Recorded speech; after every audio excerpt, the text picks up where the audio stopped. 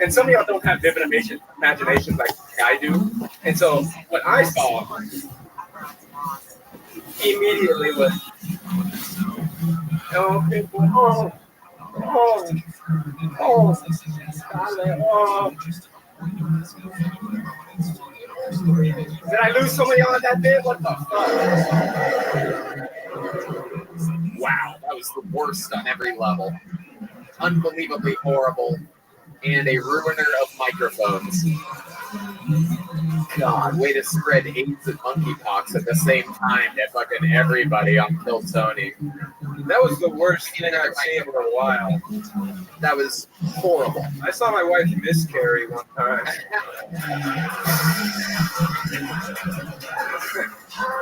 I'd rather go back to that moment. I wish you guys out there could hear the bass player when this guy's on stage. He's just back there.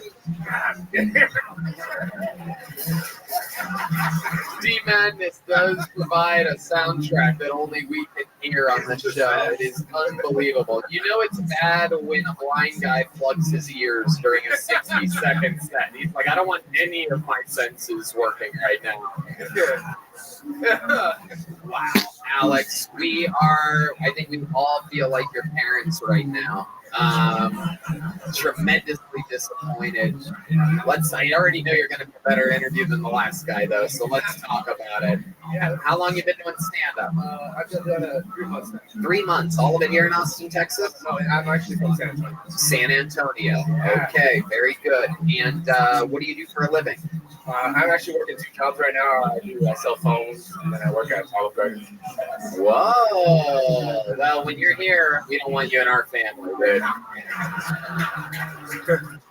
Yeah, we don't do that. So, Alex, let's talk about it. You're gay? No. Really? Do you know why I'm asking you that? Do I look like a female version of Mia Khalifa? Is that why you're asking? No. No. No, it's because you seem gay. Do you always wear muscle shirts? I guess. You guess you do? You would know, I wouldn't. Do you? I just. Okay. Dude, you don't need to do stand-up. You're like a handsome guy who's healthy. Like, you don't fucking need this. All right? Go sell some more fucking Boost mobile phones or whatever. Okay, I have money. I don't need your help. Right, yeah. It's so interesting, Alex. 3 months in the game, you have nothing so far. Have you had a great set or something? Has something happened to where you're like, this is good for me? Yeah, I actually just had a great set recently. Well, I thought I did. Where at? At the Elbow Room in San Antonio. Okay. All right. What did you do there? What joke did you do there that really went well for you? Honestly, BT goes to mic went really well. Oh, okay. I thought I like deep throated jokes too. Right. No, they like comedy. Yeah. No. Yeah, you deep throating Mike really had no comedic effect whatsoever. Made everybody kind of grossed out and sad. Look at this person. Yeah. You did that to her. Yeah. She wasn't that color before you came on stage. Yeah. She had hue and pigment to her skin. And you reduced her to this. It is incredible. So you're not gay. What are you into? What type of person are you into? A woman. What type of women? Is there a specific shade or shape that you're into? I'll fuck anything. Right, like dudes, for example. That's exactly what I thought. You've proved my hypothesis. Okay, Alex, tell us more about you.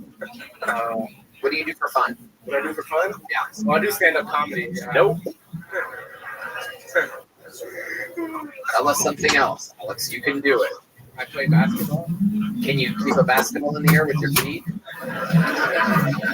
No. Tell us something else. No one believes the basketball thing either, Alex. seems just like lie after lie right now. I'm a really good stand-up comedian. Shut the fuck up, dude. I'd fall all over you, bro. Okay, so let's talk about it. Basketball's out. We know stand-up's out. What are you actually good at? What am I good at? Disappointing my parents. That's really good. I'm good at that. No. Say something like real. Like, Yeah. You're good at cutting the sleeves off shirts. What?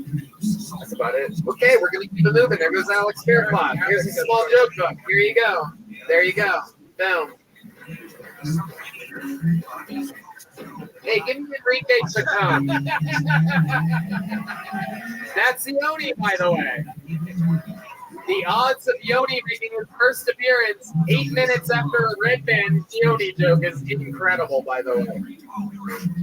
Give me Enrique Chacon. We're going to do him next. Oh, let's do it. Great. Angela Ramirez is next. Angela Ramirez. Yo, what's up, motherfuckers? What's up, man? I went to Torrey, Conroe, Texas, bro. These white people were so nice. They didn't even know they were being racist. Because nobody learned my name, bro. They just called me a Vigo all night. And that was fine, bro. But then these motherfuckers started calling me Tres Leches. And I was ready to walk out there, bro, but I actually met a really nice white dude, bro. I forget his name, but it was real white. It was kind of like Hunter or Tanner or Connor, bro. You know white names come with a hard R in the air, bro. And he put his arm around my shoulder, bro. And he proceeded to ask me the most racist shit I ever heard. He was like, everything. You would say whenever you make your love to a Latina, then make this noise in the bedroom. And he pushed me inside and he did this shit in the middle of the room.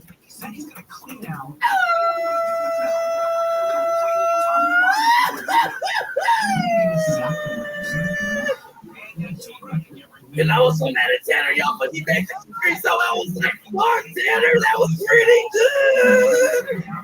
And I was like, look, man, if I think about that was in the bedroom, I was she got a pathway to citizenship. Or you put it in the wrong holding now.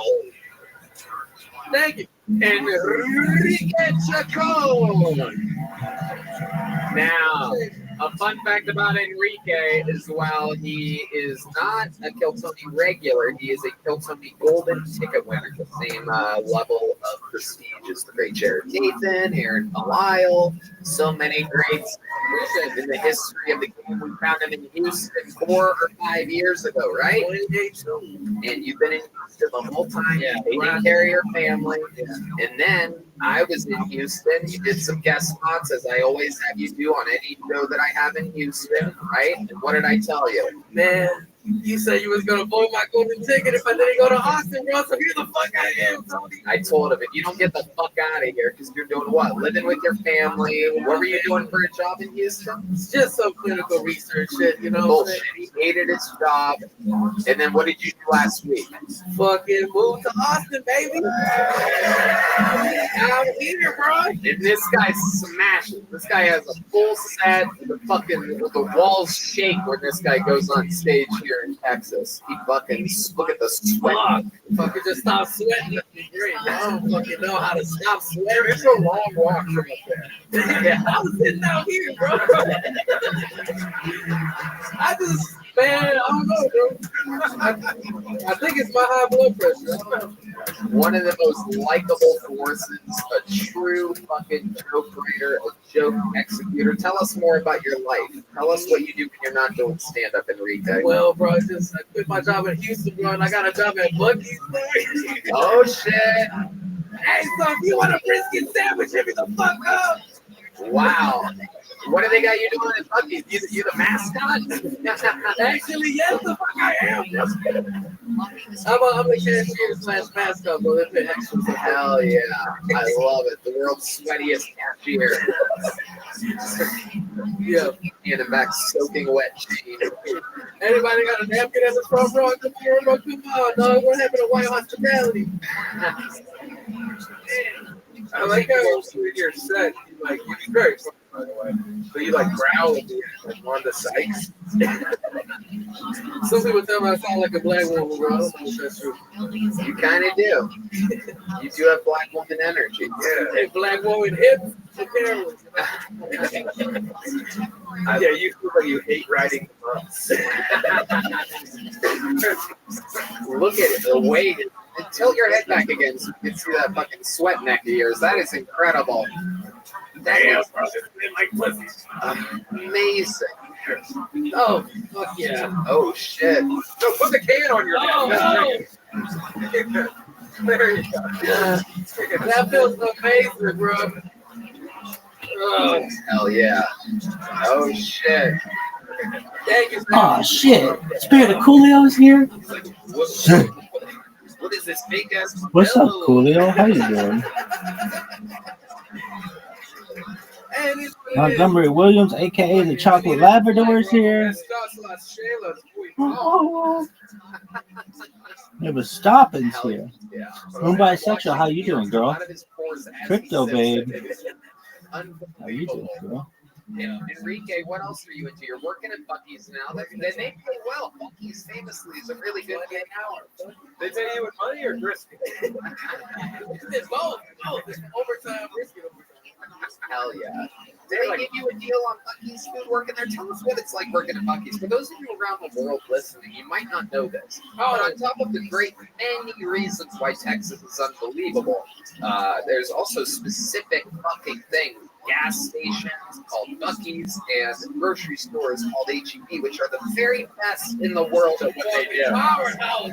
And Buc-ee's is a gas station that if you go there, you will never forget it in your entire life. Everybody's happy. They say hello when you walk in. They have every option of everything you could ever want. They have the coolest merch, the greatest food. I have one disgusting cheat meal that I get nowadays because I've been eating a lot cleaner lately. But when I go to a Buc-ee's, I get the Philly cheesesteak burrito, and it is so good. I feel like absolute shit for 3 hours afterwards. That's okay. I have ways to counteract that. I have to chug a lot of water. You had it? You had this? Hell yeah. See what I mean? I have good taste. And you know he has good taste because it's one of his only senses that he has. I'm telling you, try this Philly cheesesteak burrito. You will not get anything else there. Shit is fucking amazing. And you had it? Yeah. Goddamn thing. I feel like you've had everything on the menu. But don't call me out, man. Bro, I'm with you, all right? Sangre por sangre. Okay. So tell us more, because I've never had an insider, a Buc-ee's insider before. They took me to the office, set me down, and they were like, hey, we have a secret policy. If anybody steals and you report it, if they're an employee, you get $500. So then we have to pay these bills, dog. So, and you know what? It gets better, man. They were like, if you catch an employee stealing, it's $500. If you catch a manager stealing, that's $1,500. Stop it! Somebody's blood already, man. That is amazing. Money in the fucking bank. So you're just watching your fucking managers and coworkers the whole time. Oh my goodness. I've never seen a rat shaped like a pig before. This is incredible. Look at that little narc over there. Thing is my Chinese soda. Yeah. So you're watching around, you're looking, have you seen anybody stealing yet? Not yet, man. Nah, I can't see him with the monkeys out the fucking. Hell yeah. My fish is a little limited, so I stand as a fucking cashier, bro. You are a monster, my friend. And a very good comedian. Yeah. Thank you. That's all I've been doing. The way you roll with everything, the way you're so likable, so cool. I think you're an unstoppable force. One of the newest, best Austin comedians. And Lord knows there's a lot of spots to go around for people like you. I'd love to have you on the Secret Show Thursday. There's one right there. There's one right there. Fuck yeah, thank you. Ladies and gentlemen, another minute from the defending golden ticket winner, Enrique Chacon, everybody. Shout out Houston! I love it. I just love it. I think he's 25 or 26 or something like that. You're going to see that guy for the rest of your life. Yeah, David Lucas isn't here tonight, so that's the sweaty fat guy for tonight's episode. I called it before. Hopefully somebody heard me. Angela Ramirez should be next on Kill Tony. I had a feeling nobody reported it. Oh, here we are, Angela Ramirez, everybody. Hello, everyone. I just moved here to Austin. I've been trying to get a job at a salon for a while now because I'm a hairstylist and I do nails and lashes and I love facials. And Yeah, girl. yeah, I've had my cosmetology license for a really long time. I don't know this, but all Mexican girls get their license at the same time they pierce our ears. They just be passing that shit out on a boga. I come from a small town and I'm a stereotypical, small town girl. I'm so country. I lost my virginity in a truck, and I'm so Mexican. I was a lowrider Silverado. I have a cat. He's kind of a bitch. How I feel towards him is how middle-aged men feel their. I'm done. I'm good. Angela Ramirez. Welcome, Angela. How are you? You been on this show before? Yeah. Was that your first time when you were on the show? You came with like all your cousins and everything, and they did stand up too? I remember this. Absolutely. That was great. You've only been doing it a few months, right? Right. Have you been doing other spots since your time? Yeah, I've been doing it for like 1.5 months, I guess. Right. A lot of spots? Yes, different around town. Okay. Very good. And you live where? You said you're a small town girl. Are you living in a lonely world? Yeah. Did you take the midnight train to get here? They don't have commission or. Because it goes on and on and on. Very good. That was a reference to a song. Yeah. That's my karaoke song, actually. Sorry. I shouldn't have said that. Hell yeah. That fell flatter than your chest, Angela. That was incredible. Hey, come on. Is that true? You lost your virginity in a lowrider Silverado? Yeah. Okay. What was that like? Was that in the back of the truck or the No, it was cab? actually a crew cab. I was in the passenger seat and I got a bruise on my knees the shape of a cup holder, and I couldn't wear a dress at church for like the next couple of weeks after that. And how many of your cousins were there that night? I wish more of them. Yeah. Oh shit, Matt Mullen said something. Hold on a second. Matt, getting involved. Matt very rarely speaks. Let's check in with him and see exactly what he said. Go ahead. I wanted to know if the car had those hydraulics. Oh yeah, was there hydraulics in the lowrider, or did you have to do the movement yourself? Okay, I'll finish the question tomorrow, I guess. Angela, so you're looking for a job in a salon, or you found one? I actually got a job at Amazon, but I was looking for one. Heard Bucky's starting. Yeah, I get the feeling someone's gonna make $500 from you real quick. Get the feeling she's got those sticky fingers. You know what I mean? You steal from the places that you work at. Am I correct? Absolutely. Very good. So you were saying at the end of your set that you have a bitchy cat. What exactly do you? What were you? Oh no. Oh, okay. That was just today. He's dead.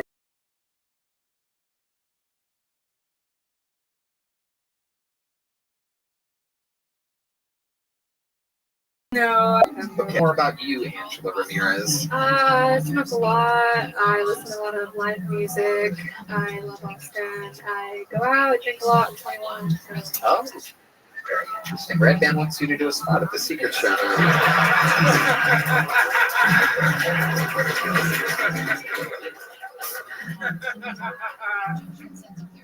So Angela. Explain to us what it's like being a 21-year-old in Austin, Texas. Tell us a little bit more about that. Like, because we're all old. A lot of like drink covering, Drain coverage. Drink covering. There's all the rapists. Right. Yeah, absolutely. And so I guess. I'm pretty protected. I always go out with my brother. Have you caught anyone trying to roofie you? No, I'm a strain cover. I keep my hand over it. Right. You have your own roof. Create your own. That's how you survive. Absolutely. So you're 21. You're out drinking. You're not all slam dunk. Yeah, no, exactly. I was trying to think like Mexicans love roofing and roofying. I was trying to So think. there were layers to it? Yeah, I was trying. I If it was. was at Bricklaying, I would have kind of understood it. Men are talking. Yeah. Woo! Okay. Amazing. Oh, siesta. Amazing. Amazing. Amazing. So, you said that your brothers are normally with you when you go to these bars. Do you guys like go on double dates and stuff together? No. What types of other things? He's a cockblock. Can you give us an example of the time that you were out and your brother was a cockblock? Just tell us the real story. You don't have to punch it up. Everybody's been trying to be funny. Just be honest. Give us a real time. I wish they were trying harder. I know. No, it's just like a guy will approach me and I'll just be like, hey, what are you doing? What are you doing? Like, why are you talking right now? And why am I talking now? But like, no, they'll just get in the way of it. They'll get in the way. Okay. What do you do for fun when you're not doing stand-up and you're not working at Amazon? Like during the day, maybe something that I read a lot and I go to parks and walk. And you go to parks. I'm a loner. Yeah, I'm a stoner. That was the purpose. What? Okay. Right? Okay. What's your favorite book? I just finished The Grapes of Wrath for the fourth time. The This book is of- my comfort book. That's a great book. That's your comfort book? Yeah. That's fucked up. You're fucking twisted, dog. You mean that book about a Dust Bowl family's struggles to eat? Yeah. What a romp that is. Yeah. Yeah. It's a great book. Yeah. Interesting, Angela. So, do you have any special skills or talents other than the stuff that we've covered? Anything else other than reading, going to parks, and smoking pot? I do a lot. I just kind of entertain my friends, whoever I'm with. How do you do that? When you do that, you sing. Yeah. What do you sing? Oh, Like what? I don't know. I'm like a house. Like what? Jokes. Like what? Nope. A house of the rising sun type of thing. Okay, House of the Rising Sun. 1, 2, 3, 4. Best goddamn band in the land, motherfuckers.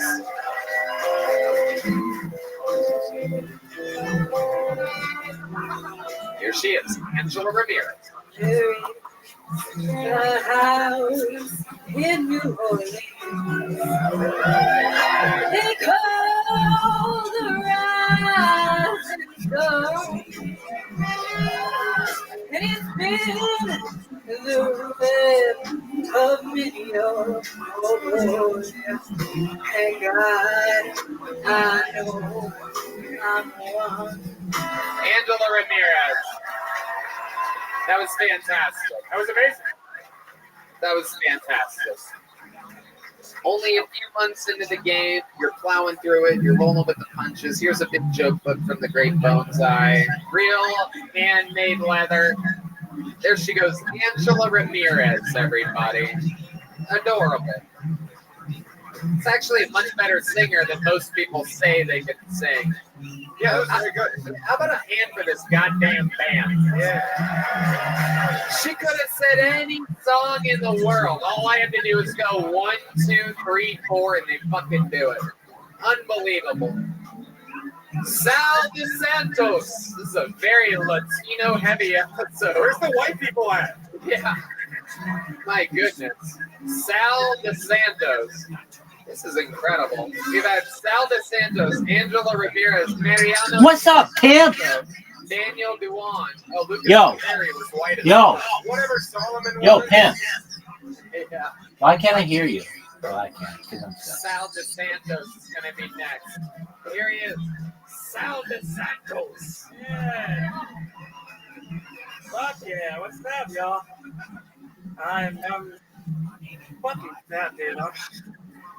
Dude, and I know that I'm fucking fat because Mexicans are calling me gordo now, bro. Dude, like, what just means fat, by the way. Not like fat ass or like fat fuck, just fat. Like, it's not clever, it's just fucking accurate. I'm Like, I going, work baby, in the sexy restaurant, girl. back of the kitchen, and from the back of the It just kitchen, I comes heard up. this chef go, Gordita! Yeah. Poppy My punta. dumbass That was means looking for poppy Gordo. pussy. Fuck is Gordo. You're looking for him. And I looked at the chef, and the chef was looking at me, and I was like, Pussy are you papa, talking that's to me? it. And he goes, nah. I was like, but chef, I'm not fat. And he goes, Nico, come on. Because you're standing underneath the air conditioning, and you're sweating, Nico. Like, you really want to keep going? You go to the... I was like, yeah, okay. Then let's wait, pendejo. Then let's go and you go to... All right, thank you very much, guys. Appreciate it. All right. Sal DeSantos. Moon bisexual. Hello, how are you? Yeah, man, how are you? Good, good. You're undercover as a French guy tonight, huh? Yeah, dude. I look like a hipster taking out of it. I haven't understood a word you've said since you got up here. But Oh, really? No, I kind of do. You look like John Leguizamo playing John Favreau.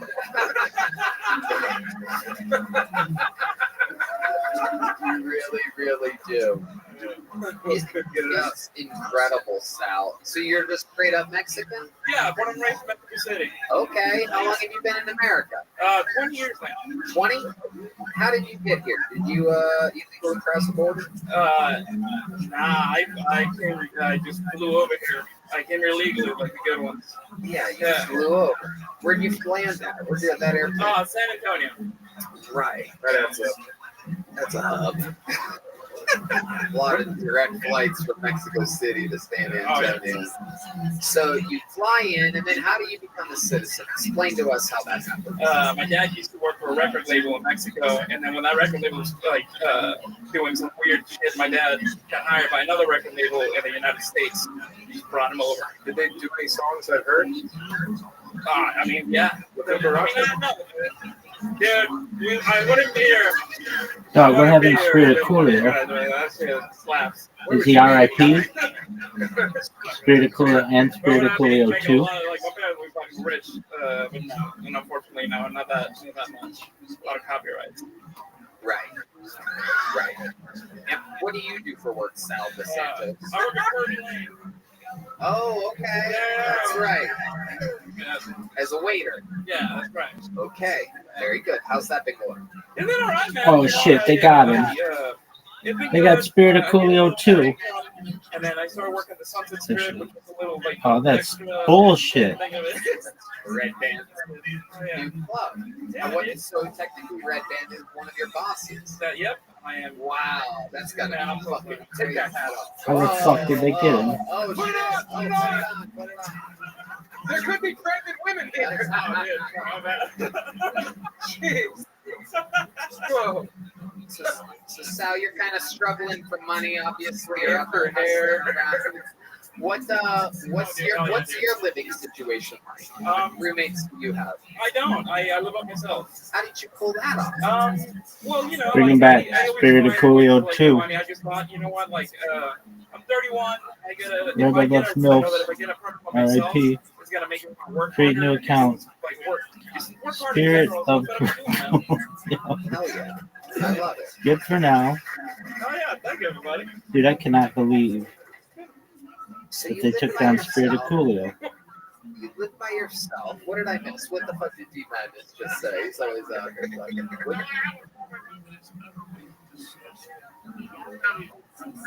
That's goddamn right. Absolutely. Absolutely. I don't know what the fuck's going on right Me now. neither. But Dog, how did they get Spirit of you should be Coolio? happy your eyes are shitty right now. You're not missing anything. Alright, who's still alive? By the way, sir, I'm a real hot piece of ass. Is Crypto Babe still going? Sal, what's your love life like? You ever able to get any little Chiquita bananas back to your place? No, so when I was on like 2-3 weeks ago, I had a girlfriend and now we broke up 3 weeks ago. Yeah. Oh, you were on this show 3 weeks ago. like a month, but it came out like this. I gotcha. Yeah. So, how did that happen? How did it She saw his set. end? No, I Yo, did dog. long distance. You know, we were both kind of like, yeah, you know what, like, Where was she? in Dallas. Okay. Yeah. 2.5 hours. Well, okay. She's 23. I'm 31. It was just kind of like a little life different. You know, it was. Oh, yeah, dude. Thank you. Oh, yeah, dude. Where'd you meet her at? Work. We used to work at the same restaurant Right. in Dallas.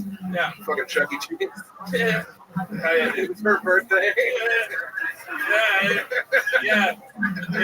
She was a rat. Crypto Babe's still going. It was great. I like how you looked out at the crowd for that. I just I don't know why like, I haven't even that seen one this. is still going. You were like, she was a rat. Pause for applause. Bask in it.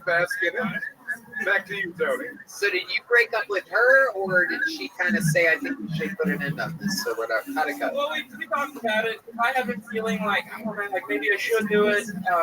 We just different lives. And then she called me. She's like, hey, we should talk about this, and we can decide to just end it. Yeah, she's phenomenal. She's a great person. I don't know why I fucking did that. She's great. Right. So now what? Have you been on any dates since then? Nah, dude, I haven't. I've been working, and I'm just, just trying to get better at this. Right. Crypto Babe, come on, girl. I'm like, There she is. She's back. Right. Can't stop, won't You stop. were in a long distance relationship. I mean, I don't know what fucking. You're looking at me like I gotta choose my words very carefully next. No, No, that's not the look I'm giving Oh, you. gotcha. The No, look, for like 6 months, but she would come visit me. I'd go visit her. And I'm so lost right now. it's okay.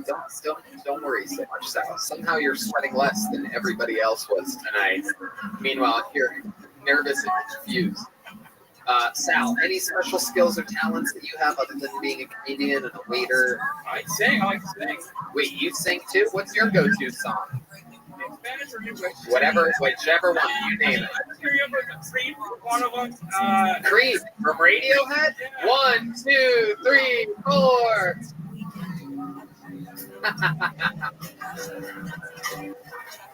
How about one more time for the band, huh?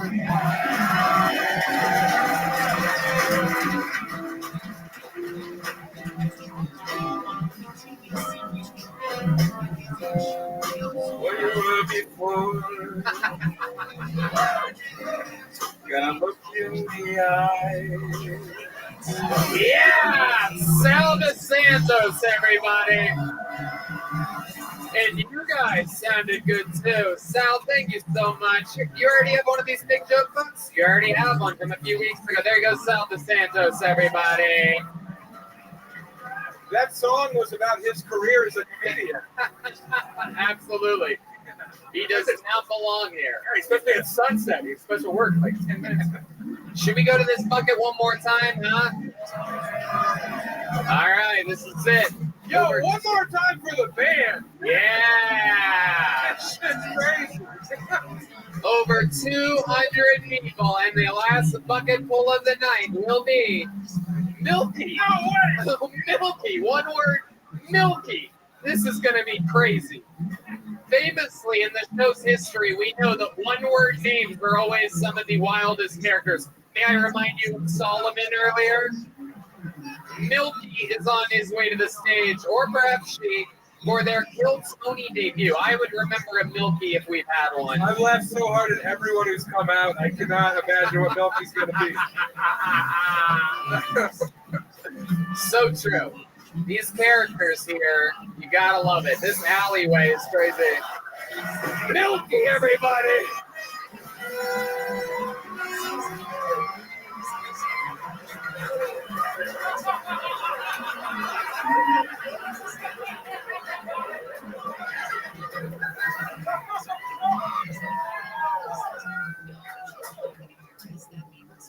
Let us pray.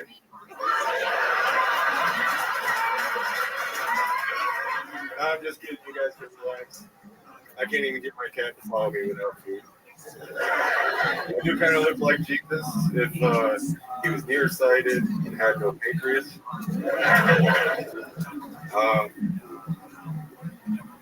Now, I do look like Billy Gibbons had a illegitimate son back in 1983 as well. I had the Hank Hill ass, but the urethra is just fine. Don't worry about that. Trying to remember everything. Last one we got. The world's pretty crazy right now. Everybody is conceited and ignorant of everything going around them. So just bring peace and love everywhere you go. But don't be afraid to quote Ezekiel 25:17 if somebody's giving you a hard time. Thank you. All right, hold on a second, Milky. I got a lot of questions. Dude, did any of you think he was going to be white? I thought Milky was for sure going to be a black guy. I was an angry black man in past life. Milky. Finally made it. Where do we begin? Wherever you want. So this is your first time on the show? Yes, sir. Welcome to the show. Milky, how do you get the name Milky? Is that because of your jokes hitting? It's like half and half? I was actually named Milky after me, myself, and Irene, the albino guy in the movie. Oh, yeah, that classic. Oh, yeah. That fucking cultural milestone. Seminal film, Me, Myself, and Irene. Milky. How long you been doing stand-up? This makes 13 minutes. 13 minutes. Okay. So you've done a few sets. I've done 2 open mics in North Carolina. I did an open mic here. I bombed pretty bad. Did you move here? Yes, sir. For the show. For this show? Yes, sir. Fuck yeah. Okay. Well, you can add a Milky to the accomplishments so you have under our belt. Look what you've done, Tony. I love it. It's good. I've always wanted to have the Mythbusters move here for the show. And, it's a real dream come true. One of the top young rising comedians in the world. So let's talk about it, Milky. What do you do for work? I can't even. You look like you eat toads. Frog taste. I run a tavern up in Wells Branch. Called Crystal Beach. It's a tavern up in Wells Branch. Wells Branch, that's here? Yeah, it's right next to Silverville. Oh, Yeah. Oh, well. You ever go to a little tavern? No. What do you do? You said you run it? Yeah, I'm the bar manager right now. Okay. How long you been with that? Wait.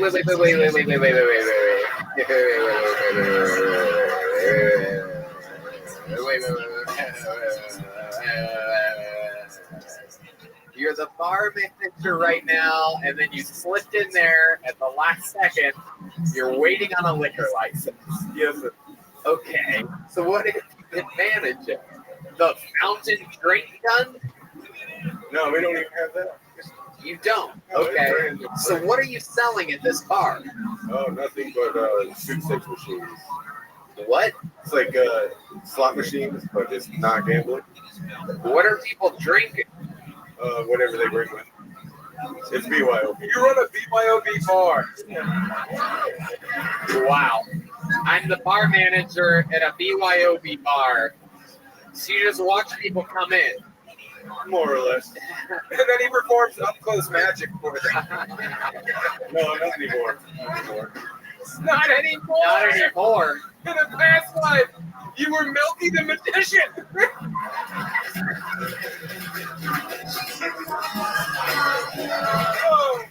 Oh, this is the greatest show on earth. It really is.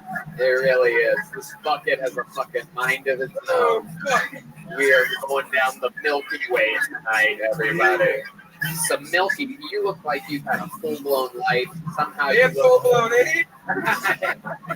It is true. I feel like you have like some kind of like Forrest Gump story. It's like multi-dimensional, fucking different layers to it. Like Invented Sprite. whoa, zero. Somehow you fought in Vietnam at one point, right? So tell us about your like. Give us some of the interesting fun facts along the timeline of the Milky adventures of Milky. I'm a natural creative artist, musician. Wait. What kind of musician are you? It's mostly composing now. Just beats and loopers. I play saxophone before. Self-taught on keyboard. Wow. Very, very interesting. Okay, tell us more, Milky. I want to know the whole story. Give us your clips notes, if you will. My biggest passion is art. I draw most Okay. fantasy or sci-fi style. Yeah. A lot of Big titty that works. For some reason, I have a problem with drawing women. I don't know why. Everything's got big tits with each dog. Yeah. This is a woman with big tits. This is a cheetah with big tits. There's a battle axe with huge tits. This is a claymore. A lot of people think it's a sword. Either way, it's got rocket jugs. How close are we to write about this? You have some big tits on things? Oh, okay. Big dicks? All right. So other than your drawings, tell us more about your entire life. What are your parents like? What type of childhood do you have? What stands out to you? What makes you different than everybody else? What makes it different? It is true. He's wearing an extra large shirt with an extra small tie. It's unusually untucked in almost a bus driver type of way. The pants match the shirt exactly. Black shoes, stepping on the napkin that young Enrique Chacon used to wipe his sweat off. Still, that napkin is soaking wet, by the way. There is liquid shooting out of it. Almost so. Indeed. You're dressed like a church gave you all your clothes. No, I bought it. So give us some more highlights of the life of Milky. I feel like I could do this for an hour and a half. Oh, yeah. Well, I feel like I've been through 2 divorces emotionally. I have a baby mama in North Carolina. You have a baby mama in North Carolina. How old's the kid? Just turned 13 a couple days ago. Okay. You're in communication? I'd like to be. Oh. Well, we have good news for you, Milky. We have her here, your 13-year-old daughter. Ladies and gentlemen, make some noise for Milkshake, everybody. All right, she's not here, Milky. I'm sorry. She wanted to accept this award, but unfortunately, no. So, okay. All right. During your set, did you do like religious stuff? Did I catch that? Like you were doing some religious shit? Yeah, just based on the that I have going on. Right. Did mess it up a little bit. Forgot a couple of bits, but it was. It's okay. You're likable. You have a great stage presence for only doing it a few minutes. You look like the youth pastor kids don't mind being touched by. Hell yeah, you make those kids fucking cold, am I right? Hell Come on, you face over it. yeah. All right, That's Milky. right. That's a point for Milky. Yeah. 100%. So, Milky, I have a few more 100 questions for you. I got nothing else going on. You said that you felt emotionally divorced twice. One, the baby mama in North Carolina, but let's talk about this other one. What was that situation? You're pulling out of a Kmart one afternoon. No, it was we've been at a food line where we both worked in separate departments. Really? Wow. We were together 3 years, got a house, proposed, and then just went downhill. And she lost her mind, left me with a house, so I had to sell it. She lost her mind. Yes, up and Why do you think she up her mind? Did she leave a note or anything? oh no. Just No, packed her. she was just gaslighting me, saying I was a problem and she had problems. Hell We yeah. all have problems. but Absolutely. At least I own them. Right.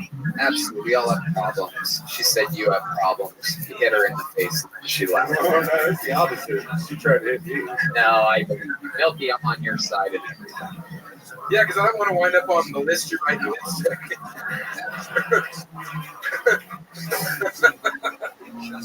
It would be Freiliners. So, Milky, when did you move to Texas exactly?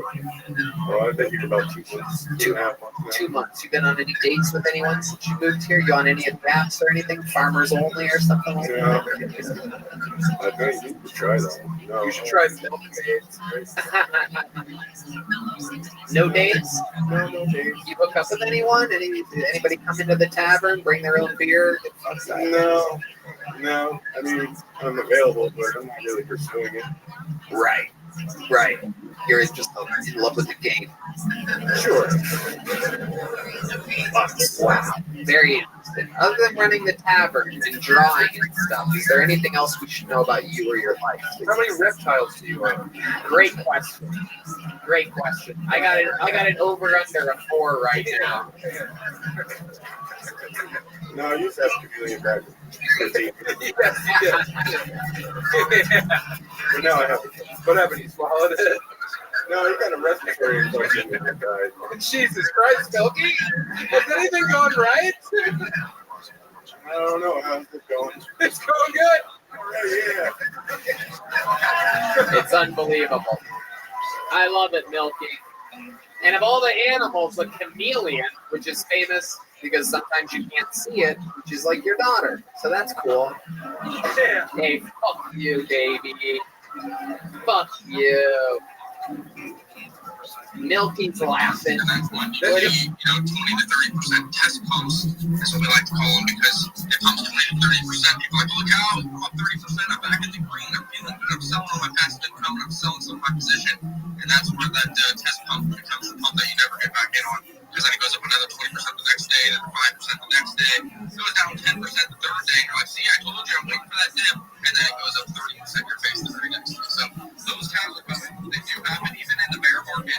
We saw outliers of that. That's how we were able to make some gains on some meme coins. We saw Floki do like a 44x off the lows starting during the bear market. We've seen many projects, many narratives have their days in the sunlight. So we have not seen it in a full out market by bull market. That's primarily because Ethereum is still here below $3,000. That's really pathetic. That's the same pricing as it was like 8 years ago compared to Bitcoin. Not good.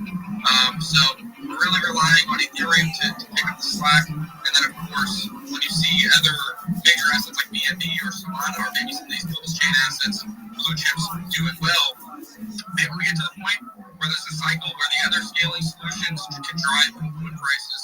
Right now, most alts are tied to ETH, and many alts are tied to EVM compatibility, which benefits ETH as well. So when Ethereum really gets going, that's what takes everybody risk on. That's what opens up those liquidity floodgates, and that's where we see the altcoin explosion. So everything's tied together.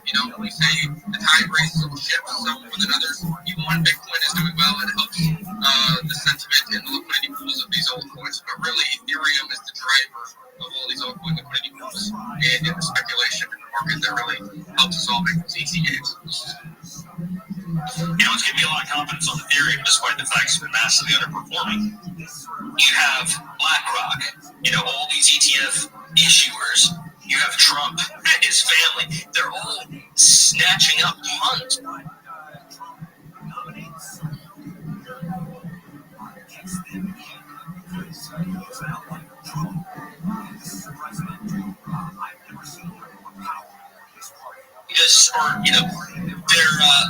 They understand we're in a paradigm shift. We're in a brave new world where finally the president of the United States is pro-crypto. The whole administration pro-crypto. SEC now pro-crypto. CFTC. I can go on and on. All these regulatory bodies which were previously trying to kill the industry. Literally, right into Operation Choke Point 2.0, trying to kill the industry. Now they're walking it back saying, we're sorry. How can we accommodate this industry? How can we accelerate the adoption of this industry? Right, so it's a complete new paradigm shift. We've never lived in a world where governments are pro-crypto. You have how many states now pursuing the big strategic reserve, right? And the federal government, albeit very slowly, sort of exploring it right now. They're studying it, a bit of disappointment, but anyway, the states are all, full steam ahead, and I think Utah might be the first domino to fall there. Other countries, of course, following it as well. All these companies buying it. So we've never lived in a world where everyone's so pro-crypto. We have the price are where they're at. I think the big money is like they're not. It's not a conspiracy. It's just they're seeing things clearly. They're not caught up in the moment. They're not, oh my god, my bags are down. They're like, oh shit, this stuff's gonna go higher in 2, 3, 4, 5 years. This shit's gonna be 100, 200, 400, 500% higher. I'm buying it now because they're not dumb. So follow the smart money, follow the whales, follow the institutions. Don't get shaken out and get scared by like all these retail geeks are getting. It's gonna be fine. It's gonna be fine. Well, yeah, and people are like, well, if so many millions of dollars in ETH is getting bought up, why is the price moving? Understand that these institutions have a fiduciary obligation to their clients, and also they're trying to make as much money as they can on fees and on the spread as well. So they're using VWAP and different bot and DCA techniques. They want to be able to buy as many tokens as possible and without impacting the price. That's what they want to do. This isn't, the founder or communities or KOLs who are trying to make a splash and get people to FOMO in. They're trying to accumulate without moving the price, hopefully going unnoticed, and that's how they can do the best for their clients. That's how they can garnish the most amount of fees. That's how they can get the most assets under management, and then that's how they can make the most on the spread that inevitably occurs behind the scenes. So understand that as well. Michael Saylor says that out loud. He tells you, I am trying to buy as much as I can without being noticed and without moving the market price. That's their goal. They're not trying to get a green candle, eat the spread, to hopefully retail FOMO's in. They don't want that. That's not what they're trying to do. And that's why it's kind of a mental fuck for a lot of people, because in the past, you're looking for whales, they come in and make a splash in a green bar and change the sentiment and get everybody FOMOing. Well, yeah, those are crypto individuals who are trying to benefit their own bag in the short term. These aren't institutional players that are living off of clients' fees, AUM, outlooks, and everything else. So keep that in mind. That doesn't mean, well, they're putting all this money in and ETH's still floundering. I think it's going to continue to be an underperformer forever. Maybe. I mean, Metallica is a pretty big swing point right now. The foundation keeps selling ETH. But I think he is onto something. What are you droning about? A Milky's laughing. That was cold enough to kill all of his reptiles. Milky, I like your style, dude. You've only been doing it a few minutes. Great interview, great stage presence. Oh, damn. Let's try that again, Milky. Throw it back to me. Throw it back. We're going to do this the right way. We're going to edit that out. Just kidding. There he is. Milky, everybody. There he goes. The Kill Tony debut of Milky. He moved here for this.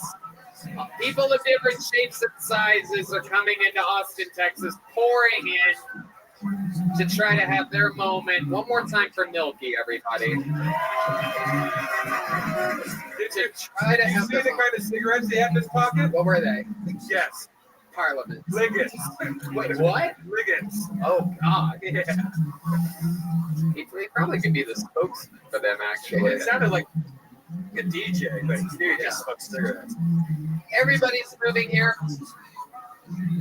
for their moment on Kill Tony, it seems, and nobody has had more moments on Kill Tony than your next comedian. Ladies and gentlemen, the longest standing regular in the history of the show. More new minutes than anybody ever in the history of the show. Fresh off of a whole nother weekend of sold out shows on the road with Duncan Trussell. Ladies and gentlemen, this is the Memphis Strangler. This is the Big Red Machine, the Vanilla Gorilla, the Austin Slaughterhouse Ballroom, the Killer Kenobi. Ladies and gentlemen, I present to you William Montgomery.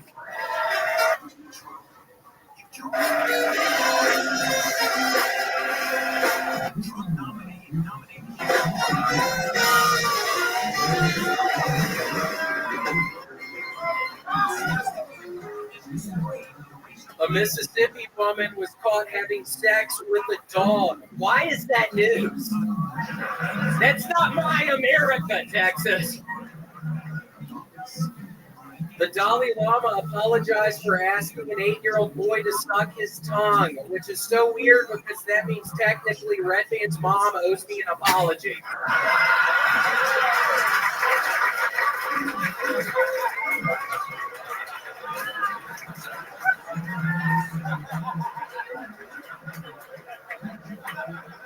But seriously, in response months, the Catholic Church asked if you could forward me his resume. Okay. I was just in Cleveland and I'm a little confused. They changed their name from the Cleveland Indians to the Cleveland Indians. So I've got some good news and I've got some bad news. The bad news is scientists are saying weight loss during middle age can increase your risk of death. The good news is Red Band's life expectancy is another 70 years. Okay, that's it. That's all I'm saying. William, lights out, Montgomery. The golden boy, the gel blaster, the one and only. William looks like everything right for Milky.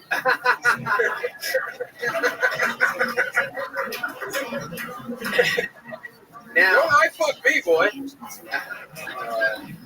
It's nice as music. Now, an interesting fun fact about Sam and William is they worked together for years in Denver, Colorado, Oh, yeah. as up and coming fucking beasts of comedians. I was already up, but he was coming. Yeah. He was coming on the train. I remember. Yes. And I was thinking to myself, when William came up here, how hard you would have laughed at William coming out if you didn't know what he looked like compared to all the other people, because he's another one of these interesting looking characters. This is actually like him at peak performance right now.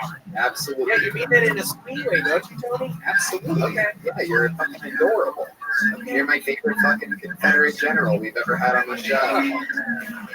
We got the knees out tonight, which famously have the faces of ghosts. Yeah, can y'all see the faces tonight? You guys see the faces? Whoa. Oh, you can flex your knees.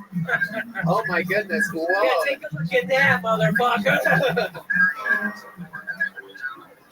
Haunted knees. A rare treat that only William has. This will become a new thing I do, Sam, on stage. I run out of material and I just start doing this. How's everybody doing tonight? So 7 minutes into your 20, you do the new thing? Yes. I'm sorry I run out of material, but...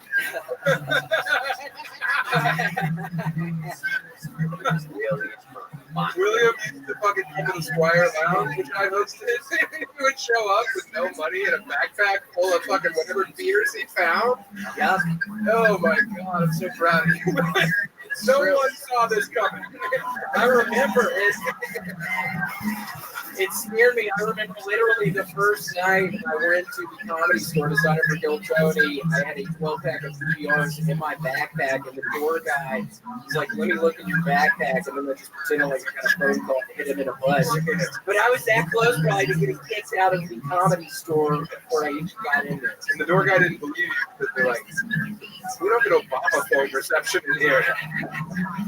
It is back when William drank, everywhere was a BYOB tavern that he went to. He And I actually would fill Mountain Dew bottles with liquor and whatnot. And I'm loving Hans being on cocaine because I'm back doing cocaine. I was literally just doing a couple lines out there. Oh, shit. Yeah, I don't give a shit no more. Y'all know I'm doing cocaine tonight. Yeah, I hadn't done it in so long I vomited everywhere, right? When I did my first line. There's vomit all in the fucking green room, Tony. I'm sorry, it's everywhere.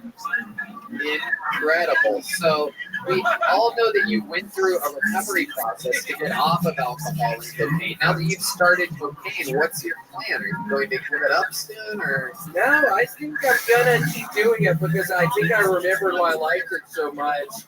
It just makes me real talkative, and it's allowed me to drink a little. I've had a couple of Bud Lights actually tonight, so I'm gonna be partying tonight. And Sam and I think, are we going to go try to get some people out in the alleyways after this? Sam and I actually killed, what was it, 4 or 5 people in Denver? 7. Yeah. 7. Yeah. Well, 2 of them were trans. So yeah, these 2 were right. Okay, yeah, 7. Yeah, we would stand outside of this bank and just fucking bang people in the head with the bag. Oh my god. We were so young then. I know. We look great then. Yeah. So fucking William used to crash at my house because I think you were homeless. I was for a little bit. Yeah.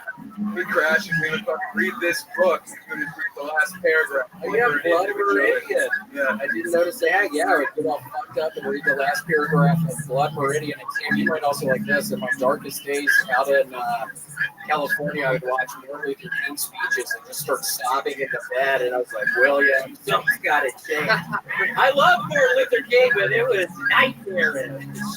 It's got to be weird, though, because your uncle was the one who shot him. Yeah. James Earl Ray literally is a great uncle of mine. Yeah. It's not good that you know his name. You're also from Memphis. Yeah. Well, Germantown. This all checks out. William, how long? I'm from Memphis. No, you're not. I'm from East Memphis. Why would you even try to say I'm from fucking Germany? Oh, so you're from Arkansas? No, I'm not from east of Memphis. Sammy, you know this, man. We've been having a good interaction up here, and then you try to fucking throw me under the back. These people, I'm going to lose street credibility with these people. They think I'm from fucking Germantown. Who's all those fucking pussies in Germantown? We've been having a good interaction? What, you got a fucking toad in your pocket? I'm high on cocaine right now, literally. So I love this. How long were you in Denver for, William? For 3 years. 3 years. I'm loving this information that we're getting out of Sam about William. Tell us more, because William is the fucking Hulk Hogan of this show. I mean, an absolute superstar. Yep. We don't really get to find out anything real about his life. He tells us a bunch of fucking lies every night that he's out there. Who, William? Yeah. No. Yeah, he has a very Yeah, I never liked raisin bread. I think I've said that before. I fucking hate that shit. Y'all really think I like living like Starbucks? I hate those fucking things. You know that joke about the Whistling album? You guys know the Whistling album? I was there the night that you first performed at the Squire Lounge. It was cool to hear you.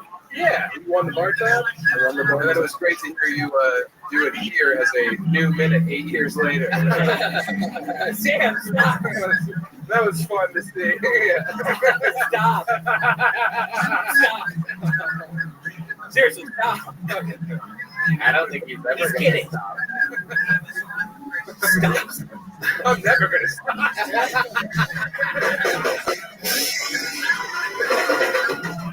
Oh, I think we've met William's match here tonight. That's one of the things you say instead of having an act. Yeah, an act.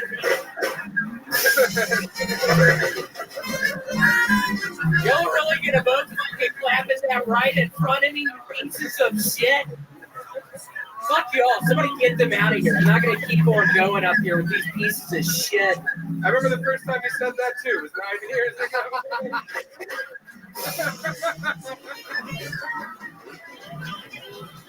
Wow. I'll be sincere right now. I saw William in Denver and I said, bro, you're so fucking funny. And we became very fast friends. And I said, you got to get the fuck out of Denver, move to LA, and now look at you, man. Absolutely unbelievable. So true. An absolute fucking rock star. He's back on cocaine. What are you gonna do with this cocaine thing? Are you gonna fucking try to clear it up, or are you gonna fucking? Yeah, no, I think I'm gonna go back to my place after this and bake a bowl of Cheerios and pour a little honey on top. Y'all ever do that? It's so good. Very good. You do that a lot? Yeah, I've been doing that all the time, pretty much. I get Cheerios and then I put honey on top. I'm not proud of it. I shouldn't even walk that in the washroom. How often do you do that? Pretty much every night. Why are you laughing?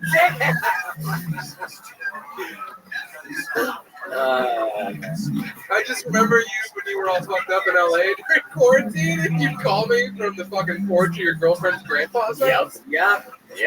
I would make phone definitely. This definitely checks out. All of us, well, I guess we weren't in Austin yet, or else you guys would have had a lot of phone calls. All of us would take hour-long phone calls with William that you could not get him off the phone. He was coked up to the gills, drinking cheap beer. Nothing made any sense. It was bad. I was horribly depressed. I was in a horrible And you could depression. feel his depression beaming through the phone, so you didn't want to be the one to be like, all right, I gotta go. And you felt like he was going to kill himself immediately after you hung up the phone. So we all would take these long phone calls with William, Now he's happy as shit, absolutely thriving, making like $40,000 a month on Cameo or something. No, like it's a that. decent amount. Yeah, thank you everybody for Yeah. Cameo. Did his girlfriend tell you how much he's making? Because she told me as well. It's a lot. It's a lot. Yeah. He's doing okay. Yeah. It's all positive. It's positive. That's positive. Generally positive. You gonna keep doing the Cameo? You ever gonna? I think I'm never gonna stop doing the Cameo because I literally bought a $5 million fucking house, so I gotta keep doing the Cameo. Wow, a $5 million house. Yeah, the banker told me not to do it, but I don't give a shit anymore. Oh shit! William, do you remember when your brother like died for 4 minutes? Yeah, in Tennessee. Yeah.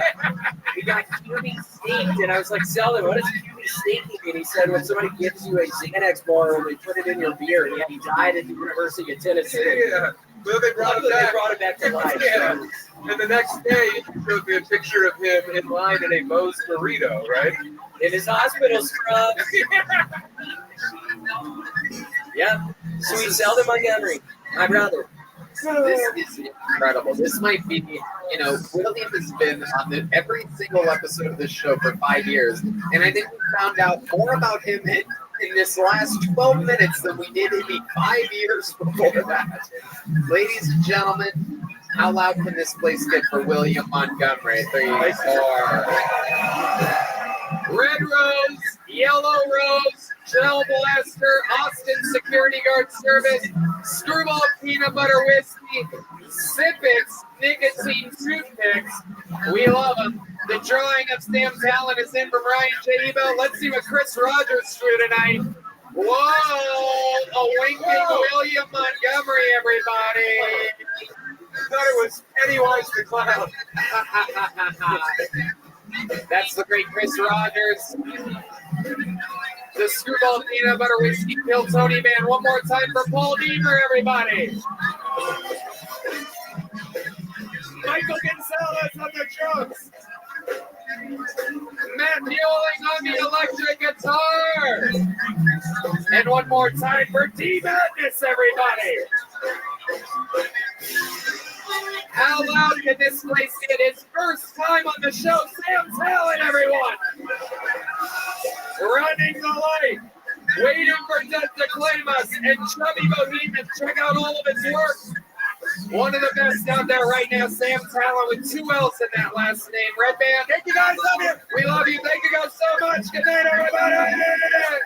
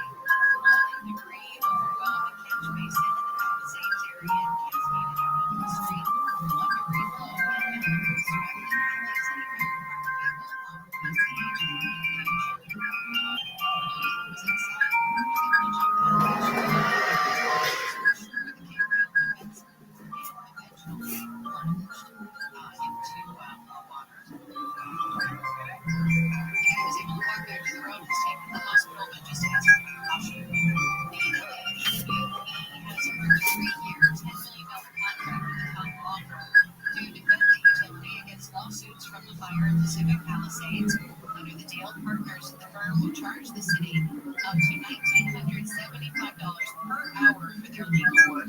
Associates will bill from $745 to $1,180 per hour. A spokesperson for LA City Attorney Heidi Feldstein Soto called it a discounted rate structure. Businessman Rick Caruso, who ran for mayor against Karen Bass, says he is focused on getting Pacific Palisades rebuilt following the devastating fire last month.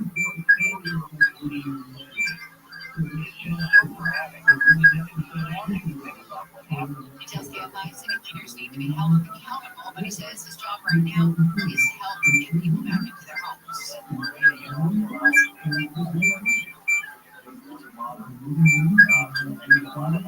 Caruso has set up a group called Steadfast LA, which is dedicated to rebuilding LA in the wake of fires. A teenage girl in Indiana has been arrested for allegedly planning the mass shooting at her high school on Valentine's Day. Court filings show attempts to report it from their friend was planning an attack, had access to an AR-15 rifle, and had just ordered a bulletproof vest. The 18-year-old is charged with conspiracy to commit murder and two terrorism-related charges. Police say she was inspired by the school shooting in Parkland, Florida in 2018. It was at the belly of a whale with a kayaker in Chile got really close. ABC's Andrea Fujii says a 19-year-old was kayaking with his dad on Saturday when he got gobbled up for a moment by a humpback whale. Each man seeing the first time in India has swallowed them, adding real fear Sunday after they resurfaced and scared that something might also happen to his father. Just after a few minutes, the man was able to reach his father's kayak, and both were able to shore. We're returning to Highland Park. We'll tell you about the problems there next. There is hardly a handful of law show that goes by without a question about personal. Because they have to go in cars, and unfortunately sometimes we get hurt. Well, personal injury lawyers, that's not particularly unfortunate. But if you have been injured, where you go, no lawyer and I hear advertised here on KFI under anonymous billboards online. There are dozens of them. Some of them are really good, and some of them are not so good. To try to embrace the fun. That's why I created HitLawLaw.com. Let's let him go. For people to Maybe that's what I'll be up use the difference between various lawyers out there. With HitLawLaw.com, lawyers number one, and number two, there was a problem.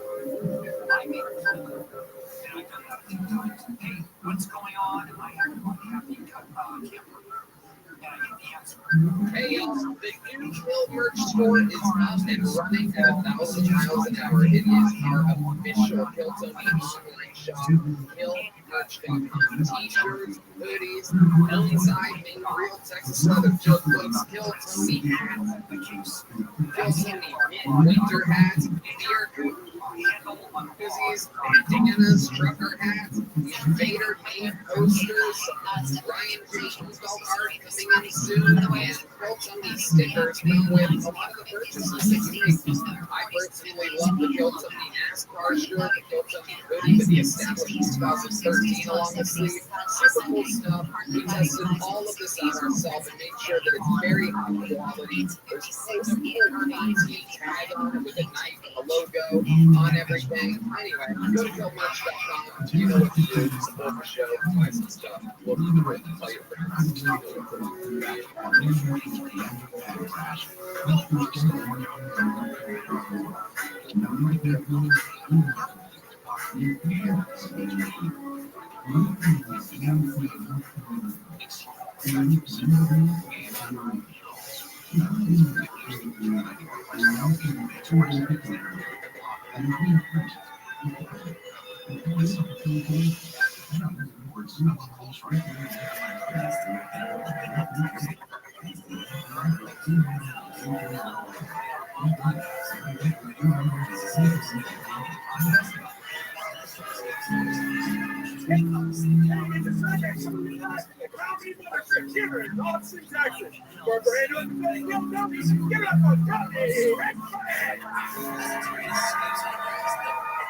Are you guys ready to best motherfucking night of your life?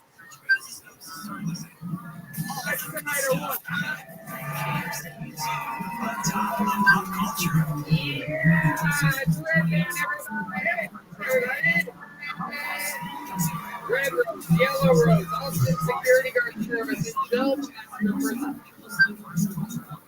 That's the number one live podcast in the world. You guys are at got it.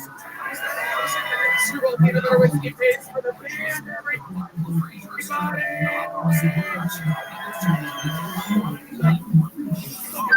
on the drums, Matt Yoring on the electric guitar, Sean Dees on the keys, that's Paul Deaver on the trombone over there. You heard him earlier. Sang a little bit for us. Absolute stone cold assassin on the saxophone. Makes noise for Terrell Shahid, everybody. We have the full band tonight. Oh, yeah, and this guy right here on the bass is James P. Madness, everybody. Oh, shit. Before we start tonight's episode, there's a big sponsors that make tonight's episode available for you here, right now. The biggest theater tour of my life goes on sale tomorrow, May 19th. Yo, don't have dominant socks and everybody knows. Michigan, San Antonio, Texas, Chicago, Illinois, Charlotte, North Carolina, Atlanta, Georgia, Columbus, Ohio, Kansas City, Missouri, Indianapolis, Indiana, Philadelphia, Pennsylvania, Tracy, Virginia, just outside Washington, D.C., Milwaukee, Wisconsin, Minneapolis, Minnesota, Youngstown, Ohio, Cincinnati, Ohio, San Francisco, Sacramento, San Diego, Phoenix, New York, Tampa, and Jacksonville. Tickets at TonyHitchcliffe.com tomorrow morning. Yes.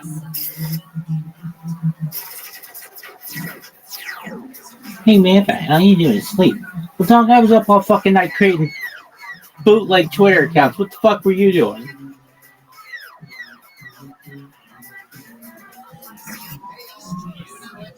Mother's Day is right around the corner, and why not give her the best gift ever? And perhaps you're raised by a single father. It's rare, but it happens. Why don't we give her that Mother's Day gift? The best gift ever. Skylight digital photo frame. It brings joy on a daily basis. Watching the photos cycle and seeing new ones come in is a thrill. Not able to visit your mom and dad, grandparents, etc. much. Even more reason they will love the gift of a Skylight frame. It's a touchscreen photo frame you can email photos to, and they appear in seconds so mom and dad can see your favorite moments. They will love it. Oh, right, man. Yes, we got a couple of these, and they are amazing. And if it's Mother's Day or Father's Day, the Skylight digital photo frame is a wonderful, meaningful gift that will give you a great way to stay in touch with those you love. It's a perfect gift for Mother's or Father's Day. It's simple and fun to use, even if you're not tech savvy. No app or subscription is required to send photos anytime from anywhere. Give a gift that's a great way to feel close to the ones you love far, far away. You pretty much can send a photo from an email address and it pops right on your photo frame, and it's a gorgeous frame. It looks just like a normal frame, and it has 100% satisfaction guarantee. That is right. So now is a special offer in time for Mother's Day. Mother's Day, get 10% off. That's up to $30 off your frame. You can go to skylightframe.com/Tony. That's right. To get 10% off, up to $30 off your purchase of a Skylight frame. You just go to skylightframe.com/Tony. That's SKYLIGHTFRAME.com/Tony.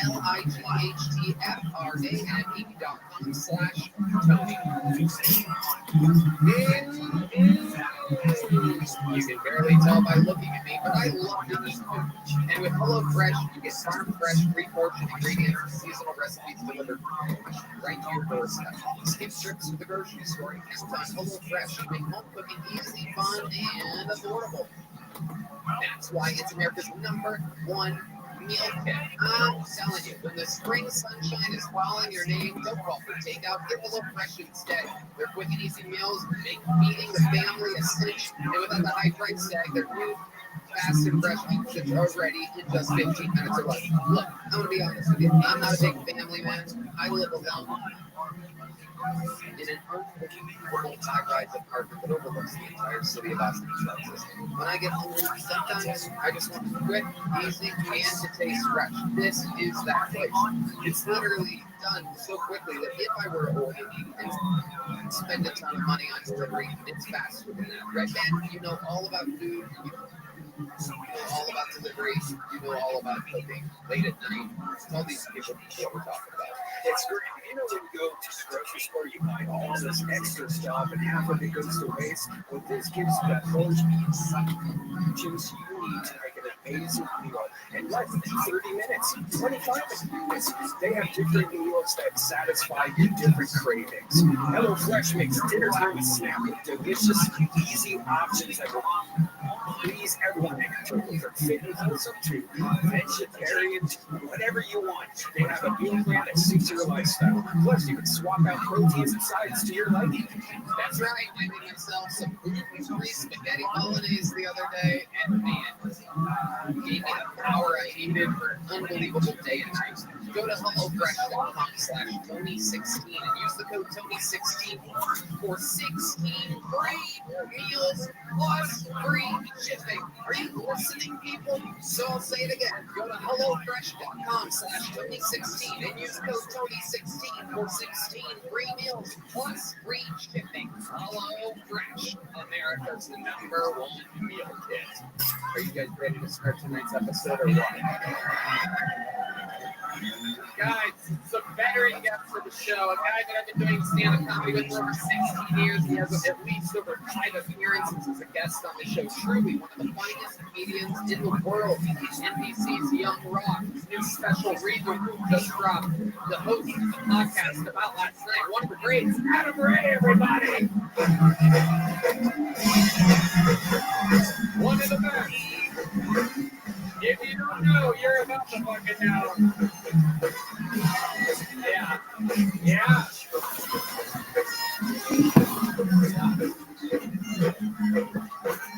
Oh, yeah. Oh, yeah. Oh, yeah. This guy gets it. This guy wanted me to punch him. He's like, dude, you didn't do it. Do it. That was beautiful. I love it. The energy in this room, you could cut it with a knife. Adam Ray. Glad to be back. Glad to be back. Get Tony fans, baby. Got the band. We got the new setup. Got a spiritual counselor. Where is he? Yeah, the first guy you said hi to. Namaste. You said hi to him as soon as you came out. Yeah, dude. Didn't I buy cigarettes from you in Grand Theft Auto 2 weeks ago? Fuck. Hair. I love the look. Yeah, you're killing it. It is incredible. It's awesome. Adam, you've been on the show many, many times before. Love it. One of those guys, you know, I'm a little bit dark, a little bit strategic. He's a little bit silly and fun, but for some reason, 16 years we've been doing this together, and when we get around each other, we have such a fun synergy. We have so much fun. I'm positive it's going to go that way tonight. I specifically booked him as a solo guest for a reason. We're all going to find out why over the next 2 hours. Sound like fun? Let's do it. Let's do it, baby. 173 souls stand in the alleyway right now. This is names on names. They are behind the building, right behind us. We're going to start with a regular, but after that, we are going to go with Joey Bueno after that. Oh, my God, he's still alive. Names so that we can get their phones and security fucking things so that it's not that long of a wait. But when I pull their name out, they get 60 seconds uninterrupted to do stand-up comedy. Sometimes it's their first time ever trying it. Sometimes they're a local legend that has put so much work into this minute and this appearance that they're literally trying to make it tonight on this show. I just found out that the great Aaron Belisle up in Canada with cerebral palsy just hit 5 million views on YouTube, posting his own clip of his appearance on the show. I mean, it is unbelievable what's going on. They get 60 seconds. Another time is up and you have the sound of a kitten. That means they have to wrap it up then, unless they bring out the angry West Hollywood Bear, which is loud and interrupts them. We're going to go with this bucket poll in just a second, but we should start it with someone that we all know and love very well. You know him. You know the story. Every minute is new. Here we go. Sing it if you know the words. This is Hans Kim. Thank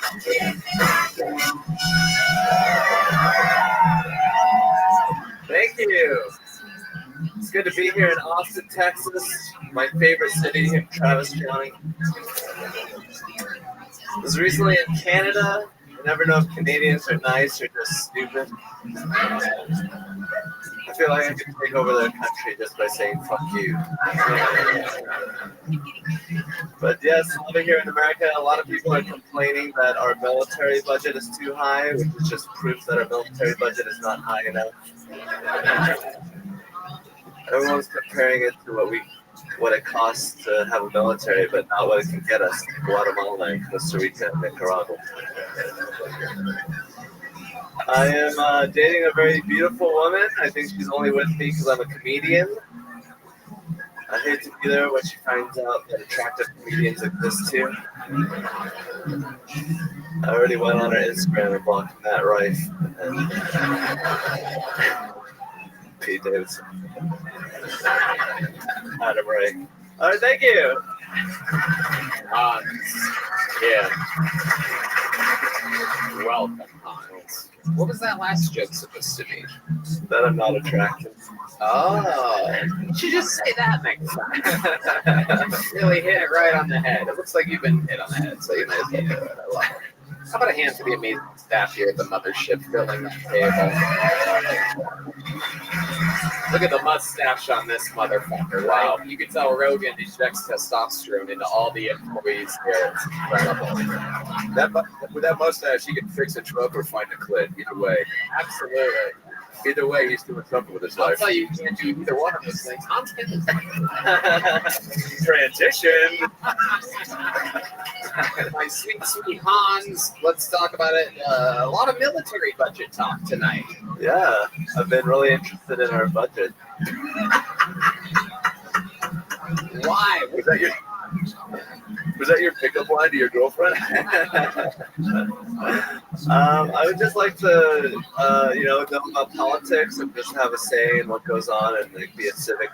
You weren't always this way. Did you change when you sucked on the Dalai Lama's tongue this week? Wow. Funny. I've been waiting 5 days to do that joke. By the way, that video is so fucking gross. It makes two girls, one cup look like Air Bud Free. You know what I'm saying? It's fucking so disgusting. What did it taste like? Totally. Hell yeah.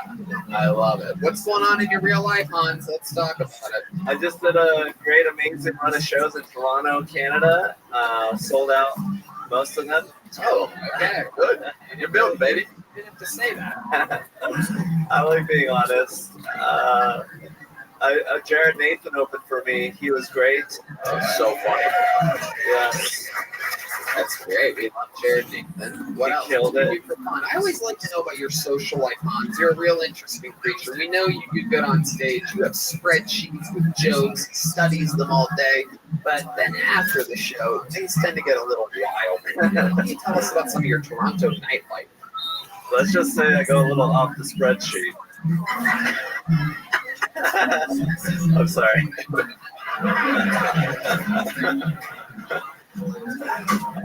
Hans, is that code for domestic abuse?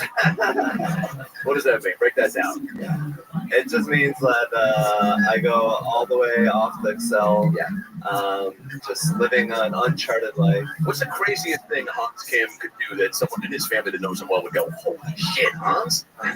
I recently flew a drone without a license. Whoa! There we go. There we go. Crash it? No, not this time. Wow. All right. Very fun. Okay. I ate poke in Toronto. Just a sushi for poor people. How was it? It was amazing. A little too much cucumber, but I did. That's kind of my fault. Yeah. Save it for guilt. Not exactly the party-filled adventure that I thought it would be. I fell asleep on the lift to a comedy club, another comedy club, The Royal. I met a couple comedians, just shook some hands, and then went home and slept. I really didn't do much this time. Met some Koreans who were going to a nightclub, and then I didn't go with them. Smart. Smart. North Koreans or South Koreans? They looked like a little South Korean. Okay, very good. Now, what we know about you, a lot of the updates of the last few weeks is that you've had a little cocaine addiction as of late. New cocaine. So did you been still dabbling in that, or? No, not at all. I have been clean and sober. I'm a good boy. Nobody believes you, by the way. Do you hear that silence? Everyone's like, prove it. Almost went to a nightclub with some Koreans, and it totally did not. But I slept a lot the entire weekend.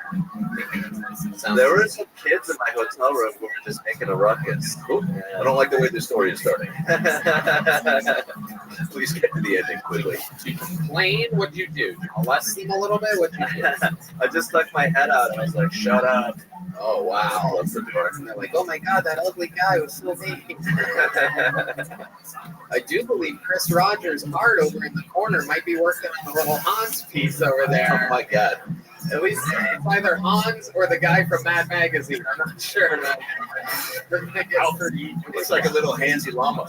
Yeah, it's happening over there. That's good. I like that. Well, Hans, way to get the show started. Thank you so much. Thank you, Congratulations. Hans Kim, everybody. There he goes. Yeah. So up next, it's going to be Genevieve. But right now, the first name I pulled out, make some noise for Joey Bueno, everybody. Here we go. 60 seconds. Uninterrupted. I'm gonna weight off, guys. Yeah. But recently I lost weight. I started doing this good exercise, guys. It's called Adderall. You just kind of just do it like that, sort of. The legal blow. Yeah, it sucks. I'm addicted to sugar, guys. That's my big thing. I went to my doctor, and they're like, I don't know if you know this, but sugar is more addictive than cocaine. I don't believe it. I've never blown a guy for some Skittles. You know what I mean? I've never given a guy a hand job because I'm gone from some Latin taffy. You know what I mean? Guys, if sugar was more addictive than cocaine, we would all have a sugar dealer. And we would call him, after a couple drinks. You know what I'm talking about, right? Hey, man, call your guy. No, you fucking call the guy. Fuck. What's his name? Willie. Willie what? Wonka. All right, hello. Hello, Mr. Wonka. Can you bring over some Latin taffy, please? I'll blow you. And, yeah, I think that's it. Thank you. 51 seconds from Joey Bueno. Thank you. Thank you. Welcome, Joey. Thank you. You've been on this show before. You and Adam was here last time. Amazing. Yeah. You get less and less funny every time.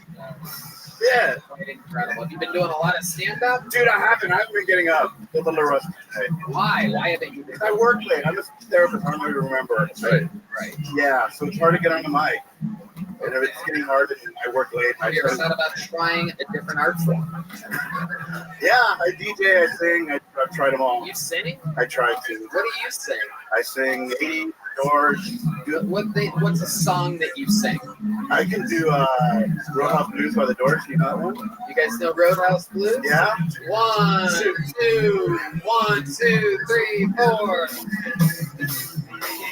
Hey! Keep your eyes on the road, your hands upon the wheel. I keep your eyes on the road, your hands upon the wheel. All right, stop. Joey, I got good news for you. You're a singer, dude. Okay, really? Stop doing comedy, dude. By the way, he was 2 beats away from me, like, I suck your dick for some laughing happy. Yeah, it seems to be the theme of things. Yeah, man. Joey, give us something real about your personal life. We hear you talking about sugar and blow and all this shit, but to give us something in your personal life, something true to you, like a real fun, something that maybe isn't funny on the surface, but is a part of your real life. I pee a lot. I swear. Ask the table. I'm always peeing. You look like a guy that wipes his butt after he pees. Okay. You do. Does that make sense? Okay. I think that's a compliment. I don't know, but I don't know. Dude, I'm always peeing. It sucks because I used to sit in the front at the Vulcan and I would have to do a fucking thing so you wouldn't interrupt the show. Yeah. Okay. Sorry, that's not the most interesting thing. So, Yeah, I'm a speech therapist too. You were here. That's we my know thought. Yeah. all the things that we've already talked about, Joe. Right, It's right. not about anything else in the world. Peeing a lot, really. Man, I like to sing. I like to DJ. I've been tidy. I feel a lot. I hate it. There he goes. Joey Bueno, everybody. Don't sign up again, Joey. You're a sweet man, but I don't think the show's built for you. Laffy Taffy, Willy Wonka is my dealer. Oompa loompa loompa oompa. All right. Your next comedian has been on the show before. One of the great door people here at the Comedy Mothership. Up next is going to be Billy Ray Griffin. But right now, you get the comedy stylings of Genevieve, everybody. Make some noise for Genevieve. 60 seconds uninterrupted. What up, Joe? How y'all doing? What up? Hell yeah, I couldn't work for Trump. I couldn't work for Trump, and not for reasons why you think. I actually like it, my pussy grab. You know what I mean? Never get shit done. Come here, tiny hands. Not the sharpest crayon on the box, but I heard not too long ago that White Claw came out with a new drink called Lemonade Strawberry. That's not alarming to y'all right now, but in all 34 years of my life, lemonade has never came before strawberry. I think it's cool that they got dyslexic people working in marketing now, you know what I mean? I bet you they happy hours be lit as fuck. Like, hey, bartender, let me get a colada pina. Take a Mary Bloody in the dry Canada. I'm gonna get out of here on this. You gotta think about life a little bit differently sometimes. You gotta have a different perspective. One day I was sitting outside on my balcony, depressed as hell, thinking about ending it all. And then a cousin from the hood called and was like, damn, nigga, you got a balcony? I bet you to be out there. Wow. Genevieve. That is what the fuck I'm talking about. We found you on the show a couple few years ago when we first got here to Austin, and it is incredible to watch you grow. You are literally the opposite of Joey Bueno. It is unbelievable. I was watching you the whole time, full connection with the crowd, not looking down, showing no weakness, not trying to remember anything or recall anything. You're doing your shit. It's a minute we've never heard before. How do you feel? Pretty fucking good. Happy birthday, big titties. Oh, shit. Oh, wow. Those are indeed big titties. I can confirm. You talking about, that's why I didn't look down. That is incredible.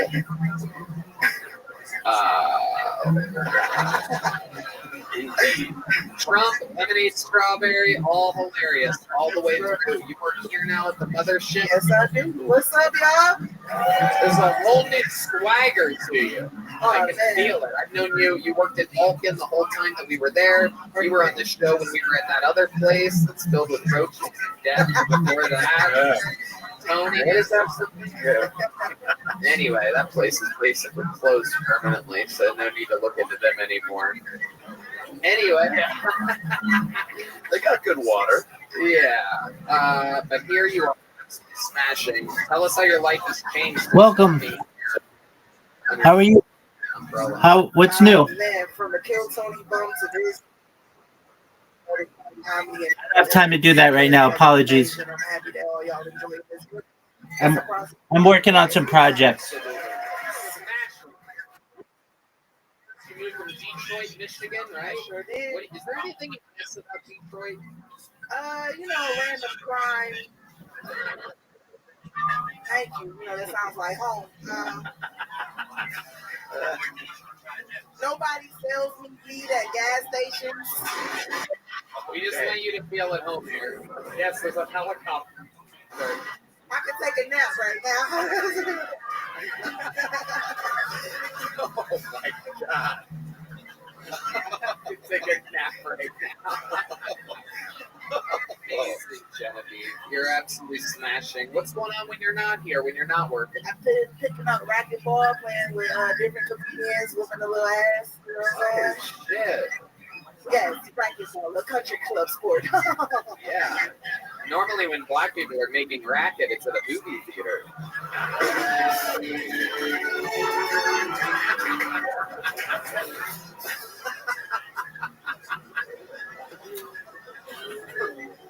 I always like to check in with John Dees after I do black people jokes.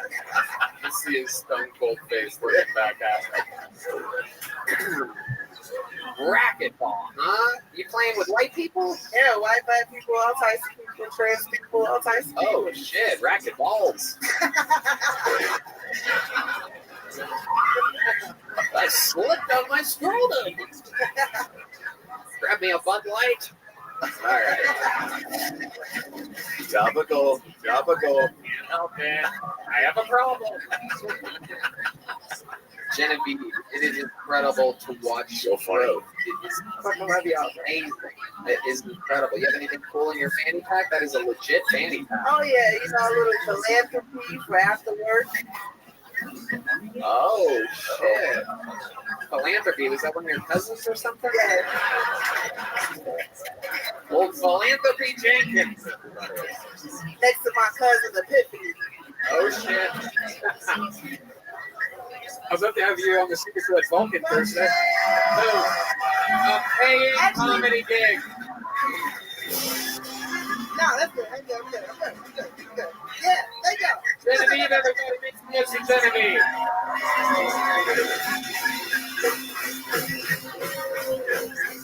We're keeping things moving today, everybody.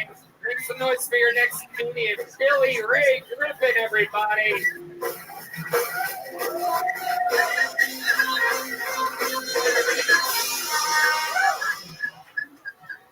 So, growing up as a teenager, I wasn't really jerking off. I was more of a humper. Like, he named that shit Billy Ray's on it. Bathroom sinks, couches. Maybe that's something into the door seat. I don't know. I just know this, though. One time I was at the laundromat, and an old lady walked into the bathroom while I was bare ass trying to fuck the bathroom sink. Just like my laundry, I was trying to put a load in. Man, shit got so bad. My parents took me to Ashley's furniture. I ain't there to fuck Ashley. I'm there to fuck the furniture.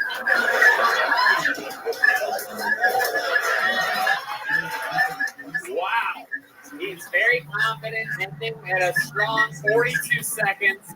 Direct eye contact, mic in the mic stand. He clapped for himself a couple times. Still, the minute is not over. I'm watching it. 59 and That's how long it lasts. But Billy Ray Griffin. That was everything that I tried to get out of Joey Bueno earlier. I'm like, give me something about yourself. I would be embarrassed to say. You just come out guns a-blazing, right, with the most. Yeah, you gotta go all in. Adam Ray, what do you think about this? I mean, are you my dad? I mean, Miley Cyrus can call It depends. Is your mother a lazy boy? Tony. Yeah! More of a crazy boy. All right, Billy Ray. I have literally 327 questions for you right Oh, now. you can grab them all day. I got stuff, dude. Okay, just wait for the questions then. Yes, You're a sir. little bit interrupted. You're very excited right now, right? How long have you been doing stand-up for? Now, on and off, like 3 years. Okay, I've done about, like, 20 open mics. I never headlined they were, like, pooping. We know. Someone was wondering if you headlined somewhere. Yeah. I don't know how many hours of I fuck shit material. I mean, I'd imagine 45 minutes in, we're really hitting a wall. Okay, so Billy Ray Griffin, where do you do stand-up comedy? Austin, Texas? no, I just drove here from Florida today. From Florida? Yeah. Today? Yeah, today. I quit my job yesterday. I said, I got a career I want to do. Fuck it. I want Wait. Yeah, slow down, one thing at a Holy time. shit. I got all these tattoos on the drive over. Hold on. Yeah. So wait. I got them at your mom's house. Okay. You could have Okay. My mom died 2 weeks ago, so that's fucked up. Yeah. No, she's alive. But you guys, thanks for being on my side. It's all good. No, it's all good. If she was dead, he'd probably be most likely to fuck her then. I mean, his love for inanimate objects is unbelievable. Billy Ray Griffin, let me ask you this. This is all moving so fast. You said that you drove here from Florida today and you quit your job yesterday. Why would you quit your job to come here to sign up for the show? I got an interview Wednesday at a job here in Austin, and I just. What job did you quit? It was a seafood restaurant. Oh, shit. Why are you saying that with a question mark? What place? Where was it? What was it really? It's pretty smelly. Yeah. Why was that really? What, are you talking about a strip club? Was that what you did? Or a real seafood place? I mean, Why are you saying it like that? it was a buffet next to a strip club. So, Okay. Very good. Is Billy Ray It's a Griffin your real real? stretch. Trying to add a what? I want to. That's your real name, Billy Ray Griffin? Yeah, Billy Ray. I've got Billy Ray Cyrus, like, growing up as a kid. We know that. Okay. But as a, Stick with Billy. You're a real rambler. Stick with me here. It's more of the interview part of the show. Your uninterrupted time is over. Miley can call me daddy, though. Very good. Okay, very good. Does that work in Tallahassee? Thank you. Let's go. You ready for it? Are you ready? What's your job interview on Wednesday? It's at a breakfast restaurant. Okay. Now, what is it, like a waiter job that you're looking for? No, cook, I'm like, cook. Okay. All right. We do a fake interview to prep them for Yeah. the job Let's Wednesday. do it. Yeah. Yeah. Yeah. All right. So this is the boss. All right. This is the GM, Adam. Billy, All right. Billy Ray Griffin. Billy Ray Griffin. Yeah. People probably. That I saw fucking a chair in the lobby. That's fine. That's fine. That's fine. Who hadn't done that? All right. So, all right. Don't tongue suck it here, but first of all, Billy Ray Cyrus. Anybody ever call you that? All right. No, for real though. Hey, we're gonna have to get rid of those tattoos. Probably get you some better pants. But first question is, you know how to make eggs? I scrambled a few in a girl's vagina. Okay, I don't think this is gonna work out. Billy Ray. HR, yes, damn it. Billy Ray. HR's my best friend. Okay, Billy. Are you a little bit nervous or face is shaking? Is that normal? Is that a normal thing? Or are you a little bit excited? Be nervous to Hey, I love this show, dude. I know. I get it. Okay, so Wednesday you have a job at the breakfast place. What's your living situation right now? You quit your job yesterday. You drove here today. We want to know, where are you sleeping tonight? Good question. Walmart. But with Billy Ray, stop trying to be funny. You're not that good at it. Just answer the questions honestly. At Billy Ray. Walmart. What is your Well, I plan? mean, if I get the job interview, if it goes Wednesday, That's not what I'm asking you. Let's try it again. Ready? Where are you My sleeping car. tonight? Okay. Do you know where you're going to park your car? wherever I can find a spot, I guess. Okay, what kind of car is it? It's a 2008 Hyundai Santa Fe. Okay, 2000. What's your license plate? I'm Austin. Tony, you didn't tell me who my love like. What? My love like. Okay, I'm not going to. Sure, it has something to do with a fucking kitchen stool or something like that. What is it? Tell me about your love life, Billy It's Ray. really bad. Come on, you want me to? I'm going to help for it. Want to help for what? For my, I'm hooking up with my ex. Like, when we broke up, she had she's 300 pounds. And she got gastric bypass surgery. And she's pretty hot. But, Hello, Pixar.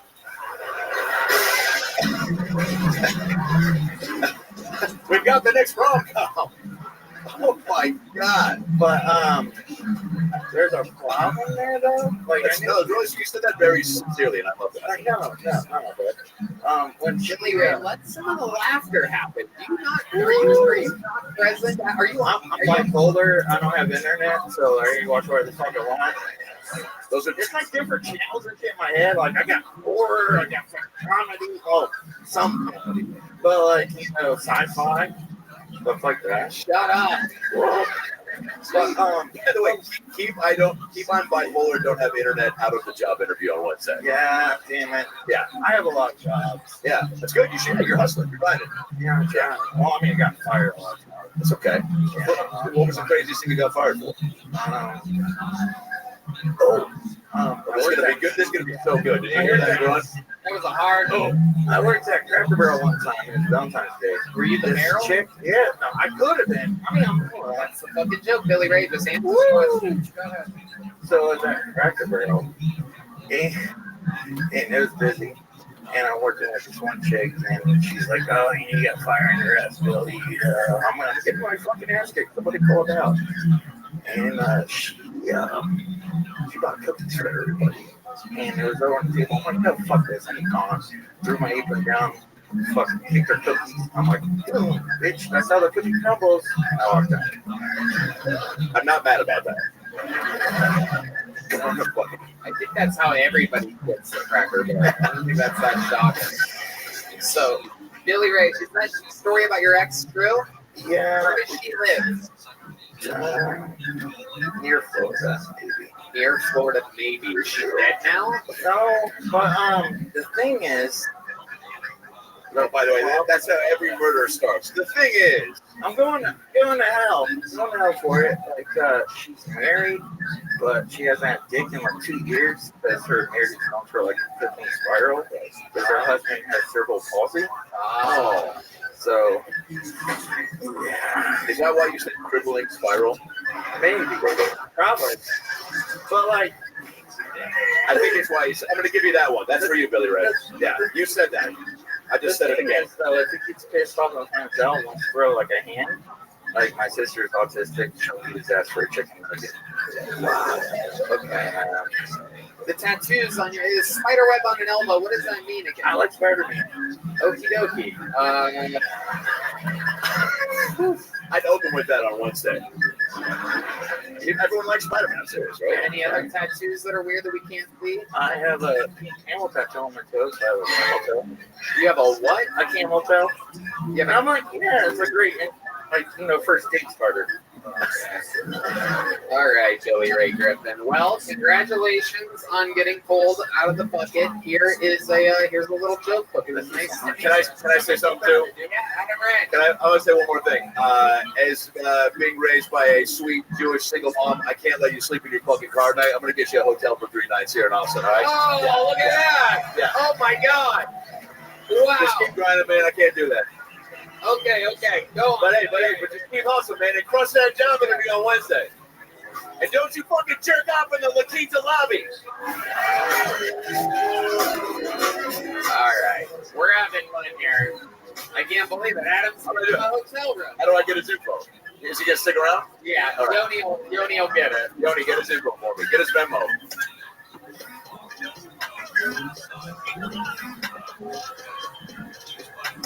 Billy, how about one more time for Billy Ray Griffin, everybody? All right, pulled another name out of the bucket. It's the noise for Brett O'Brien, everybody. Brett O'Brien. And just a little heads up, if you guys want to add some excitement to watching sports, then download our favorite app, Prize Picks. On Prize Picks, you can choose any player from each sport, and I guarantee they got what you were looking for, right, Red Band? Yeah, pick 2 or more of your favorite players. Select more or less on your projected stat. Then lock your entry in for a chance to 25 times your money. It's that simple. Prize Picks is available in over 30 states like Texas, California, Florida, and more. So what are you waiting for? Right, download the Prize Picks app right now and use the code Tony for a 100% deposit match. Put in 100 and Prize Picks will give you 100. Put in 20 and they will give you 20. Cook up a winner at Prize Picks, the new app. And now, ladies and gentlemen, Brett O'Brien, everybody.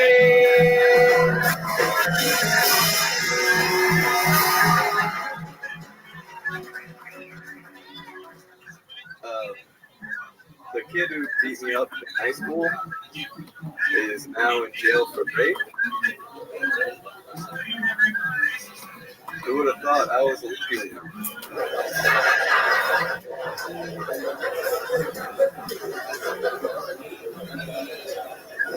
Really dodged the bullet there.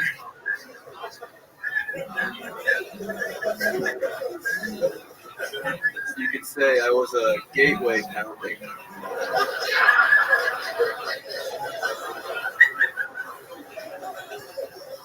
I'm bad with women.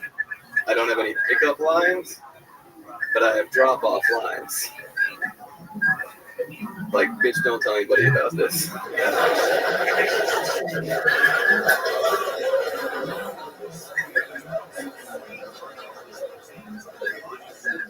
Get the fuck out of my van.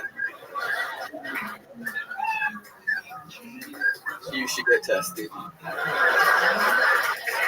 Brett O'Brien with an unbelievable 60 seconds. Rock solid, well written, well executed. That's how you do it. That's stand-up comedy. How you been long you been in this for? Coming up on 4 years. All of it here in Austin? No, I started in Dallas for like 2, moved here about a year and a half ago. That's good. There's been a lot of great comedians that come out of Dallas, Texas. Also, one of the worst human beings of all time that tried to assassinate my career 2 years ago. But I mean, who's paying attention? You know what I mean? So you've been doing it a while. Very good. Very fun. What's the most fun you've ever had on stage? So also the highlight of your career. Bigger show here, like a couple months ago. Right. You did this show and you got booked on that from here. What did we find out about you last time you were on the show? How many different ways did I call you Jeffrey Dahmer last time you were here? I had to. Countless. I bet. I can't even imagine. Good thing you didn't eat it here tonight. But you did kill, so you're still kind of like that. No, you asked me what my parents did for work. I didn't know what my mom did. Did you find out since then? Yeah, we found out. We called her. What did she watch the episode? She watched it, yeah. What did we find out? What did she do? She's an office manager. Oh, okay. But how come we didn't know what she did? I guess a bad son. Yeah. Selfish. She doesn't care about other people. You lived with her for how long? 18 years? Yeah, you just never came up. Yeah, she would come back from somewhere and you would just go, what's up? Yeah. And she would say, oh man, today was crazy. But you just, Yeah, it was always like, how was your day? And I was never like, yeah, how was yours? Wow. Oh man. Are you close with her now? Yeah, we got closer after that. So. Really? That's amazing. People together. That's amazing. Every single way. Good for you. This is what we do. Wait, so can I ask about what have you learned since the reconnect? And what additional facts about mom do you now take an interest in? She's Jewish. First of all, you looked right at me when you said that, which I am, but you shook your head like, I didn't think you looked Jewish, which, yeah. Well, okay, so is that good or bad? Well, it should be helping my career.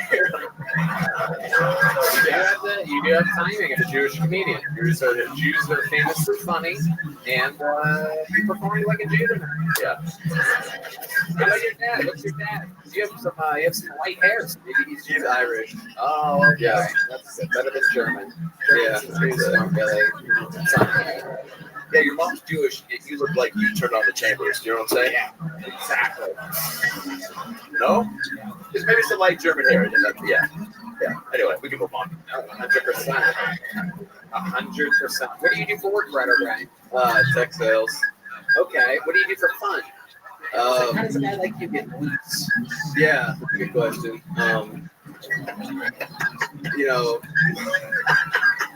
I try to, Not eat people.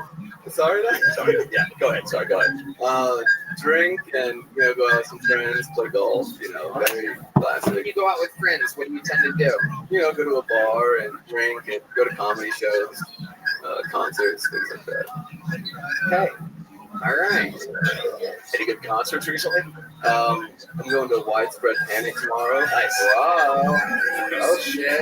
I bet Ojai's going to that too, huh? No, fuck them, dude. Solomon 87. Fuck them. Yeah. Brett? Unless the race isn't there, count me out. Brett O'Brien, what's your love life like? I have a girlfriend. Okay. Oh my goodness. This is amazing. How long have you been with her? About like a year. Okay. What did she do? She just graduated High school? No, she works at a country club. Okay. Get benefits? Yeah, play golf. Which one? No.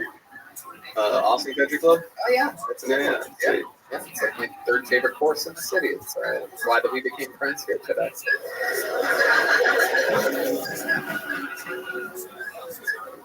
Okay.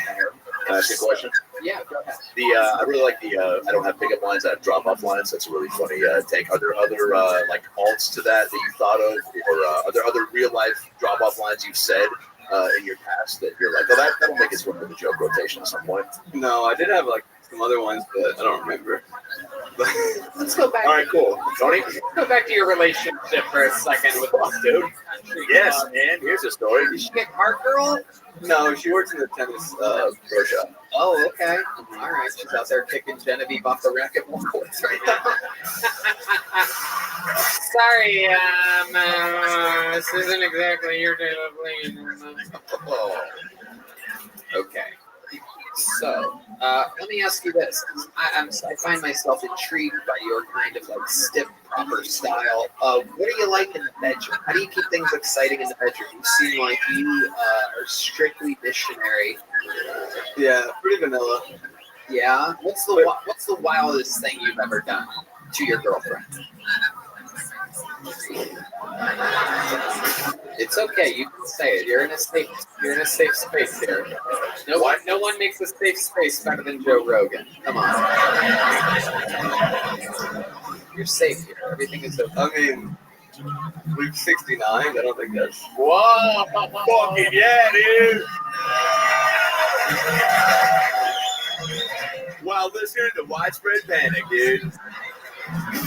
We 69, which is the square root of 1,192, so that's pretty exciting. Holy shit. What was you only did it once? You say that you 69 like it was a singular time. It's not that sick, really. 69. It's what? It's not that cool, 69. Why isn't it that cool? Describe to us what your expectations were and what the results were on why it wasn't cool. Because if you like pussy on your face and looking at an asshole while getting your dick sucked, I promise you it's pretty fucking cool. I mean, I don't know, maybe not the weird one. But I mean, looking at an asshole. It's fun. It's fun looking at an asshole. By the way, can you imagine him in Joey Bueno's speech therapy class if he has a guest speaker to the kids? 69 ain't that cool. I'll be honest with you. We're gonna find out that she's like 5 feet tall, so he doesn't even get to the ass or the pussy. There you go, Red Band. Thank you. All right, back to there you go. I mean, unbelievable. So tell us the expectations of the 69 and the results of 69. What were you expecting it to be like? What was different? Take your time. Answer honestly. I mean, just to be honest, the smell of an asshole directly in your nose. Oh, dirty bitch, you say. Don't you dare say that. Great. Too sweet. Wow. You said too sweet? Is that what you said? She's sweet. Oh, she's sweet. She's a sweet one. Oh, she's. I thought you said the asshole was too sweet for me. I swear to God, that's what I just heard. Oh, man. Thank goodness. She's sweet, but her asshole ain't. Yeah. Okay.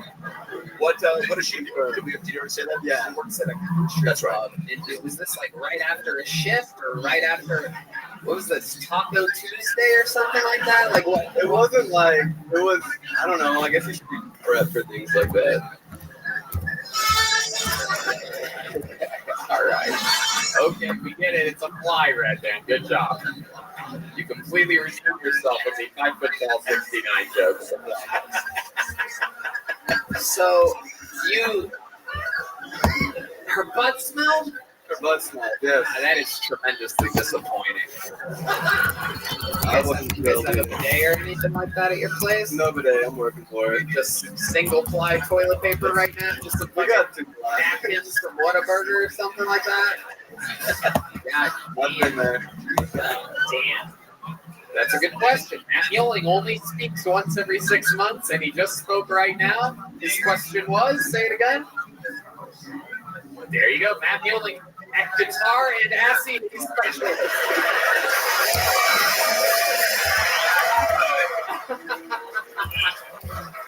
This guy loves munching on that sweet pumpernickel. You know what I'm saying? That little fucking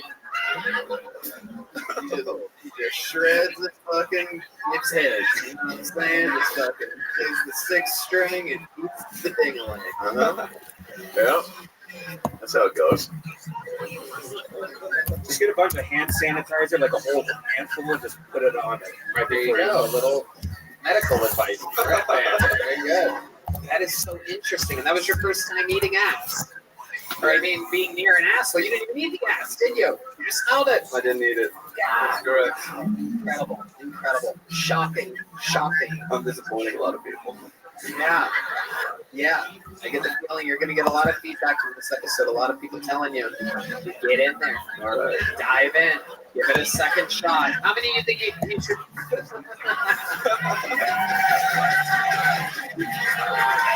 Yeah. Brett, very, very good. I'd love to have the secret sheet. You have one of these already? Brett O'Brien, everybody. All right. I put the name on, showed it to my producer, where he says that no one was in the back of this name, which is very exciting. That means that if you want to do this right now, it's set action here. Set action. Oh, wow, here he is. We got him. Look at this. All the way to the back he goes. It's always good. You guys have your own representative here tonight. Set action. Coming from the audience. I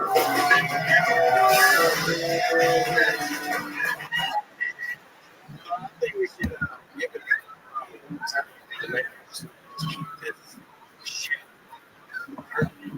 yellows culture.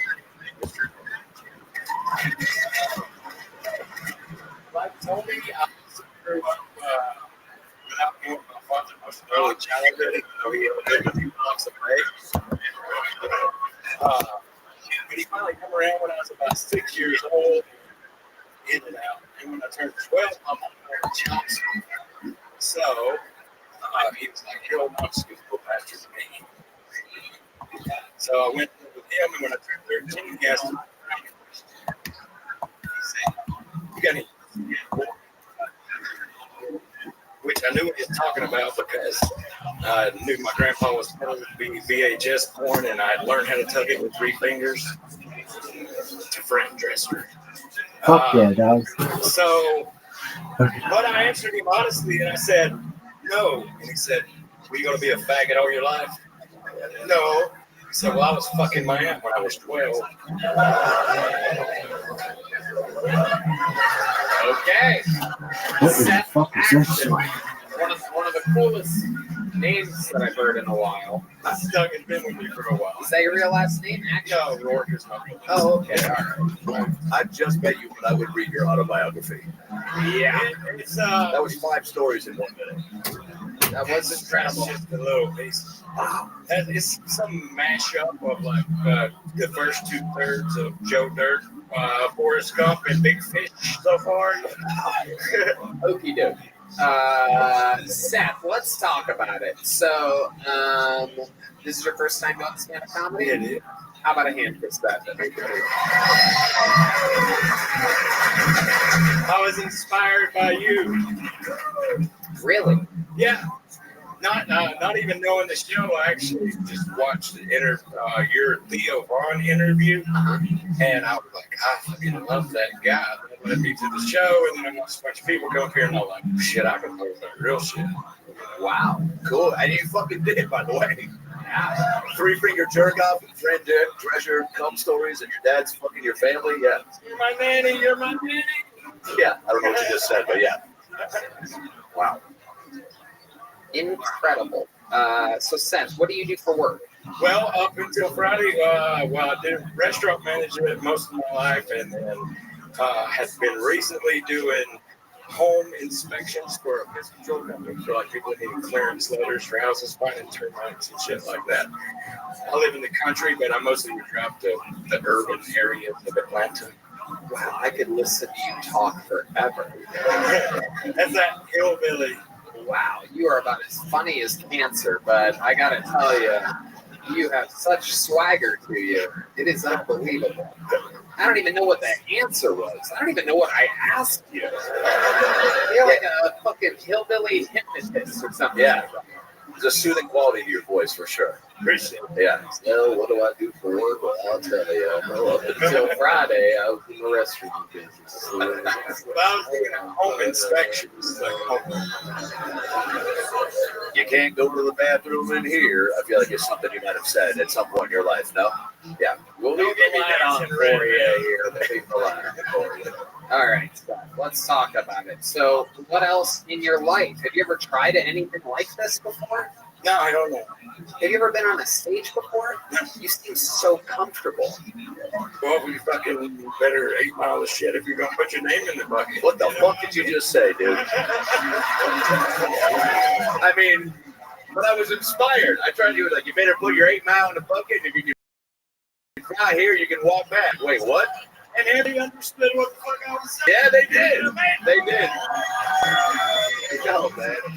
Wow. A natural entertainer discovered here tonight.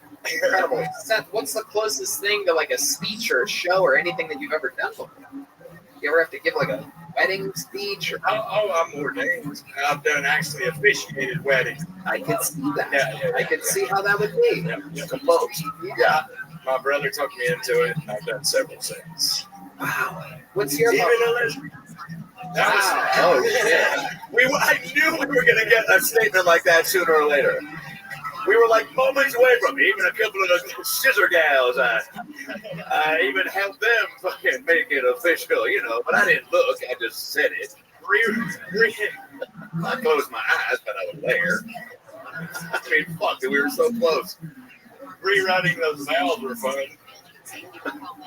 Yeah. You are something else. What's your love life like? Oh, yeah. I guess I could give the audience advice on this. Yeah. Hell yeah. Absolutely. Never have one too many.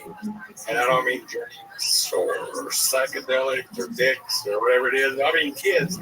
Because eventually one of you is not going to meet the other's expectations.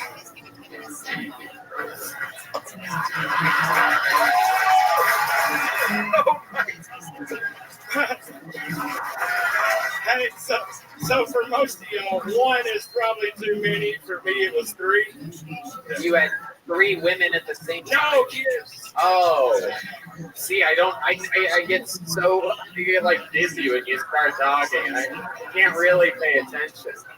Well, I got to tell you, Tony, there's a lesson to be learned here, and that's sometimes you only get one shot. You know? When your mama makes the spaghetti. All right. Seth, what do you do for fun? What are you into? What are some like hobbies of Seth? Well, choice would be take some acid and go to fucking see Roger Waters or Sturgill Simpson or something like that. What great taste do you have? Tony Hinchcliffe, Roger Waters, Sturgill Simpson, Theo Vaughn. These are all some of my favorite people on planet Earth. Incredible. You're a cool guy. Yeah, you are too. That's why I fucking want to show. What that felt a little threatening. What kind of car do you have? I feel like you have a wagon with horses. No, a minivan full of kids. I'm not Amish. Oh my goodness. Full of kids. And how old are your 3 kids? 9, 5, and 2. Wow. And I'm 42. All boys? No, a girl in the middle.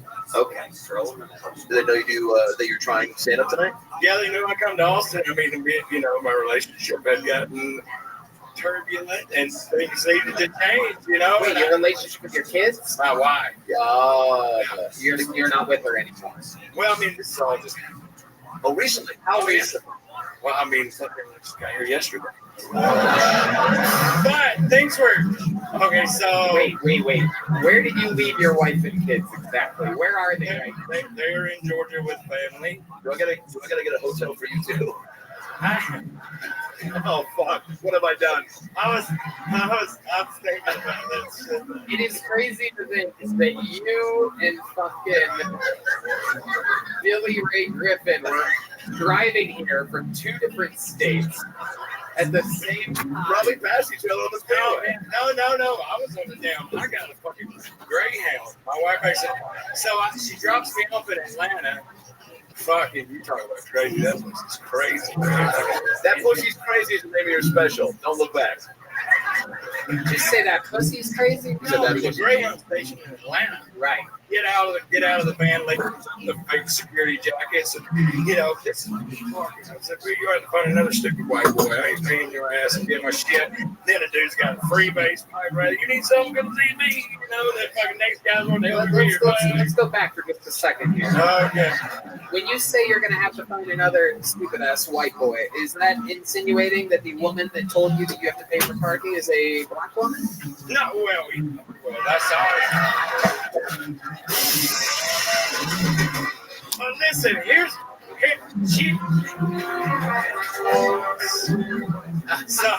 so her I love watching people that have never been on this stage before, like learn timing. Like you wanted to talk so bad right then, but the drums and the horns were still gone. It was your face. They really told me. But I don't blame her. So you gotta dive in and it sucks. Everyone thinks it sucks. Anybody who says it, any rabbi out there, or anyone who likes Jews, like, oh, that's bad. Well, guess what? You suck dick in your life. Now my little boy just tried to make a Texas accent. I thought that was funny. Cute, yeah. Hell yeah. Absolutely. Okay. Seth. So what do you think is going to happen? What's your plan on going back to your family, your 3 kids, which you abandoned in Georgia just yesterday? I'm very excited to find out what's next. After this amazing performance, you're rock solid on stage. You have so much charisma, smooth as fucking sound of the night. There really is. Look in the fucking mirror and talk to God, man. And figure this shit out. Oh, you're on acid right now. No. I'm sober as hell. No, I'm just saying that's what I got to do. I mean, that's what I got to do. Visit and see and try to create something and make it where I do not want to lose my relationship, but I'm not going to have a toxic relationship. Right. And maybe my wife can learn to fucking appreciate things that I do. If I'm not there, because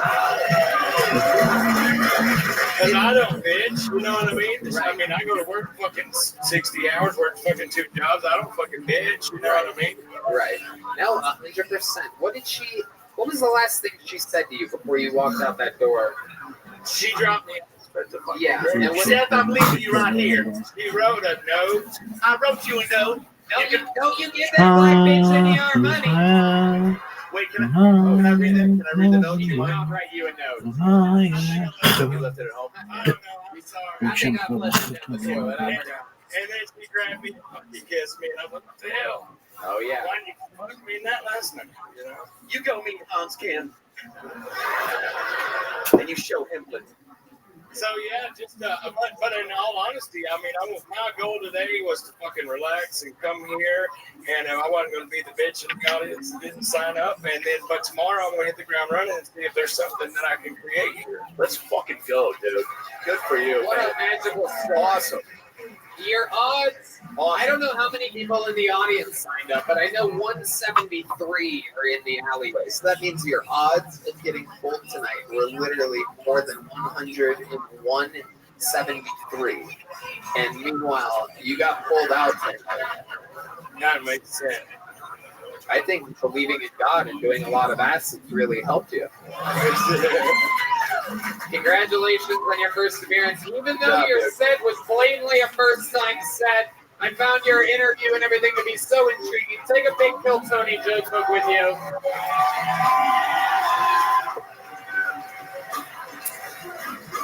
Pulled another name out of the bucket already. Already have them loaded up in the back. Ladies and gentlemen, your next comedian goes by the name of Margot, everyone.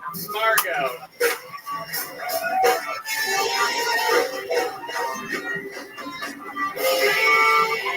Hi, everyone. I just celebrated 3 years of continuous sobriety. You're welcome. I'm doing you all a favor by not drinking right now. I was never like my friends. We used to go out and they'd like, woo, let's get shots. Or like, let's get a bottle, right? He's like, do you want to bump? No, I want to fuck your dealer. It's different. I recently went on a date with this guy. Damn, Margo. Basically, like, if a dick pic was a What's your person, number? he was totally trash. The whole time we're eating dinner, he's talking about he hates Mexicans, like he's a racist. And I'm like, but you're Puerto Rican. The fuck? I thought that was basically the same thing. We go back to his place. I'm gonna get real with you guys. He stealthed me. If you don't know what that is, it's when they take the condom off without your permission. Right? That's not I cool. fucking caught him red-handed and I leave and I get in my car and I think, I got one more thing to say to this dude. So I sent him a message like this. I was like, hey dude, that's really fucked up what you did and good luck with the herpes. Joke's on you, bro. Boom. Margo. Very fun. Awesome. Welcome to the show, Margo. Thank you. Stand-up comedy. 3 months. 3 months. Awesome. All of it here in Austin? Yep. Wow. Is this where you're from? Born and raised? No, I'm from San Diego, but I've been here like 10 years. Okay. What made you move from San Diego 10 years ago? My parents. Oh, everybody moved here. Yeah, my parents moved out here to retire, and I'm a single mom, and they were like, free daycare. I was like, okay. Okay. So, And you talked about Mexicans and Puerto Ricans. What ethnicity are you? my mom's Creole, my dad's white. Wow. Okay. And you came out basically Mexican. Yeah. Yeah. Basically. Incredible. Yeah. My Spanish sucks, though. Okay. That makes sense. Margo, what do you do for work? I'm in SaaS sales. I sell technology, software as a service. All right. Software as a service. SaaS. I've never heard of that before. I shouldn't have used that word, but yeah, it's tech sales. Okay. All right. And you haven't had a drink in over 3 years, but by the color of your hair, I'm guessing you love Bud Light. Do you consider yourself a hip person? I'd like to think so. I'm a hip mom. How old's your kid? He's 10. Whoa, 10 years old. How old were you when you had this kid? 25. Oh, okay. Well, you've taken good care of yourself. Thank you. Fantastic. I quit drugs. Oh, okay. That happens. Like, it's almost like worth doing a lot of drugs and then getting sober. Yeah, out of vanity, I got sober for sure. Incredible. What was your bottom that you hit that made you realize that you have to be sober? Oh, okay, that's rough. Well, your kid was 7 at the time, so Yeah. I'm guessing that had something to do Well, with it. I was sober for 7 years. I got sober when I got pregnant with him, and I had a 5-month sabbatical. Okay, what happened in that 5 months? I did all the drugs. Like, there were so many drugs that came out. Let's go slow. What started it? Like, what was the spark? Like, what was the first night where you're like, okay, I'm just gonna have a drink, or like? It was like 2 years of depression, basically. But my plan was just to do it for the weekend. Like, I got a sitter at a hotel. I'm like, I'm just gonna get loaded for the weekend. That sounds like a plan. Did your sitter know what you were going to do? No. Yes, you didn't say like, oh, this No, I'm going to Target. Right. Yeah. So. Mama's gonna have a little weekend. So my bottom was my kid calling me and saying, I'm worried about your mom. And he sounded like a grown-ass man. Right. Well, did he sound like I got my because you were so fucked up, or did it sound like Did it sound like Seth Action? Was he like, I really hope that you find a way to find it in your heart Just to about. come back home to me? Really, it's been a long time since I've you can drive anywhere, an but opportunity like this, and I need a mother, and you need a son, and we can really help each other out. We have one shot at this. and my dad was getting pussy at his age at 13. Granted, it was my mom's sister, but it was still pussy, But you can fly anywhere if you got a credit card. So, Margo, here you are. You have a 10-year-old. You're living in Austin, Texas. You're doing SaaS for a living. What's your life like? Oh, it's complicated. Yeah, It's tell us complicated. more. I mean, I like to have fun. What does that mean? I'm on all the apps, I like to hang out and have fun. So, what's the last hookup you had? How does that go down for a girl? like you? Well, I have one regular hookup. That's weekly, and then other than that, it's just What's that guy like? So, like a white boy, black guy? Latino. Latino. Yeah. Okay. He's like the short Latino guy. Okay. What's your favorite thing about him? What does he do that makes him your regular? There must be something. Well, his dick is my favorite thing about him. Oh, good answer. All right. Yeah.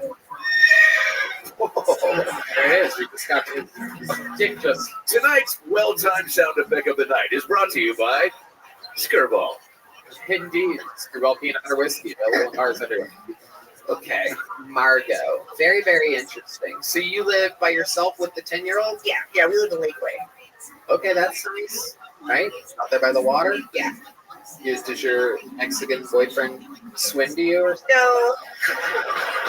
So he's 27, and he's Latino, so he lives with his parents. Of course he does, yes. So I sneak in through the back at night. Oh, Wow. you sneak into his parents' house. Yeah, I do. My God, it's kind of hot. Have they ever caught you? Or Oh, wait, his uncle caught me one time, so I left too late, and they were like coming up from work or whatever. Right. I was like, oh, wow. Like, hey, some pink-haired chupacabras in the backyard right now. I saw pretty. I didn't know you did accents, Tony. You seem cool. What else are you into? What do you do for fun? So like I'm into meditation because I'm sober, and I just recently took up ghost hunting. Whoa! Oh my goodness! Did you find anything? Not yet. No. I'm taking my kid though. I thought it'd be a good idea. Oh yeah, that's a great way to scare the shit out of a 10-year-old. Yeah, we didn't find any ghosts. He's already scared. Right.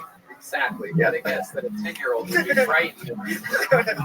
By the way, I had a single mom too, but she took me like fucking McDonald's or some shit like that. Now let's go find some spirits at 10 a.m. But that's cool. Is your son or daughter? Boy. Boy, is he into it? Like, yeah, he's into it. Yeah. And we watched this ghost hunting show on YouTube together. So. Is the dad in the life at all? Have you thought about hunting for that ghost? Yeah. He's in California. Okay. We just saw him for spring break. He was in prison for like 10 years. Oh, wow. Damn. For what? Yeah, exactly. Drugs. Okay. Oh, okay. Yeah. Okay. So he was in prison for 10 years. Yeah, he got out a year ago, and we just saw him for the first time for spring break. He's Mexican as well? No, he's white. Oh. How much drugs did he get on? 10 years? A kilo. Of weed? Oh, no. Yeah. A kilo of weed in California won't get you 10 years. No, a kilo of meth will. Oh, wow. Look at you. Damn, that is incredible. So did he go to jail when you were pregnant? My son was 5 weeks old.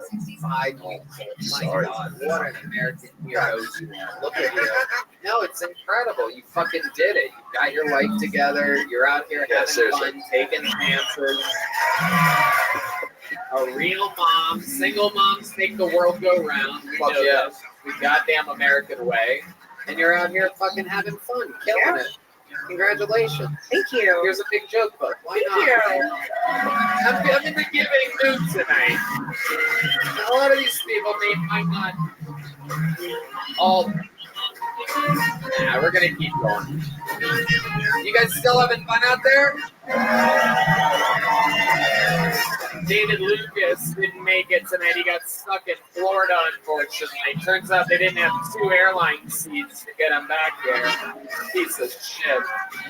David Lucas was stuck on the airplane watching Cool Never Been Running. He came down with a big case of fudge sickle cell anemia. But he is a movie buff. David is a movie buff. He thinks the movie Footloose is based on his diabetes. But I wish he was here. I wish he was here. I fucking miss him. I fucking miss him, dude. I haven't seen something that big and ashy since 9/11. And I miss David. I miss David. It's what I'm trying to say is I miss David. I wish he was here. Is he on OnlyFans or Only Yams? I don't know. But I miss David. Make some noise for Adam Ray.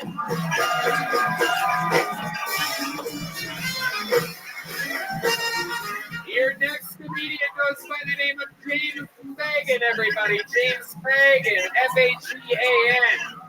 Absolutely incredible. Here's some exciting information for those of you listening at home that might not know, but the new Kiltony merch store is open and pumping. That is a brand new state-of-the-art merch store. Check that out at killmerch.com. On online streaming availability to the 10-year anniversary episode, which sold out in 1 hour. We sold 3,000 tickets in Austin, Texas, in 1 hour. June 10th at ACL Live. We'll be streaming, and the information on how to get that stream is coming soon. Here he is, everybody. James Dragon, everyone. What's his name?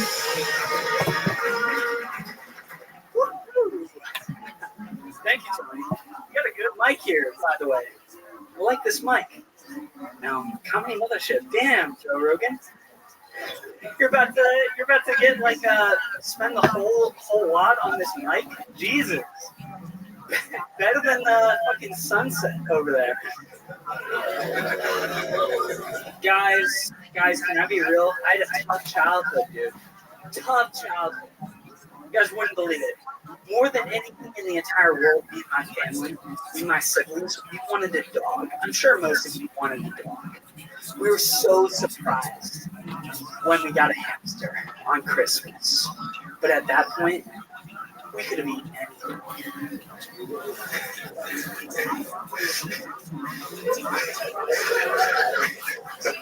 I'll do one more. I did this.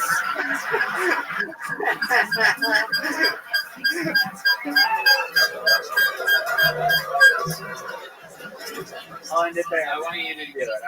Let's stop the bear. I want to hear this one more since you were able to do one joke in your minute. You want to hear this one more? All right. Well, it's not a great one, but I did go on a vacation, guys. I did go on a vacation to a little town called Paris, France. Maybe you've heard of it. I got a blowjob at a brothel for $200. I could get the whole shaboom here in Austin, Texas for half that. City love my ass. I can get that and also a side of crabs, Tony. Okay, very good. Very good, Jim. I'll do one more. I'm sorry. You guys seem to really be enjoying this. Get it in the whole shaboom boom. But I mean, You got 2 catchphrases in that 2 minutes. I'll do one more. The whole shaboom boom on the back of the shirt. James Hagen, you spent 25 seconds talking about the microphone for no reason. Let's just jump right into it. James, how long have you been doing stand-up comedy? 2 months now. 2 months. Where at? Baltimore and also here in Maryland. Shoot. Wow. Fuck my ass. God damn. Jesus. 3 catchphrases. Fuck my ass. Oh, man, did I just call this place Mary? Oh, I really fucked up the whole shaboom. But I got one more for you. What is this microphone? Are these lights bright or what? Whoa, there's a van behind me. You're very likable. You are one of the most likable pedophiles we've ever had on this show, James. Let's talk about it. So, 2 months in the game. How old are you, James? 25. 25. You're a young buck. What do you do for work? I sell Adobe software. Okay. Wow. State and local agencies. Okay. Very good. All right. I wasn't even going to ask. Not even a joke. I love it, James. Okay. So, what does a guy like you do for fun? You're a very, very interesting looking man. You seem like you wouldn't be on stage, but you would be in the YouTube comments. Well, you would be right about that. Yeah, I do love YouTube. Okay. What's your best rabbit hole? Like, what do you like to venture down? Oh man, I could go in as far as like what politics, YouTube, like where are we going with? I just based on this response, I'm not quite comfortable asking a follow-up question, but there is security here. But let's just So I guess I don't know, like fails, so like people getting hurt, or like cute animal video, like sick shit. It's very unorthodox. It's gonna be weird if I say it. Go ahead, James. Just say it. But I'll do one more. Give us the whole fucking shit. Dude, I watch like PewDiePie videos. Yeah. No, you don't. It's a guilty crutch. Like, get the fuck out of here. All right, no one cares about that. Yeah. Let's. What do you do socially? Like, what do you do to hang out with the other humans when you're not in front of your computer? Oh yeah, when I'm not gaming. I just picked up bowling. I've been. Welcome back to No Shit. I played tennis since I was a kid.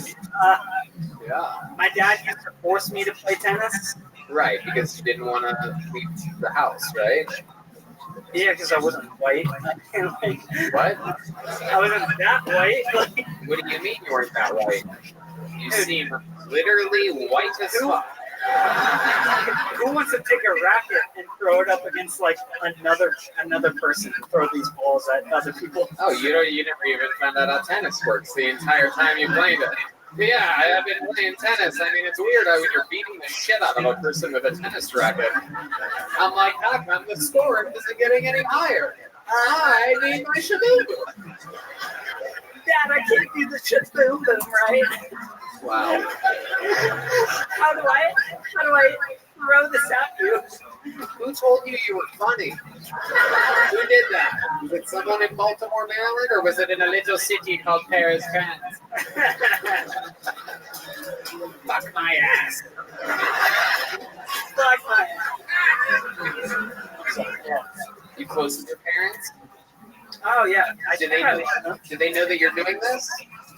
Probably not. You make them laugh, like when you guys are hanging out. Do they find you funny? My parents don't find me funny at all. Probably much like you as funny. No, you're very funny. You are. Oh, you're the only one that's told me. I'll get you a hotel.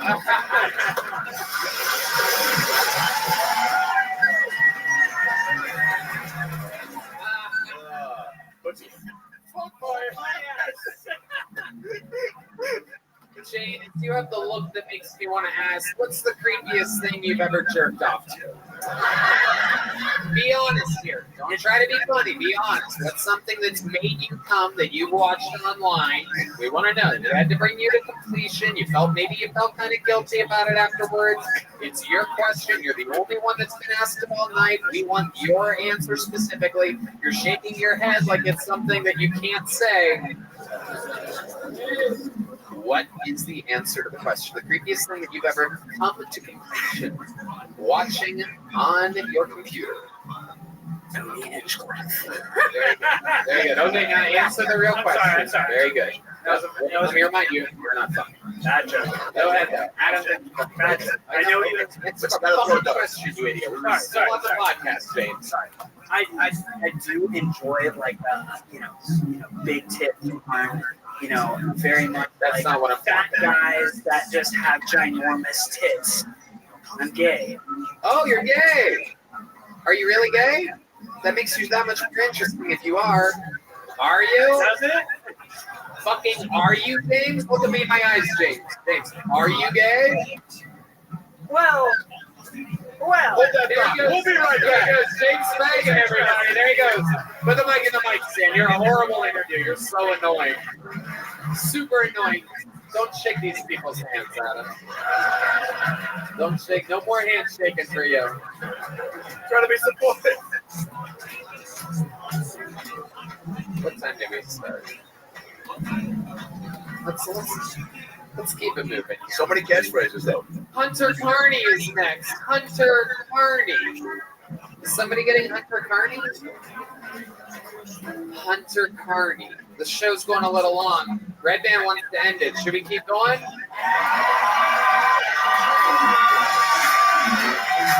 It's also a good chance for me to tell you that I can't tell you why, but I will tell the fans watching around the world, all of you that complain about not being able to get a ticket to kill Tony, we're not doing the road. So that's something to keep in mind. To see the show, you have to come to Austin, Texas. This is a business decision that I made with my own brain. I'm going to do stand-up. I'm announcing a huge tour the second half of this year. But Kill Tony is here in Austin, and some inside information that I will tell you is to clear your schedule for New Year's Eve. New Year's Eve, we might have enough space for you to buy a ticket and see a show. Why not plan a little vacation after you deal with your family all Christmas, that entire week? Why not treat yourself? You might want to be in Austin on New Year's Eve. Announcement coming in a month or two that you're not going to fucking believe. Hunter Carney is next on Kill Tony. You guys still having fun out there? How many of you like it when comedians do good on the show? How many of you like it when comedians do good on the show? One more time for Hunter Carney, everybody. Fuck yeah, how's everybody doing tonight? You guys good? So my name is Hunter Carney, and I realized that my name is two redneck professions put back to back. The college wasn't going to be, you know what I mean? Like for fuck's sake, my name should have just been Rat Tail. You know what I mean? Like, hey y'all, my name's Rat Tail. This is my little brother Ketchup. Ketchup, he's never met a black person before. Like, if you put my name on a record player and you hit forward, he goes, Hunter, Michael Carney. But in reverse, he goes, Billy Ray Cyrus. Hunter, Michael, Monster Truck Madness. Bring him out, you can't get in. Hunter, my sweet home. You get it, you get it, you get it. So I had three babysitters growing up. I had a stepdad, but WWF Monday Night Raw and a bottle of NyQuil. We'd be watching wrestling, and we'd be watching wrestling, and I'd be like, can we change the channel? My stepdad would say no, and I would say why? He'd say, because Stone Cold said so. Ladies and gentlemen, it's Hunter Carney. Thank you guys so much. Hunter Carney, I like it. 45 seconds worth of jokes on your name, all went super smooth, and a little bit more about your actual life. I also was partly raised by Monday Night Raw. It was no joke. I grew up in a trailer park, not the whole time, but it was a hefty amount. Enough. It was just a little kid with dirty feet, big dreams, I guess. Incredible. Look at you now. How old are you? I am 37 years old. 37 years old. How long have you been doing stand-up? 5 years now. 5 years. Where at? I did 4 years in Denver. The Comedy Works in that area. That's a great place. Then I believe the birthplace of the first club of William Montgomery. The great Sam Talent was just in town. Comedy Works legend. Me too. Sam Talent was my first ever open mic, actually, at the Squire there. And I signed up. He was the host. He was the host, yeah. And then he didn't put me up. Because he got too drunk, and he was literally like, yeah, I didn't even know you were a fucking comic. And I just didn't even know. I didn't know what to do. Yeah. Okay, yeah. Then I spent 2 years in LA, which was a huge fucking mistake. What 2 years was that? June 2020. Oh, yeah, that would be the worst. Yeah. That's funny. That's when me and Red Band planned our great escape. We're literally like, wow, we've been here for 2 decades. We have to get the fuck out of here. Yeah, tell me exactly where you moved to in June of 2020 in LA. I live Yeah, I live basically in Little Armenia. Okay. It's one of the 101 in Vermont right there. Hollywood, yeah. Yeah, and it was me and the gang members there. Right. Comedian, I don't have any money. So, yeah. Strangely enough, that was one of the safest places during that time in LA because all the nice places got fucking vandalized. Yeah. There was no cops. There's some shootings, but nothing too crazy. Nothing at me. So. Right. So June 2020, you spent 2 years there. Tell us about those 2 years in Los Angeles. I can explain to these people who lived the perfect life during that time period. Well, there was a lot of Domino's pizza and a lot of that you were delivering or no ordering. No, just ordering. Yeah, that was a steady diet. I got this is fucking embarrassing. I got a little bit of the acting bug inside of the comedy, so I went there and every single agent was like, fuck you. And I was like, okay, I guess I got to get the fuck out of here. So Well, what were you doing that prompted that response from them? Just sending emails with headshots and doing all the shit you're supposed to do, and they were like, "Fucking no, you're 35 years old." That's interesting. Adam Ray is a professional actor. Yeah, it's a grind. You know, you're gonna keep at it. What was this the look that you were submitting? No, I there's nothing wrong with it. You look like, no, this is my food truck look. No, I fucking, that's where I work now. But like, I had like all the makeup and all the shit that you're supposed to do. I had like the leather. Yeah. I mean, unless I get the job, yeah. It was so bad. I had the fucking like leather coat. And then the military fatigue headshot. Was that you, or were you trying to be like what you thought an actor was? That's the second one. Yeah, for sure. So this, if we were buying, what was your name again? Hunter, that's right. So if we were buying the Hunter Carney action figure, this is what we would get. Yeah, and it would come with a food truck. Yeah, for sure. But this wardrobe, like what was the guy who just was up that told us he was gay? What was his name? James Fagan. James Fagan. So I feel like you would sell the horns to James Fagan. 100%. If I were casting a movie, you have like video store vibes right now, right? Yeah, for sure. So maybe you gotta think more into like what you are too, because your vibe too. Again, like you got good energy, you're very comfortable. So like I could see you in a Clerks type remake. Absolutely. Yeah. But not a leather jacket. You were trying to be Danny Zuko, but I had the worst headshots. And the guy was like, "These are fucking great," and I looked at him afterwards, and I was like, "God damn it!" Right. But yeah, I knew that was not going to be okay. So Hunter, let's talk about this. You're 37 years old. What do you do for work? I work in the food truck. You take the orders, you cook the food. Yeah. Is it a specific food truck worth plugging, or you? Yeah, I work in it's the Ziggy food trucks. Oh man, wow! It's could have said anything else. I know. Yeah, I'm excited. Literally the only food truck in this city that I don't like, but I don't want to take your job. Yeah. No way. Yeah. It's right now. It's very inconsistent. There's nothing. I got nothing for that. You work the late shift there? Yeah. You owe me a fucking euro, by the way. Oh, well, you really do. I ordered a fucking one of the only like 3 a.m., 4 a.m. food trucks out there, right? What time do you guys close? Yeah, 3 a.m. Yeah. And so one time I put an order in there, and the said it on the way, and then it just said, yeah, they just closed the thing in my face. I saw the order through the window. Is that you? Do you remember? No, I only work in the mornings. I don't let them. I don't let them steal my nights. Fuck that. Smart man. Okay, so Hunter, what do you do for fun? You're 37 years old. How long did you move to Austin? I've been here for about 8 months now. So just doing a lot of open mics, music. What kind of music do you do? What are we talking about? I own a music studio in Denver, so I did a lot of. Do you play music? Yeah, I do. I play drums. I play drums. You really play drums? How long have you played drums for? It's weird. I play on and off, and I was also like kind of studio musician. How long have you played drums for? Like 5 years. 5 years is a pretty long time. Yeah. Should we have a Mexican drummer? He's wiping his hands, folks. He's a very humble drummer. Let's see what happens here. Now, Hunter, I don't know how well you know this show, but there is a chance right now. We've had this tradition forever. All time, the drummers are undefeated, the resident drummer, but if you beat him in a drum solo competition, which the audience decides, I don't even decide. You would think it's an inside job. Every time we've done this, the crowd decides. If you win, you become the full-time drummer every episode of Kill Tony. That includes every Monday here at the Mothership, the ACL Live Theater, June 10th, and other massive fun things coming up that I can't even talk about.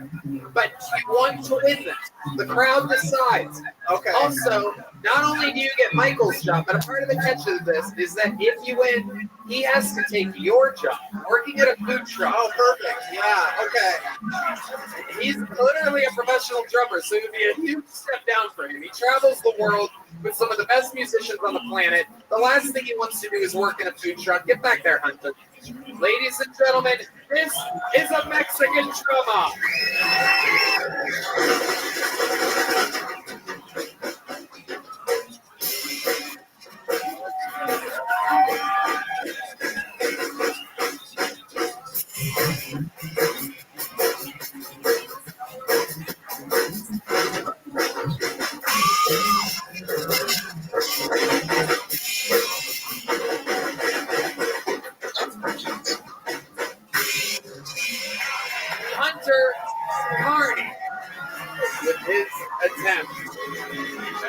drama.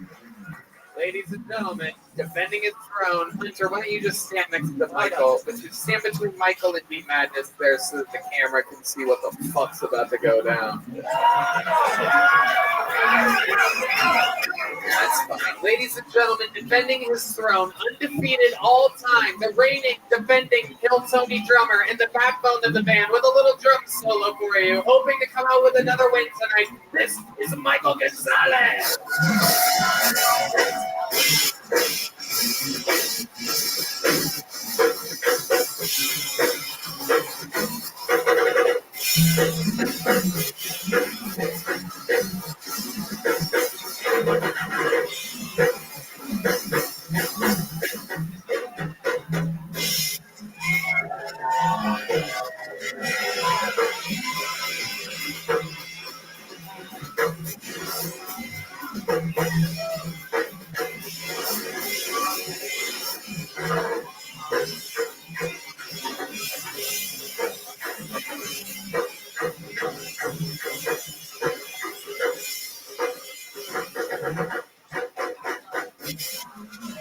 That was Michael Gonzalez. Oh, wow, a standing ovation. All right, well, Hunter, good news. At this part, you still have a chance. How many of you have Hunter Carney winning the Mexican drum-off? They don't yet. Oh, how many of you have Michael Gonzalez winning that? The tradition stands, still undefeated. Michael Gonzalez. But that was fun. Did you feel good about that, Hunter? I haven't touched drum set like a year, so that was a little bit rough. But fun. It was fun. All right, that's how it starts. Adam, what do you think about all this? Yeah, incredible. So look, I want to say real quick, I'm still kind of awestruck at your acting attempt in LA, and then you moved out here. And but I just want to tell you, it's someone who's done a handful of things, but still grinding. Not exactly still where I want to end up, but it's always a continuous grind. It's all about opportunities, right? So I'd love to give you an opportunity right now to audition for a film that I'm actually working on right now. If you guys would like to see Hunter's live audition, yeah, a live audition. This sounds awesome. Okay, if we could dim the lights, put a spotlight on Leonard and Brian, can you give me some like Schindler's List end credits type sweet? Hell yeah. Just some real sweet. Hunter, the audition though, it's you have to improvise a monologue, okay? There's three things. The film, it's the James Pagan story, the comic who was just up here. Yeah, I just decided I'm going to write that movie tonight. And you have to do a little monologue, right? You can pull from wherever you want. Hopefully you are hearing some of the tidbits James was sharing. And I want you to, that's fine, even better. Improvise the whole thing. Just think about struggle and strife and from rags to riches. That's what the story is. I've got to include three phrases for me, okay? I'll do one more. Shaboom boom. And fuck my ass. I'll do one more. Okay. I'll do one more. Shaboom boom and fuck my ass. And then whatever else you want to say about anything, dude. And you got to do it to the audience like they're the camera. And you got to fucking mean it, Hunter. I want to see some real passion in you. You have to get into the headspace. Adam has done film. He's on NBC. How about this? Let me give you the intro. I'll be the movie trailer, and you can just come in between, okay? This summer, find out what happens when a young man who isn't sure if he's gay or not moves to Austin, Texas. Shaboom, Dad. I'll do one more. He was a man of few words. He sweated too much, but he wore the same shirt every day. He was consistent. He loved to go bowling, a hobby he just picked up. Duh. Dad, every time you win bowling, you scream, fuck my ass, and I don't like it. This film has not yet been rated. All right, not bad. I think you may have just booked the role. Did he get it? I think he booked the part. Yeah, he got it. Congrats, man. You got to stick with it. You got to stick with it, baby. Hunter Carney, congratulations. Okay. Very, very fun. I'm going to give you a big joke book, too. Sweet. A lot up here tonight. Congratulations. There he goes, Hunter Carney, everybody. You guys ready to put a ribbon on this shit or what? Did you guys have fun here tonight or what? Wow. There's only one way to end an episode like this, ladies and gentlemen. This guy, I do believe, is, just flourishing right now. He's coming off of 6 sold-out shows here on this main stage this weekend, opening for the great Harlan Williams. He works every single weekend with me, with Duncan Trussell, Tom Segura, Joe Rogan, here in Austin, all over the road. When we met him 5 years ago, he was a sloppy, red, swollen, dilapidated, coke-addicted meatball, and now he is absolutely thriving. I do believe he might have the second or third most spots ever at this club, the most spots ever in Kill Tony history. Ladies and gentlemen, this is the Memphis Strangler, the Big Red Machine, William Montgomery.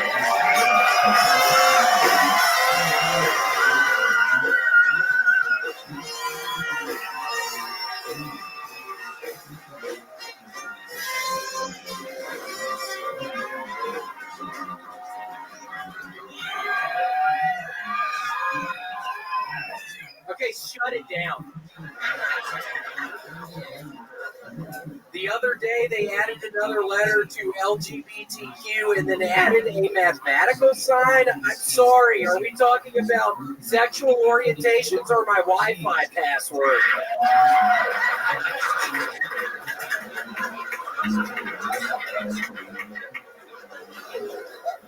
I was driving yesterday and noticed a flag at half-mast, so I did a little research to see what had happened, and oh boy, did y'all realize Steve Irwin was dead? Y'all know I be missing Crocodile Dundee!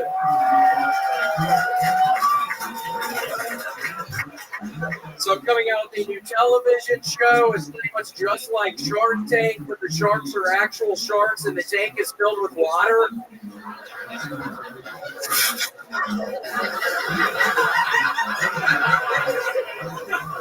Soon Narcan will be available over the counter, and I just have to say I can't wait to overdose on that shit. Alrighty, that's my time. Wow, how powerful. Coming out to a standing ovation. An extremely electric response from the audience who knows you, who loves you, so much so that you had to tell them to shut it down so that you could start your set. Absolutely incredible. Jokes the whole way through that only William could write and read off of a note card. Absolutely incredible performance. The electricity is flowing. He's eyeballing the audience. We've seen this before, folks. We've seen him. He is in his element. This is him in the zone. This is his house. He closes every episode. This is the spot that we are in right now. Oh, he just snapped out of it. I don't know what happened there. Wow. I mean, you were in it there for a second. How do you feel, William? An unbelievable set. I'm doing pretty good. I'm doing, for the first time tomorrow night, 2 shows in Nashville, a rare longer set. So, Tony, I have been super on edge this whole past week, and the only thing getting me through it, honestly, I mean, my stress level has been through the roof. It's been through the roof. Tony, it's in a little city called Paris, France.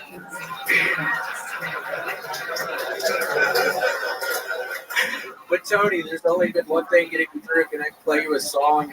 I wrote a song that's really just helped me get through this past week in anticipation, leading up till tomorrow. I mean, amazing. For a guy that has done more sets on this show, brought to you by the Red Rose and the Yellow Rose and Jump Blaster, than anybody. Be careful at the fucking Yellow Rose. I almost got stabbed there the other night. Oh, wow. Now I get it.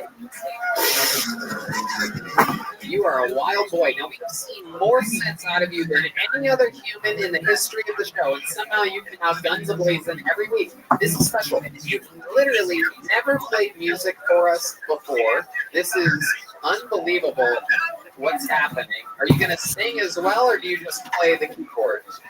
Well, no, Tony, again, I am just so horribly on edge about the coming shows tomorrow night, and the only thing... Two sold-out shows in his hometown of Nashville at the one of truly the best comedy clubs in the world. All right.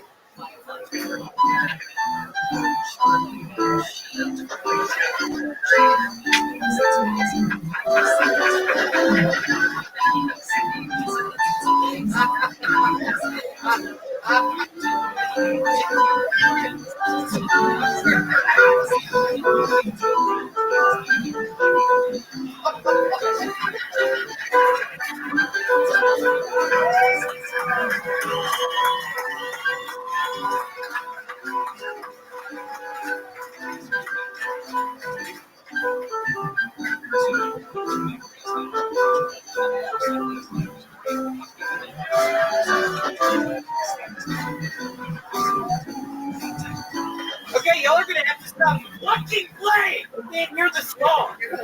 You don't want them to play along with you? No, I've spent a lot of fucking time on this song. You can't hear it when you're playing.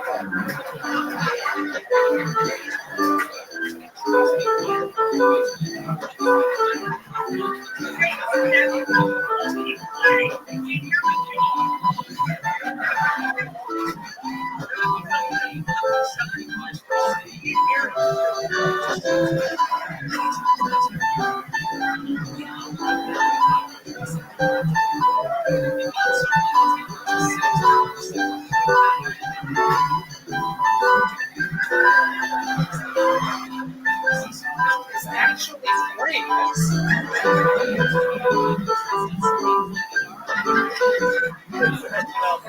It's actually not bad at all.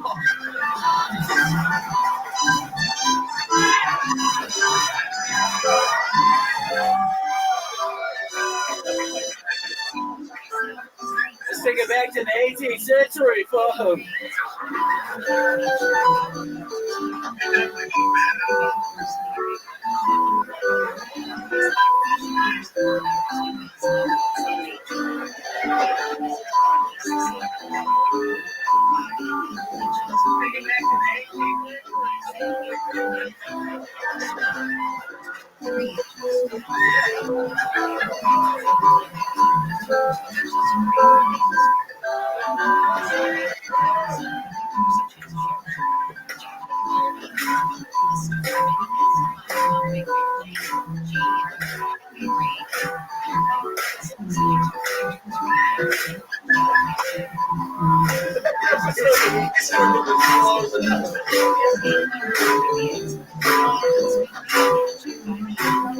It's headlining, so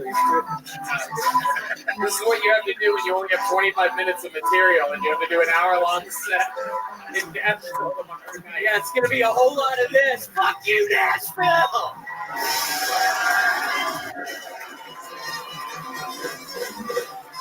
Oh my god.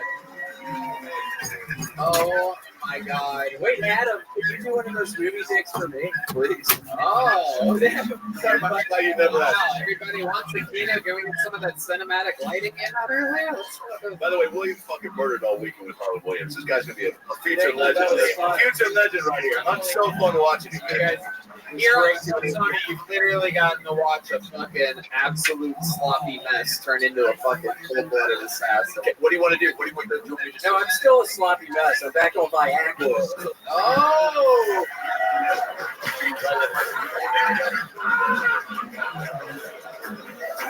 Can we dim the lights on William again? Get a little spotlight action going? What are you back on? I'm back on Viagra, dude. I'm a penis thing. This summer, one man was looking to fix his penis thing. Y'all know I need help with my thing. He needed help with his thing, and help was on the way. There's something really wrong down there with my thing. Nobody could quite identify what was wrong with his thing, but he was determined to solve the mystery. Yeah, I mean, it's getting to be a real problem. There's wards, there's TMI. Yes, Doc, go ahead. But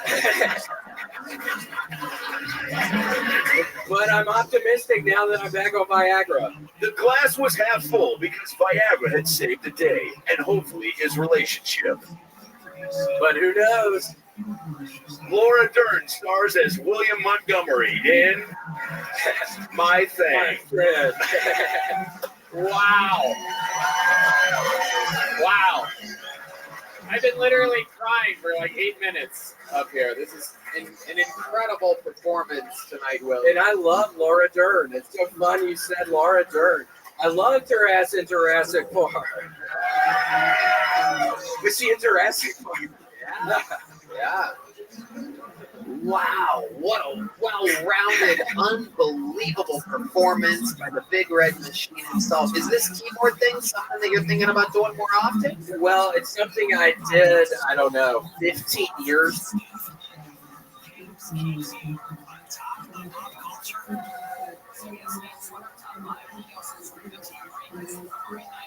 Yeah, I agree. Like he's claiming, like, do you see any emotions in the conversation? It's just words. It's just arguments. Hello, Rabbi Rothschild. Hello, how are you? I'm good. How are you? I'm well, thank you. I just want to make you aware that I am starting to do a real life Truman Show live on Twitter Spaces. If you ever want to check me out, just in the Spaces search, type in Truman Show. If you don't know what that means, it means I'm 24-hour live streaming on camera. I've been doing so on YouTube for more than 3.5 years, but I've decided to bring it to Twitter as well. And if you're ever bored and want to check somebody out on camera, feel free to, okay?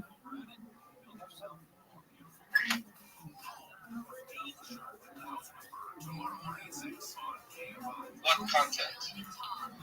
Well, right now I'm watching stand-up comedy. Tonight and some other nights we do karaoke, and then we also do trivia. That's cool. Okay. I'll follow you. Excellent. I appreciate it. And if you ever want to find it, just in the Twitter search, type Truman Show, and I'll come right up. Thank you for letting me contribute. Sure. Thank you.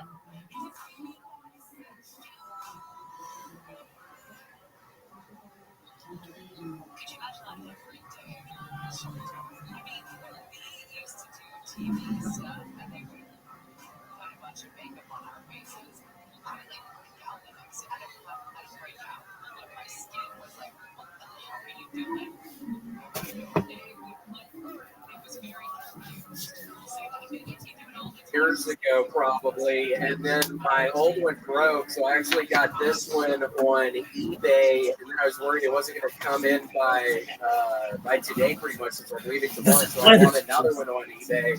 So when I got back to my apartment earlier, I had 2 of these things on my door, and they're each fucking $700 a piece. I mean, this is a collector's. No, I'm kidding. But this one has a jingle inside. But yeah, I have 2 of these fucking things now. So now I have 3 of these. So it's gonna be a thing. I'm gonna start maybe exclusively to that. So we'll see. That is very exciting. I'm sure a lot of the fans out there.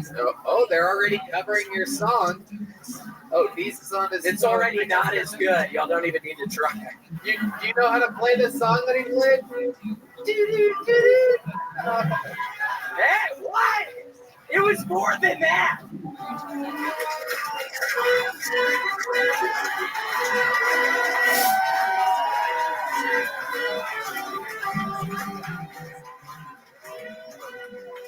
I can't even try. Come on, it's William, you think they're ever gonna stop? I don't think they're ever gonna stop because they're not as good at it. Who's better than you? Man, nobody's better than me, especially now that I'm on my axle. How much do you love Viagra? I actually need it. It's a struggle in my life. I have a really big problem with it. So it's my blood pressure really high. His blood pressure was out of control. But I love Viagra, so. But he was addicted to the game.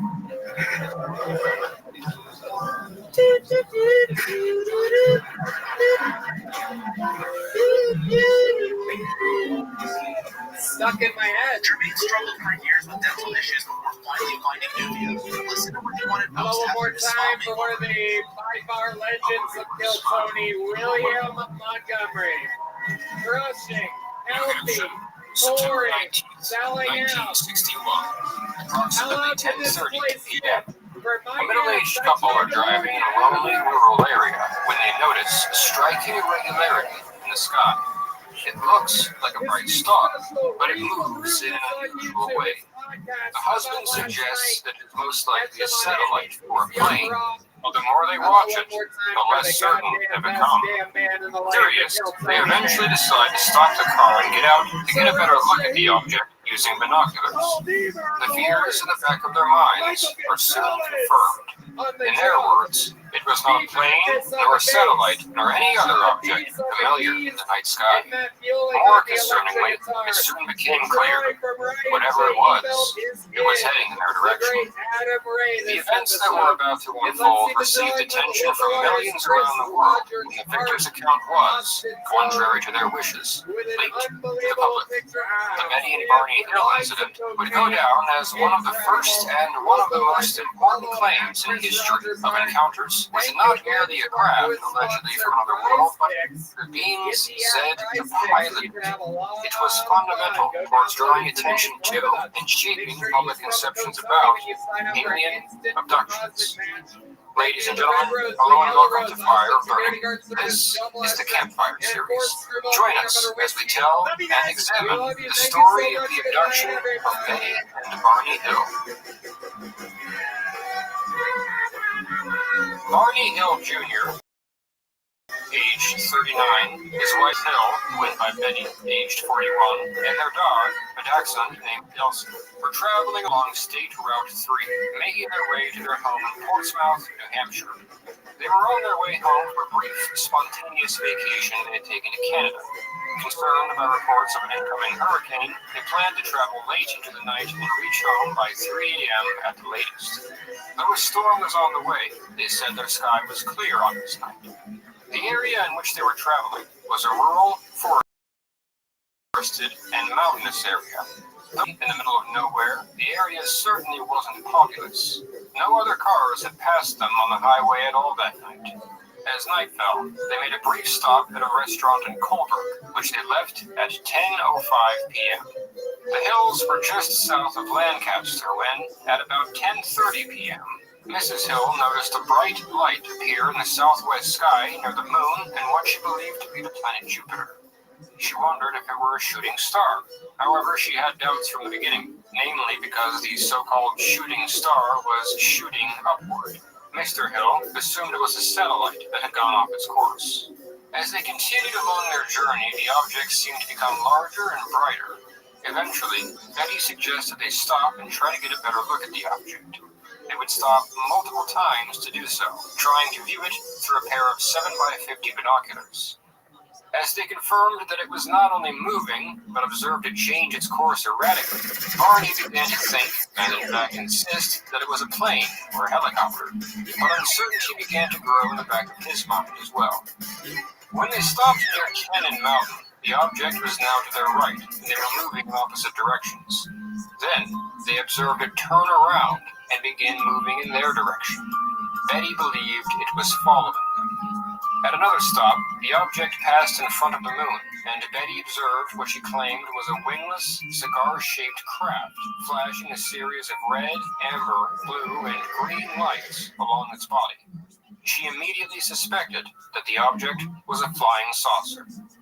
Not only had she, like most Americans at the time, heard of the topic before, but her sister had actually claimed to have seen UFOs a few years earlier on 2 separate occasions. Barney, however, remained determined that it was an aircraft of some sort, becoming frustrated with his wife at the implication of alien spaceships.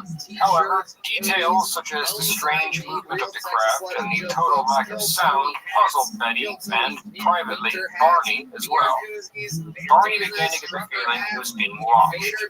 The dog began to whine as if it were afraid. At some point, Barney grabbed a .32 caliber pistol from his trunk. They resumed driving. They observed a light on the top of Cannon Mountain go off as the object flew behind the mountain. The object then reappeared by a rock feature called the Old Man of the Mountain and began flying in the same direction as the car. As they continued traveling, the hills passed the motel, but made the decision to continue driving back into the empty, lonely darkness. Yay! Starting a new job or leaving an old one? When life changes, your taxes do too. With 70 years of experience, H&R Block can help make filing your taxes after a job change. What is this bullshit? H&R Block, tax expertise for life's big moments.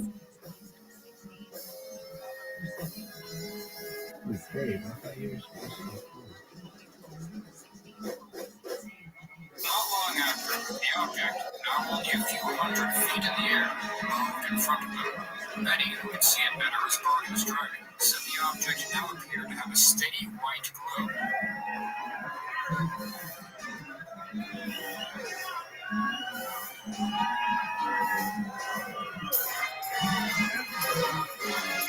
Hey, this is Rabbi coming to you live from the Comedy Mothership here in Austin, Texas.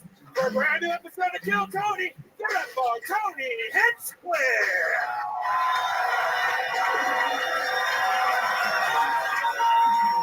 Who's ready to have the best fucking night of their lives tonight, huh? Yippee!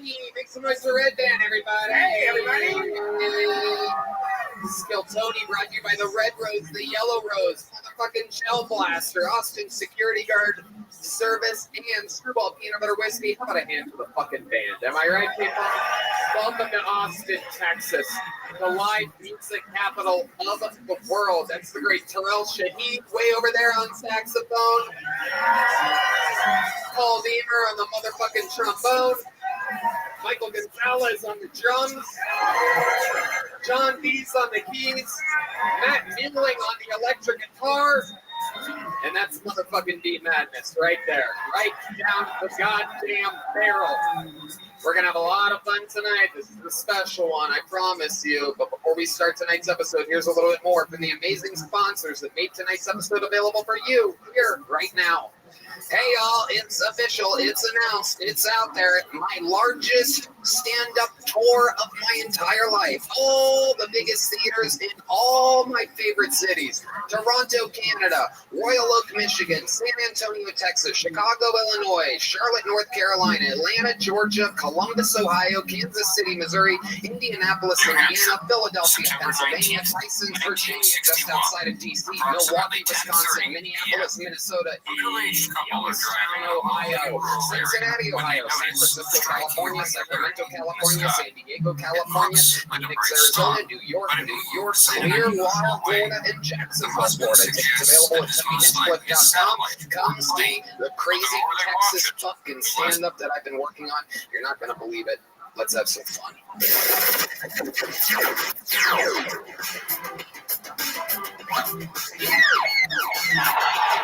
Strange burial.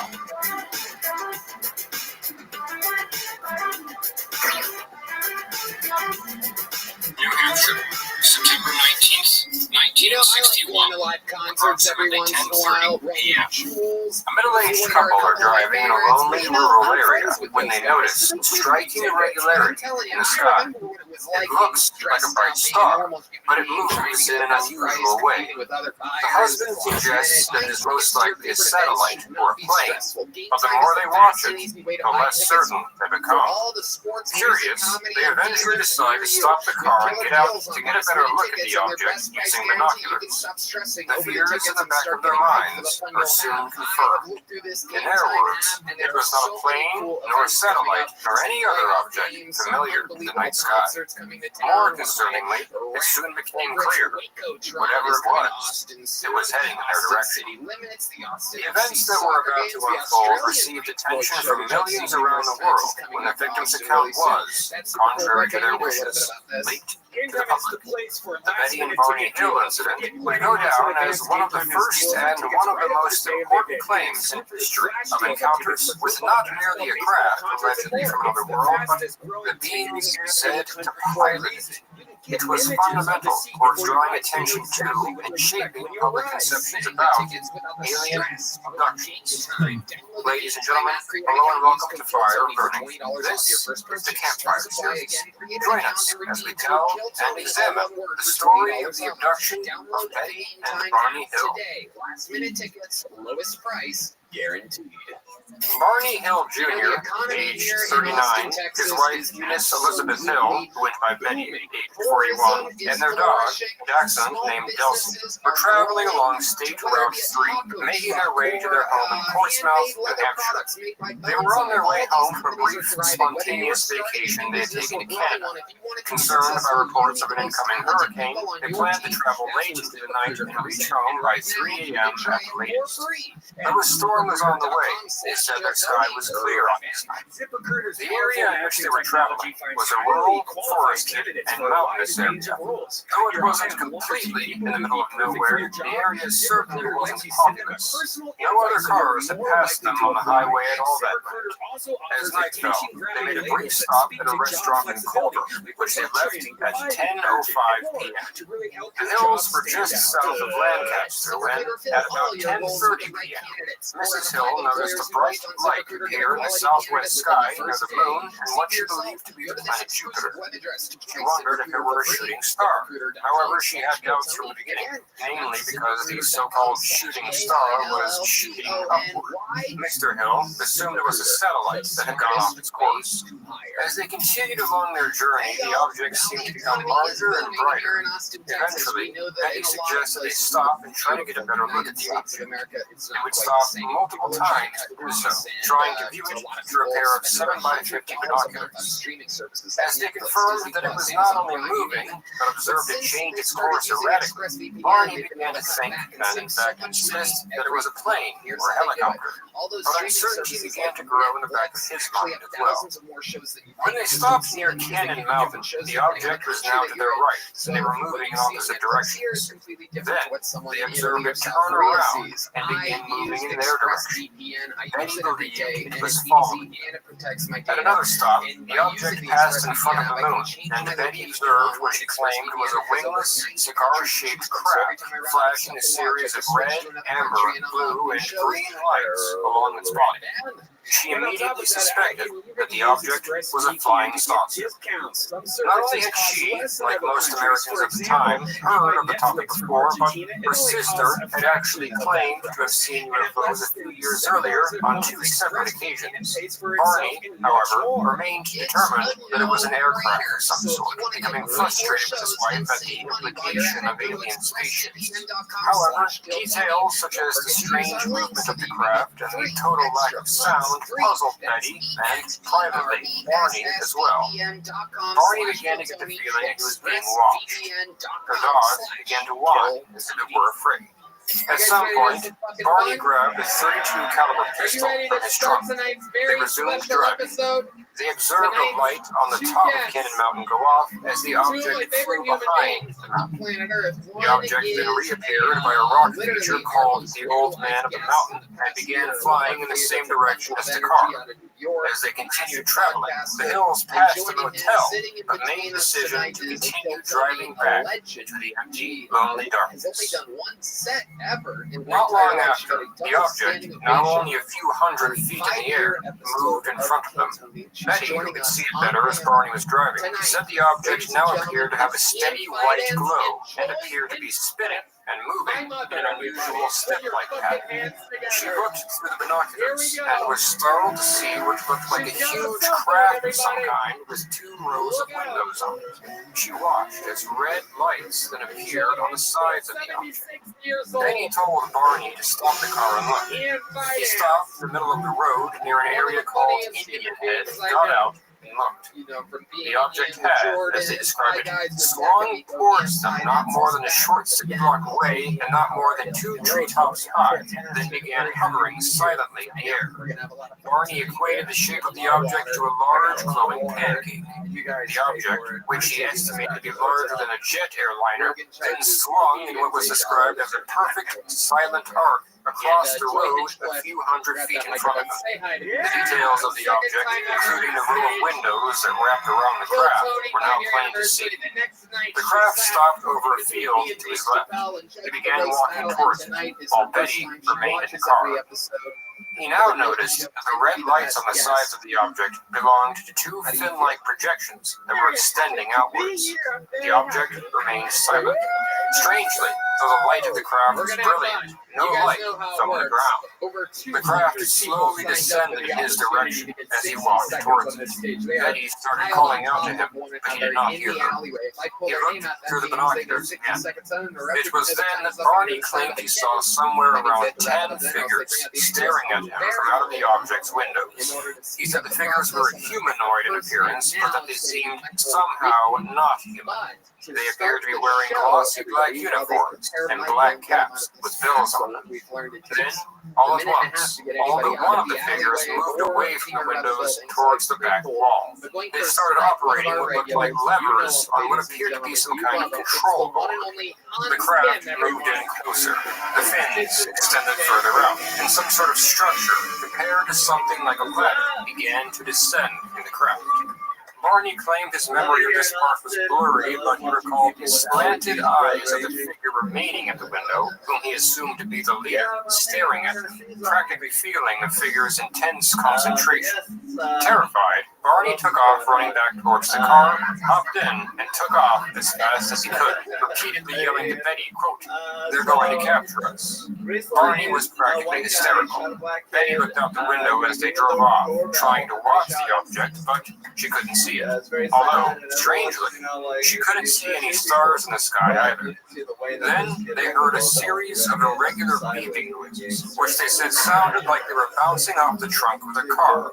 They compared the noises to the sound of someone dropping a tuning fork. The car vibrated with each beat, and they felt an unusual tingling sensation throughout their bodies as it did so. A kind of drowsiness came over them, and their awareness of things began to dull. That's how Joe Biden got elected. Moments later, they weren't quite sure how long, they then heard a second series of beeping noises. Their awareness started returning, though such a fog still lay over their minds that they were not exactly processing what was happening.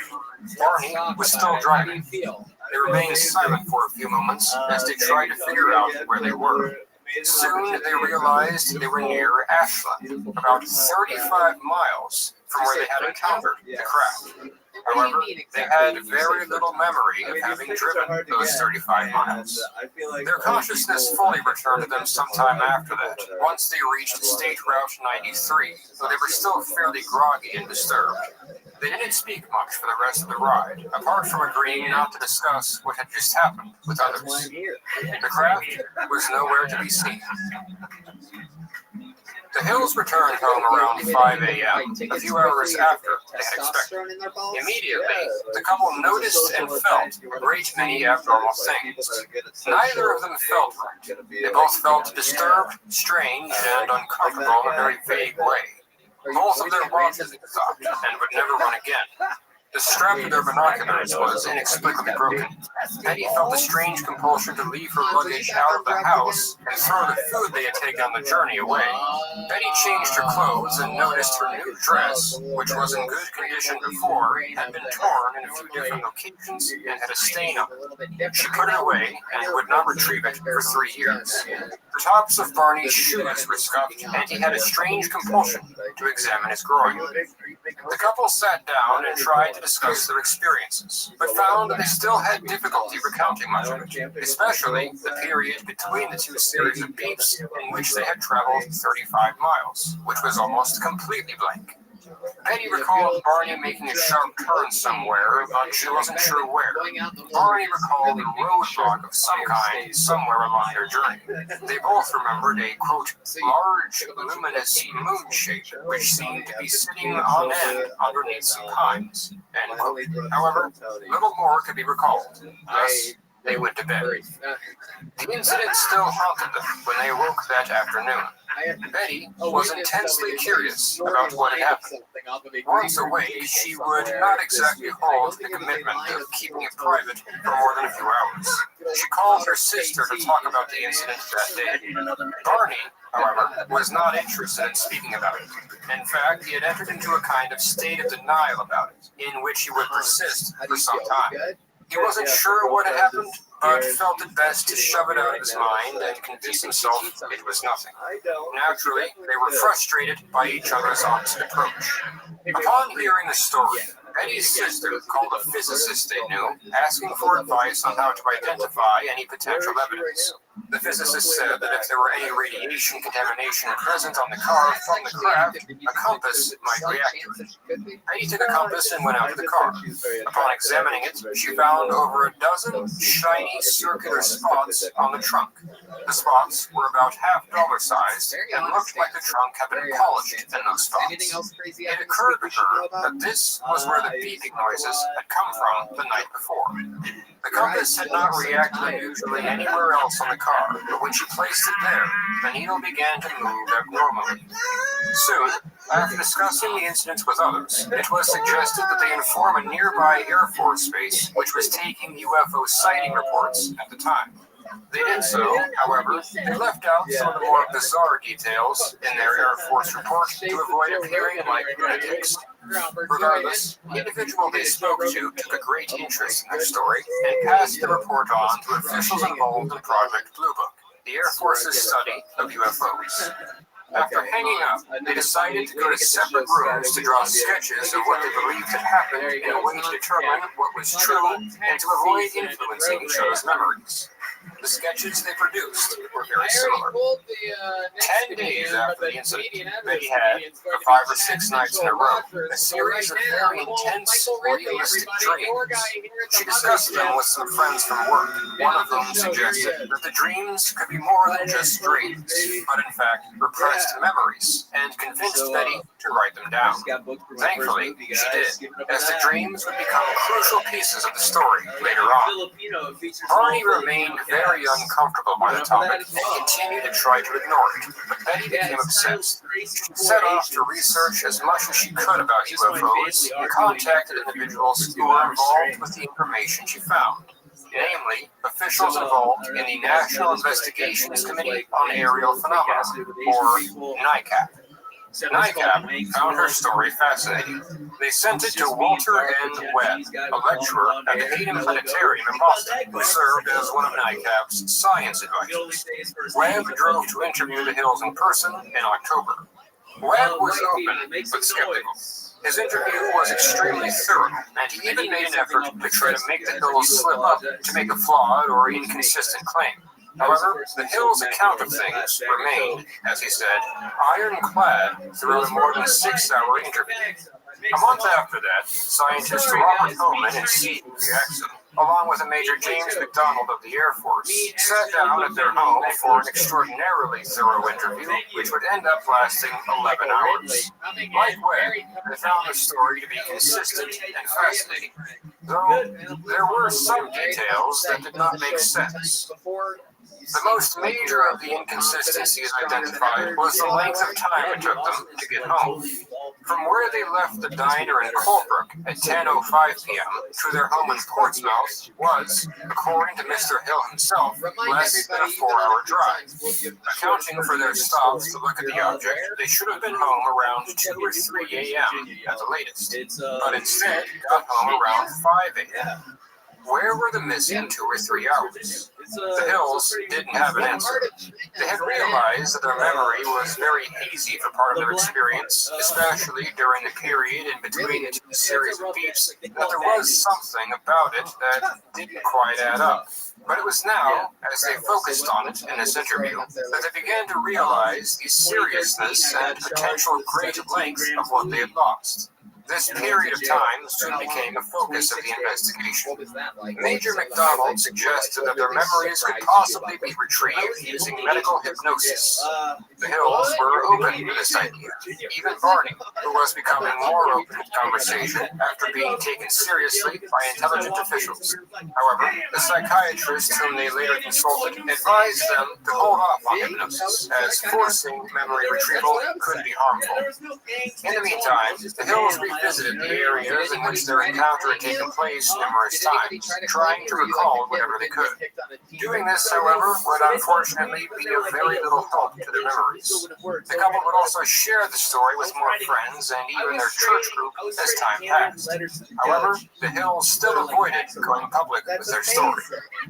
Still desperate for answers, with Barney especially suffering from what was believed to be post-traumatic stress disorder. In December of 1963, over 2 years after the incident, the Hills finally sat down with the prominent psychiatrist Dr. Benjamin Simon, an expert in hypnosis. Dr. Simon was not interested in UFOs, but he found their case fascinating all the same. His main goal, though, was to relieve the anxiety associated with the incident, so he maintained neutrality on the existence of extraterrestrials. On February 22nd, 1964, he began to explore their story under hypnosis, with a particular focus on the period which they said they could not remember. They would meet with Dr. Simon every Saturday until June 27th of that year. The Hills would be separately hypnotized each time, recounting their stories with the other out of the room. Dr. Simon directed them not to remember anything they brought up during hypnosis after they were brought out of it, unless he informed them otherwise, which, due to the nature of hypnosis, worked. Simon wanted to keep the memories repressed until it was over to prevent communication between the couple that would disrupt their memories and assess the full emotional effect of the story before risking bringing it up to surface. These sessions were recorded on 11 hours of tape. What they were about to tell Dr. Simon is what made this case famous. I got out. It was while standing in a field at Indian Head, seeing the craft up close, that Barney's conscious memory began to become vague. Under hypnosis, he was able to elaborate more on what he saw. The beings visible through the windows, referred to as men throughout the discussion, wore black uniforms with what seemed like scarves over their shoulders. He said that as he observed the figures running to the back wall, one of them turned his head around and, looking over his shoulder, smiled at him. However, this was very vague, and he later said that he could not remember their mouths very well, and that the eyes only moved in a way that he interpreted as a smile. The figure who remained at the window, who he assumed to be the leader, also wore what he described as a shiny black jacket. The eyes of the leader had a profound impact on Barney. He felt them looking at him even when the figure was not present. Barney said that he believed this figure was somehow communicating with him, encouraging him to stay there, stay where you are, and keep looking over and over. Barney had difficulty explaining how exactly this communication was happening. The way he described it suggested it was some form of telepathic communication, where he did not hear a voice, but meaning was somehow conveyed. Terrified, Barney ripped the binoculars away from him, carrying a strap in the process, and took off running. This was when Barney ran back to the car and drove off. They then began to reach the part of the story that was nearly completely blank in both of their memories, the period following the first series of beeping noises. Barney and Betty became much more vague and profoundly emotional when retelling this part of the story. Under hypnosis, they were not only remembering, but reliving the experience. As they recounted these events to Dr. Simon, both of them began to cry, yell, and panic. After hearing the beeping noises, Barney braked suddenly, then turned off the highway down a few roads that led into a lonely forested area. Barney recalled he couldn't understand why he had turned off Route 3, and later attributed it to the voice in his head. This was the sharp turn that he had vaguely consciously recalled. They drove to a point where there was a great orange glow in the road coming from the woods. In the road stood between 6 and 12 figures in dark uniforms. Then the car stalled, and the man in the road began approaching the car. Betty became terrified and had a powerful urge to get out of the car and run. However, because of their dazed, drowsy state, neither of them were able to react.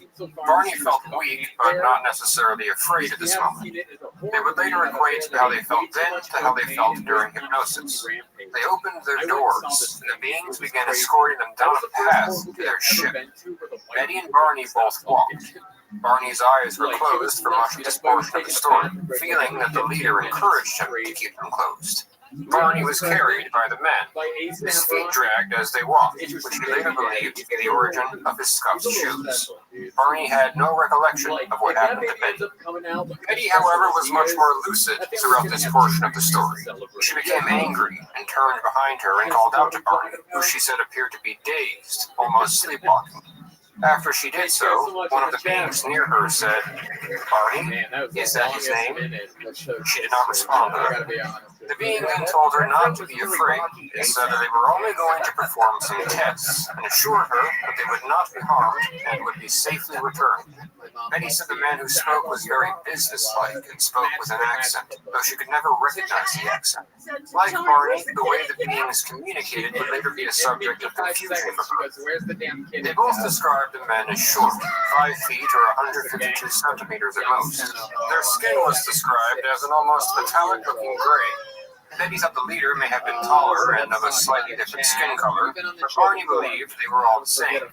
Their bodies seemed disproportionate, with large chests and slender hips. They had odd-shaped heads with a large cranium that diminished in size as it got to the chins.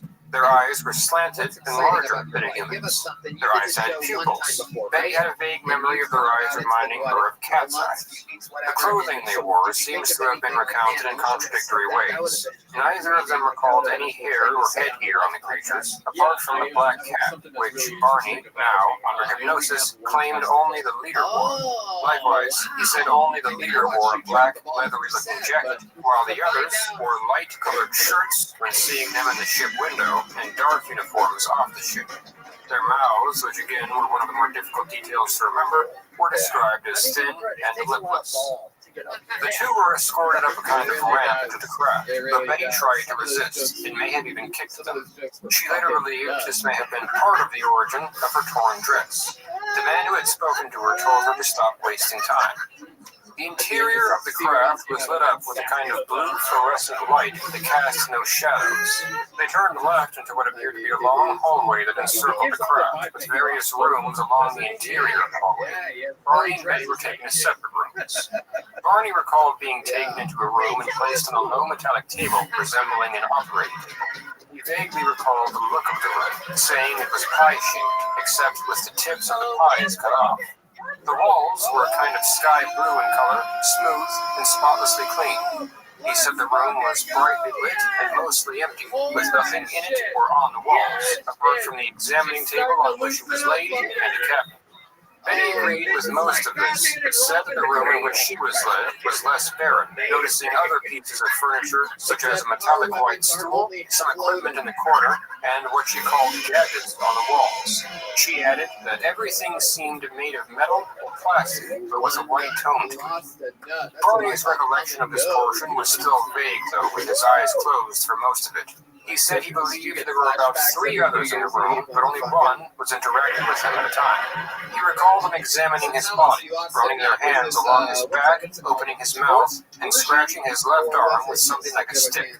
He also recalled a cup being placed around his groin. Betty's description, again, was much more detailed. She was led into a room and seated on a metallic white stool. There were multiple beings in the room with her, including the one who had spoken to her before, and a figure whom she referred to as the Examiner. Like Barney, the beings, specifically the Examiner, examined her body. They took samples of her skin, earwax, hair, and fingernail. wrapped these samples in what was described as a plastic or cellophane-appearing bag, and then put them in a drawer of some kind. They seemed to speak to each other as they worked. Though their communication with the beings was a subject of confusion, they both agreed that the way the beings communicated with each other was totally unintelligible. Barney described it as opening their mouths slightly and making a kind of mum sound. Next, they informed Betty that they wanted to examine her nervous system. They undressed her, struggling with the zipper, thereby tearing the dress further, then laid her onto the table in the middle of the room.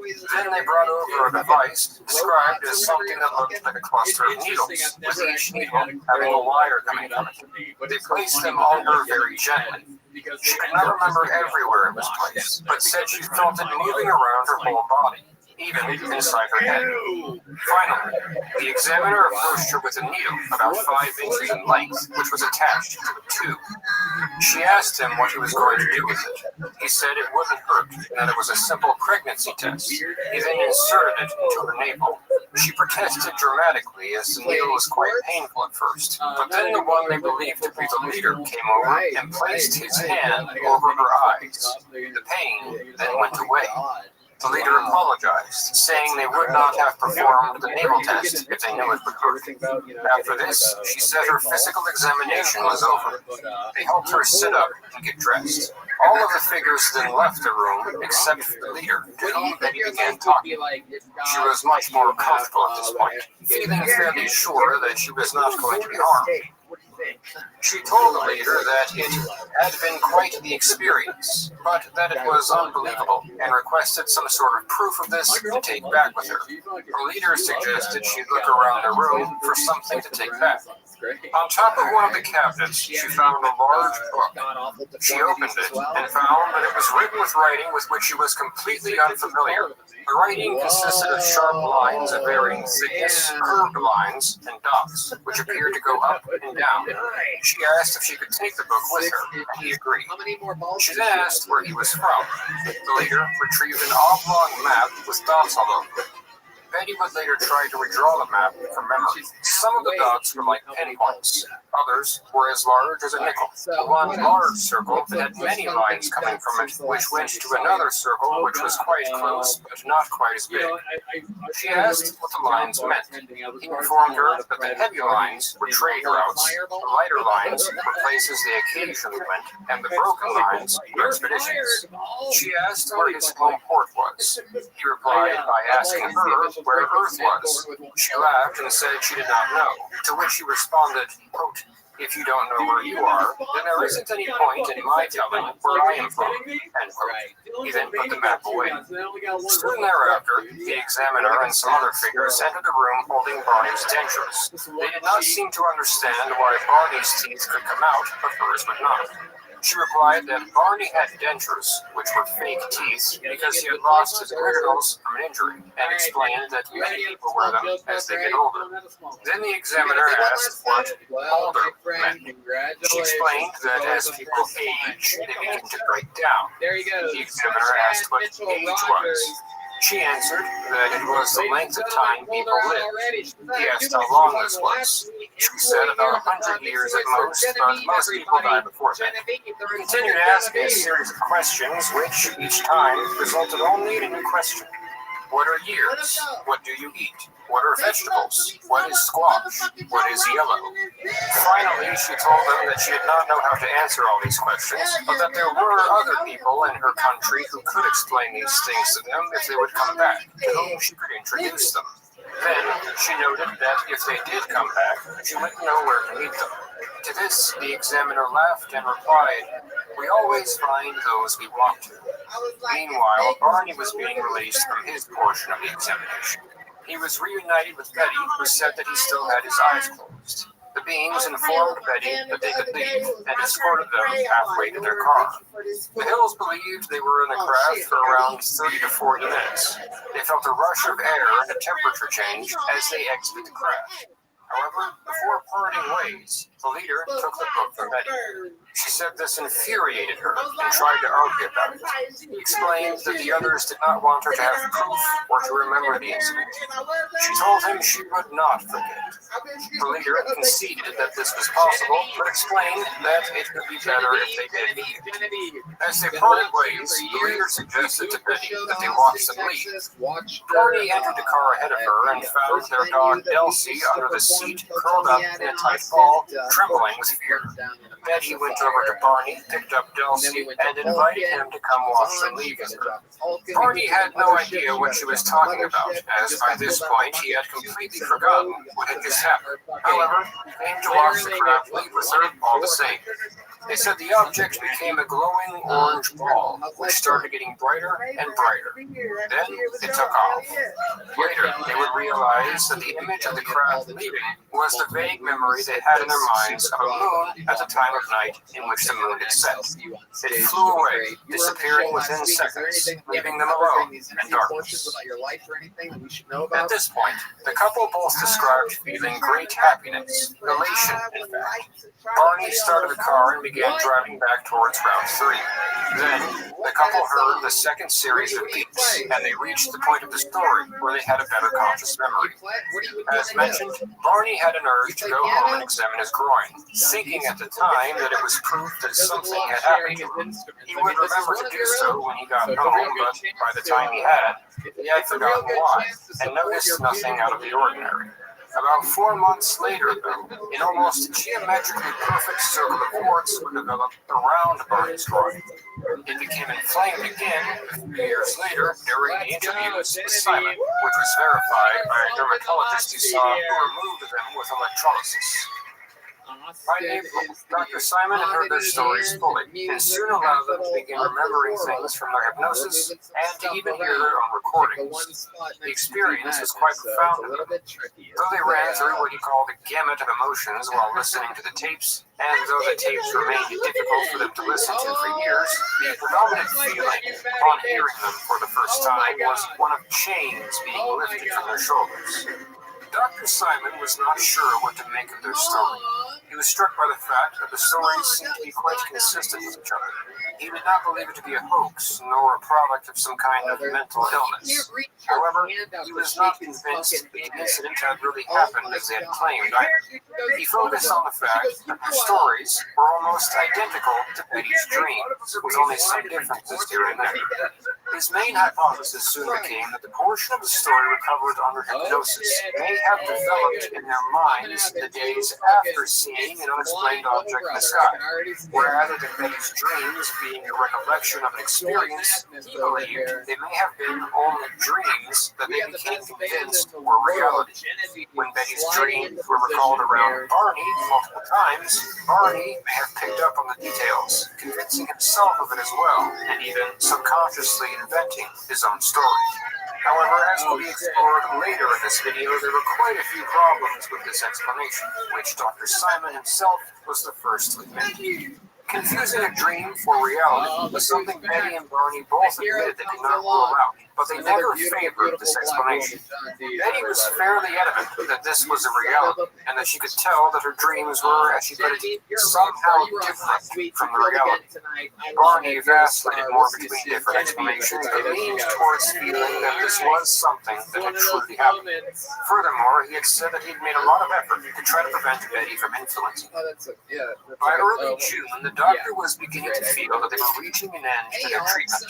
There was still no clear explanation as to what had happened, but Simon's goal as a doctor was to alleviate the anxiety associated with the event, which he had now accomplished. Furthermore, Simon's ultimate conclusion was that he and hypnosis could not solve the case alone. Thus, the hypnosis sessions ended. The hills began to ease back into a more normal life, but it would never return to how it had been before. They would never forget the experience, nor would they try. For the rest of their lives, they would pursue their case in the study of UFOs in general. They asked Dr. Simon to preserve the recordings of their sessions and provide them with copies. However, they were not prepared to publicize them. Indeed, they continued actively avoiding publicity. Clearly, given that we are here, they were not successful. They had forgotten that in 1963, they had told their church group about their experience. Unbeknownst to them, their talk with their church group was recorded. In 1965, a reporter working for the newspaper The Boston Traveler, named John H. Luttrell, had somehow been given access to these recordings. He reached out to the Hills and even Dr. Simon for information. None of them were willing to discuss anything, and the Hills even requested that their story remain private. However, Luttrell was able to obtain information intended to be confidential from UFO investigators to whom the Hills had spoken. On October 25th of that year, the Boston Traveler began publishing articles about their experience. To the Hills' frustration, these articles became very popular, receiving attention from around the world. More frustrating, though, was that their story was being reported in a sensationalist and erroneous way. Emerging into the public eye, whether they liked it or not, they decided to publicly tell their story themselves and try to correct inaccuracies. Betty and Barney gave public talks on their incident and even appeared on radio and television shows. Eventually, they felt their full story should be recorded, perhaps in the form of a book. In 1966, they and Dr. Simon sat down with John G. Fuller to be interviewed for the book that would become The Interrupted Journey. The Hills were not the first people in the world that claimed to have been abducted by aliens, nor even the first Americans. However, their case was the first abduction case to receive widespread attention, and indeed was the one which made the concept of alien abductions famous. Similarly, their case was not the first to describe extraterrestrials as they did, but it was the one which brought fame to the group referred to as the Greys, also known as the Zeta Reticulans, named after the star which some people have suggested as their home on Betty's map. More on that later. Barney Hill died from a stroke in 1969, age 46. Betty outlived him for decades, never remarried. She unwaveringly stuck to their story and pursued it for the rest of her life. She became an active in, and a celebrity in, the UFO community. In 1995, she published her own book, A Common Sense Approach to UFOs. Betty Hill died of lung cancer in 2004 at the age of 85. Her niece, Kathleen Martin, published another book on the subject in 2007, Captured, the Betty and Barney Hill UFO Experience. Back from the road, he actually hasn't been here for a couple weeks in a row. He's getting stuck in fucking Being one of the most important UFO cases in history, practically every detail of this complex case has been extensively discussed, analyzed, and contested at some point over the course of 6 decades. Naturally, I will try to provide a good summary of these things, but of course, there are links to further reading in the description if you are interested. Typically, potential explanations for these types of incidents fall into 4 broad categories, which are not mutually exclusive: hoaxes, misidentifications of normal phenomena, illusions, and reality. A good place to start in determining the likelihood of each is to look at the backgrounds and reputations of the witnesses involved. Who were the Hills before this happened? Barney Hill was a veteran of the Second World War who worked as an assistant dispatcher for the Boston Post Office. He seems to have been a sincere and straightforward person, not given to running off with fantasies. However, he was an anxious person, described by his wife as a bit of a warrior. He was also noted by Fuller to have scored remarkably high on an intelligence assessment. Betty Hill worked as a child welfare worker for the state. She was also considered to be intelligent and pragmatic, and seems to have been much more carefree and a bit more outgoing than Barney. As we have seen throughout the interview, she was much more discriminating. Walter Webb described her as quote-unquote dominating and possessive, which he contrasted with Barney's quote-unquote passive and highly suggestible personality. Both of them were social activists who held prominent positions in numerous community and civil rights organizations. Betty was also the United Nations envoy for the Unitarian Universalist Church, of which the couple were both actively a part. They were each divorced from prior marriages and had met each other in 1956, married 4 years later. They had an interracial marriage in a period in which such marriages were not generally considered acceptable, Barney being black, Betty being white. Dr. Simon believed this may have been relevant and stated that ostracization may have triggered an episode. However, the Hills denied this, saying that their marriage did not cause them any problems. The couple never had children together, though Barney had 2 sons from a prior marriage. Betty was unable to have children.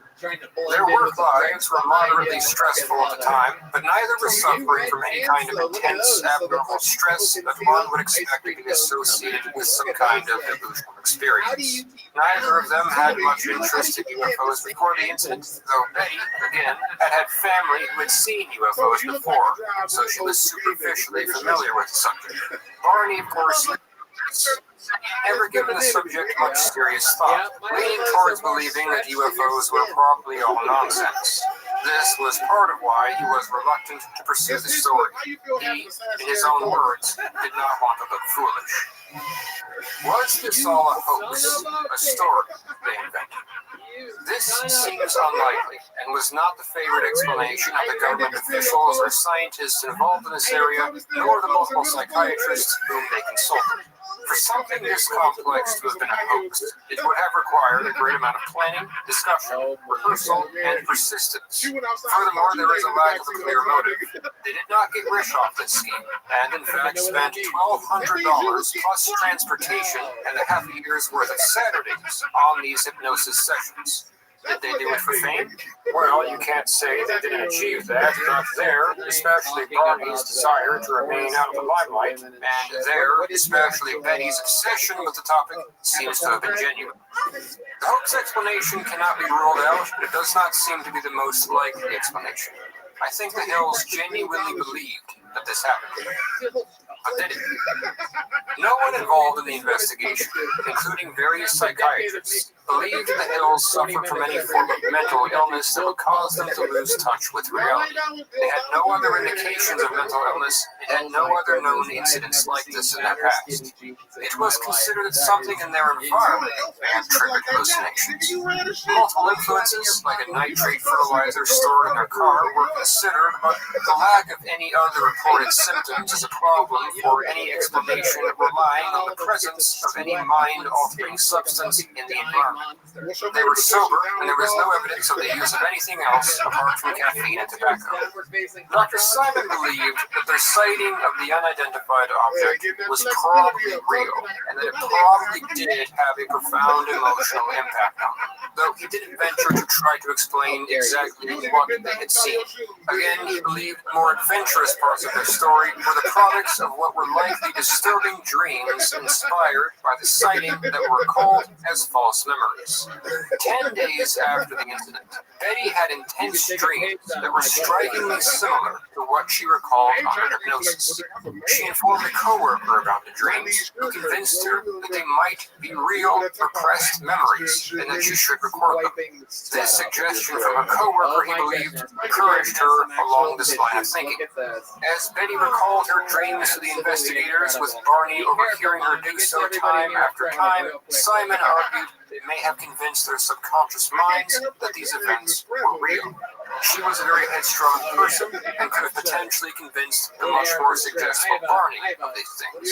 Then, hypnosis may have brought these dreams more to surface in a very lifelike way, thereby solidifying these false memories and convincing them that they were true.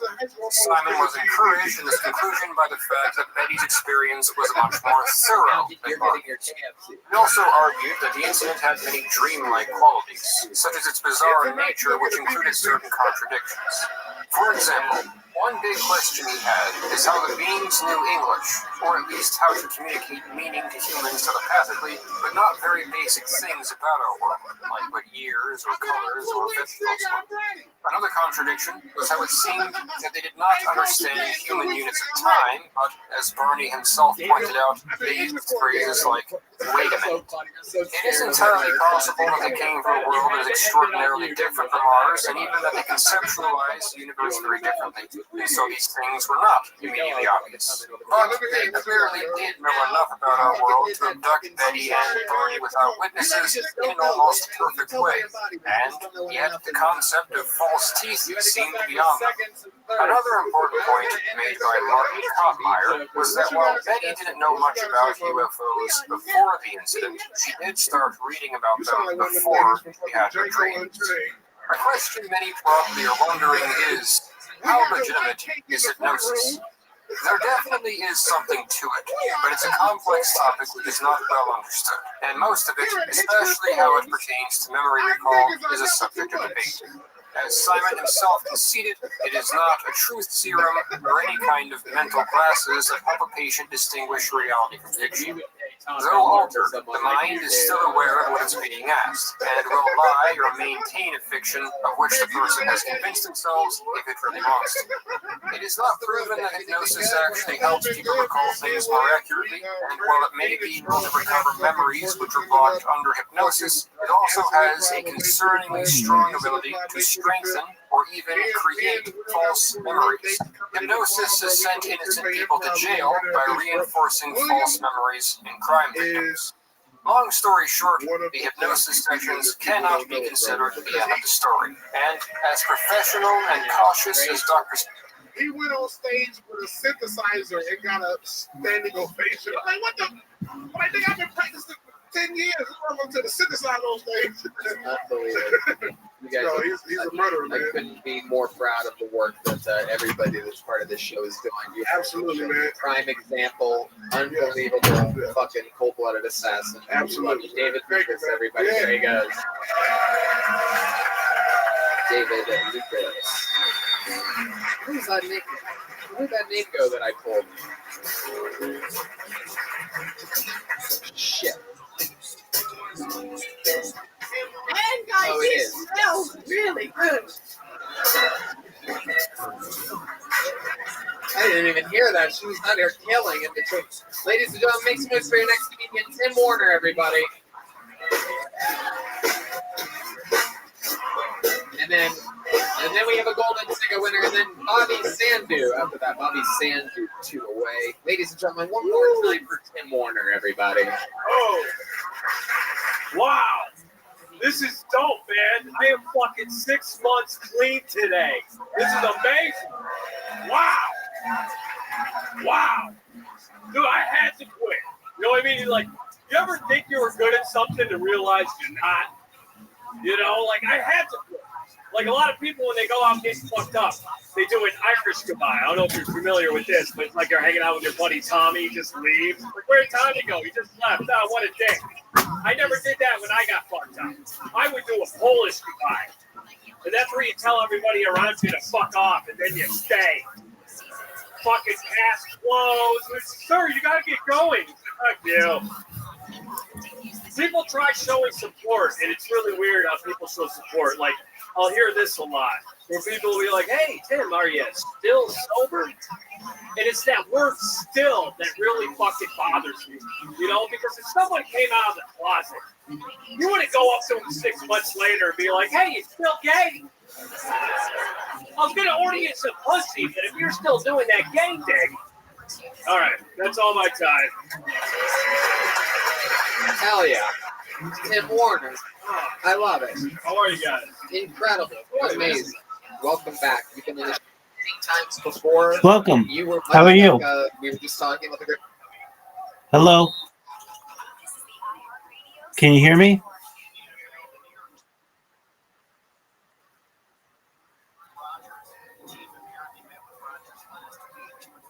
Excellent. How did you find out about me?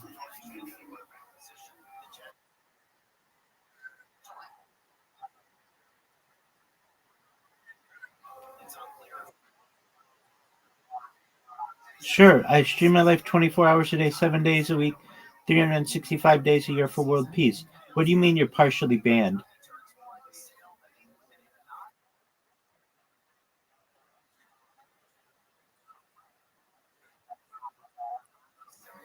Oh, okay. Oh, no big deal. Yeah, so I stream my life 24 hours a day. I'm live on YouTube right now. I'm live on Twitter. Yes, I am.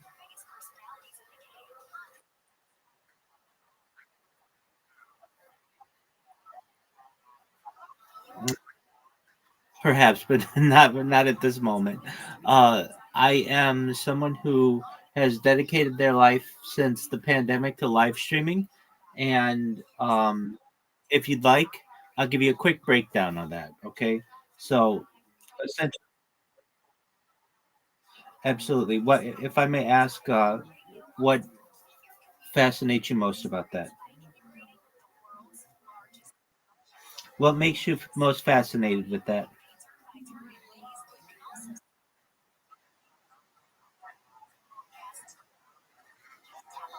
That's true. So it was one of the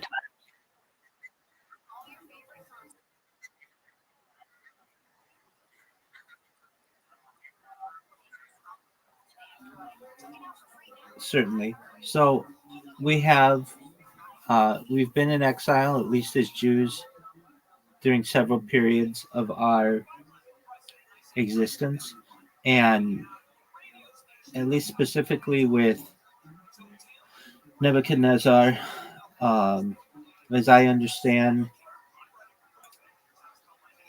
it's specifically Nebuchadnezzar the second, and this was approximately like 2,500 years ago.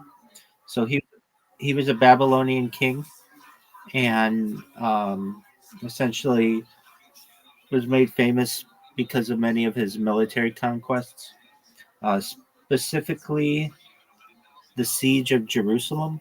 So when the Babylonians conquered Jerusalem, it was approximately 2,500 years ago, about 2,600 years ago. Um, he took over Judah initially, and then from there, um, the king of Judah at the time initially submitted to him. From there was a rebellion. Nebuchadnezzar laid siege to Jerusalem, and essentially that's when we had the destruction of the first temple, which took place um, in the before the Common Era, about 600 years before the Common Era, so about 2,600 years ago. We have essentially within the first destruction of the temple. So there have been two temples. This would be the destruction of the first one. We have uh, it was essentially a cultural symbol of Judaism at the time, and it started. Go for it.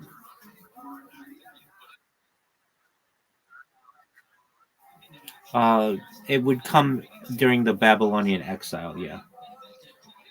So absolutely. So we Jews were forced to live in Babylon for several decades, which is where we would get some of these writings, and as well, if you know, like that's like about 30 miles away from modern day Baghdad, and then we have prophets during this time, Ezekiel and Daniel specifically. Um, I mean, like there's in Daniel, the book of Daniel, Daniel 3, there's the story of a fiery furnace, and Nebuchadnezzar is featured in that. And then he reigned for a couple more years or so, and then eventually um, we Jews returned to Judah about 20 years later. Like, welcome. How are you?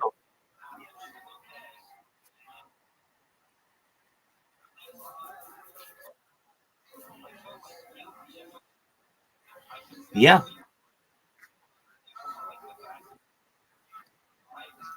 How'd you live in the dream, Doug? How'd you find out about me, if I may ask?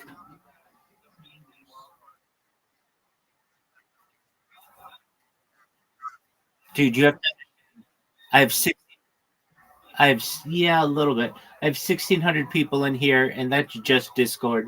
I'm live on a bunch of other platforms. So, are you the person who introduced our friend here, Erie, into the Discord?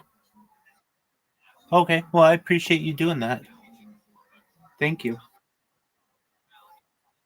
Absolutely. So we're just, yo, go ahead.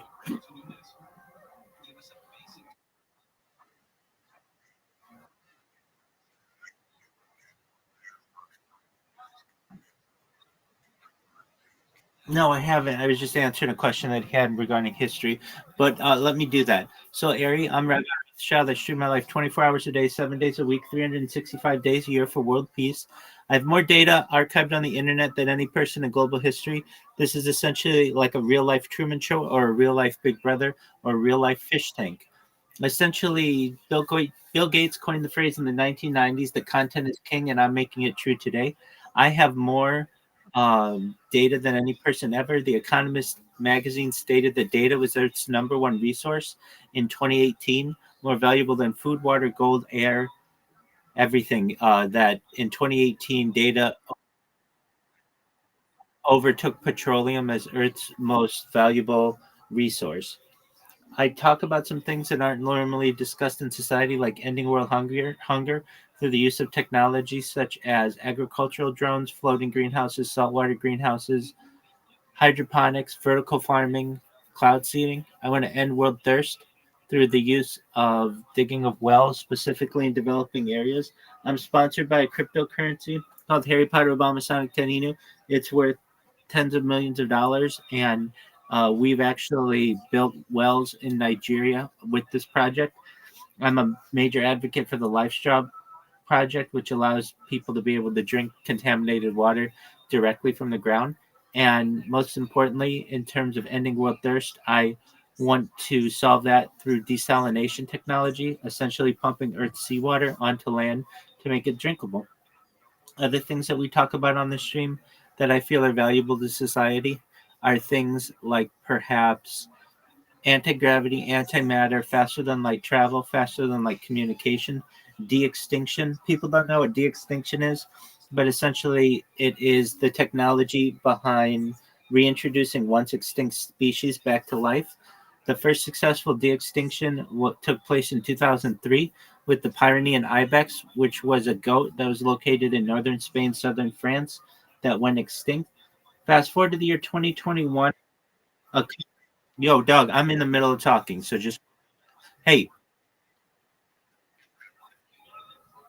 okay, then just be quiet and let me continue.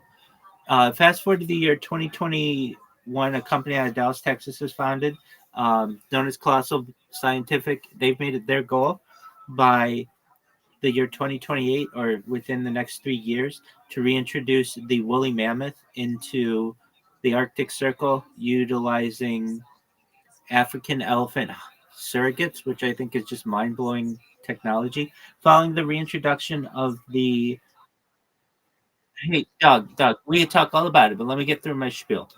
Uh, Following the reintroduction of the woolly mammoth, it's okay. They want to reintroduce the Tasmanian tiger, followed by the dodo bird. I think this is just absolutely fascinating. Other things that I talk about that are perhaps important and relevant to your life are things like life extension technology. When you were born, the average life expectancy was probably about age 80. I want to increase that to age 100, 120 through the use of oxygen therapy, human growth hormone, stem cells, things like cryonics, cryogenics, things like nootropics, cold shock therapies, things like perhaps ambrosia therapy, where the platelets of younger people are used for the benefit of older people. This is all with your consent, certainly, but essentially, if possible in the future, I would like to, if you're interested, um, uh, see another type of technology come into effect. Essentially, you're going to get to 120 years old and you're going to say, Rabbi, okay, my body's starting to break down. Now what's the plan? That's where the next type of technology comes into play. It's known as mind uploading technology, where we scan your brain like a CAT scan or an MRI into a computer, knowing where every single atom is within your central nervous system, your peripheral nervous system, for later download as an android and avatar or cyborg. Just one moment. Let me finish. You are. Just let me finish. An android and avatar, cyborg, or cybernetic. An android, an avatar, a cyborg, a cybernetic being, a clone of yourself, a robot, an ethereal being, whatever you want to be. But what I want you both of you to know is that there's a possibility of digital immortality.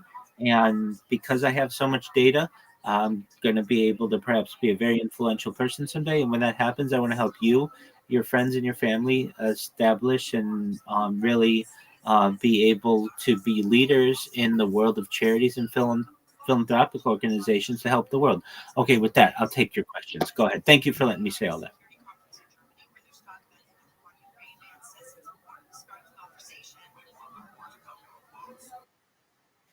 That's it. No, you had questions. Go ahead. I'm willing to take them now. Go ahead.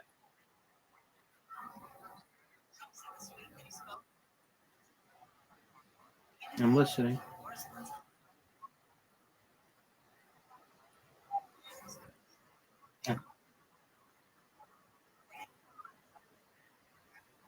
Yes. Correct. Correct. Correct.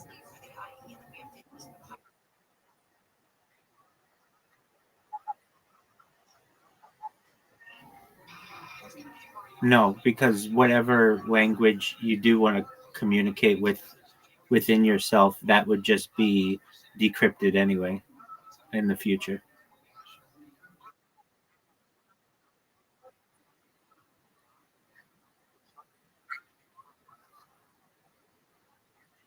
That's correct. No, that's absolutely true.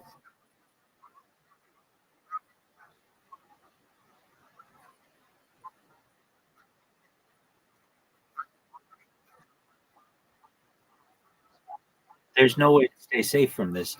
If you choose to interact or I should say act with this type of technology, mind uploading technology, every element of your central nervous system and central and peripheral nervous system will be copied.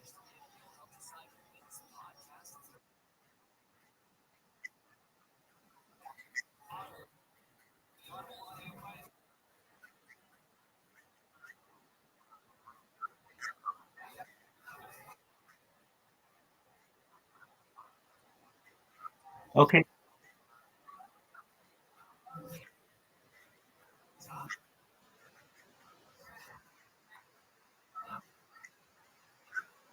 I mean, especially with AI in the future, they would be able to decrypt or really translate whatever your made up language would be. So there's really no escaping that. Now, the one thing is, yes, they would. Yes, they would. With artificial intelligence, they would know nearly instantaneously any type of language that you want to create.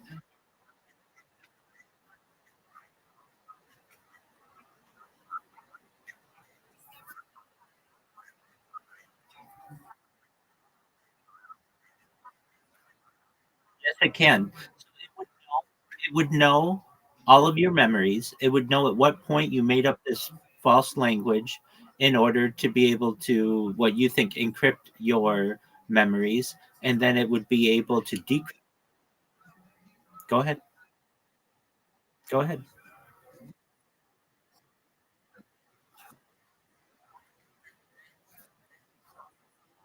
Okay. Okay. That's fine. Especially when it comes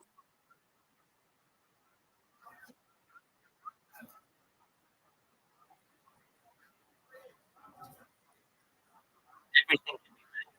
No, I don't know what you mean because everything that you do can be detected. Absolutely. Even if you think it's subtle, it can be detected, especially in the future. Just one moment. Just one moment. Just one moment.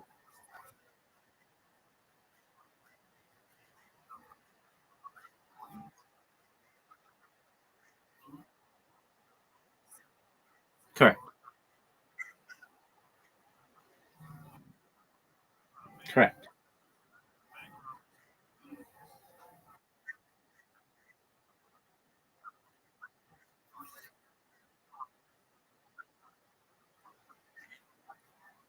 You're not giving technology.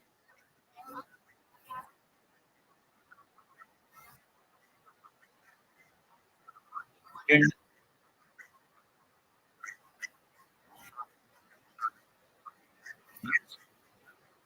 talked about them. Yeah.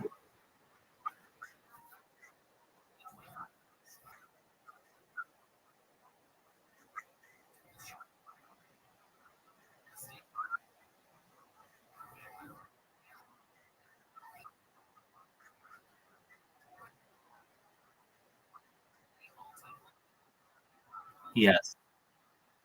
Under Yeah. So the answer to all of this is with enough time, yes, all of it is true. Even things that seem scientific, they're science fiction, like time travel, are a possibility if given enough time. So the measure of antimatter or anti gravity or dark energy or dark matter.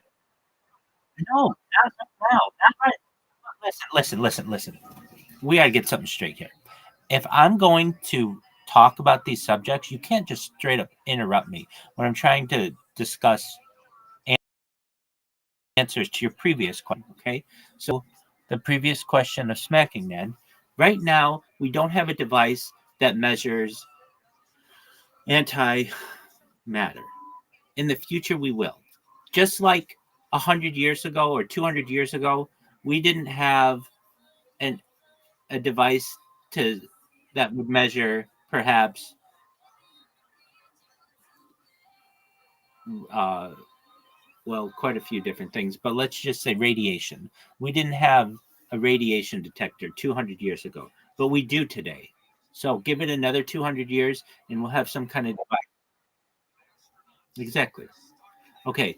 Uh, with that said, Ari, go ahead.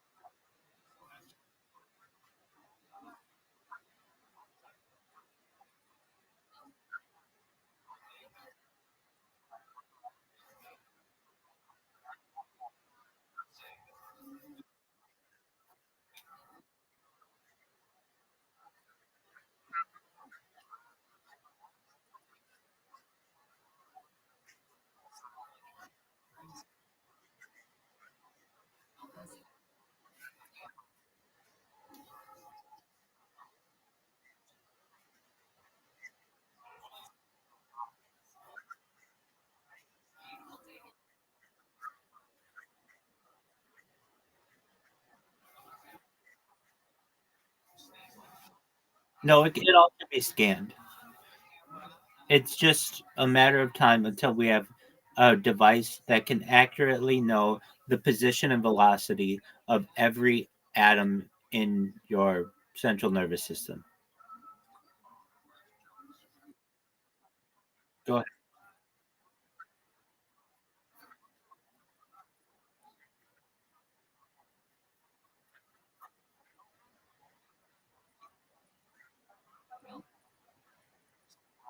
Sure.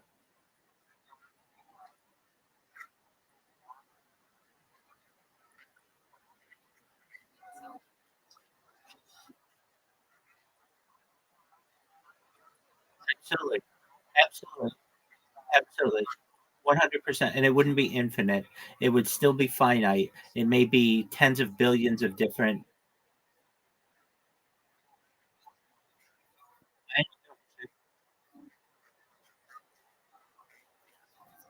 is.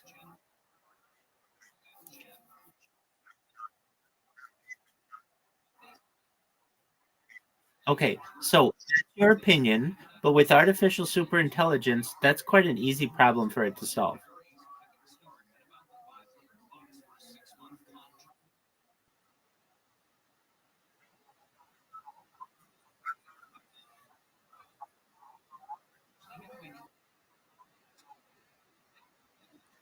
I understand.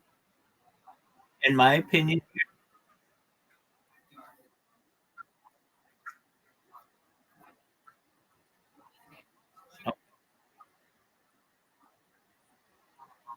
okay.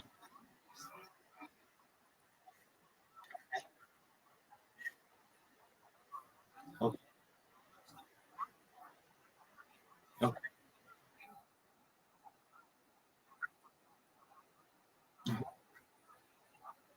Uh-huh. Okay.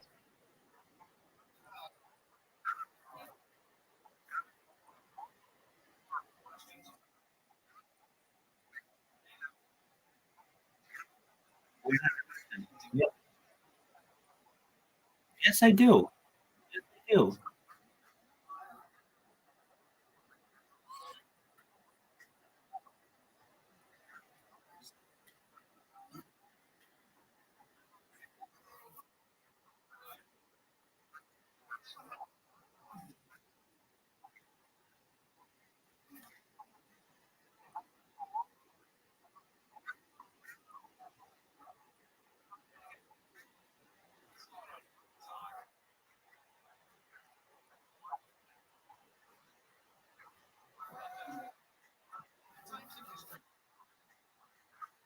No. You can speak on your own behalf. You can speak on your own behalf, not on mine.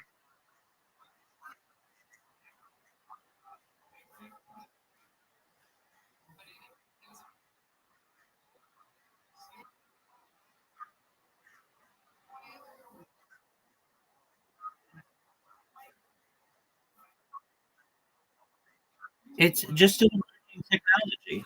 In the same way that 100 years ago, we couldn't do a CAT scan on the brain or an MRI on the brain, in 100 years or perhaps 1,000 years, we will be able to map the human brain to know exactly where the position and velocity is of every single atom within the system.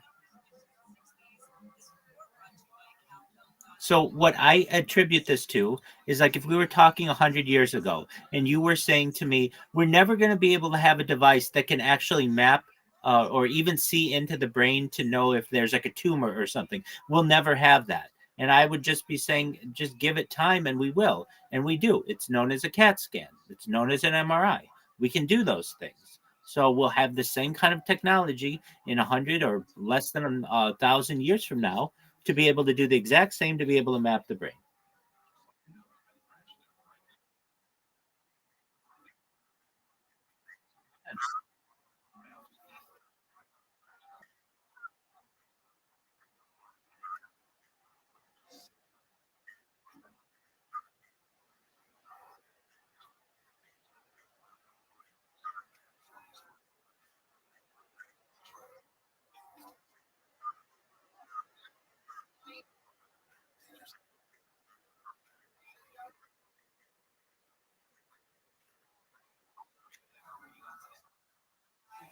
Yes, that's why I stream my life for world peace. I recognize that.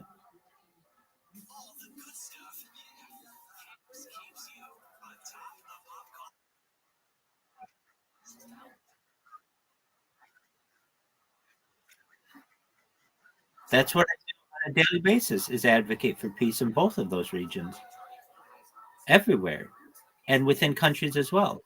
Complete pacifism, where you don't have any right to put your hands on another person without their permission, and countries don't have any right to invade any other country.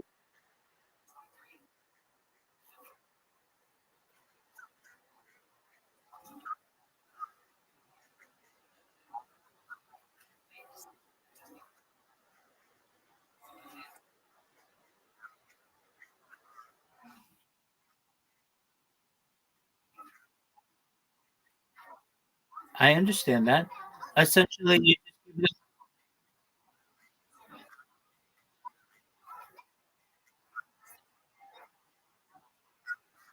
Doug, Doug, smacking you.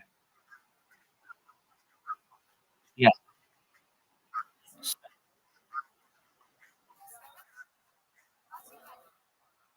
Okay. The satellite was not like put into orbit because of war. The first satellite was Sputnik.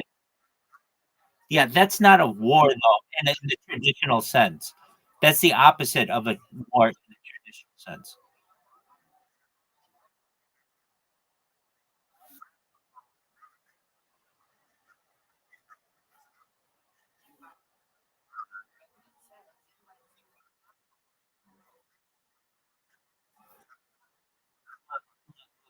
Then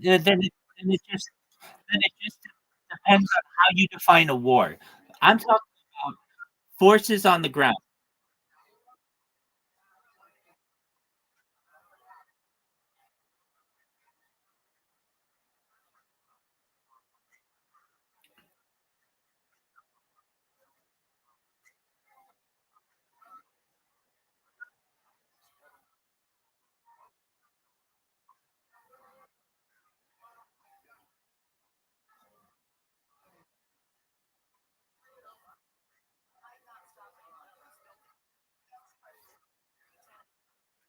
It's a valid point. That how do you define pacifism? I'm defining it. I understand what you're saying. There's a fine line between espionage and war.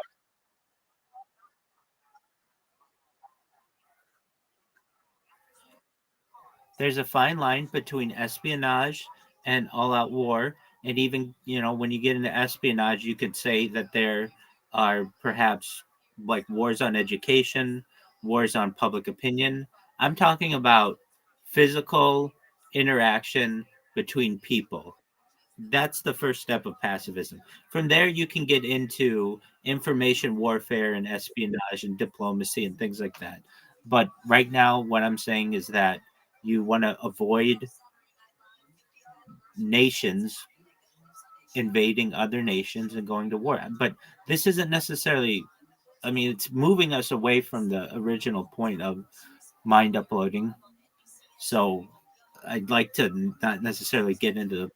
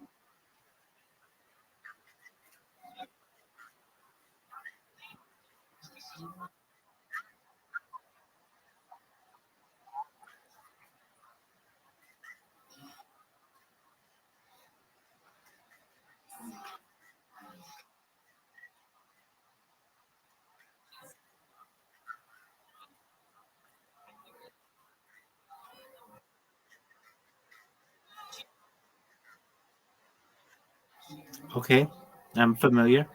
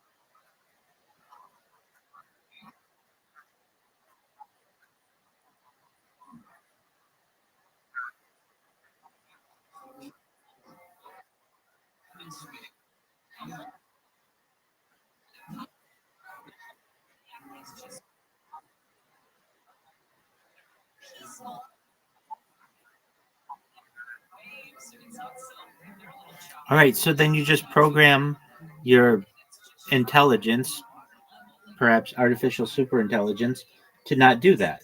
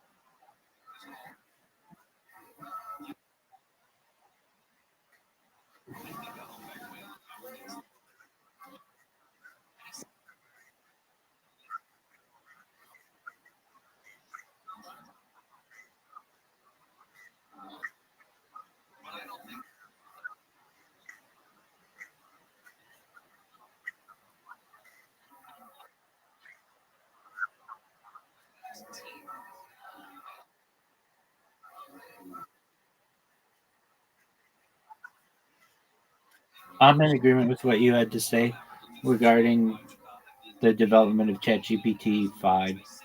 And as Sam Altman, chair CEO of ChatGPT, has stated that they will consider artificial general intelligence is being established when they have $100 billion market cap, which I don't think is likely the best measure uh, way to measure what artificial general intelligence is, but that's how they're measuring it, and that should be probably within the next year when ChatGPT 5.0 is launched.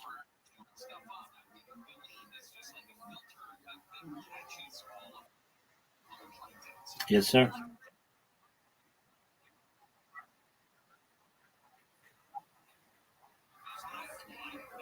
What does loose mean?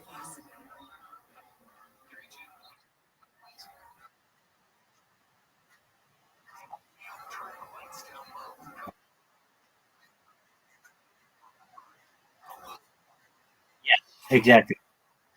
That's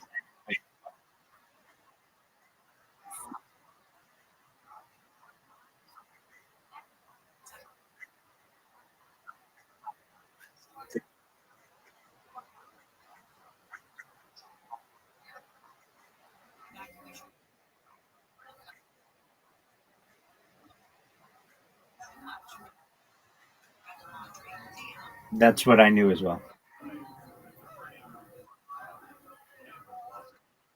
Yo, pimp.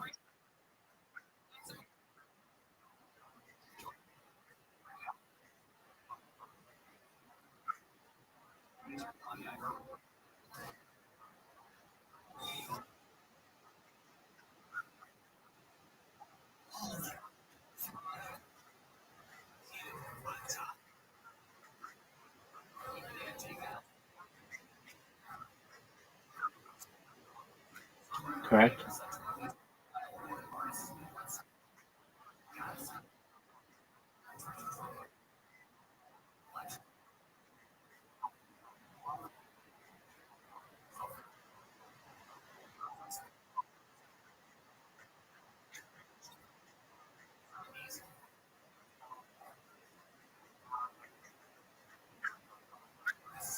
Well, I can tell you as an Ashkenazi Jew, I've met some pretty dumb Ashkenazi Jews, but for the most part, we do have pretty high IQs.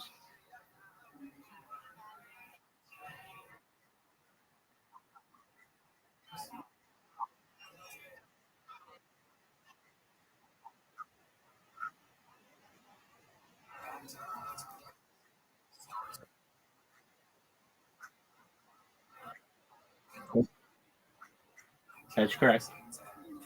Yeah, I've known it to be 116, but yeah, very close. Welcome. How are you, Broken?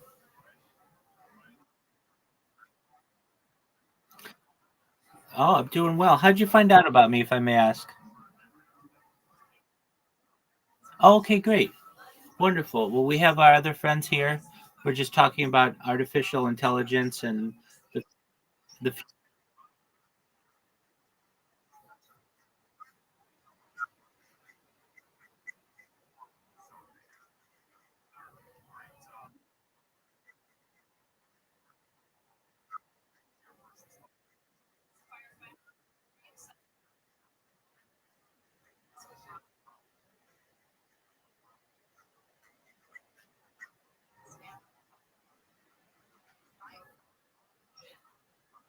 I don't think it's easy, but I think it's possible.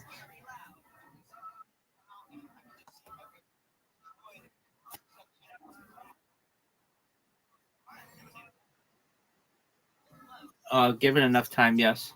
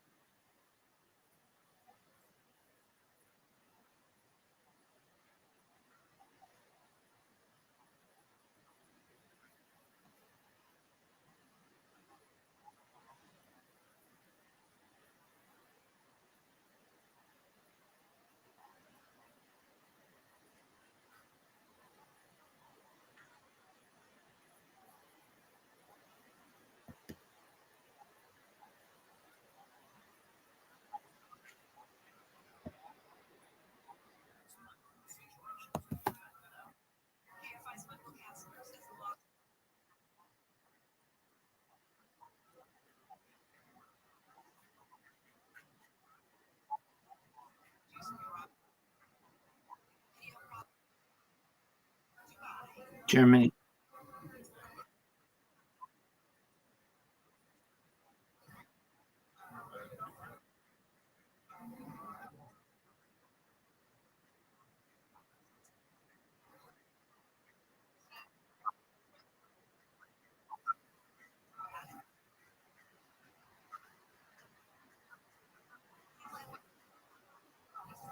It's an Eastern European phenotype that has essentially migrated to Israel.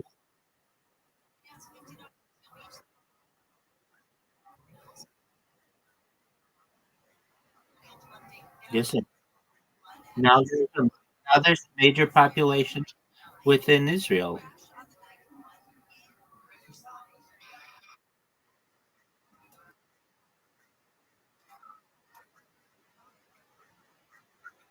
I'm not saying that we have. It's been perhaps 2,000 years and has split, but essentially has re-migrated to Israel.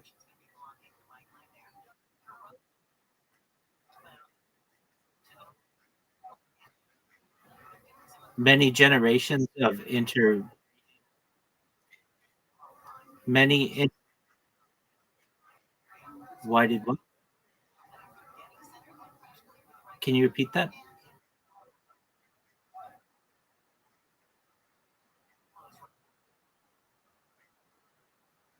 I don't agree with that. No, I think Germans look different, especially in different areas of the country.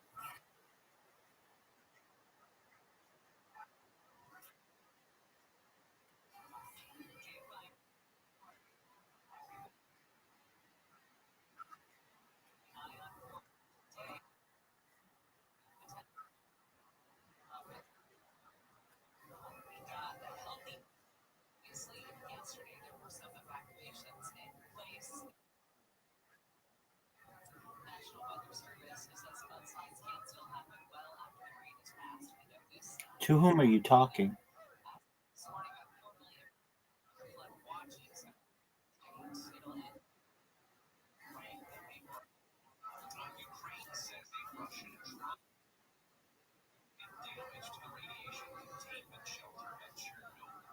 I mean, you get to a point where might makes right.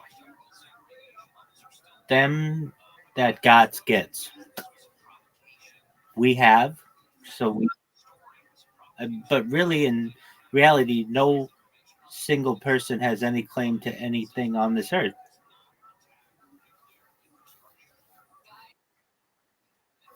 Okay, that's fine. We can agree to disagree. Listen, listen, listen. That's fine. You tell me whatever you want. I'm going to turn you down.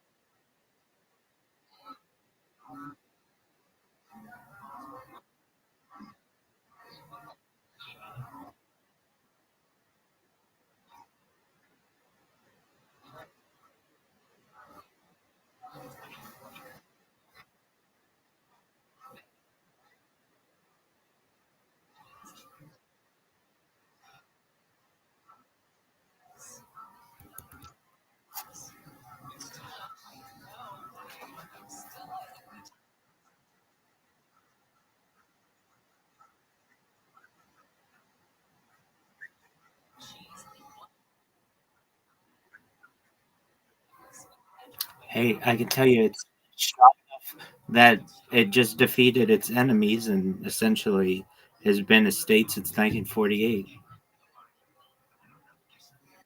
You can have all the opinions that you want. At the end of the day, might makes right, and them that God gets. You can say, well, Jews don't have a right to it. That's fine. You should really know that the plan is the whole world. It's not just Israel. It's not just greater Israel. The plan is the whole world. The whole world will one day be Israel.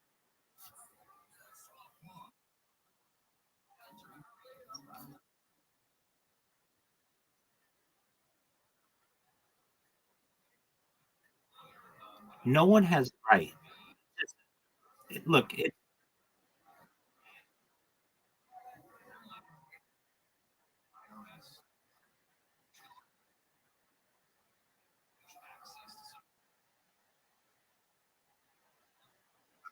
no, that's not necessarily true. No, no, that happened thousands of years ago.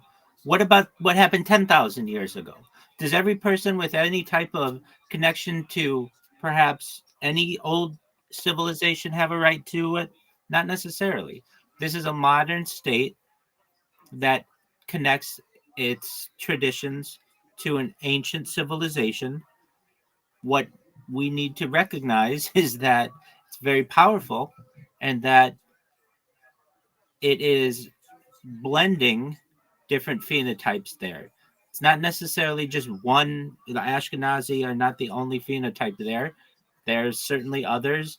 There are certainly people with Arabic backgrounds, but Mizrahi Jews, Yemenite Jews.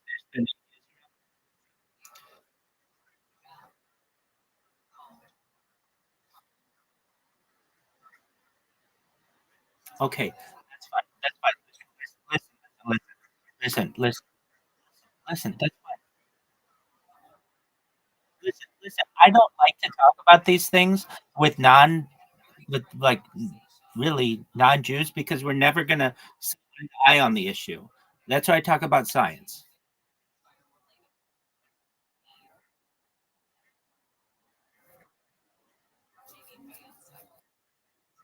What am I on the side? Okay, that's fine. What I'm saying is that the Earth was once Pangea. Okay, no one had any claim to any land there. We had indigenous people, perhaps in. Okay, you can you can think that. That's fine.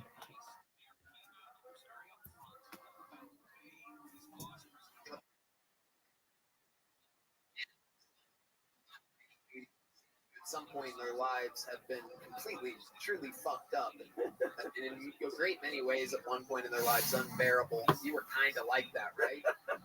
Wow, that's kind of a compliment, being kind of unbearable. Right. I was awful. Yeah, William was super unbearable. Yeah. I was trying to be nice, but kind of made me look like Simon was, it is possible that they created an even now bigger everything is fiction. going great for you, right? Simon was Let's take fairly convinced of his explanation, You even literally saying look on 7 national years television, younger than quote, you did it was a 3 fantasy. years The ago. abduction did not happen. That's End a quote. weird thing that these However, sober people can there do. They are go, very "Oh, obvious problems with this explanation, which Dr. Simon himself admitted. Firstly, the Hills had conscious memories of profound things after the incident, before they had gone to sleep, including close-up memories of the craft and the beings in the window. They also had very vague memories of some kind of glowing orange roadblock and a moon leaving in the sky. Furthermore, even if we accept that the dreams were fictional, false memories that filled in the missing 2 hours and 35 miles, then how did they lose those 2 hours and 35 miles? Secondly, while hearing about Betty's dreams may have influenced Barney's memory, he also had a number of experiences that Betty did not. At no point under hypnosis did Barney recall a detail that Betty shared of which he should not have been aware because he was not present, or vice versa. They each recalled their own story from their own perspectives in a way that would be consistent with it being something that had actually happened. Walter Webb pointed out that their experience connected like puzzle pieces to the periods they remembered before and after the blackout. Furthermore, while their personality differences could have led to Betty transferring her dreams onto Barney, it is also worth considering that, if it were real, because of these same personality differences, you would expect Betty to remember more because she wanted to, while Barney tried to block it all out.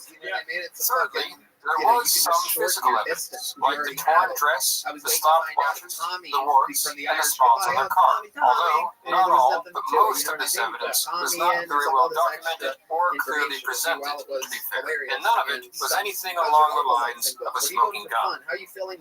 Indeed, the story I have just told is a tough nut to crack.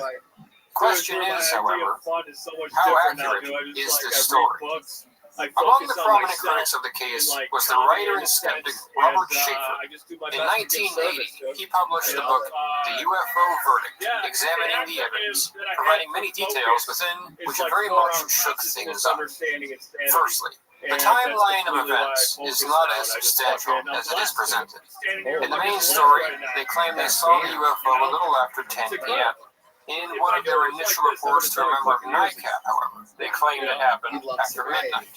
During a radio interview, noted in the book The Edge of Reality, they said the UFO started moving towards them at 3 in the morning. Regardless of whether this happened shortly after 10 p.m. or not, as James McDonald, a researcher from the area who meticulously retraced their journey, pointed out, they were probably overestimating their speed in certain parts and underestimated the time it took to travel to different points along the journey and to their home. After Colebrook, he said, there are no good timings. Because of how important the lost 2 hours are in this case, it is a very big problem that they don't appear to have been sure about when exactly these things took place, especially given that they said they only fully realized they had lost time after they were grilled on the question by researchers. Just to note, this James D. McDonald who retraced their journey is separate from the Major James McDonald who interviewed them. Regarding the light in the sky, McDonald pointed out that there is an aircraft warning beacon on top of Cannon Mountain, which actually resembles what the Hills described very closely. Looking through binoculars, the beacon light may have illuminated part of the roof of the lookout tower, which could resemble a craft. This may be one of, or the main object, which they mistook. Furthermore, he pointed out, says in their Hills could not tell at first if it or the ones moving. Of beacon on top of Cannon Mountain in interrupted, but they were referring to the light of a restaurant. The restaurant was closed, but the light was long. Lights in a scene described seeing only 2 lights. Billboard at a resort and a giant jackal on top of the hotel. Past present at the time. One of these may have been large orange they saw. People really such simple things for as the grad band. Yes, frequently. Okay, but this was not a meeting of consciously. Before sleeping, they recalled the craft moving. They saw it up close. They saw men in the windows. Could these really have been the trigger of the fantastic experiences which followed the initial sighting? I have stated multiple times that there was nothing in the hill's background prior to the incident. Would have suggested that they were excitable or imaginative people whom one would expect to run off with fantasies. However, it must be said that there were many things after the incident that drew their, specifically Betty's, reliability as a witness into question.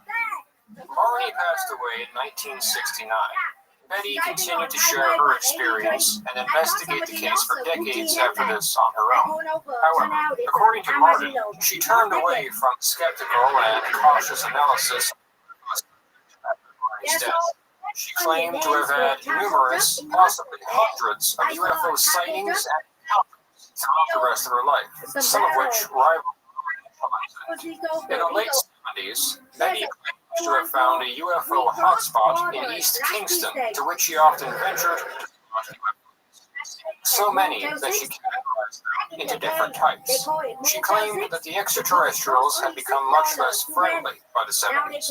In one incident, she claimed they chased her and even blistered the paint of her car after shooting a laser beam at her. In another incident, she asserted that she had witnessed extraterrestrials land, get out of their craft, do calisthenics, then re-enter and leave. These are only some of the very bizarre claims she made. Many of her story accompanied her on her UFO. However, when they, as reported, found her labeled in streetlights as aliens, believed they had started to fade. In one instance, in 1980, they to a conference in which she presented pictures of UFOs she had taken. There were scores, possibly, which in the event said hundreds. Blurry and difficult to make out. Using photographs were reportedly so unbelievable that she was, as he put it, off the stage by other. These incidents are obviously not recalled to still, they are undoubtedly relevant. They destroyed her make such bold claims. The problem is she was actually witnessed making severe errors in judgment, and not just by skeptics, but by people you could call believers. This is a major issue, because so much of the story depends on the position that the hills will cautious witnesses. 4 or 5 years Betty's ago health up in had San begun Fran, declining not long after the abduction. Her declining health may very well have influenced her escalation of unusual claims, but it is worth considering that this had begun by 1961. At the same time, however, Martin noted that towards the end of her life, Betty expressed frustration with the UFO community for its lack of cautiousness and skepticism, and turned away from the more improbable areas of the subject. Point being, it's not as if she had no regard for any caution whatsoever. Whatever the case, it is true that these points apply mostly on not clearly Barney. Yes, but this provides much more weight to the point that Betty was the source of and memories, and that she transferred them onto Barney. While Barney may have been most he did suffer from anxiety, according to psychiatrists, and it is a simple fact. Like anxiety, alter perception, increase the likelihood of hallucinating experience. That alone doesn't discount his experience, but it is an important detail. Consider that a panic attack was triggered in Barney by Betty's excitement, that his reluctance to pursue the subject was a subconscious way of avoiding that anxiety, and that his vacillation between not being sure of whether or not it happened was not some psychological awareness that it did not. But it was argued that Barney had no history of happiness. This may be true, but ultimately, there is no such thing as a perfect life. All of us are vulnerable. Minds play on us, by the perspective of another. Adding to this, it is worth Donald pointed out that the hills had been 21 hours at the time of the sighting, throwing in the possibility of sleep deprivation and exhaustion influencing their perception. Regarding lost memories, McDonald also pointed out, the Hills remembered every major town and landmark they would have passed. The rest of it, he said, was dark, easily forgettable to a drowsy driver. Both very apt to not fall asleep or even come near falling asleep. The physical evidence. There was not much physical evidence left. Most of it and examined. There were. One was Betty's dress. As I mentioned, the morning after the incident, dress off, then forgot about it. 3 years later, after hypnosis, she recalled it. There was an odd pink powder on her. The dress was substance in the areas in which she blew away when she hung it on a five different laboratories conducted chemical forensic analysis on the substance that was considered originate from her. It was declared anomalous. Ladies and gentlemen, another element of the case that was the subject of quite a bit of debate was Betty's the recreation of the one which the leader. In 1968, an elementary school teacher named Marjorie Fish to identify the stars on the map using a 3D model of nearby sun-like stars she constructed. She argued that if this star here represents the sun, then this, the busiest and biggest circle on the map, must be the particular system. Her solution was published, but it was not convincing. Carl Sagan demonstrated in his documentary series Cosmos that if you remove the lines from Betty's star map and Fish's star map, the resemblance between the two is largely lost. Later, it was demonstrated by people like Charles W. Atterberg that other star patterns could be considered as well. In fact, Atterberg found a star pattern that fit Fish's. Betty's star map included 26 stars. Fish identified 15 and ignored the other 11. Atterberg identified 25. In the 1990s, much more scientists knew it. This information no longer worked, and Fish retracted her hypothesis. The Betty and Hill case endures. 60 years it's one of the most debating with extraterrestrials ever published.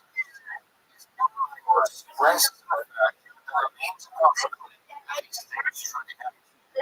Did they? It must be said that the counter-arguments made against it were substantial. However, it must also be said that there are certain stages of the story is not a satisfactory counter-explanation. It must be admitted, if it were only something like a dream, false memories were impressively consistent and well put together. The fact that two stories are consistent does not make them true, and the fact that something cannot be disproven does not make it true either. The Hills were only two people, and the evidence they produced was very limited and vague. Almost everything is based on the claims made in their story. As witnesses, they, specifically Betty, had a habit of seeing spectacular fantasies in what other witnesses said were ordinary things, and the story they present, while consistent in many ways, does also have a number of holes.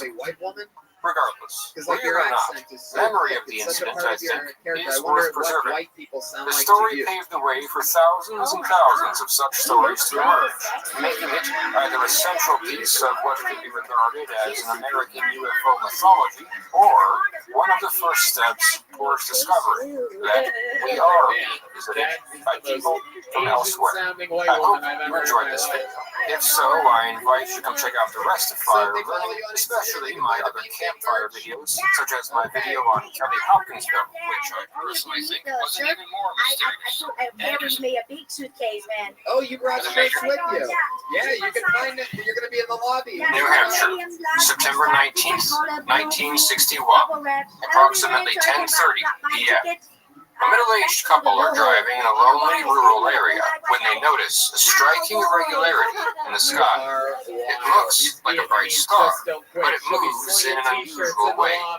The husband suggests that it is most likely a satellite or a plane, but the more they watch it, the less certain they become. Curious, they eventually decide to stop the car and get out to get a better look at the object using binoculars. The fears in the back of their minds are soon confirmed. In their words, it was not a plane, nor a satellite, nor any other object familiar in the night sky. More concerningly, it soon became clear. Whatever it was heading in their direction. The events that were about to unfold received attention from millions around the world when the victim's account was, contrary to their wishes, leaked to the public. The Betty and Barney Hill incident would go down as one of the first and one of the most important claims in history of encounters with not merely a craft allegedly from another world, but the beings said to pilot it. It was fundamental towards drawing attention to and shaping public conceptions about alien abductions. Ladies and gentlemen, hello and welcome to Fire Burning. This is the Campfire Series. Join us as we tell and examine the story of the abduction of Betty and Barney Hill. In saying that, I do have a theory, Barney Hill Jr., aged 39, his wife Eunice Elizabeth Hill, who went by Betty, aged 41, and their dog, a dachshund named Delcy, were traveling along State Route 3, making their way to their home in Portsmouth, New Hampshire. They were on their way home for a brief, spontaneous vacation they had taken to Canada. Concerned by reports of an incoming hurricane, they planned to travel late into the night and reach home by 3 a.m. at the latest. Though a storm was on the way, they said their sky was clear on this night. The area in which they were traveling was a rural, forested, and mountainous area. Though it wasn't completely in the middle of nowhere, the area certainly wasn't populous. No other cars had passed them on the highway at all that night. As night fell, they made a brief stop at a restaurant in Colbrook, which they left at 10:05 p.m. The hills were just south of Lancaster when, at about 10:30 p.m., Mrs. Hill noticed a bright light appear in the southwest sky near the moon and what she believed to be the planet Jupiter. She wondered if it were a shooting star. However, she had doubts from the beginning, namely because the so-called shooting star was shooting upward. Mr. Hill assumed it was a satellite that had gone off its course. As they continued along their journey, the object seemed to become larger and brighter. Eventually, Betty suggested they stop and try to get a better look at the object. They would stop multiple times to do so, trying to view it through a pair of 7x50 binoculars. As they confirmed that it was not only moving, but observed it change its course erratically, Barney began to think, and in fact insist, that it was a plane or a helicopter. But uncertainty began to grow in the back of his mind as well. When they stopped near Cannon Mountain, the object was now to their right. They were moving in opposite directions. Then they observed it turn around and begin moving in their direction. Betty believed it was following. At another stop, the object passed in front of the moon, and Betty observed what she claimed was a wingless, cigar-shaped craft flashing a series of red, amber, blue, and green lights along its body. She immediately suspected that the object was a flying saucer. Not only had she, like most Americans at the time, heard of the topic before, but her sister had actually claimed to have seen UFOs a few years earlier on 2 separate occasions. Barney, however, remained determined that it was an aircraft of some sort, becoming frustrated with his wife at the implication of alien spaceships. However, details such as the strange movement of the craft and the total lack of sound puzzled Betty and, privately, Barney as well. Barney began to get the feeling he was being watched. The dog began to whine as if it were afraid. At some point, Barney grabbed a .32 caliber pistol from his trunk. They resumed driving. They observed a light on the top of Cannon Mountain go off as the object flew behind the mountain. The object then reappeared by a rock feature called the Old Man of the Mountain and began flying in the same direction as the car. As they continued traveling, the hills passed a motel, but made the decision to continue driving back into the empty, lonely darkness. Not long after, the object, now only a few hundred feet in the air, moved in front of them. Betty, who could see it better as Barney was driving, said the object now appeared to have a steady white glow and appeared to be spinning and moving in an unusual step-like pattern. She looked through the binoculars and was startled to see what looked like a huge craft of some kind with 2 rows of windows on it. She watched as red lights then appeared on the sides of the object. Betty told Barney to stop the car and look. He stopped in the middle of the road near an area called Indian Head, got out, and looked. The object had, as they described it, swung towards them not more than a short city block away and not more than 2 treetops high, then began hovering silently in the air. Barney equated the shape of the object to a large glowing pancake. The object, which he estimated to be larger than a jet airliner, then swung in what was described as a perfect silent arc across the road a few hundred feet in front of him. The details of the object, including the row of windows that wrapped around the craft, were now plain to see. The craft stopped over a field to his left. He began walking towards it, while Betty remained in the car. He now noticed that the red lights on the sides of the object belonged to 2 fin-like projections that were extending outwards. The object remained silent. Strangely, though the light of the craft was brilliant, no light fell on the ground. The craft slowly descended in his direction as he walked towards it. Betty started calling out to him, but he did not hear her. He looked through the binoculars again. It was then that Barney claimed he saw somewhere around 10 figures staring at him from out of the object's windows. He said the figures were humanoid in appearance, but that they seemed somehow not human. They appeared to be wearing glossy black uniforms and black caps with bells on them. Then, all at once, all but one of the figures moved away from the windows towards the back wall. They started operating what looked like levers on what appeared to be some kind of control board. The craft moved in closer. The fins extended further out, and some sort of structure, compared to something like a ladder, began to descend from the craft. Barney claimed his memory of this part was blurry, but he recalled the slanted eyes of the figure remaining at the window, whom he assumed to be the leader, staring at him, practically feeling the figure's intense concentration. Terrified, Barney took off running back towards the car, hopped in, and took off as fast as he could, repeatedly yelling to Betty, quote, "They're going to capture us." Barney was practically hysterical. Betty looked out the window as they drove off, trying to watch the object, but she couldn't see it. Although, strangely, she couldn't see any stars in the sky either. Then they heard a series of irregular beeping noises, which they said sounded like they were bouncing off the trunk of their car. They compared the noises to the sound of someone dropping a tuning fork. The car vibrated with each beat, and they felt an unusual tingling sensation throughout their bodies as it did so. A kind of drowsiness came over them, and their awareness of things began to dull. You want $50? I gave him 40. Moments later, they weren't quite sure how long, they then heard a second series of beeping noises. Their awareness started returning, though such a fog still lay over their minds that they were not exactly processing what was happening. Barney was still driving. They remained silent for a few moments as they tried to figure out where they were. Soon they realized they were near Ashland, about 35 miles from where they had encountered the craft. However, they had very little memory of having driven those 35 miles.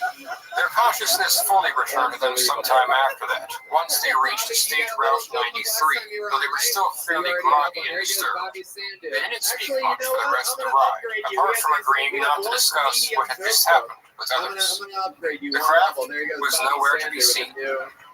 The Hills returned home around 5 a.m., a few hours after they had expected. Immediately, the couple noticed and felt a great many abnormal things.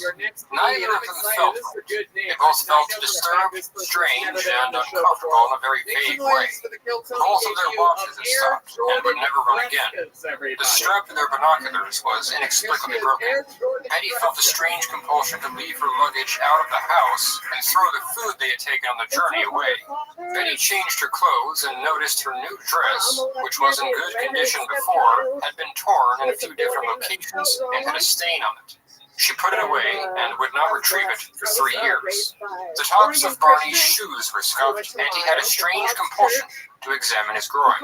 The couple sat down and tried to discuss their experiences, but found that they still had difficulty recounting much of it, especially the period between the 2 series of beeps in which they had traveled 35 miles, which was almost completely blank. Betty recalled Barney making a sharp turn somewhere, but she wasn't sure where. Barney recalled a roadblock of some kind somewhere along their journey. They both remembered a, quote, large, luminous moon shape, which seemed to be sitting on end underneath some pines, end quote. However, little more could be recalled. Thus, they went to bed. The incident still haunted them when they awoke that afternoon. Betty was intensely curious about what had happened. Once awake, she would not exactly hold to the commitment of keeping it private for more than a few hours. She called her sister to talk about the incident that day. Barney, however, was not interested in speaking about it. In fact, he had entered into a kind of state of denial about it, in which he would persist for some time. He wasn't sure what had happened, but felt it best to shove it out of his mind and convince himself it was nothing. Naturally, they were frustrated by each other's opposite approach. Upon hearing the story, Betty's sister called a physicist they knew, asking for advice on how to identify any potential evidence. The physicist said that if there were any radiation contamination present on the car from the craft, a compass might react to it. Betty took a compass and went out to the car. Upon examining it, she found over a dozen shiny circular spots on the trunk. The spots were about half-dollar sized and looked like the trunk had been polished in those spots. It occurred to her that this was where the beeping noises had come from the night before. The compass had not reacted unusually anywhere else on the car, but when she placed it there, the needle began to move abnormally. Soon, after discussing the incident with others, it was suggested that they inform a nearby Air Force Base, which was taking UFO sighting reports at the time. They did so, however, they left out some of the more bizarre details in their Air Force report to avoid appearing like lunatics. Regardless, the individual they spoke to took a great interest in their story and passed the report on to officials involved in Project Blue Book, the Air Force's study of UFOs. After hanging up, they decided to go to separate rooms to draw sketches of what they believed had happened in a way to determine what was true and to avoid influencing each other's memories. The sketches they produced were very similar. 10 days after the incident, Betty had, for 5 or 6 nights in a row, a series of very intense, realistic dreams. She discussed them with some friends from work, one of whom suggested that the dreams could be more than just dreams, but in fact repressed memories, and convinced Betty to write them down. Thankfully, she did, as the dreams would become crucial pieces of the story later on. Barney remained very uncomfortable by the topic and continued to try to ignore it. Betty became obsessed. She set off to research as much as she could about UFOs and contacted individuals who were involved with the information she found, namely officials involved in the National Investigations Committee on Aerial Phenomena, or NICAP. NICAP found her story fascinating. They sent it to Walter N. Webb, a lecturer at the Hayden Planetarium in Boston, who served as one of NICAP's science advisors. Webb drove to interview the Hills in person in October. Webb was open but skeptical. His interview was extremely thorough, and he even made an effort to try to make the Hills slip up to make a flawed or inconsistent claim. However, the Hills' account of things remained, as he said, ironclad throughout a more than 6-hour interview. A month after that, scientists Robert Homan and C.D. Jackson, along with Major James McDonald of the Air Force, sat down at their home for an extraordinarily thorough interview, which would end up lasting 11 hours. Like Webb, they found her story to be consistent and fascinating, though there were some details that did not make sense. The most major of the inconsistencies identified was the length of time it took them to get home. From where they left the diner in Colebrook at 10:05 p.m. to their home in Portsmouth was, according to Mr. Hill himself, less than a 4-hour drive. Accounting for their stops to look at the object, they should have been home around 2 or 3 a.m. at the latest, but instead got home around 5 a.m. Where were the missing 2 or 3 hours? The Hills didn't have an answer. They had realized that their memory was very hazy for part of their experience, especially during a period in between the 2 series of beeps, that there was something about it that didn't quite add up. But it was now, as they focused on it in this interview, that they began to realize the seriousness and potential great length of what they had lost. This period of time became a focus of the investigation. Major McDonald suggested that their memories could possibly be retrieved using medical hypnosis. The Hills were open to this idea. Even Barney, who was becoming more open to the conversation after being taken seriously by intelligent officials. However, the psychiatrist whom they later consulted advised them to hold off on hypnosis, as forcing memory retrieval could be harmful. In the meantime, the Hills revisited the areas in which their encounter had taken place numerous times, trying to recall whatever they could. Doing this, however, would unfortunately be of very little help to their memories. The couple would also share the story with more friends and even their church group as time passed. However, the Hills still avoided going public with their story. Still desperate for answers, with Barney especially suffering from what was believed to be post-traumatic stress disorder. In December of 1963, over 2 years after the incident, the Hills finally sat down with the prominent psychiatrist Dr. Benjamin Simon, an expert in hypnosis. Dr. Simon was not interested in UFOs, but he found their case fascinating all the same. His main goal, though, was to relieve the anxiety associated with the incident, so he maintained neutrality on the existence of extraterrestrials. On February 22nd, 1964, they began to explore their story under hypnosis, with a particular focus on the period which they said they could not remember. They would meet with Dr. Simon every Saturday until June 27th of that year. The Hills would be separately hypnotized each time, recounting their stories with the other out of the room.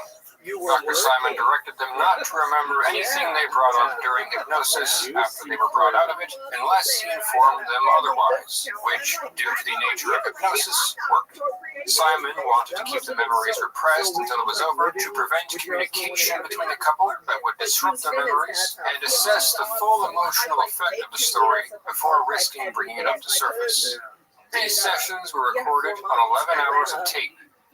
What they were about to tell Dr. Simon is what made this case famous. Couldn't think the way that he wanted to, like he couldn't get his brain to work. It was while standing in the field at Indian Head, seeing the craft up close, that Barney's conscious memory began to become vague.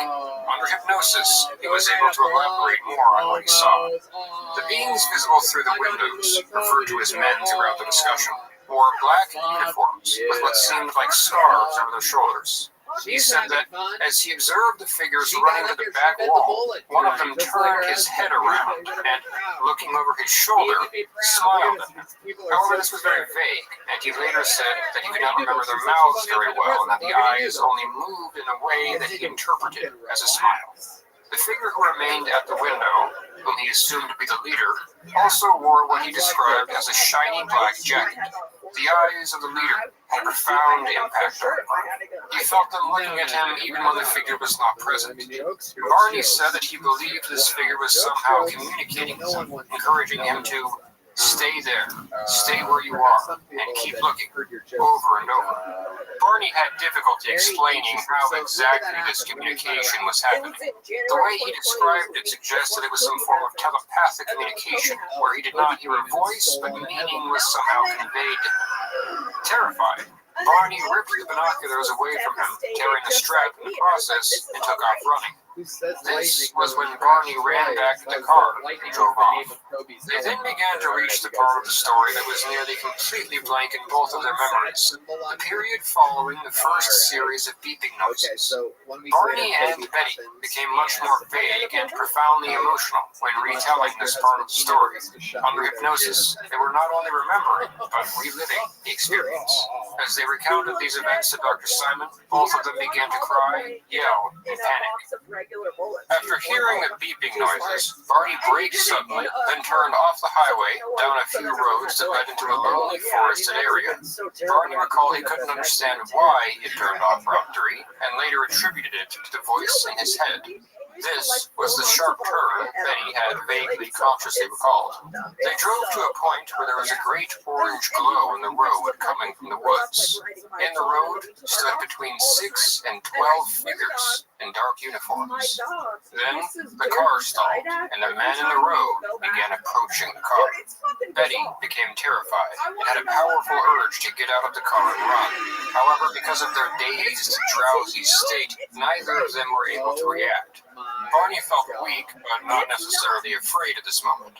They would later equate how they felt then to how they felt during hypnosis. They opened their doors, and the beings began escorting them down a path to their ship. Benny and Barney both walked. Barney's eyes were closed for much of this portion of the story, feeling that the leader encouraged him to keep them closed. Barney was carried by the men, his feet dragged as they walked, which he later believed to be the origin of his scuffed shoes. Barney had no recollection of what happened to Betty. Betty, however, was much more lucid throughout this portion of the story. She became angry and turned behind her and called out to Barney, who she said appeared to be dazed, almost sleepwalking. After she did so, one of the beings near her said, "Barney, is that his name?" She did not respond to them. The being then told her not to be afraid and said that they were only going to perform some tests and assured her that they would not be harmed and would be safely returned. Betty said the man who spoke was very businesslike and spoke with an accent, though she could never recognize the accent. Like Barney, the way the beings communicated would later be a subject of confusion for her. They both described the man as short, 5 feet or 152 centimeters at most. Their skin was described as an almost metallic-looking gray. Betty thought the leader may have been taller and of a slightly different skin color, but Barney believed they were all the same. Their bodies seemed disproportionate, with large chests and slender hips. They had odd-shaped heads with a large cranium that diminished in size as it got to the chins. Their eyes were slanted and larger than a human's. Their eyes had pupils. Betty had a vague memory of their eyes reminding her of cat's eyes. The clothing they wore seems to have been recounted in contradictory ways. Neither of them recalled any hair or headgear on the creatures, apart from the black cap, which Barney, now under hypnosis, claimed only the leader wore. Likewise, he said only the leader wore a black, leathery-looking jacket, while the others wore light-colored shirts when seeing them in the ship window and dark uniforms off the ship. Their mouths, which again were one of the more difficult details to remember, were described as thin and lipless. The two were escorted up a kind of ramp to the craft, though Betty tried to resist and may have even kicked them. She later believed this may have been part of the origin of her torn dress. The man who had spoken to her told her to stop wasting time. The interior of the craft was lit up with a kind of blue fluorescent light that cast no shadows. They turned left into what appeared to be a long hallway that encircled the craft, with various rooms along the interior of the hallway. Barney and Betty were taken to separate rooms. Barney recalled being taken into a room and placed on a low metallic table resembling an operating table. He vaguely recalled the look of the room, saying it was pie-shaped, except with the tips of the pies cut off. The walls were a kind of sky blue in color, smooth and spotlessly clean. He said the room was brightly lit and mostly empty, with nothing in it or on the walls, apart from the examining table on which it was laid and a cabinet. Betty agreed with most of this, but said that the room in which she was led was less barren, noticing other pieces of furniture, such as a metallic white stool, some equipment in the corner, and what she called gadgets on the walls. She added that everything seemed made of metal or plastic, but with a white tone to it. Barney's recollection of this portion was still vague, though, with his eyes closed for most of it.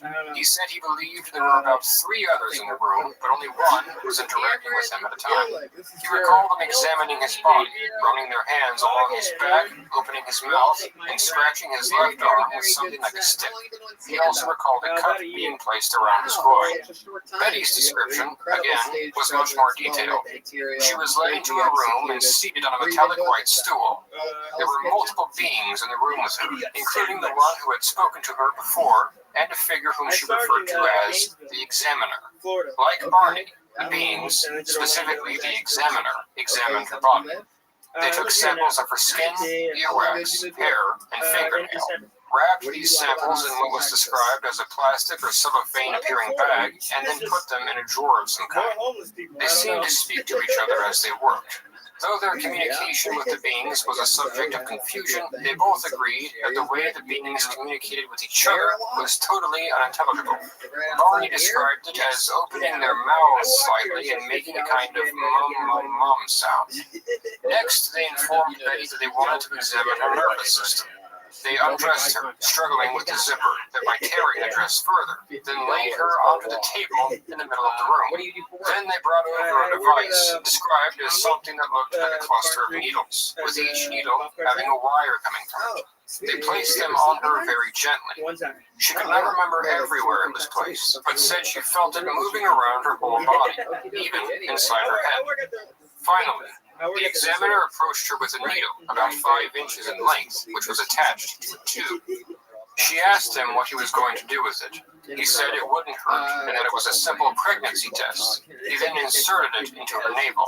She protested dramatically as the needle was quite painful at first, but then the one they believed to be the leader came over and placed his hand over her eyes. The pain then went away. The leader apologized, saying they would not have performed the naval test if they knew it would hurt. After this, she said her physical examination was over. They helped her sit up and get dressed. All of the figures then left the room except for the leader, to whom Betty began talking. She was much more comfortable at this point, feeling fairly sure that she was not going to be harmed. She told the leader that it had been quite the experience, but that it was unbelievable, and requested some sort of proof of this to take back with her. The leader suggested she look around the room for something to take back. On top of one of the cabinets, she found a large book. She opened it and found that it was written with writing with which she was completely unfamiliar. The writing consisted of sharp lines of varying thickness, curved lines, and dots, which appeared to go up and down. She asked if she could take the book with her, and he agreed. She then asked where he was from. The leader retrieved an oblong map with dots all over it. Betty would later try to redraw the map from memory. Some of the dots were like pinpoints. Others were as large as a nickel. One large circle had many lines coming from it, which went to another circle which was quite close but not quite as big. She asked what the lines meant. He informed her that the heavy lines were trade routes, the lighter lines were places they occasionally went, and the broken lines were expeditions. She asked where his home port was. He replied by asking her where Earth was. She laughed and said she did not know, to which he responded, quote, "If you don't know where you are, then there isn't any point in my telling where I am from," end quote. He then put the map away. Soon thereafter, the examiner and some other figures entered the room holding Barney's dentures. They did not seem to understand why Barney's teeth could come out, but hers would not. She replied that Barney had dentures, which were fake teeth, because he had lost his originals from an injury, and explained that many people wear them as they get older. Then the examiner asked what older meant. She explained that as people age, they begin to break down. The examiner asked what age was. She answered that it was the length of time people lived. He asked how long this was. She said about 100 years at most, but most people die before that. He continued asking a series of questions, which each time resulted only in a new question. What are years? What do you eat? What are vegetables? What is squash? What is yellow? Finally, she told them that she did not know how to answer all these questions, but that there were other people in her country who could explain these things to them if they would come back, to whom she could introduce them. Then, she noted that if they did come back, she wouldn't know where to meet them. To this, the examiner laughed and replied, "We always find those we want to." Meanwhile, Barney was being released from his portion of the examination. He was reunited with Betty, who said that he still had his eyes closed. The beings informed Betty that they could leave and escorted them halfway to their car. The Hills believed they were in the craft for around 30 to 40 minutes. They felt a rush of air and a temperature change as they exited the craft. However, before parting ways, the leader took the book from Betty. She said this infuriated her and tried to argue about it. He explained that the others did not want her to have proof or to remember the incident. She told him she would not forget. The leader conceded that this was possible, but explained that it would be better if they did. As they parted ways, the leader suggested to Betty that they watch them leave. Barney entered the car ahead of her and found their dog Elsie under the seat, curled up in a tight ball, trembling with fear. Betty went over to Barney, picked up Dulcie, and invited him to come watch them leave with her. Barney had no idea what she was talking about, as by this point he had completely forgotten what had just happened.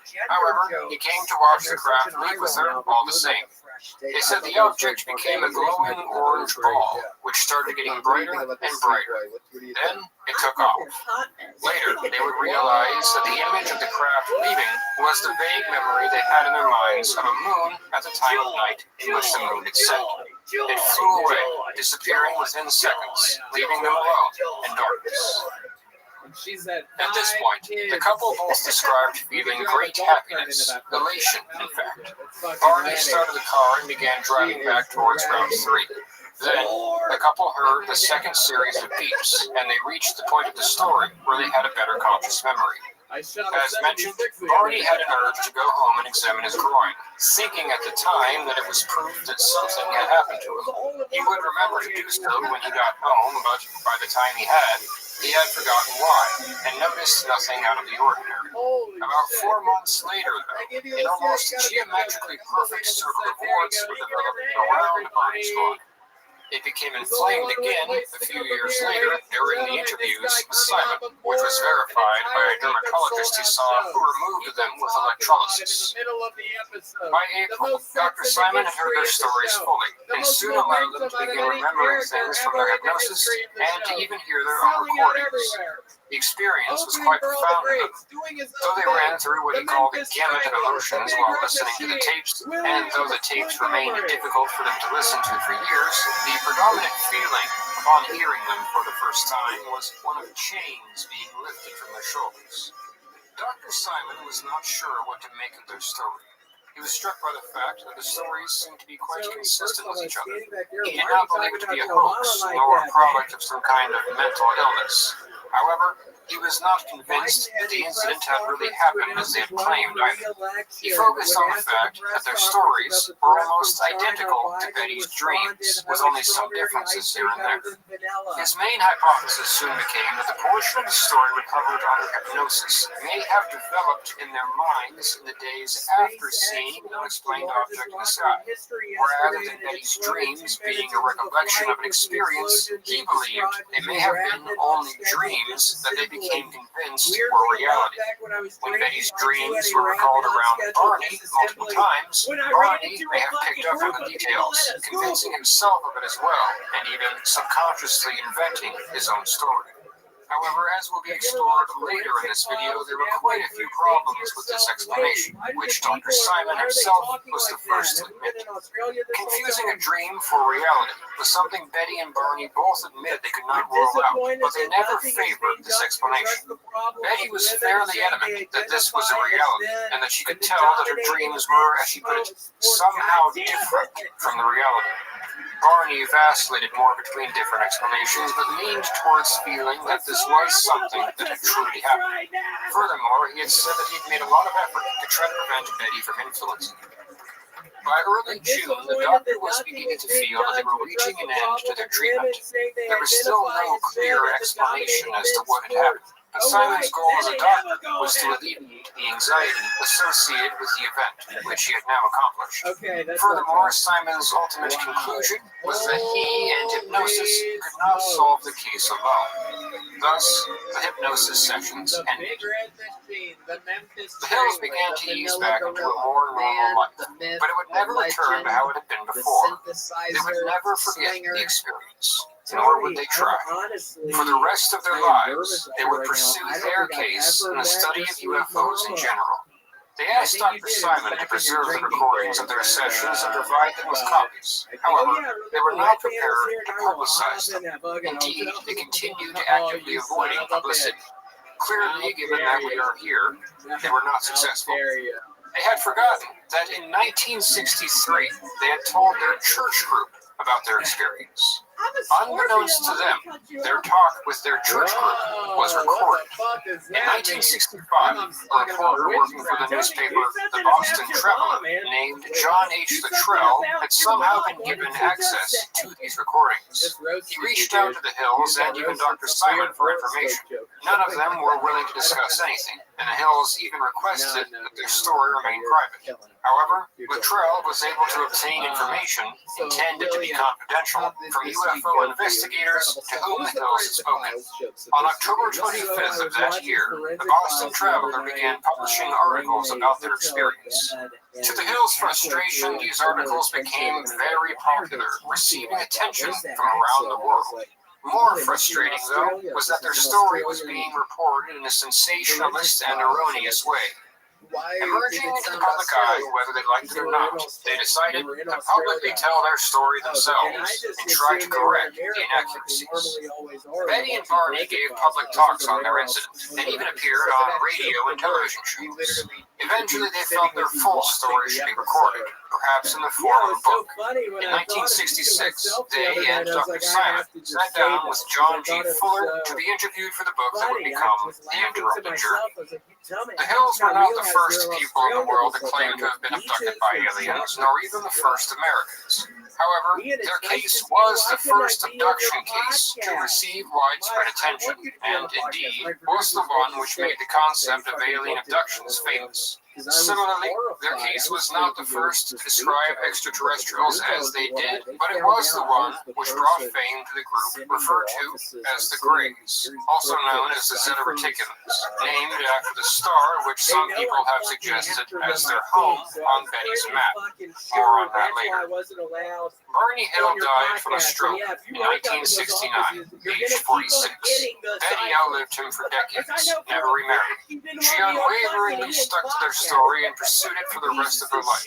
She became an active in, and a celebrity in, the UFO community. In 1995, she published her own book, A Common Sense Approach to UFOs. Betty Hill died of lung cancer in 2000. At the age of 85. Her niece, Kathleen Martin, published another book on the subject in 2007, Capture, the Betty and Barney Hill UFO Experience. So, what happened? Being one of the most important UFO cases in history, practically every detail of this complex case has been extensively discussed, analyzed, and contested at some point over the course of 6 decades. Naturally, I will try to provide a good summary of these things, but, of course, there are links to further reading in the description if you are interested. Typically, potential explanations for these types of incidents fall into 4 broad categories, which are not mutually exclusive: hoaxes, misidentifications of normal phenomena, delusions, and reality. A good place to start in determining the likelihood of each is to look at the backgrounds and reputations of the witnesses involved. Who were the Hills before this happened? Barney Hill was a veteran of the Second World War who worked as an assistant dispatcher for the Boston Post Office. He seems to have been a sincere and straightforward person, not given to running off with fantasies. However, he was an anxious person, described by his wife as a bit of a worrier. He was also noted by Fuller to have scored remarkably high on an intelligence assessment. Betty Hill worked as a child welfare worker for the state. She was also considered to be intelligent and pragmatic, and seems to have been much more carefree and a bit more outgoing than Barney. As we have seen, throughout the interviews, she was much more descriptive. Walter Webb described her as, quote-unquote, dominating and possessive, which he contrasted with Barney's, quote-unquote, passive and highly suggestible personality. Both of them were social activists who held prominent positions in numerous community and civil rights organizations. Betty was also the United Nations envoy for the Unitarian Universalist Church, of which the couple were both actively a part. They were each divorced from prior marriages and had met each other in 1956, marrying 4 years later. They had an interracial marriage in a period in which such marriages were not generally considered acceptable, Barney being black, Betty being white. Dr. Simon believed this may have been relevant and stated that ostracization may have triggered an episode. However, the Hills denied this, saying that their marriage did not cause them any problems. The couple never had children together, though Barney had 2 sons from prior marriage. Betty was unable to have children. Their work lives were moderately stressful at the time, but neither was suffering from any kind of intense, abnormal stress that one would expect to be associated with some kind of delusional experience.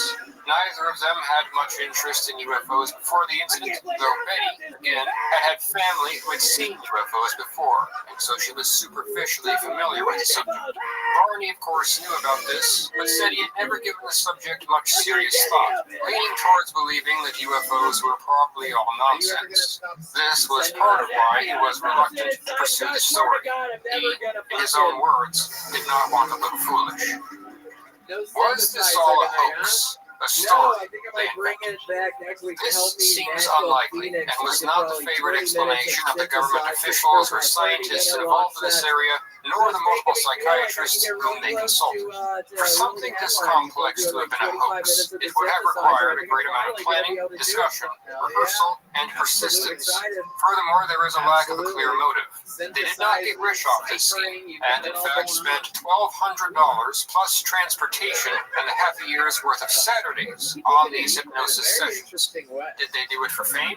Well, you can't say they didn't achieve that, but there, especially Barney's desire to remain out of the limelight, and there, especially Betty's obsession with the topic, seems to have been genuine. The hoax explanation cannot be ruled out, but it does not seem to be the most likely explanation. I think the Hills genuinely believed that this happened. But did it? No one involved in the investigation, including various psychiatrists, believed the Hills suffered from any form of mental illness that would cause them to lose touch with reality. They had no other indications of mental illness and had no other known incidents like this in their past. It was considered that something in their environment may have triggered hallucinations. Multiple influences, like a nitrate fertilizer stored in their car, were considered, but the lack of any other reported symptoms is a problem for any explanation relying on the presence of any mind-altering substance in the environment. They were sober, and there was no evidence of the use of anything else apart from caffeine and tobacco. Dr. Simon believed that their sighting of the unidentified object was probably real, and that it probably did have a profound emotional impact on them, though he didn't venture to try to explain exactly what they had seen.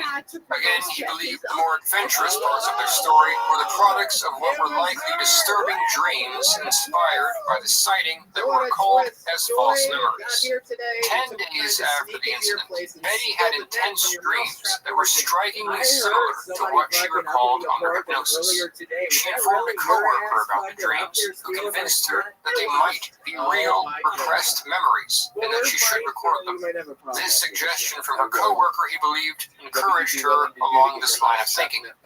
As Betty recalled her dreams to the investigators, with Barney overhearing her do so time after time, Simon argued they may have convinced their subconscious minds that these events were real. She was a very headstrong person and could have potentially convinced the much more suggestible Barney of these things. Then, hypnosis may have brought these dreams more to surface in a very lifelike way, thereby solidifying these false memories and convincing them that they were true.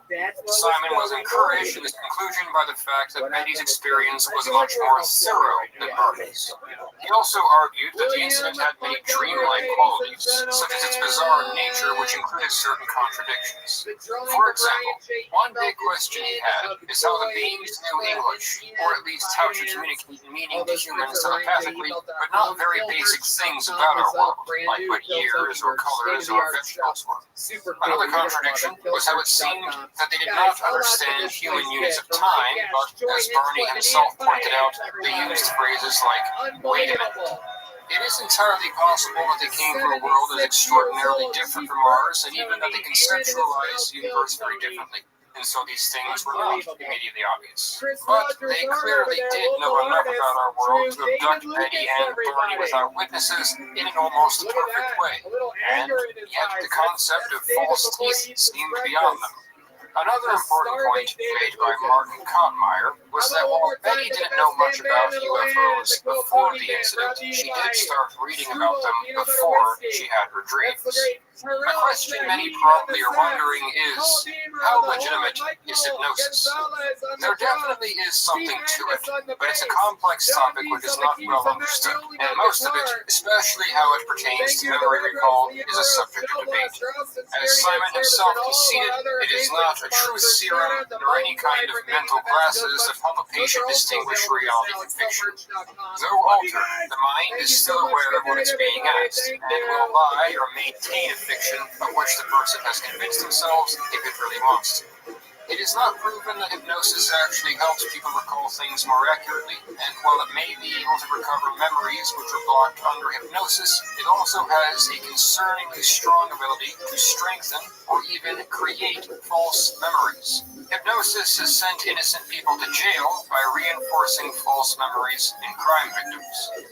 Long story short, the hypnosis sessions cannot be considered the end of the story. And as professional and cautious as Dr. Simon was, it is possible that they created an even bigger fiction.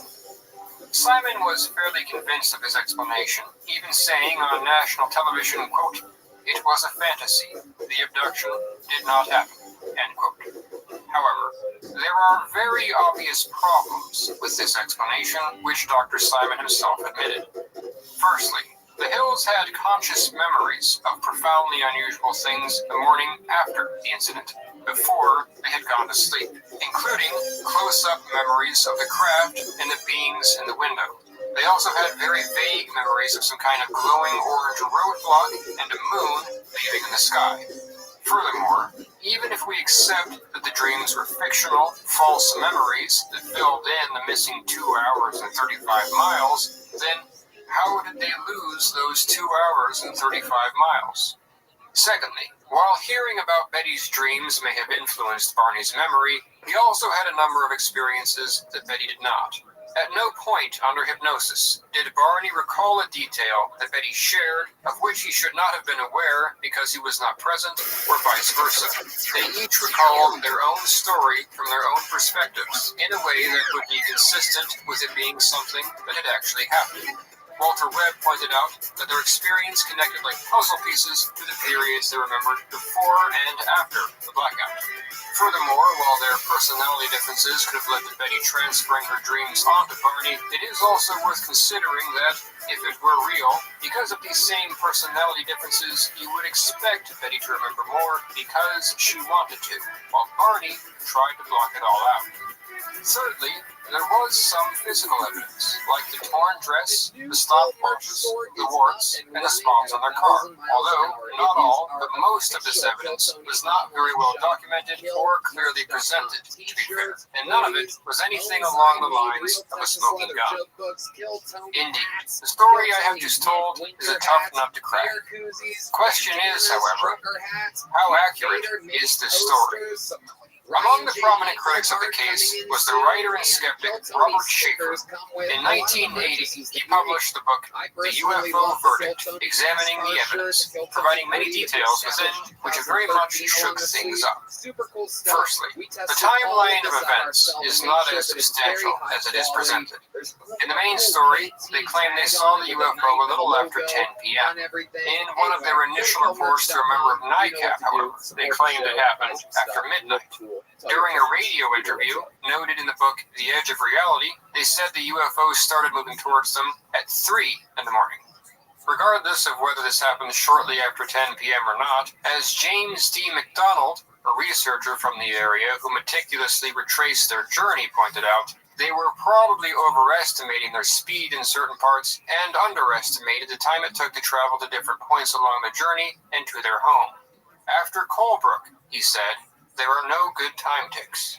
Because of how important the lost 2 hours are in this case, it is a very big problem that they don't appear to have been sure about when exactly these things took place, especially given that they said they only fully realized they had lost time after they were grilled on the question by researchers. Just to note, this James D. McDonald who retraced their journey is separate from the Major James McDonald who interviewed them. Regarding the light in the sky, McDonald pointed out that there is an aircraft warning beacon on top of Cannon Mountain, which actually resembles what the hills described very closely. Looking through binoculars, the beacon light may have illuminated part of the roof of the lookout tower, which could resemble a craft. This may be one of, or the main object, which they mistook for a UFO. Furthermore, he pointed out that it says in their book that the hills could not tell at first if it or they were the ones moving. Confusingly, the couple did mention a beacon on top of Cannon Mountain in Interrupted Journey, but they were referring to the light of a restaurant. The restaurant was closed, but the lights to the soda machines were still on. Thus, we can account for 2 man-made lights in a scene in which the hills described seeing only 2 lights. There is also a billboard advertisement for the Jack-O-Lantern Resort and a giant jack-o'-lantern built on top of the hotel, which the hills would have passed present at the time. McDonald proposed one of these may have been the large orange moon shape they saw. But could people really mistake such simple things for UFOs? Yes, frequently. Okay, but this was not a mere sighting of a light in the sky. Consciously, before sleeping, they recalled the craft moving. They saw lights flashing along it. They saw it up close. They saw men in the windows. Could these things really have been the trigger of the fantastic experiences which followed the initial sighting? I have stated multiple times that there was nothing in the hills background prior to the incident that would have suggested that they were excitable or imaginative people whom one would expect to run off with fantasies. However, it must be said that there were many things after the incident that drew their, specifically Betty's, reliability as a witness into question. Barney passed away in 1969.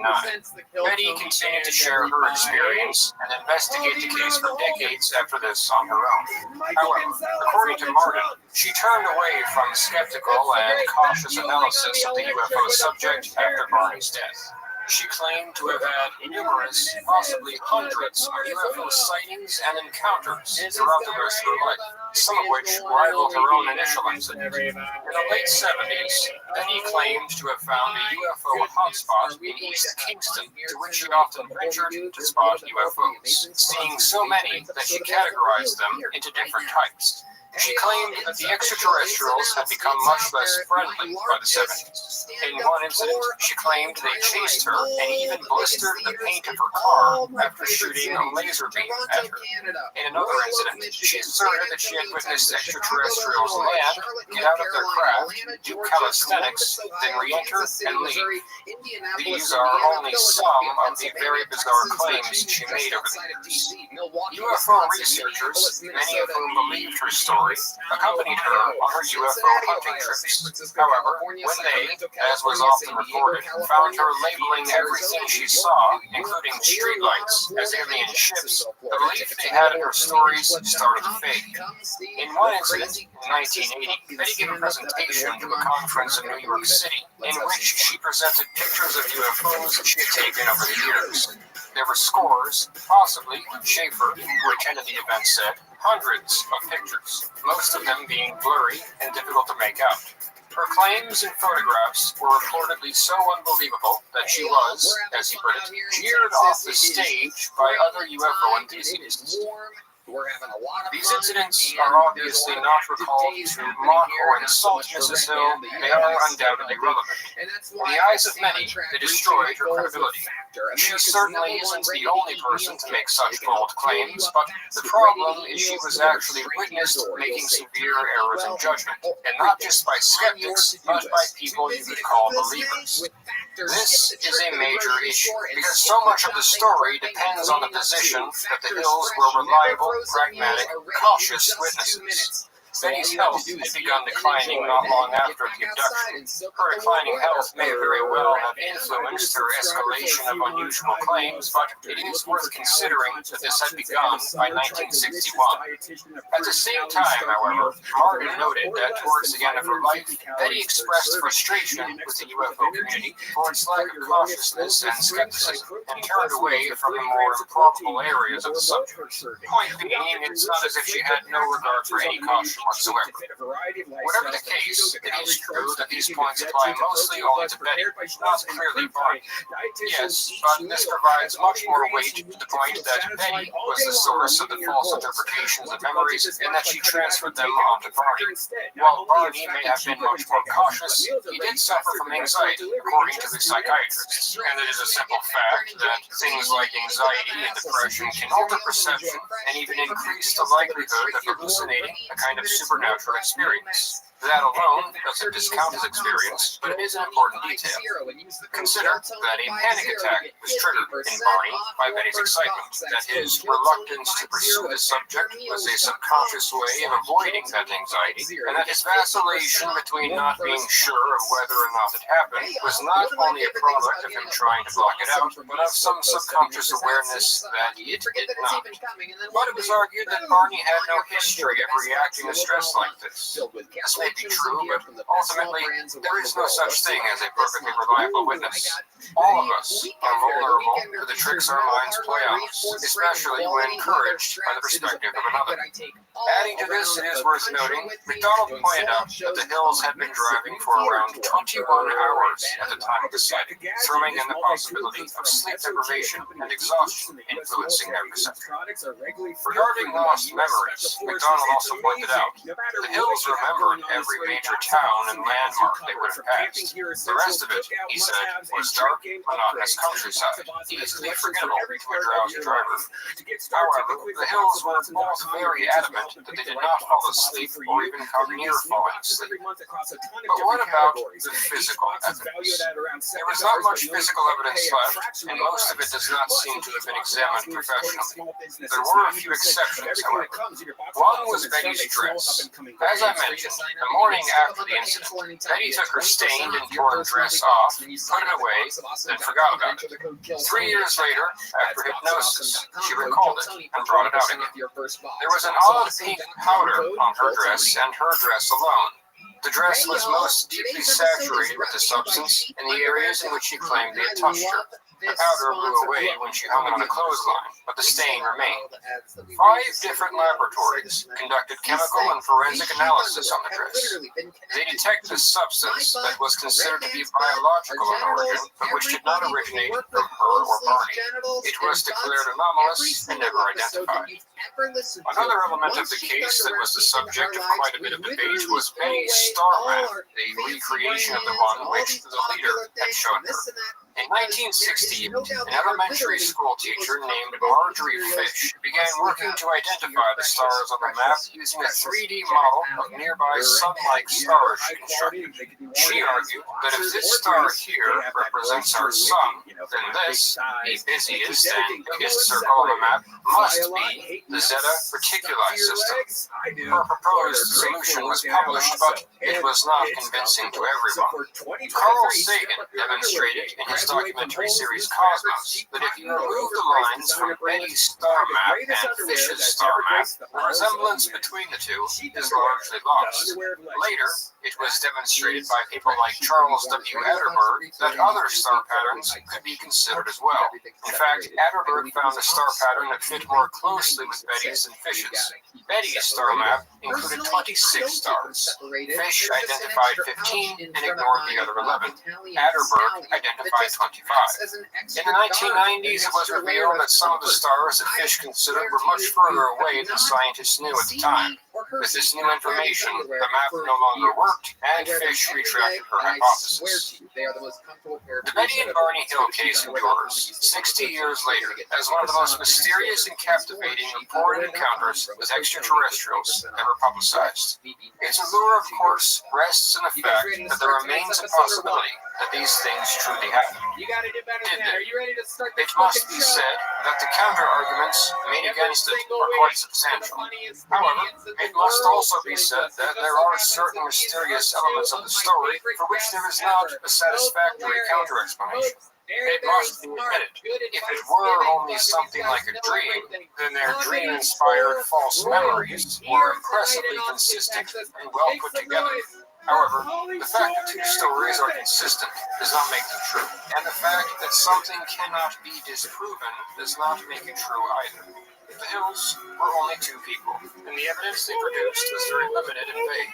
Almost everything is based on the claims made in their story. As witnesses, they, specifically Betty, had a habit of seeing spectacular fantasies in what other witnesses said were ordinary things, and the story they present, while consistent in many ways, does also have a number of holes in it. Regardless, the incident, I think, is worth preserving. The story paved the way for thousands and thousands of such stories to emerge, making it either a central piece of what could be regarded as an American UFO mythology, or one of the first steps towards discovery that we are being visited by people from elsewhere. I hope you enjoyed this video. If so, I invite you to check out the rest of Fire Learning, especially my other campfire videos, such as my video on Kelly Hopkinsville, which I personally think was an even more mysterious story, and to subscribe to see more videos like this in the future. To support the channel, you can make a donation on Patreon, the link to which is in the description. A special thanks to my current patrons listed here. I also run a science channel much like this called Hallucinox, so be sure to check that out too. Thank you for watching, and be sure to join us next time around the campfire. Well, okay, solid. Just relax a little bit. You need to drink some water or something. Pauly Shore and the Krusty's available now. He's doing shows here Wednesday, but they're already sold out. Riffin' with Griffin is Eric Griffin's podcast.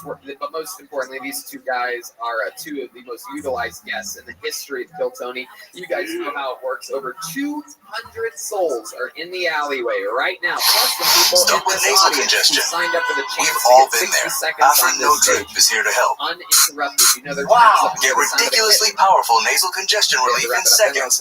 Stays right where it's sprayed. Whether it's allergies or a cold, Afrin is your go-to solution. Afrin, the wow, is real. Use as directed. In front of all of us at the same time. It's all In 1967, a man was digging for gold in a forest in Canada when behind him he heard this sudden commotion. It sounded like geese getting really startled and flying off in different directions. And so he put down his pickaxe, he stood up, he turned around, and what he claimed happened next is referred to as the Falcon Lake incident, and it's considered to be one of the most credible paranormal stories of all time. But before we get into that story, if you're a fan of the strange, dark, and mysterious delivered in story format, then you come to the right place because that's all we do, and we upload once a week. So, if that's of interest to you, please ask the like button if you can borrow their favorite DVD, but instead of watching it, use it as a frisbee with your dog, and then return it. Also, please subscribe to our channel and turn on all notifications so you don't miss any of our weekly uploads. Okay, let's get into today's story. Hell yeah! It's good to be here. Happy Asian American and Pacific American. Just before 11 p.m. at night on May 20th, 1967, a 50-year-old man named Stephen McCulloch staggered into the Misericordia Hospital in Winnipeg, Canada. Stephen was so physically weak that his oldest son, Mark, was there with him, physically holding him up, carrying him into the hospital. When the nurses at the front desk saw the pair walk in, they immediately got up and walked around the desk over to these two guys and said, "Hey, what's going on? What's wrong with him?" And so Stephen, at this point, is so uncomfortable he can barely talk, but he takes a deep breath and tells the nurses that earlier that day he had been burned on his chest and stomach, and now he had this blinding headache headache, and he was so nauseous, and he could barely walk. The nurses knew clearly this is an emergency, and so they quickly ushered the pair down the hall to an exam room. And then a couple of minutes later, doctors came into the room, and they asked Stefan to show them his burns. Stefan, who was already lying on his back on the exam table, slowly reaches down and grabs the bottom of his shirt, and he lifts it up, and the doctors are stunned at what they see on his stomach. There was a very strange burn pattern that none of them had seen before. And so the doctors, they move in to get a better look at his injury, and as they're staring at it, they ask Stefan to explain how he got this burn. Now, what the doctors didn't realize is that Stefan was very conflicted. He knew if he told the truth about how he got this burn, then he would open himself and his family up to ridicule and skepticism. But as he's laying there and the doctors are waiting for his answer, he finally decides that the right thing to do here is just tell the truth. So he takes a deep breath and then tells the doctors what happened to him. And by the time he was finished telling this story of what happened to his stomach, the doctors had stopped looking at his injury and instead were just standing in the middle of the room staring at Stefan with eyes wide and their mouths open. They were all literally speechless. Within 24 hours, Stefan's story had made news all over the world, and his story had attracted the attention of numerous U.S. and Canadian secretive government agencies who were keen to interview Stefan one-on-one to really find out what he knew. In short, what Stefan claimed happened to him, dubbed the Falcon Lake incident, was a very big deal. However, the farther this story went and the more people that heard it, the more people started to question the validity of this story. It just seemed too unbelievable that maybe Stefan is just lying or this is a hoax. And so before I tell you Stefan's actual account of what happened at Falcon Lake, I'm going to give you a little context about who Stefan was prior to the incident, because ultimately Stefan's credibility in your eyes will determine if you really believe what happened to him. Stefan was born in the early 20th century in Poland, and when World War II broke out, he was captured by the Nazis and put into one of their concentration camps. It was called the Gross Rosen camp, and it was located in Poland. During his time at that camp, Stefan would bear witness to the Nazis perpetrating some of the worst atrocities ever committed against humanity. In total, approximately 125,000 people were held prisoner at the Gross Rosen camp, including Stefan. And of those 125,000, 40,000 of them would be killed primarily on site at the camp or on a Nazi-led death march.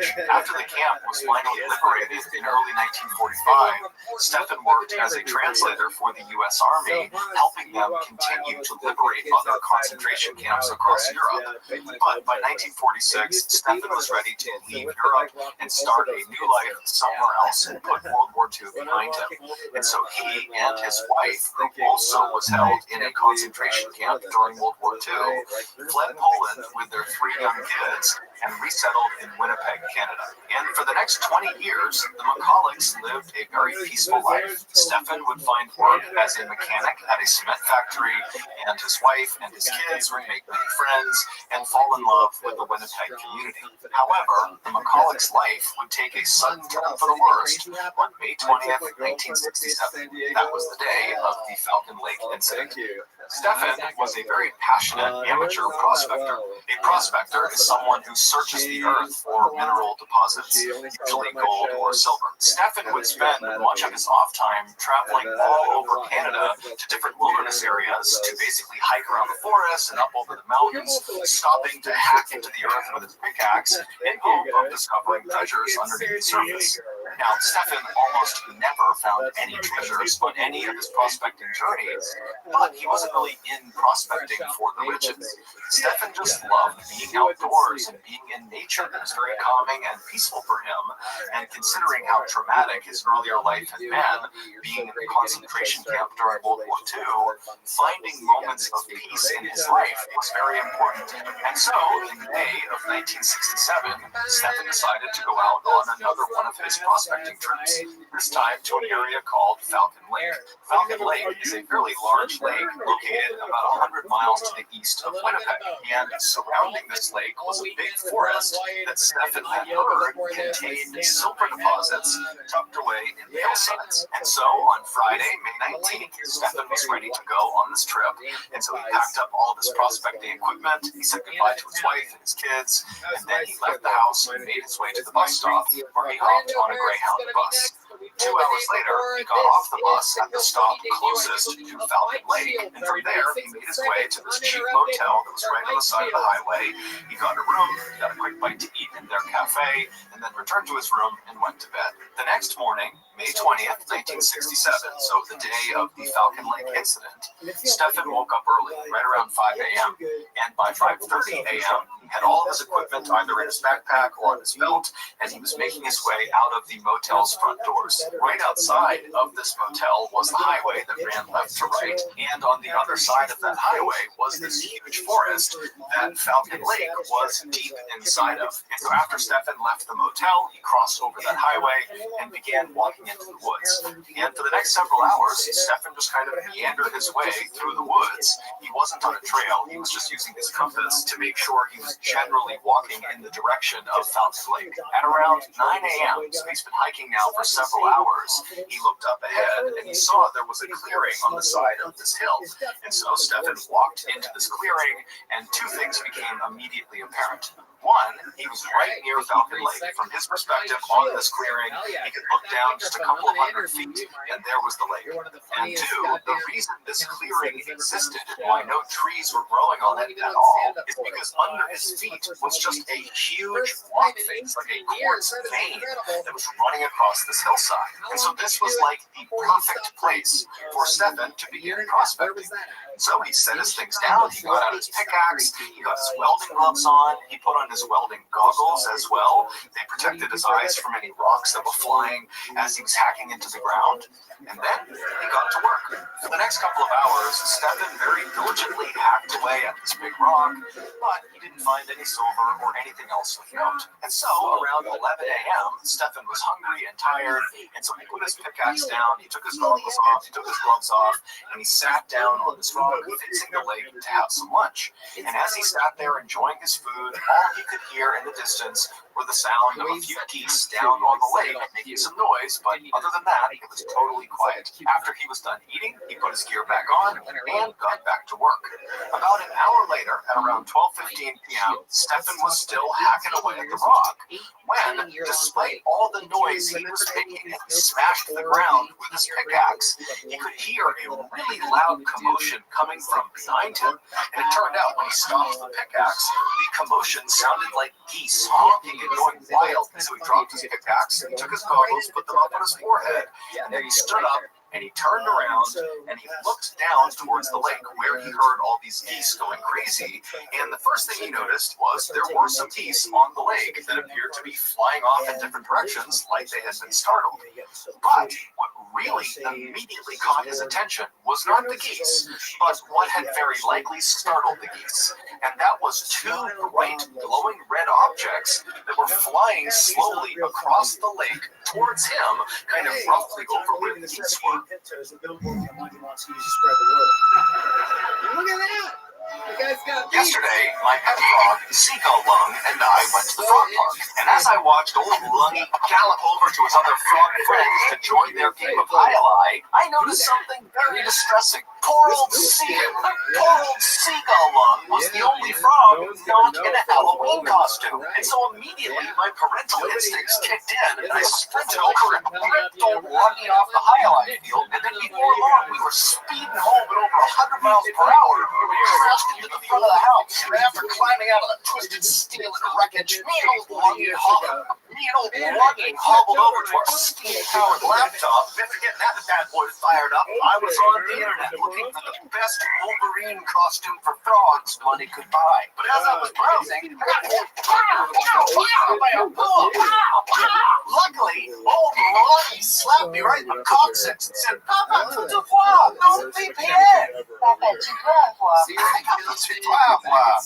tu dois avoir NordVPN, which of course in French means dad. We need to sign up for NordVPN. A VPN, or virtual private network, is a service that keeps you safe while you browse the internet. And NordVPN is the brand name in the space. Not only will NordVPN ensure all of your information stays safely behind their next generation wall of encryption, but also, most importantly, through their latest feature called Threat Protection, it will automatically block all those disgusting boas that keep preventing us from purchasing the best things in life, like Halloween costumes for frogs. So, be like me and Milwaukee and sign up for NordVPN today. Right now, you can get a 2-year plan for a huge discount, plus 4 additional months for free when you go to NordVPN.com/Mr. Ballin. And it's risk-free with Nord's 30-day money-back guarantee. That's NordVPN.com/Mr. Ballin, or click the link in the description below. Okay, back to the story. Okay, most people do it, but then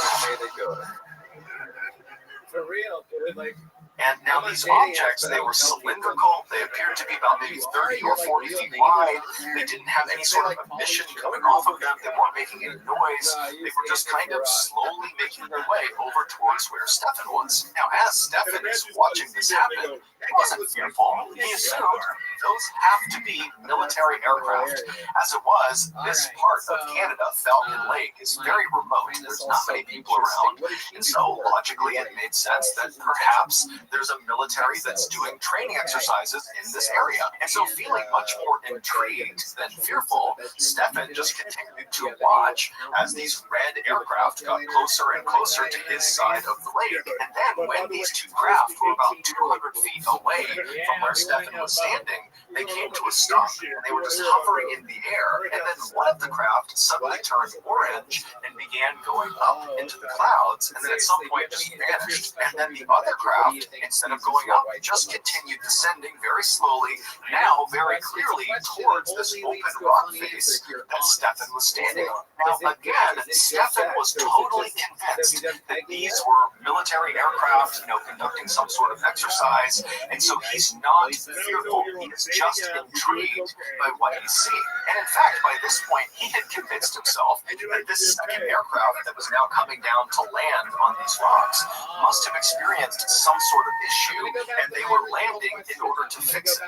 And Stefan even thought to himself, well, hey, I'm a mechanic. Maybe I can help the pilot or pilots with whatever's going on with their craft. Once the craft finally did touch down on the rocks about 150 feet away from Stefan, it changed colors from red to stainless steel with an orange glow around the outside of the aircraft.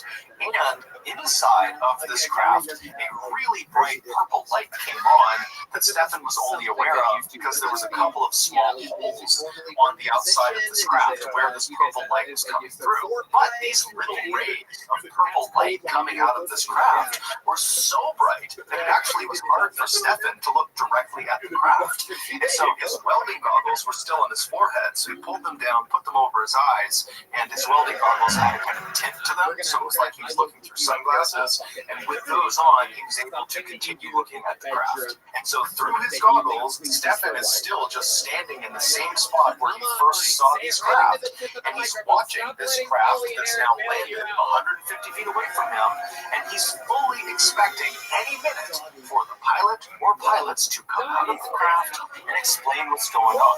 But at first, nothing happens. And so Stefan is just standing there waiting for something to happen when he realizes he has his sketchbook in his pocket. Stefan liked to bring his sketchbook along on his prospecting trips because he liked to sketch things. And so he figured while he waited for the pilot or pilots to emerge, he would sketch the craft. And so for the next couple of minutes, that's what he did. And then after he was done sketching it, he put his sketchbook away, and then really nothing happened for about another 30 minutes. He just stood there, and the craft remained motionless. But after about 30 minutes of the craft having landed, it opened. There was like a sliding door on the side of the craft facing Stefan, and it revealed the beautiful, bright purple interior of this craft. But from Stefan's perspective, because of how bright the lights were and how far away he was, he couldn't tell what was inside of the craft. But Stefan's thinking, okay, clearly now the pilot or pilots are coming outside. And so Stefan felt really relieved, and he was just standing there waiting to talk to whoever was inside. But again, nothing happened. And so now, feeling just plain curious, Stefan decided, you know what, I'm going to walk over there and I'm going to yell into this open door to the pilot or pilots inside and make sure they're okay. And so he starts slowly making his way across the rock face towards this craft and this open door. And when he gets about 60 feet away from the craft, he suddenly stops because now he can hear from inside of this craft the sound of two voices talking to each other. You can't really tell what they're saying, but very clearly there is communication happening inside of this craft. And so Stefan assumed that must be the pilots, and so he called out to them in English. And the second Stefan yelled out to this craft, the voices immediately came to a stop, and they did not respond to Stefan. And so Stefan is calling out to them in English, you know, hey, are you okay? What are you doing in there? And when English didn't work, Stefan called out in Russian. He called out in German, Italian, French, Ukrainian. And when all of those didn't work, he went back to English and just continued kind of calling out, trying to get them to please come out and talk to him. But he got no response, and no one came out of the craft. And so at this point, Stefan thought, okay, I'm totally committed, so I need to keep going and make sure the pilot or pilots are okay. And so he continued walking closer and closer to this open door of the craft. And when he got about 10 feet away, he was suddenly struck by the incredible craftsmanship of this craft. He couldn't see any rivets anywhere on this amazing piece of machinery, meaning this craft appeared like it had somehow been carved out of one enormous piece of steel, which seemed totally impossible. Also, Stefan noticed there were no insignia on the outside of this craft. There was no flag or anything kind of denoting who was flying it. There was really nothing on the outside of the craft. But Stefan just kept on going until he was standing right outside of this open door. He's only a couple feet away from it. And now he's looking directly inside, and he doesn't see the pilot or pilots. And in fact, because of how bright this purple light is coming out, even with his goggles, it's really hard to see what's inside of this craft. But he can clearly see inside there is some sort of panel in the back of the craft with lots of flashing lights, almost like a computer, and there were other kind of columns of light moving around inside the craft at different angles. But after looking in this craft for only a few seconds, the door suddenly slid shut, and then Stefan, without really thinking about it, reached out and touched the craft. And the second he did that, two things happened. One, the hand that he touched the craft with, he was wearing a big welding glove, and the second he made contact with that craft, the leather glove began to melt, not even catch on fire, it just instantly began to melt. And so he began frantically ripping the glove off to get it off of him to avoid injury. And then the second thing that happened is the craft began rotating counterclockwise until this vent that was on the outside of the craft, one of the very few things that was on the outside of the craft that actually Stefan had noted in his sketch. He had drawn this grate that sat on the outside of the craft. This grate rotated around until it was aimed directly at Stefan.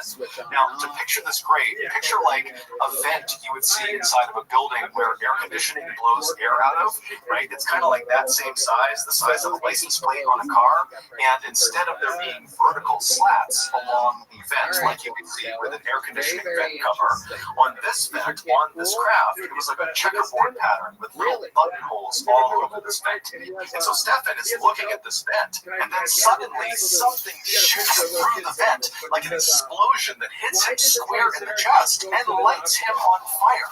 His shirt is literally in flames, and so Stefan is frantically trying to rip off his shirt. He throws it on the ground, he's stopping the flame, and as he's doing that, he looks up and sees this craft has somehow immediately shot into the sky and is now disappearing into the clouds. Now, Stefan had no idea what just happened. All he knew is his chest and his stomach now hurt tremendously. But before he could deal with that, he developed this unbelievable headache. He suddenly felt so nauseous, and he felt delirious, like he was drunk. Trying not to panic, Stefan, who now is shirtless and badly burned, he ran over and grabbed some of his things, and then he began heading back into the woods to make his way back towards the motel. It would take him several hours of stumbling through the forest, stopping periodically to vomit, but he would eventually reach the highway, he would cross over, and he would make his way into the motel right around 4 p.m.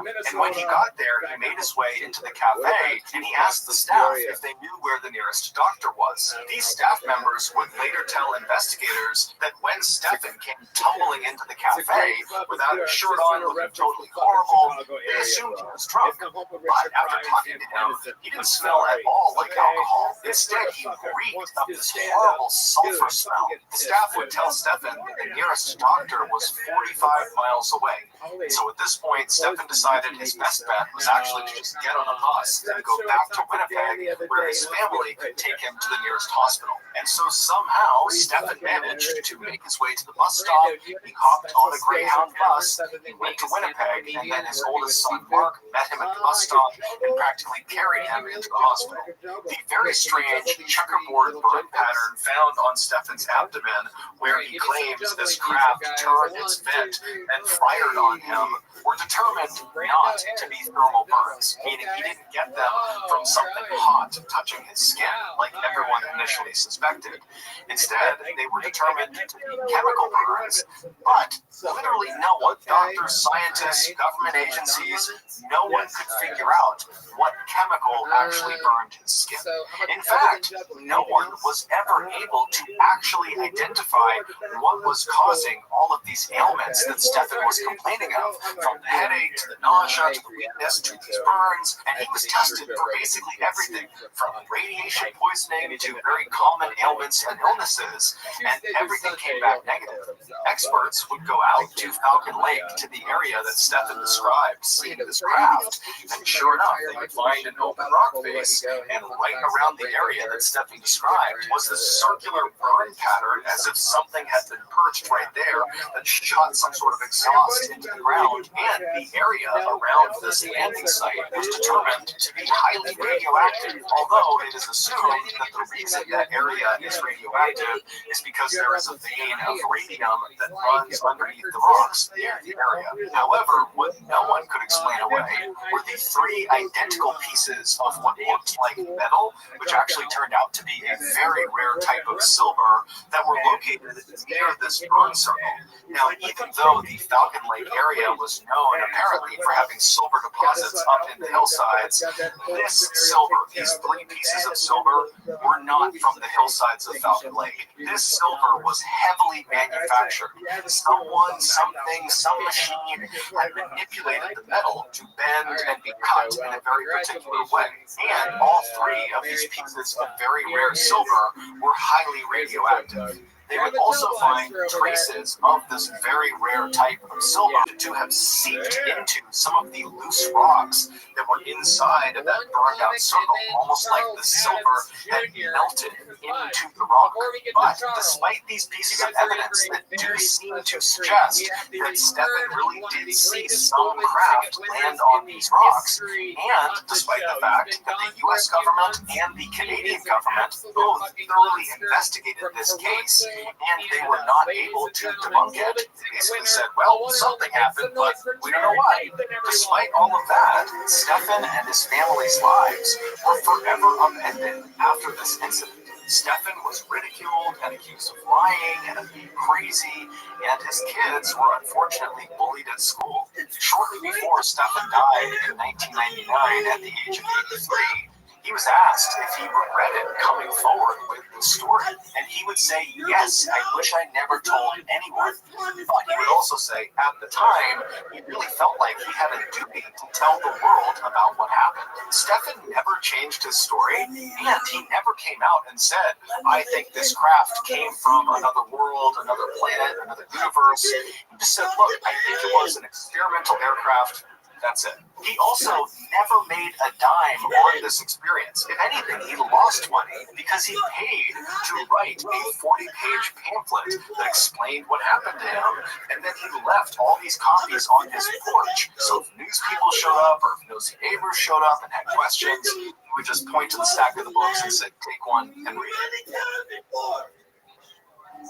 So that's going to do it. If you got something out of today's episode and you haven't done this already, please ask the like button if you can borrow their favorite DVD, but instead of watching it, use it to play Frisbee with your dog and then return it. Also, please subscribe to our channel and turn on all notifications so you don't miss any of our weekly uploads. We have a podcast called the Mr. Ballin Podcast that puts out brand new podcast exclusive episodes on Monday mornings, and on Thursday mornings we upload the remastered audio of our best YouTube videos. Right now, that podcast is available on all platforms, but starting on November 1st of this year, 2022, the podcast is going to be exclusively available on Amazon Music. We have a registered 501c3 charitable organization called the Mr. Ballin Foundation that makes it as easy as possible for you to join me, my family, and my team in supporting those whose lives have been most impacted by violent and heinous crimes. Monthly donors to the Mr. Ballin Foundation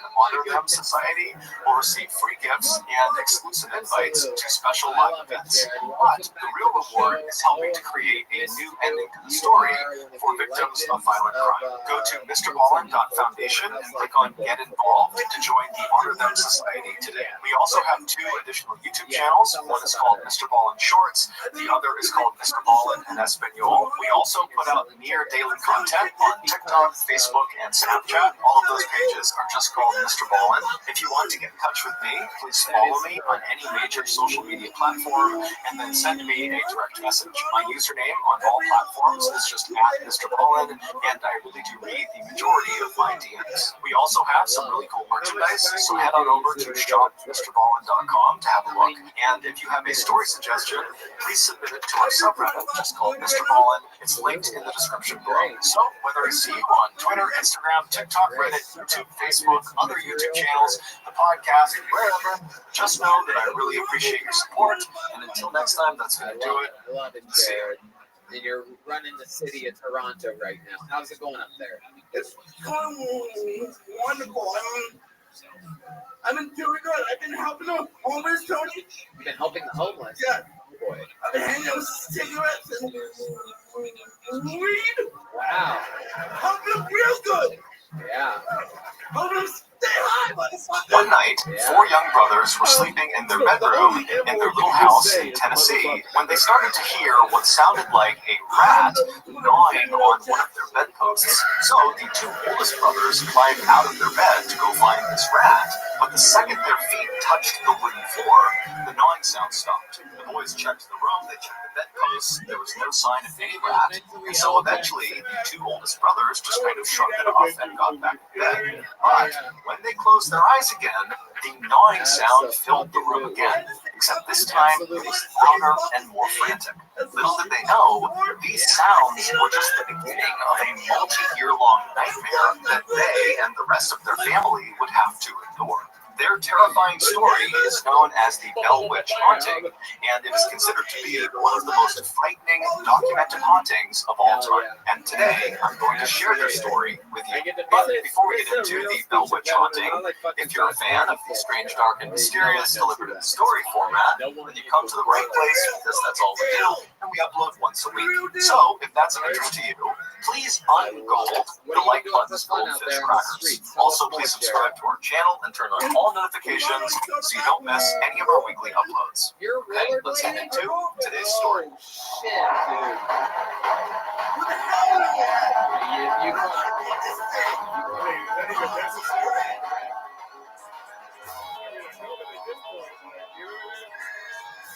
In 1804, a man named decided his farm in Carolina was just too small for his growing family.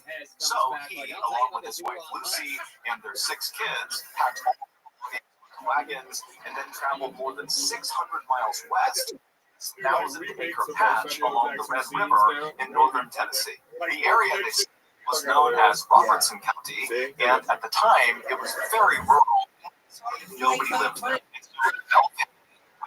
Arrived in Robertson County, fully expected to have to work with the few families that were there to build up the settlement. Basically, they wanted to build a town from scratch. But this was the kind of work that John Bell was born for. He was raised on a farm where he had a reputation for working extremely hard and never giving up. John was very generous and excellent at working with other people. In fact, when his family was still in North Carolina, John and his very gentle and sweet wife Lucy would open their doors to anybody who needed a place to stay or a hot meal. And sometimes John would just give money to his neighbors when he felt like they were down on hard times.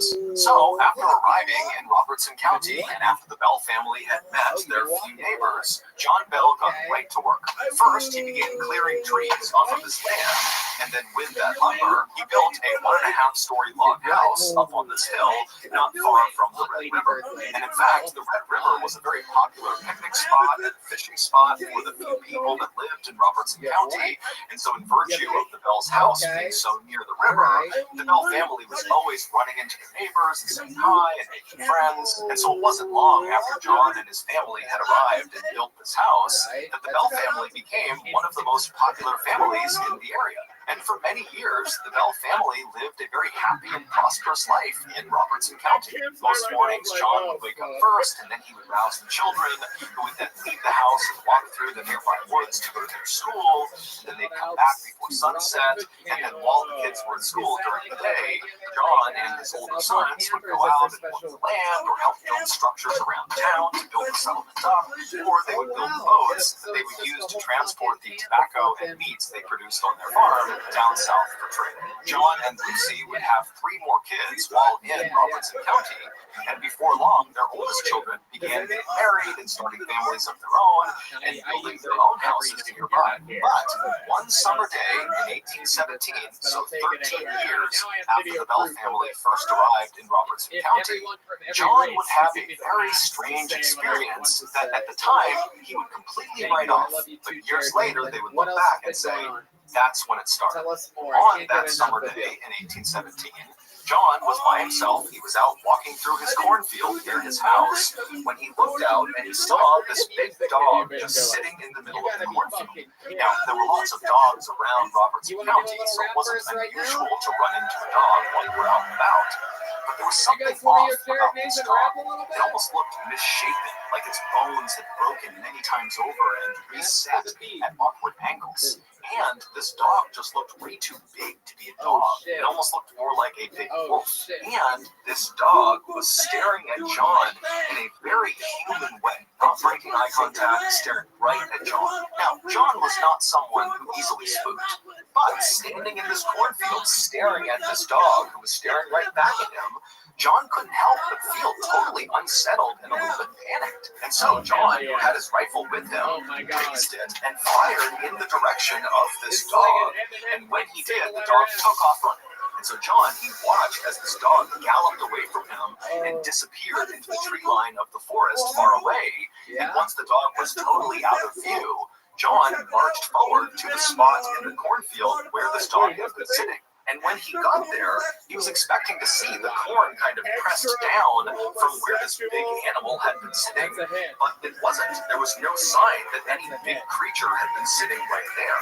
And as he looked around him, he saw there were no paw prints, no tracks on the ground, either coming to the spot or going in the direction that he watched this big dog run off. John was totally confused by this, but after sitting there kind of wondering how this could be, he just told himself, you know what, I'm overthinking this. It was just some big ugly dog and a missed shot. This is no big deal.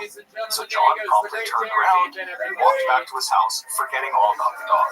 But not long after John saw this dog in the cornfield, his family began experiencing other strange things back in their house. At night, after the Bell family had climbed into bed, they would start hearing knocking sound on the side of their house. And as soon as they got up to go inspect it, the knocking would stop. Then they'd lay back down again, and they would hear it again, except it was coming from another side of the house. It was like there was someone or something outside of their house, just kind of circling around them, periodically knocking on the walls. Now, John was convinced this was not the work of some animal. This was a person, a prankster, and they were hiding out in the woods somewhere. And so he instructed his family not to mention the tapping sounds to anybody in town, because he thought somebody in town was doing this to them, and he didn't want them to know that they were onto them. He wanted these pranksters to come back and do it again so he could catch them in the act. But over the course of several weeks, the tapping continued. Every time John would lay in wait and try to run out and see who was there, there'd be no one, and there'd be no tracks anywhere around the house indicating that anyone had ever been there. And as unsettling as these knocking sounds were for the family, they were nothing compared to the things that happened next.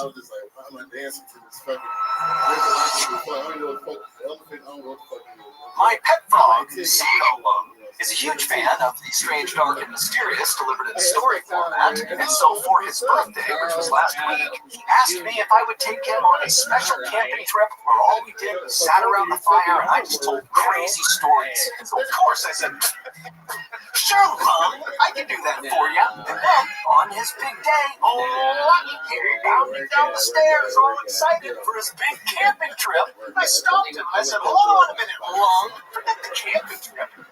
I got something even better for your birthday. And then, from behind my back, I presented a gift fit for the gods. Homemade, fermented Norwegian lemming liver cakes with a side of koala stew. Now, I know what you're thinking. Wow, Lucky must have been so happy. But no, he wasn't.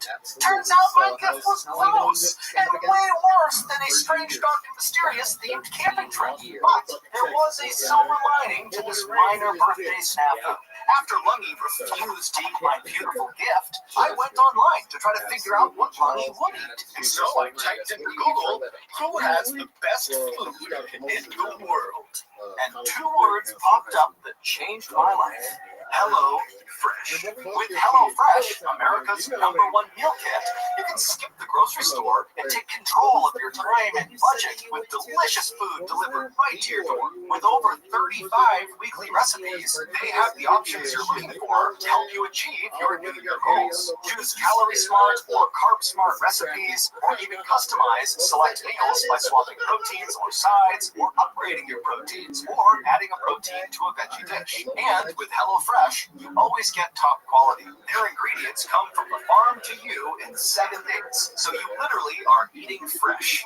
HelloFresh. So, if you're like me and you keep gifting your loved ones terrible exotic food dishes for their birthday, then you need to sign up for HelloFresh today. To do that, go to HelloFresh.com and use code MrBallin21 for 21 free meals and free shipping. Again, go to HelloFresh.com and use code MrBallin21 for 21 free meals and free shipping. Okay, back to the story.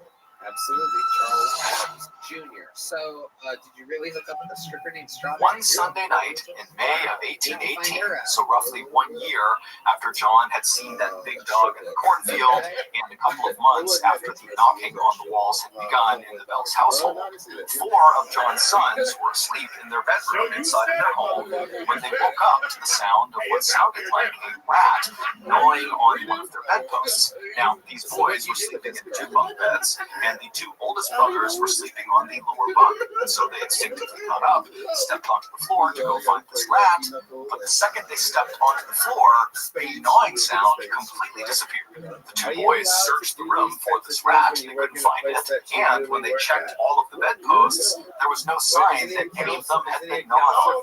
So the 2 older brothers finally just kind of shrugged it off and climbed back in bed. The moment they closed their eyes, the gnawing sound began again, except except now it was louder and more frantic, like whatever was under there was desperately trying to chew through the wood of their beds. But again, when the two older brothers leapt out of their bed to go find whatever animal was doing this, the sound would completely stop and the room would go still. The boys searched the room again. There was no sign of any rat or any animal. There were no marks on the underside of their beds, and so they had no idea what to make of this. The gnawing sounds would continue all that night, making it nearly impossible for these boys to sleep, and it would happen again the next night the same way.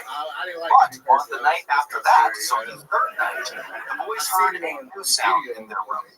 As they're laying in their beds, exhausted from barely sleeping the last 2 nights, they began hearing what sounded like someone gasping for air underneath their beds, like they were being choked, gulping and smacking their lips and clawing at the underside of the beds. The two oldest boys were terrified, but eventually worked up the courage and leapt from their bed to confront whatever was underneath them. But again, as soon as their feet hit the floor, the sounds completely stopped and the room went still.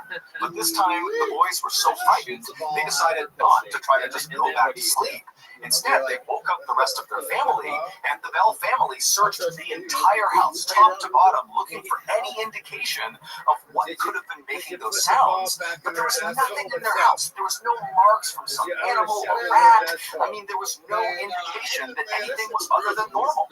Now, to this point, the Bell family had not told anybody in town about either the knocking sounds on the walls, or the rat gnawing sounds, or now the gulping for air sounds. And a part of that was because John had told the family, don't tell anyone because we're going to catch whoever's doing this. But another part of it was the family knew as soon as they brought this stuff up that it would be the target of ridicule because people wouldn't believe them. But after this night with the gulping and gasping sounds, the Bell kids really could not sleep anymore. They were just up all night, terrified. And so finally, John went to one of his neighbors, who he was very close with, and confided in him that something weird was happening inside of his house. Now, John was not the kind of person who made things up. He was very straightforward, very honest. He didn't even tell jokes. And so this neighbor, as he's listening to this unbelievable story, just takes John at face value and says, you know what? I'll stay the night in your house, and I'll see if I can hear all these strange sounds.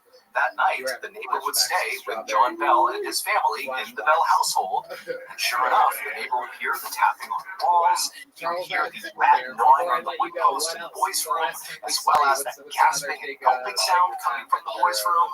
And this neighbor was so terrified that he did not last the night in John's house. He left in the middle of the night to go back to his house. After this, word spread quickly around Robertson County about what was happening at the Bell household, and the way the townspeople reacted was very supportive. I mean, the Bell family had been instrumental in building up the settlement, and John and his wife Lucy were so kind and generous, and so the townspeople decided that they were going to find a way to rally around the Bell family and try to help them.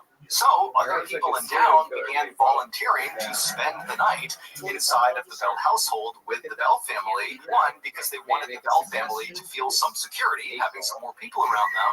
And two, these people were thinking that maybe just their presence inside of the Bell household would scare off whoever or whatever was tormenting the Bells. But no matter who stayed inside of the Bell household, the noises persisted every single night. Townspeople came up with all sorts of explanations for what was happening to the Bell family, ranging from, John's youngest daughter must be behind this because she wants attention, or other people said maybe there's a family or an individual that hates the Bell family and they're targeting them and they're behind this. There was even a theory that someone in town had learned ventriloquism, which is a kind of performance where the ventriloquist throws their voice so it sounds like it's coming from somewhere else, not from their body. And so the idea was this ventriloquist was just a prankster and they were screwing with the Bell family. But the townspeople searched the Bell's house with the Bell family over and over again, and they never found any sign of what could be making these noises. The people in town even went so far as to have people watch each member of the Bell family as they slept at night to make sure none of them were responsible for these sounds. And sure enough, as the Bell family was being closely monitored, the noises would start, and it was very clearly not coming from anyone in the Bell family. As the months went on, and the Bell family was forced to endure whatever was going on inside of their home, the people in town started to notice something odd about John Bell. Normally, John was a very engaged person. When he spoke to you, he was locked onto you and really paying attention. But at some point, after these mysterious things began happening at his house, John would be talking to someone, and then suddenly his eyes would kind of gloss over, and his jaw would go slack, and it would look like he was staring off into the distance, and then his face would start to twitch. And at first, these twitches were fairly minor and were centered just around his eyes. But over time, these twitches became much more dramatic, to the point where his jaw would start to kind of quiver up and down, and his eyes would begin blinking out of sync. And then, when the twitching finally stopped, John, without saying a word to the person he had just been talking to, would just wander back to his house. He'd go up to his bedroom, and he would sit on his bed for hours and hours and hours, just staring at the wall, not eating, not drinking, not saying anything. The Bell family felt like they were hostages in their own home. They had no idea what was causing these things to happen or why they were happening, and they were all filled with this constant sense of dread. As for the townspeople, most of them had come to believe that whatever was happening to the Bell family was likely caused by their neighbor, Kate Batts. Kate was known to be very eccentric and kind of unpleasant, and she was known to be fairly unlucky because her husband had become disabled and her 3 kids had all died young. Kate also had this strange habit of using really big, complex words in her conversations, but she misused the words, and so everything she said kind of sounded off. Townspeople would talk about Kate Bat's witch, and they started referring to whatever was causing these strange phenomenon at the Bell household as just Kate. However, when Kate found out about this, she was totally offended and said she had nothing to do with whatever was happening to the Bells. By September of 1820, the terrifying happenings at the Bell household had been going on for 3 years.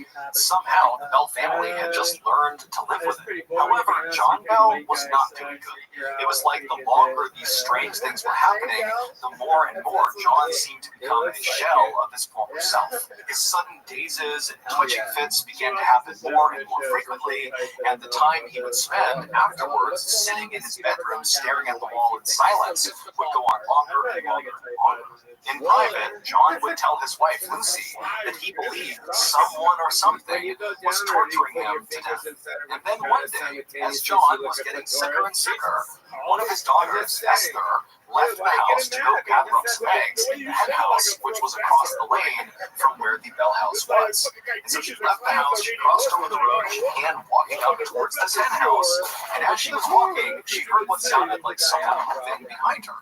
And so she turned around, and she saw there was this woman dressed all in black with her head down, walking slowly down the road she had just walked on towards her house. So she's basically walking exactly where Esther had just come from, but Esther had not seen her until just now. So she wasn't really sure how this woman had arrived on the road, but Esther wasn't worried. She looked at this woman, she didn't recognize her, but just assumed she was somebody from town, and that was it. And so Esther turned away from this woman and walked the rest of the way up to the hen house. She went inside, she got the eggs in her basket, and then when she came back outside again, and she was back on that road, now facing in the direction of her house, she saw this woman in black with her head down was still trudging along slowly, now much closer to the Bell household. And so Esther, she began walking down the road, looking at this woman, trying to figure out who she was. And as she got closer and closer, she realized she recognized her as somebody from the village. This was a neighbor of hers. And so Esther yelled out a friendly hello. But this woman in black with her head down didn't turn around, she didn't react, she just kept on slowly walking down the lane towards the Bell house. And so Esther began walking a little bit faster, getting closer and closer to this woman, and she yelled out a few more times, "Hey, hello, how are you?" But each time, this woman in black just appeared not to hear Esther. And Esther, she's looking around, and there's nobody else out. It's just her and this woman who's now about 15 feet away from her. And so Esther starts to feel really uncomfortable about this woman. And so Esther just stops on the road and stares at the back of this woman. And the second Esther stopped, this woman who was trudging along also suddenly stopped. And then she reached up with her hands, her back is still to Esther, and she took her bonnet off of her head. A bonnet is a type of hat. And then she dropped the bonnet on the ground, and right away this woman's black matted hair kind of tumbled down over her back. And then this woman, without moving, began reaching up and stroking her hair, running her fingers through her hair as if she was trying to comb it out. And so Esther is watching this, kind of wondering what's going on here. And so Esther began walking slowly closer and closer to this woman to make sure she was okay. But with each step that Esther took towards this woman began running her hands faster and faster through her hair until it almost looked impossible. She was moving so fast. And then Esther realized with horror that she wasn't just combing her hair. This woman was grabbing clumps of her hair and pulling them out of her head. In fact, Esther could literally hear the hair being ripped from this woman's scalp. And so before long, there was hair all over the ground around this woman. And so Esther at this point is terrified. She thinks there's something wrong with this woman. And so she runs around this woman without looking at her, charges into her house right in front of this lady. She goes inside, she locks the door behind her, and then Esther calls out for one of her sisters who was home and said, come here, come here. And the two of them went to the front window and they look out onto the road and they see the woman. She's still there in the same spot, ripping her hair out. But Esther makes eye contact with this woman, and the second that happens, the woman freezes. Her hands are still in her hair, and she's looking directly up at Esther.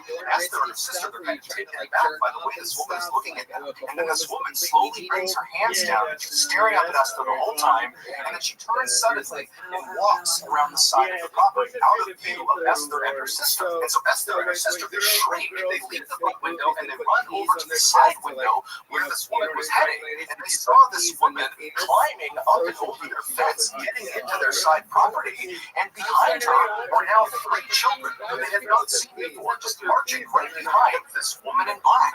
And so this woman and these three children, in plain sight of Esther and her sister, they walk into this grove of trees on the Bell property. And so Esther and her sister, they're just staring, they have no idea what's happening, and then one by one, the woman first, and each of the children climbed their own trees. And then once all four of them were up in these trees, they turned around, so they were all looking directly at Esther and her sister, and then they all began swaying with their bodies into the breeze, getting these trees to bend and wave hard left and right. And so Esther and her sister are horrified, and as they're staring, Esther's husband just happens to come through the front door.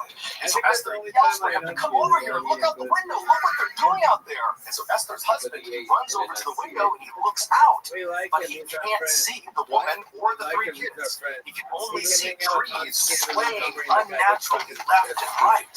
And so Esther and her sister, they realize she's not seeing what we're seeing, what's happening. And before long, they are screaming, the husband's trying to figure out what's going on, and finally the trio just ran from the window, went out the back door, and ran around to the side yard to go confront this woman and these children. But when they got out to the grove of trees, the woman, the kids, they were gone, and there was no tracks anywhere on the ground to indicate that anybody had been there recently. Not long after this incident, sometime in October of 1820, John Bell and one of his sons were out for a walk on their farm. And as they walked, suddenly John stopped and threw his hands up to his face as if he was protecting himself from someone trying to hit him. And then all of a sudden, John's face just went totally slack, and his body began to contort to these horrible, grotesque angles, and his back began to arch so far it looked like his back would break. And so John's son is watching this happen. He has no idea what to do, and so he just runs over and grabs his dad and tries to pull him upright.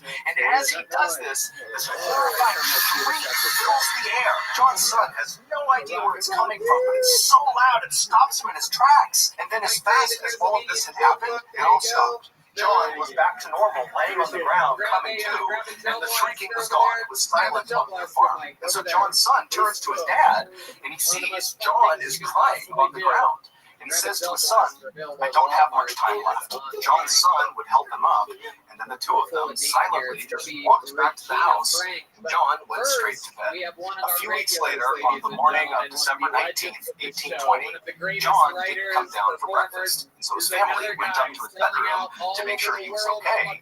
But when they found him, he was still laying in bed. He was breathing, but no matter what they did, they couldn't wake him up. And so one of John's sons ran to the medicine cabinet inside of their house, but when he opened it up, all the medicine was gone, and in their place was this strange glass vial that contained a smoky dark liquid that the son had never seen before and no one in the family had seen before.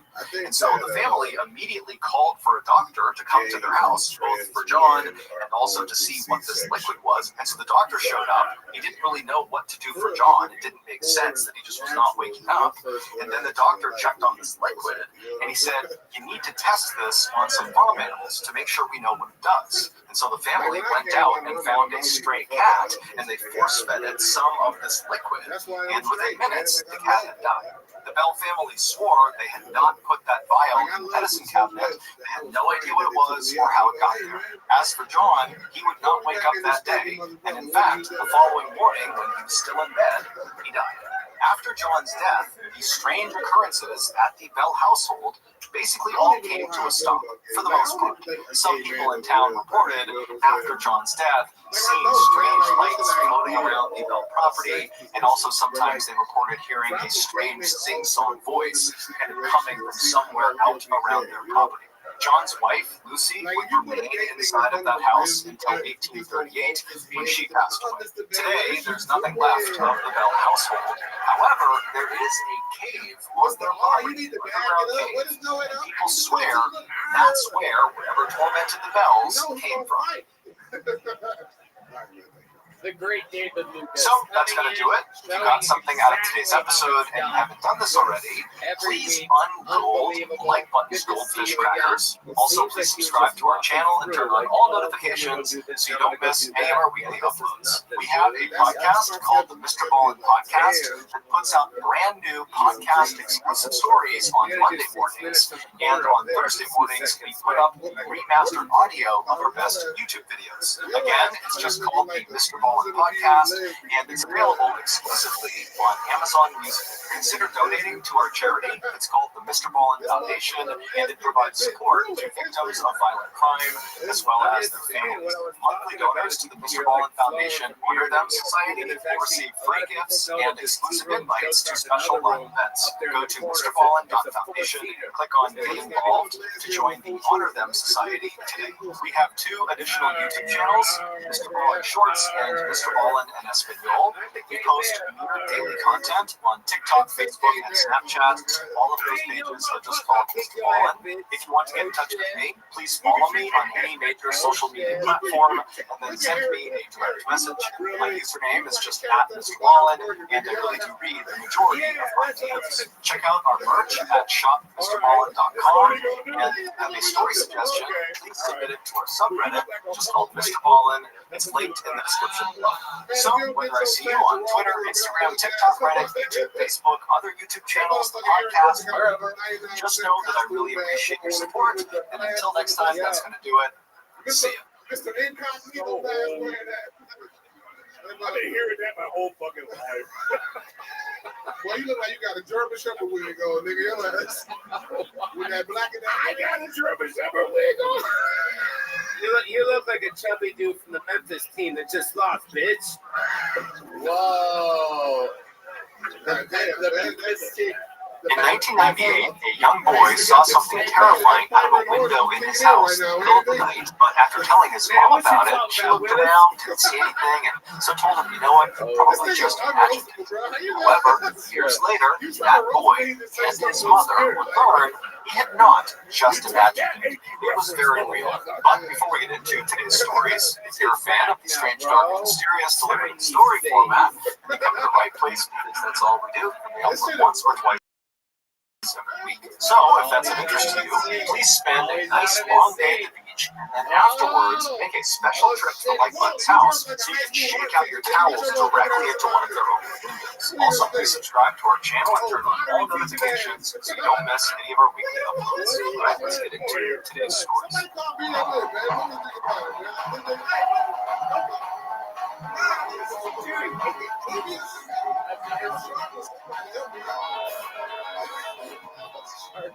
Cranbrook, which is a small, snowy town in British Columbia, Canada, used to be a place no one had heard of. Then Isaiah Otieno changed that. In 2006, an 18-year-old smiling young man named Isaiah Otieno stepped off of a plane in Cranbrook and began making his way toward the baggage claim.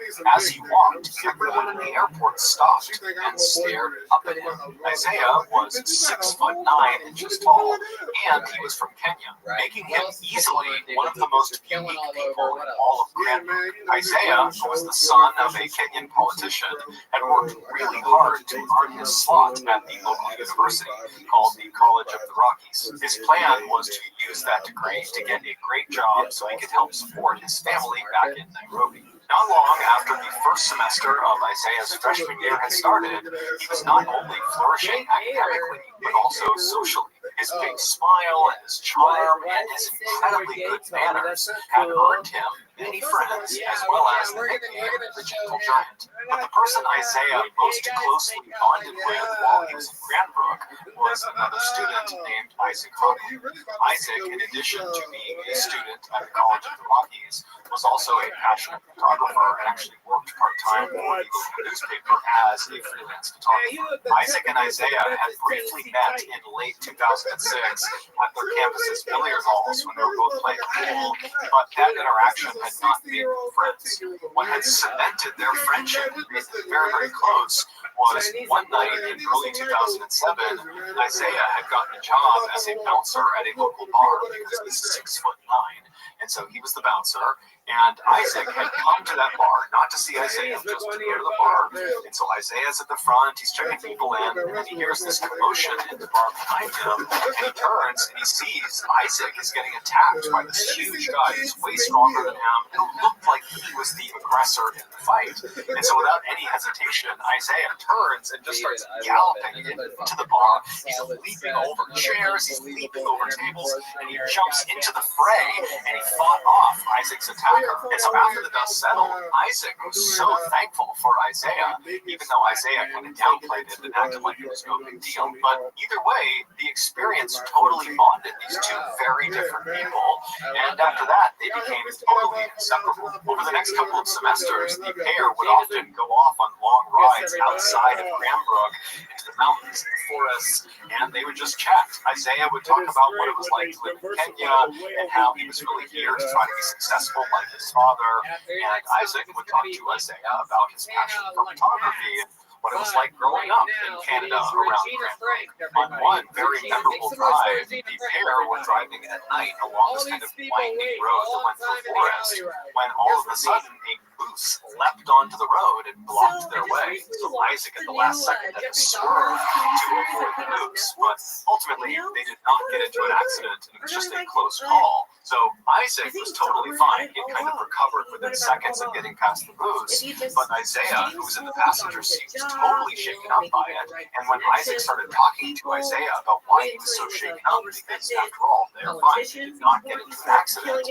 Isaiah would admit that he wasn't shaken up because they almost got into an accident.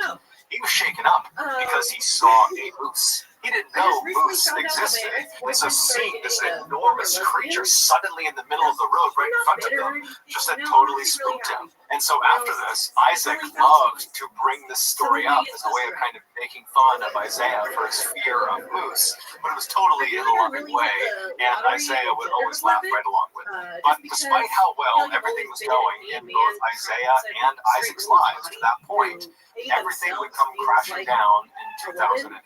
On May 13th, 2008, so 2 years after Isaiah showed up in Canada, Isaac got a phone call from his employer, the local newspaper, who told him he needed to head into town to take some pictures of a crash that had just happened. A helicopter had been flying over Cranbrook conducting a power line survey when they had lost power and crashed. And all three people, the pilot and the back, were actually doing the survey. They all died on impact.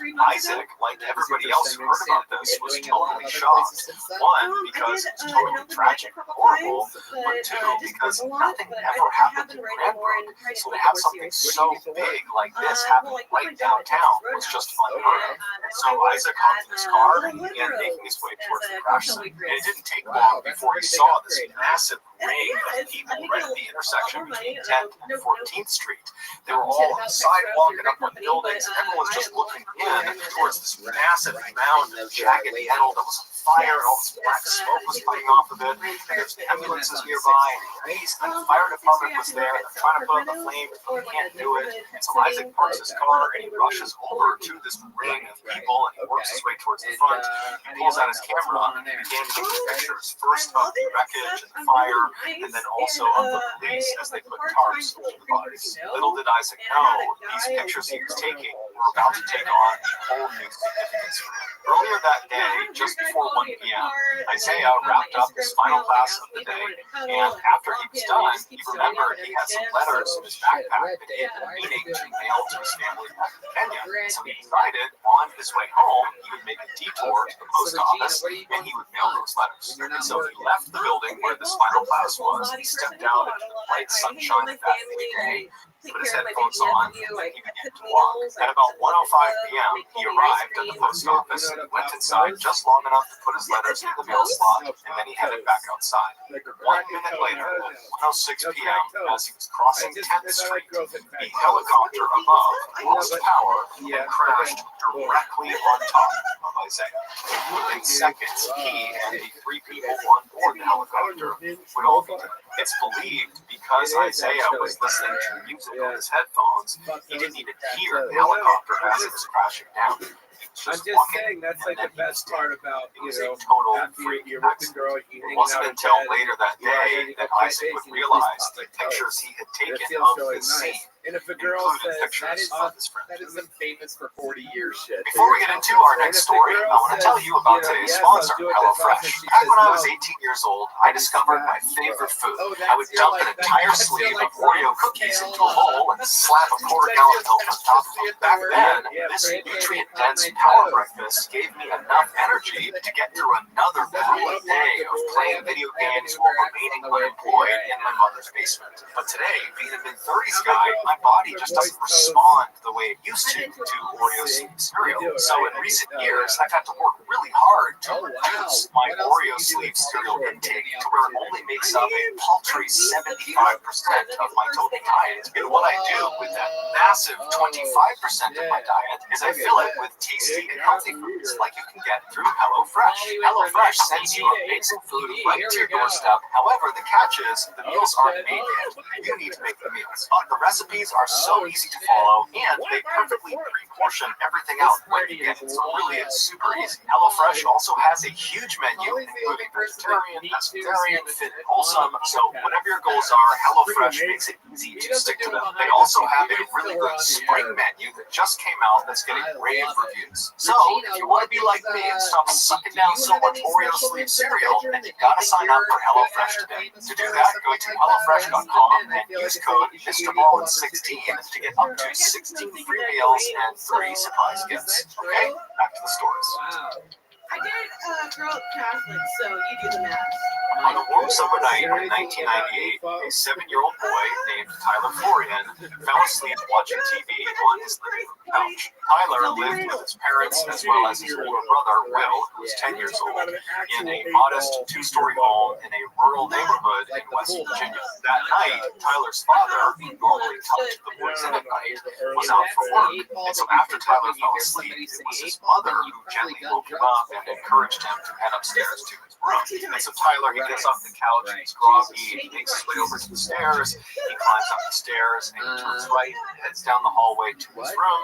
He goes into his bedroom, he climbs into his bed, and then he falls asleep. In order to understand what happens next, you need to have a good understanding of the layout of the second-floor hallway. That hallway stretched from the front of the house all the way to the back of the house. And at either end of this hallway were doors that led outside of the house. And these doors had big windows on them. The front of the house, that door, if you walked out it, you'd be walking out onto a balcony that overlooked the front yard of the property. But if you walked out the back door of the second-floor hallway, you would not be walking onto a balcony. You would not even be on the second floor. You'd be basically stepping into the backyard of the house. And the reason for this is because the house was built into a hill. And so the back half of the house is literally underground. It's in the hill. And so there is no door on the lower half of the house because there's just earth behind the door. And so it's that second floor doorway at the end of the hall that serves as kind of like the exit to the backyard of the house. So with that in mind, Tyler, he gets upstairs, he goes to his bedroom, which is towards the front half of this hallway. He falls asleep, and then only about an hour after falling asleep, he wakes up to the sound of someone using the bathroom.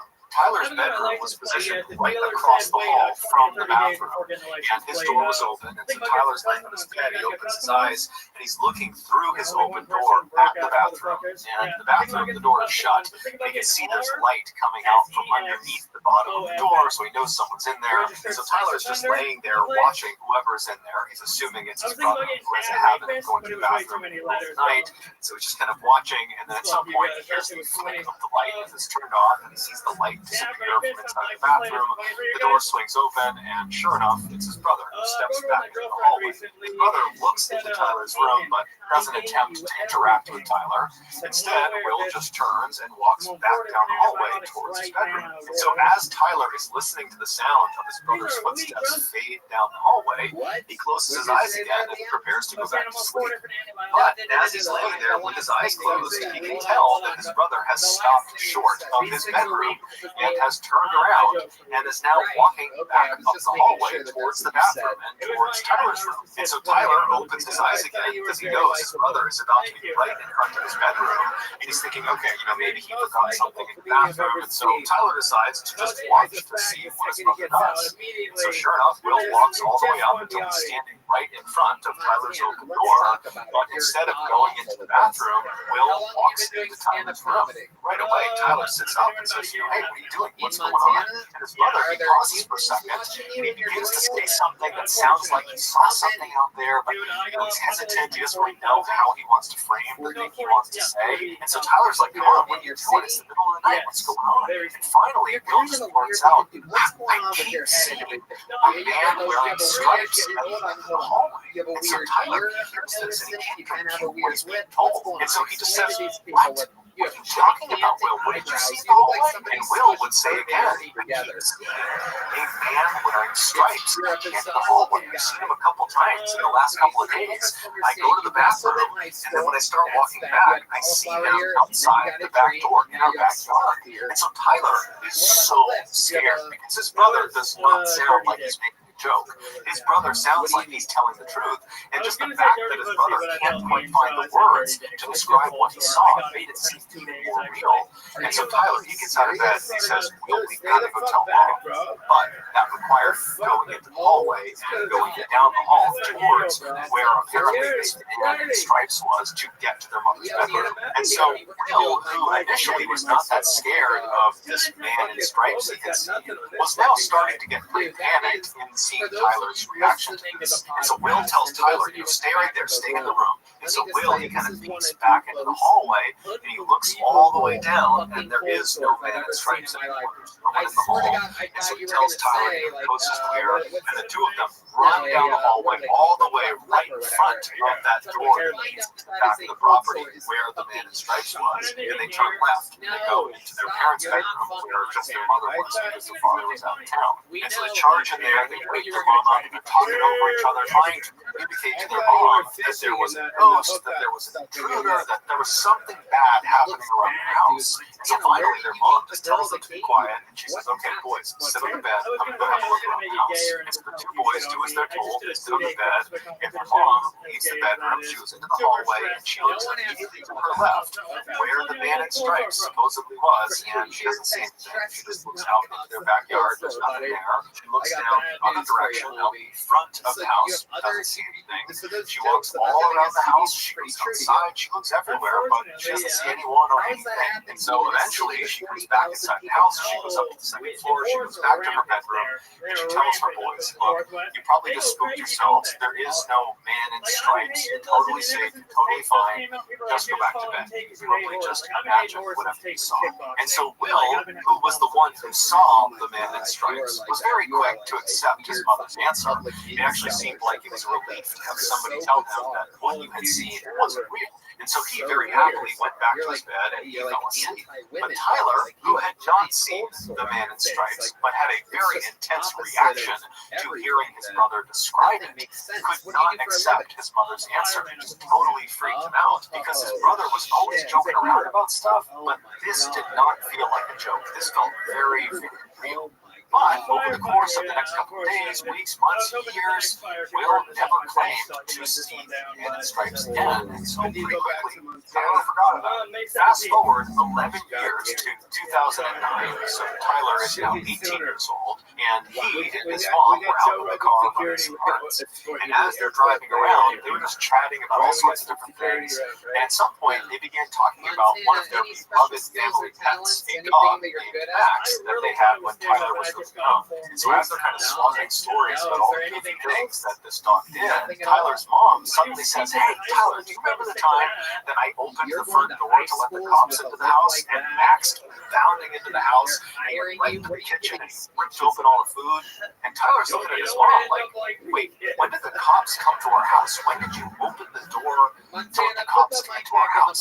And as soon as Tyler said this to his mom looked at him as if she'd just given away something she hadn't meant to, and then she kind of relaxed and said, "You know what? I never got around to telling you. Now that I'm thinking about it, you and your brother were asleep.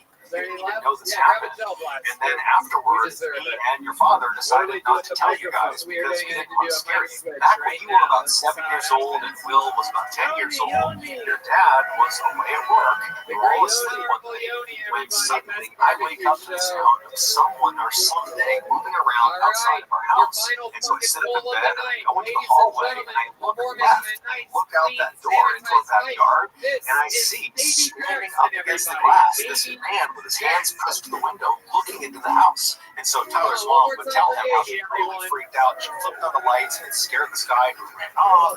And then she called the police and the police showed up. And that's when their dog Max came bounding inside and shredded the bag of food. And the police, they searched the property, but apparently they never found this guy. Tyler's mom would go on to tell him that the police warned her that her description of this man that was standing at their back door matched the description of a man who was wanted for murder, who was on the loose in the area. Tyler was dumbfounded. He didn't remember this because obviously he had been asleep, because this is something he would have remembered. And so he had so many questions about this whole situation. But the first question he asked his mom was, well, what did he look like? And his mom said, well, he was tall, he had dark hair, he had blue jeans on, and oh, you know what? He had a striped shirt on. It would turn out for a couple of days in the summer of 1998, this suspected murderer who was on the run from police had apparently been hiding out on Tyler's family's property. And in the middle of the night, for whatever reason, this suspected murderer would walk over to the back door of the second floor hallway and he would put his face up to the glass and he'd stare into their home. This was the man in stripes that Will claimed to have seen. He was real. Tyler, after making this connection, would follow up with his family members and do some digging of his own, but he was never able to figure out who the man in stripes was or what happened. Hell yeah, Eric Griffin. In 2012, a 22-year-old woman named Simone was living in a small winemaking village called Rhein, which is located in southwestern Germany. This village is strikingly beautiful. It's full of quaint European homes, and there's lots of rolling green hills with vineyards as far as the eye can see. And the village sits right on the banks of the Rhine River. Simone had grown up in this picturesque village, and she loved it. But this was going to be her last summer before she left and headed off to New York City to start the next chapter of her life. And while she was excited about that, she was also kind of sad because this village and everybody inside of it were the only things she had ever known. And so the idea of leaving her behind just seemed very strange to her. But instead of focusing on the kind of growing anxiety around her imminent departure from Germany, she focused on what she would be doing that summer while she was still in Germany. Some of Simone's fondest memories of her childhood were other times spent at summer camp, and the summer camp was located in the this forest that was not far from her village. And every summer in July, Simone, along with about 200 other kids from her village and from neighboring villages, would converge on the campgrounds in the forest for 2 weeks of playing games and going on scavenger hunts and putting on stage plays and just generally having a really good time. But when Simone became a teenager and was too old to be a camp attendee, she decided she would volunteer and be a camp counselor. And she found it was awesome. She immediately connected with the other camp counselors, and she felt all grown up, having a real job, and she loved goofing around with all of the kids. And so every summer since that first time volunteering, Simone had gone back and volunteered again. And this summer was no different. So in mid-July of that year, Simone packed up her things and she headed off to the forest. The way this camp worked was the 200 plus kids that were attending the camp, they would get dropped off in the mornings each day by their parents. They'd play and run around all day, and then in the late afternoon, their parents would come back and pick them up. So none of the kids were sleeping over at the camp during these 2 weeks. However, the 30 plus counselors, they would just stay at the camp for the full 2 weeks. They would just sleep in tents out in the forest. Technically, the reason they did this was to make sure they had enough time in the morning to prep the campgrounds for the kids, and then also in the evenings to have enough time to clean up and kind of have it ready for the next day. But in reality, Simone and the other counselors all knew that the camping out in the forest was the best part of the volunteer experience. After all the kids went home for the night, all of the counselors would finish up all of their duties and then rush off into the forest where their tents were and where there was a fire pit. And they would have some beers and wine because the legal drinking age in Germany is actually 16. So all these counselors were having a couple of drinks, and then before long they'd be laughing and telling stories and just generally having a great time. So that July in 2012, Simone and the other counselors arrived at the campgrounds a day early, and they caught up with each other, they prepared the campground, and then the next morning all the kids showed up and everything went off without a hitch. And then that afternoon, after all the kids had been picked up by their parents, Simone and the other counselors rushed to finish up all their duties and then headed off into the woods to enjoy their first night hanging out together. After a couple of beers had been passed around the campfire, everybody was in good spirits, laughing and telling stories, but pretty quickly people started to fade and get tired because it was their first day back at camp and it had been a long, tiring day, and so people very gradually began retiring to their tents to go to bed. Eventually Simone too had crawled into her tent and gotten onto a cot to try to sleep herself, but she found that night it was so hot she couldn't be in her tent, stifling inside of there, and so she decides she's just going to sleep out in the open where it's a little bit cooler. And so she picks up her folded cot, brings it out into the open, and she sees there are several other counselors who have done the same thing. And so she puts her cot down next to one of her good friends who's already asleep in her cot, and then Simone climbs into her cot, she gets under her covers, and she tries to fall asleep. But for the next hour, Simone just tosses and turns. She can't get comfortable. And by that time, everybody else has completely passed out. It's just her. She's counting down the time until she has to get up again and start the next day. And so she's getting stressed about that. But eventually, she would fall asleep. However, she would immediately be thrust into one of the most visceral and intense nightmares she had ever had in her entire life. In her dream, she opens her eyes and she looks out in front of her, and it's this desert city. There are hundreds of people all in front of her, just standing there looking up at her. And then she notices on her left and on her right are these two men, these big, huge men, that are both working on something behind her. She doesn't know what it is, but they're obviously busy doing something. And she kind of glances up at one of them, and she notices he's holding something that looks like a wreath, like a holiday wreath that would hang on the door. And so Simone looks away from the guy with the wreath and just looks back out at this huge sea of people, which is totally bizarre because no one's moving, no one's making any sound, they're just staring at her. And then she feels this shooting pain in the top of her head. The man who was standing on her right was not holding a holiday wreath, he was holding a crown of thorns. And now he, along with the guy on the other side of her, are working together to press this crown of thorns into her head. And so Simone is feeling the thorns being pressed deeper and deeper into her scalp, and she tries to fight them off, but she realizes she can't move. She can't even turn her head to look at them. You can only see them out of her periphery vision. And then she tries to scream out for help to someone in the crowd to come help her, but when she opens her mouth, no sound comes out. And so as she's sitting there, all she can do is stare straight out ahead of her as the pressure of these thorns are driven deeper and deeper into her skin. And then at some point, blood begins dripping down in front of her eyes. And around that point, the pain became so blinding, so awful that it woke her up. And as soon as she woke up, she shot up and she reached for her head to make sure there was no crown of thorns on her. And as she's doing that, she's thinking, okay, phew, it was just a dream. That was just a horrible dream. I'm in this forest. I'm good. I'm safe. And as she's kind of patting on her head, she's realizing her head is wet. And as she's touching her head, she's realizing it hurts. There's a stinging pain in her head. And then she realizes it's not just a stinging pain, it's a throbbing, intense pain all over her head. And so as she's kind of having this realization that her dream is now kind of segued into her real life, she looks out ahead of her and she sees off in the distance in the tree line, something is running through the woods. She can't tell who or what it is, but she makes a mental note that there's something, someone running away from them. But this pain in her head has gotten so intense that she can't focus on anything else. She can only focus on the pain. And as she's thinking about how much her head hurts, she screams in pain. And the girl who was laying next to her in bed asleep, she wakes up to the sound of the scream, but it's totally pitch black. She has no idea what's going on with Simone. And so this girl, she sits up and she's trying to get Simone to tell her what's going on, but Simone has no idea. She's totally frantic. She can't really make sense of what's happening. And so this friend, she reaches down and she picks up a flashlight, she turns it on, and she aims the light at Simone, illuminating her head. And when this friend sees Simone's head, she starts to scream.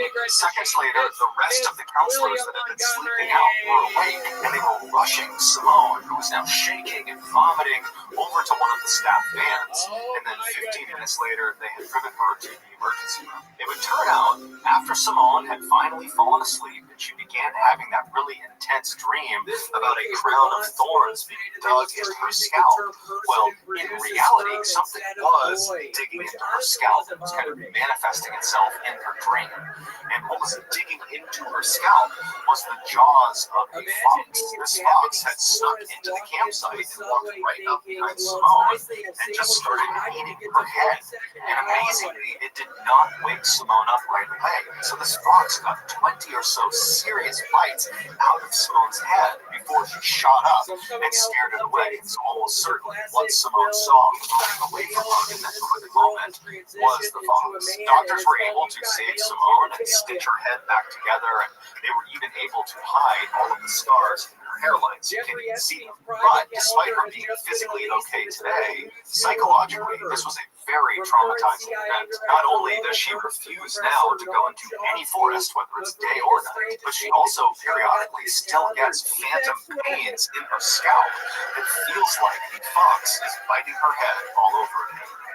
And also, Tony, so that's going to do it, guys. If you got something out of today's episode and you haven't done this already, please spend a nice long day at the beach. And then afterwards, make a special trip to the Like Button's house so you can shake your towel off directly into one of their open windows. Also, please subscribe to our channel and turn on all notifications so you don't miss any of our weekly 1 or 2 video uploads. We now have a podcast just called Mr. Ballin Podcast where we upload never before heard stories on Monday morning. Again, it's just called Mr. Ballin Podcast, and it's available on Spotify, Apple Podcasts, Amazon, Google, anywhere you find podcasts, you can find it. We have 2 additional YouTube channels. One is called Mr. Ballin Shorts, where we post random short videos and lost episodes, and the other is called Mr. Ballin en Espanol, and it is a Spanish language channel. We also have a Facebook page just called Mr. Ballin that puts out near daily content. We also have a Snapchat channel just called Mr. Ballin that puts out content on Sundays. We have some really cool merchandise. If you want to have a look, go to shopmrballin.com. If you have a story suggestion, please submit it to our subreddit just called Mr. Ballin. It's linked in the description below. So whether I see you on Instagram, Twitter, TikTok, Reddit, YouTube, Facebook, other YouTube channels, the podcast, wherever, just know that I really appreciate your support. And until next time, that's going to do it. See you.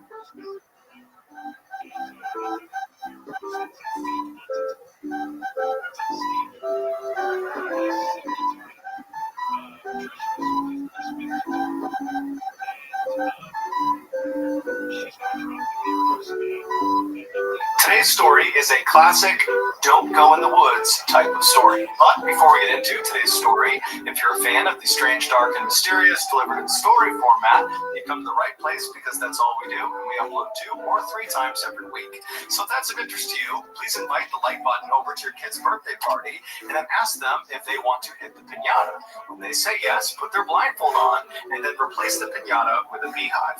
Also, please subscribe to our channel and turn on all notifications so you don't miss any of our weekly uploads. All right, let's get into today's story.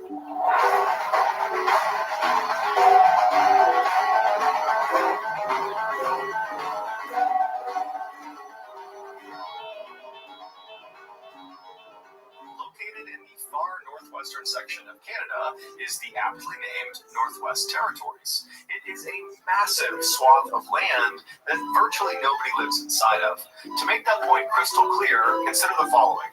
The country of Germany has a population of 83 million people, give or take. The Northwest Territories is 4 times as large as Germany, but only has a population of about 50,000 people. In addition to being this huge and mostly unoccupied space, the Northwest Territories are almost completely wild. Thick, dense forests, huge mountains, massive rivers and lakes, and lots of really big animals. Even for highly experienced outdoors men and women, the Northwest Territories can be a truly hazardous place. And within this truly hazardous place, there is one part that is the most hazardous. It's right in the middle of the Northwest Territories. And it's this 11,000 square mile stretch of just pure wilderness that's called the Nahanni Valley. In 1976, the Nahanni Valley was made into a national park.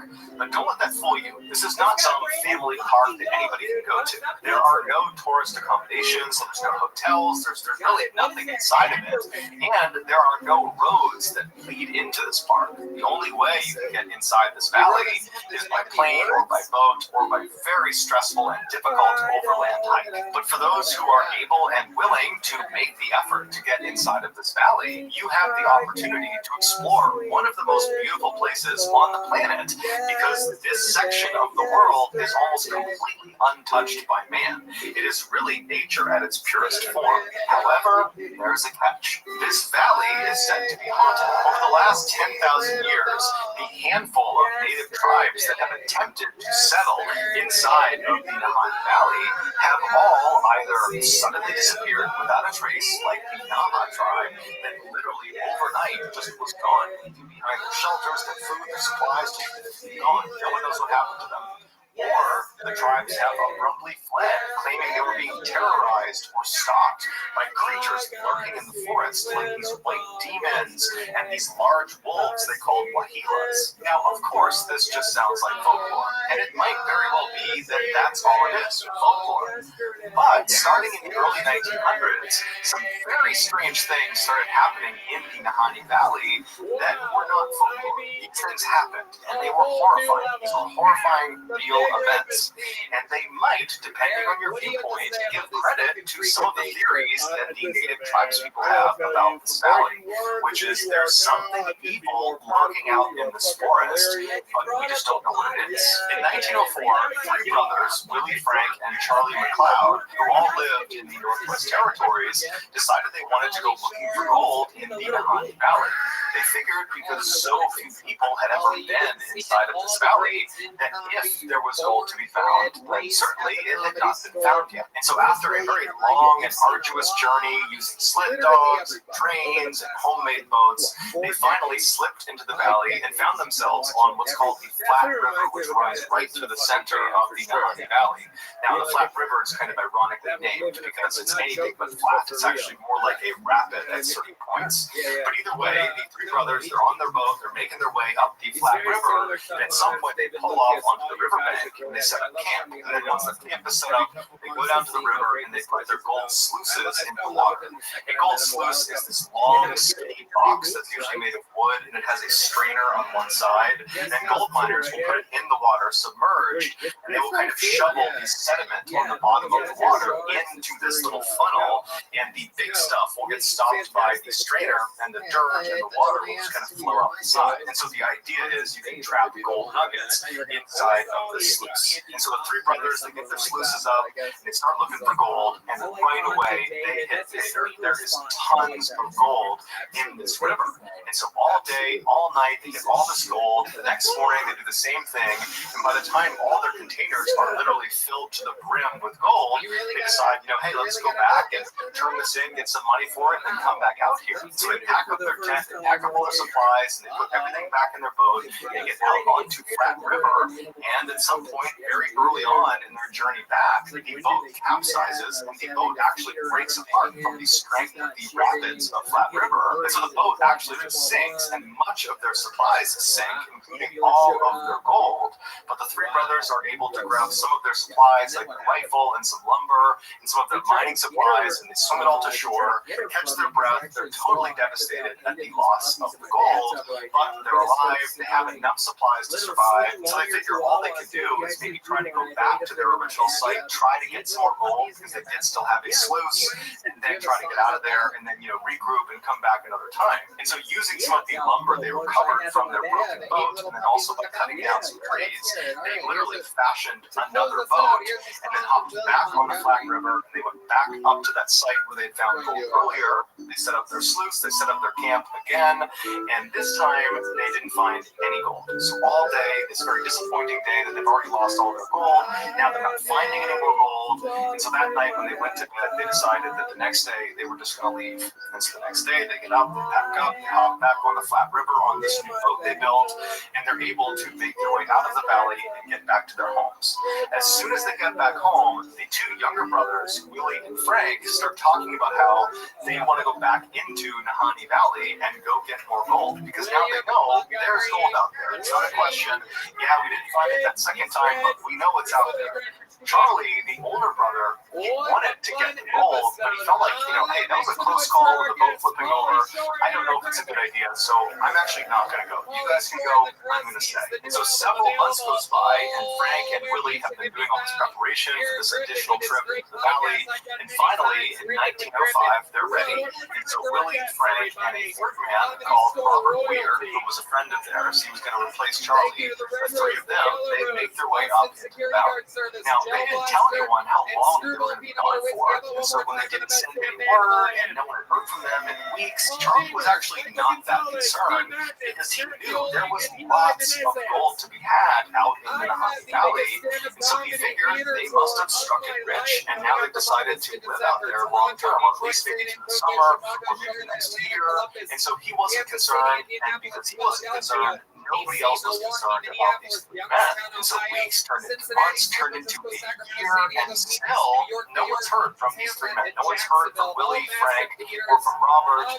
Still, Charlie maintains that nothing can be wrong because there's three of them out there that are incredibly experienced. There is a ton of gold out there. I'm sure they're just killing it, and they're just acquiring all this gold, and we're going to see them in the next couple of months maybe, and everything's going to be just fine. But a whole other year would go by. So they've been out there for 2 years, and no one has heard from them. And at this point, Charlie thinks to himself, okay, I have to go out and see if they're okay. And so he rounds up 4 other people from his town, and he mounts an expedition to head back into the Nahanni Valley to go find his 2 brothers and find Robert Weir. Charlie and his search party, eventually, after yet another long and arduous journey, they get into the Nahanni Valley and they get onto the Flat River. And so they start making their way upstream along the Flat River. So it must have been a very treacherous journey getting through the rapids of this river, and the whole time they're scanning the left and the right side, hoping to see some sign of life. They're looking for any indication that these 3 men are out here and just fine, but they didn't see any sign of them. And so they finally made their way all the way up to the very end of Flat River, or I should say the very beginning of Flat River, where it breaks off from a much larger river called the South Nahanni River. And once they turned onto the South Nahanni River, they began going downstream, and again, they're looking on either side for any sign of these 3 men. There's no sign of them. And then the river they're on takes a very sharp turn. It's actually called the Big Bend, and it's about a 45-degree turn. And as soon as you make that turn, it dumps you into this 10-mile stretch of river called Second Canyon. Now, along South Nahanni River, which is about 350 miles long, there are these 4 canyons that the water passes through. And they're labeled 4th Canyon, 3rd Canyon, 2nd Canyon, and 1st Canyon. And these canyons are massive. These sheer cliffs on either side of the river shoot up to 3,000 feet above the water, and in some parts, the water is actually just as deep, thousands of feet deep. And Second Canyon is unique because the cliff faces are as sheer as you're going to get, and the cliff faces almost butt up exactly up against the water. So there's really very little shoreline on either side. So once you're in this 10-mile stretch, you're basically boxed in. You have thousands of feet of water below you. You have these massive cliffs on either side, and there's really nowhere to go. You need to get through this section of the river before you can effectively get onto the shoreline and take a break from being in your boat. And along these cliffs are these openings you see high up all over the cliffs on both sides. There are openings to these massive cave systems inside of these thousands of feet tall cliffs. And because of how difficult it is to not only get to Nahanni Valley, but also to get up to these different cave openings, nobody's gone inside of them. We don't know what's inside of these caves, save for the few that are down low enough that people can explore. So as you're passing through Second Canyon, it's almost like you're being watched because there's all these openings, but you can't see into them, and you're just forced to go down this 10-mile stretch, and you can't really go anywhere, and whatever's watching you, it's watching you. As soon as Charlie and his search party entered into Second Canyon, it would have immediately gotten darker, because that's another part of being in Second Canyon. These huge cliff walls of this canyon obscure the sunlight, so they would have entered into this canyon, it would have gotten darker, and it's very windy inside of Second Canyon. The winds would have picked up, so it's dark, very strange setting for them to be in, and they would have been looking on either side at these little strips of shoreline on either side, barely big enough for a boat to be. They would have been looking for any sign of life, but they didn't see anything. As they're making their way down this 10-mile stretch, as they're getting closer and closer to actually entering into First Canyon, which is the next canyon you would enter into, the sides of the river start to get slightly larger, where you could actually reach a boat. There's trees, and on the left-hand side, right before exiting Second Canyon, they noticed there was actually a tent perched within some trees. And so the search party naturally goes right over to the shoreline, they hop out, but as soon as they step foot on land and they have a clearer view of this tent and what's outside of it, they notice there is a body clearly lying on the ground outside of the tent. And so Charlie and the search party, they run over, and as soon as they're up close, they can tell this body is missing its head. And they see the clothes on this body are totally charred, burned, and whoever this was, they were reaching with their right arm when they died. And right outside of the reach of their right arm was a rifle that was propped up against a tree. And so they walk around this one body, and they go around towards the backside of the tent where the opening to the tent is,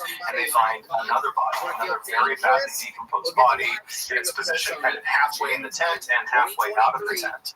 And there's a blanket kind of partially obscuring this person's body, and when they move the blanket, they see this body too is missing its head. So Charlie and the search party, they continue to search around the camp in hopes of finding the heads of these two people to try to figure out who they are, but they never find the heads. However, they do find some personal effects both in the pockets of these two bodies and then also inside the tent that would confirm these are Charlie's brothers.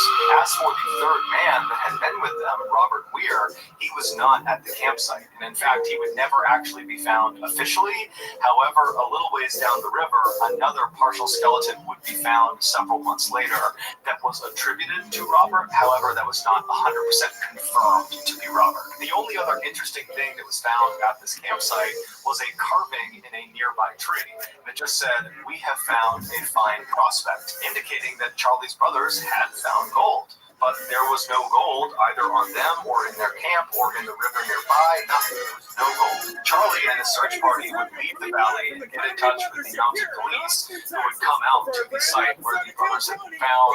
They would launch an investigation, and ultimately they would come to the conclusion that all three of these men, the two brothers and Robert, had starved to death, and then after they had perished, animals had taken them off, which is why Robert was found so far away and why the skulls were missing from the two brothers. Now, Charlie did not believe that. He believed they had been attacked by native tribes in the area, but the police were not buying that. They said this was a natural thing, this was an accident, and so that's that. When the story of these two decapitated men made the news, people went crazy about this. People were very divided about what they thought really happened. There was a percentage of people that believed that partial skeleton that was found, that was not Robert Weir. He had not died. He had murdered the two brothers, decapitated them, and then made off with their gold. Other percentage of people believed that all three men, the two brothers and Robert, had been attacked by a person, a group of people, an animal, a creature, something. There was some sort of attack, and that's why the two brothers were in those positions that indicated they had encountered something horrifying. One brother reaching for the gun, and the other appearing to have leapt from his bed before he ultimately died. But regardless of which side you fell on, pretty much everybody at the time who heard about the story became terrified of the Nahanni Valley. Specifically, they became terrified of that stretch in Second Canyon where the two brothers had been found. So actually that stretch got renamed the Headless Valley, and from that point forward, that's all it was known as. And so even though there were obvious gold prospects in the Headless Valley and all along the South Nahanni River and the Flat River, people after the story broke were just not prepared to risk going in there and potentially becoming another victim.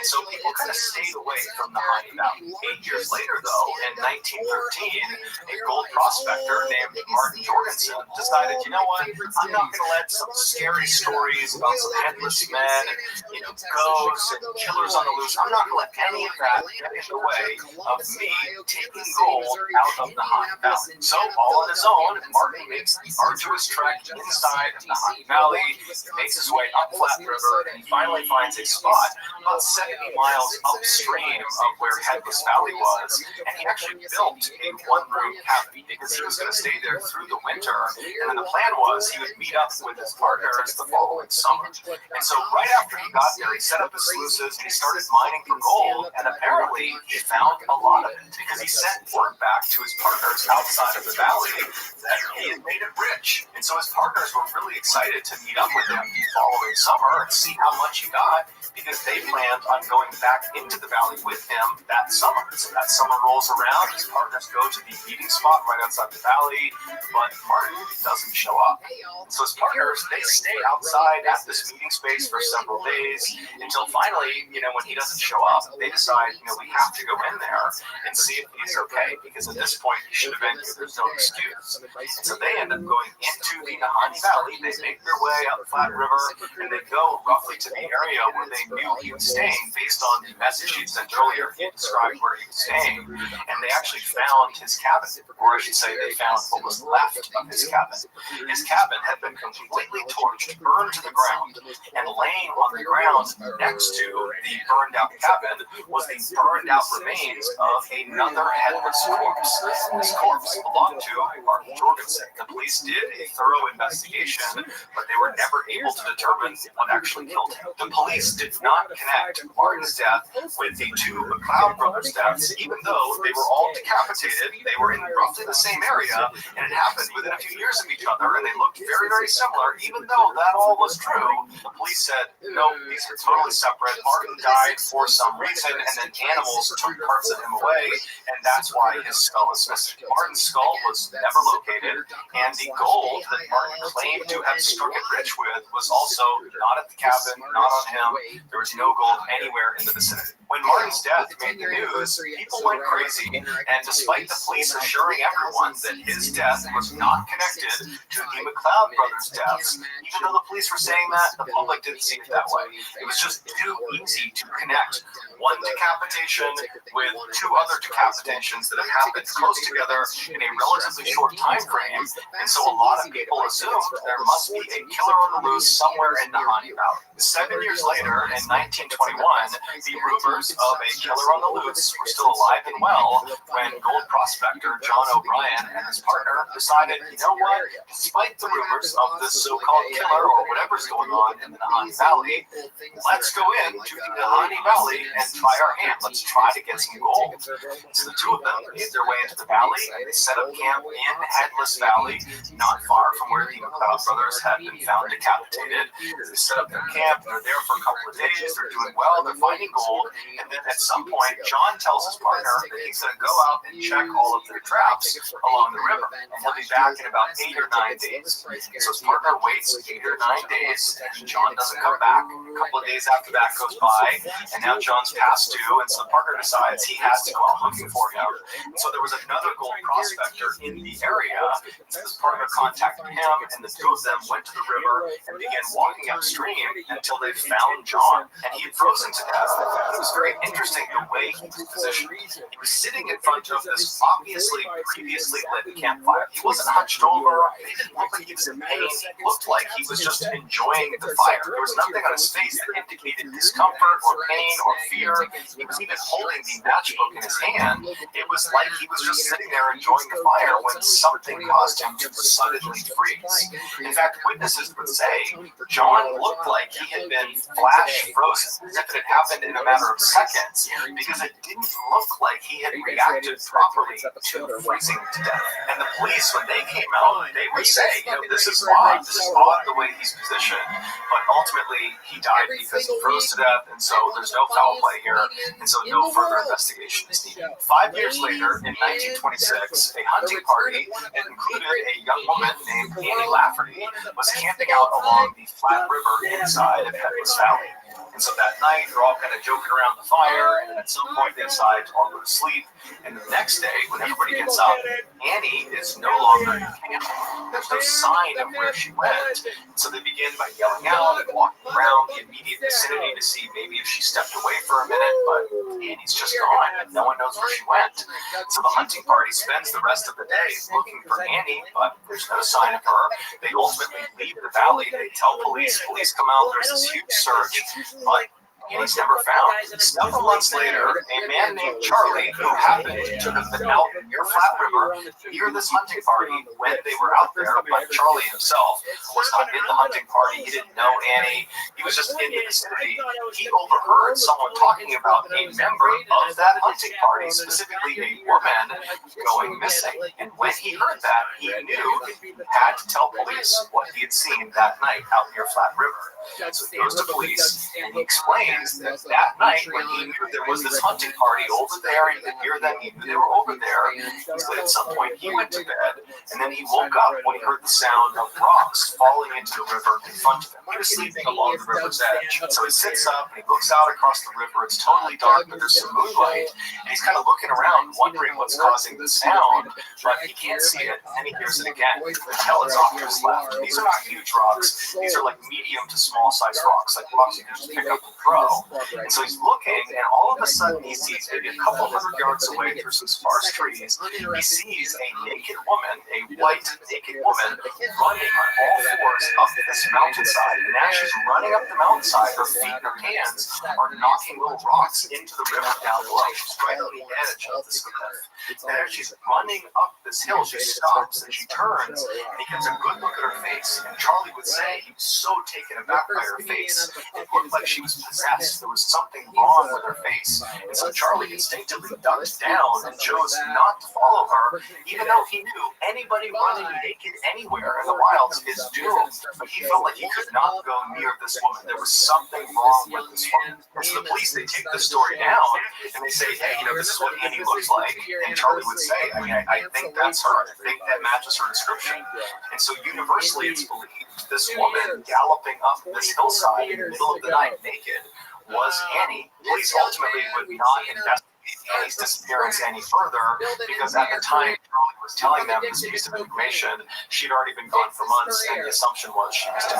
4 years later, in 1931, another gold prospector decides to try their luck in Headless Valley. A man named Phil Powers makes his way into the valley. He finds a spot off the Flat River. He builds a cabin, and then shortly thereafter, his cabin burns to the ground with him inside of it.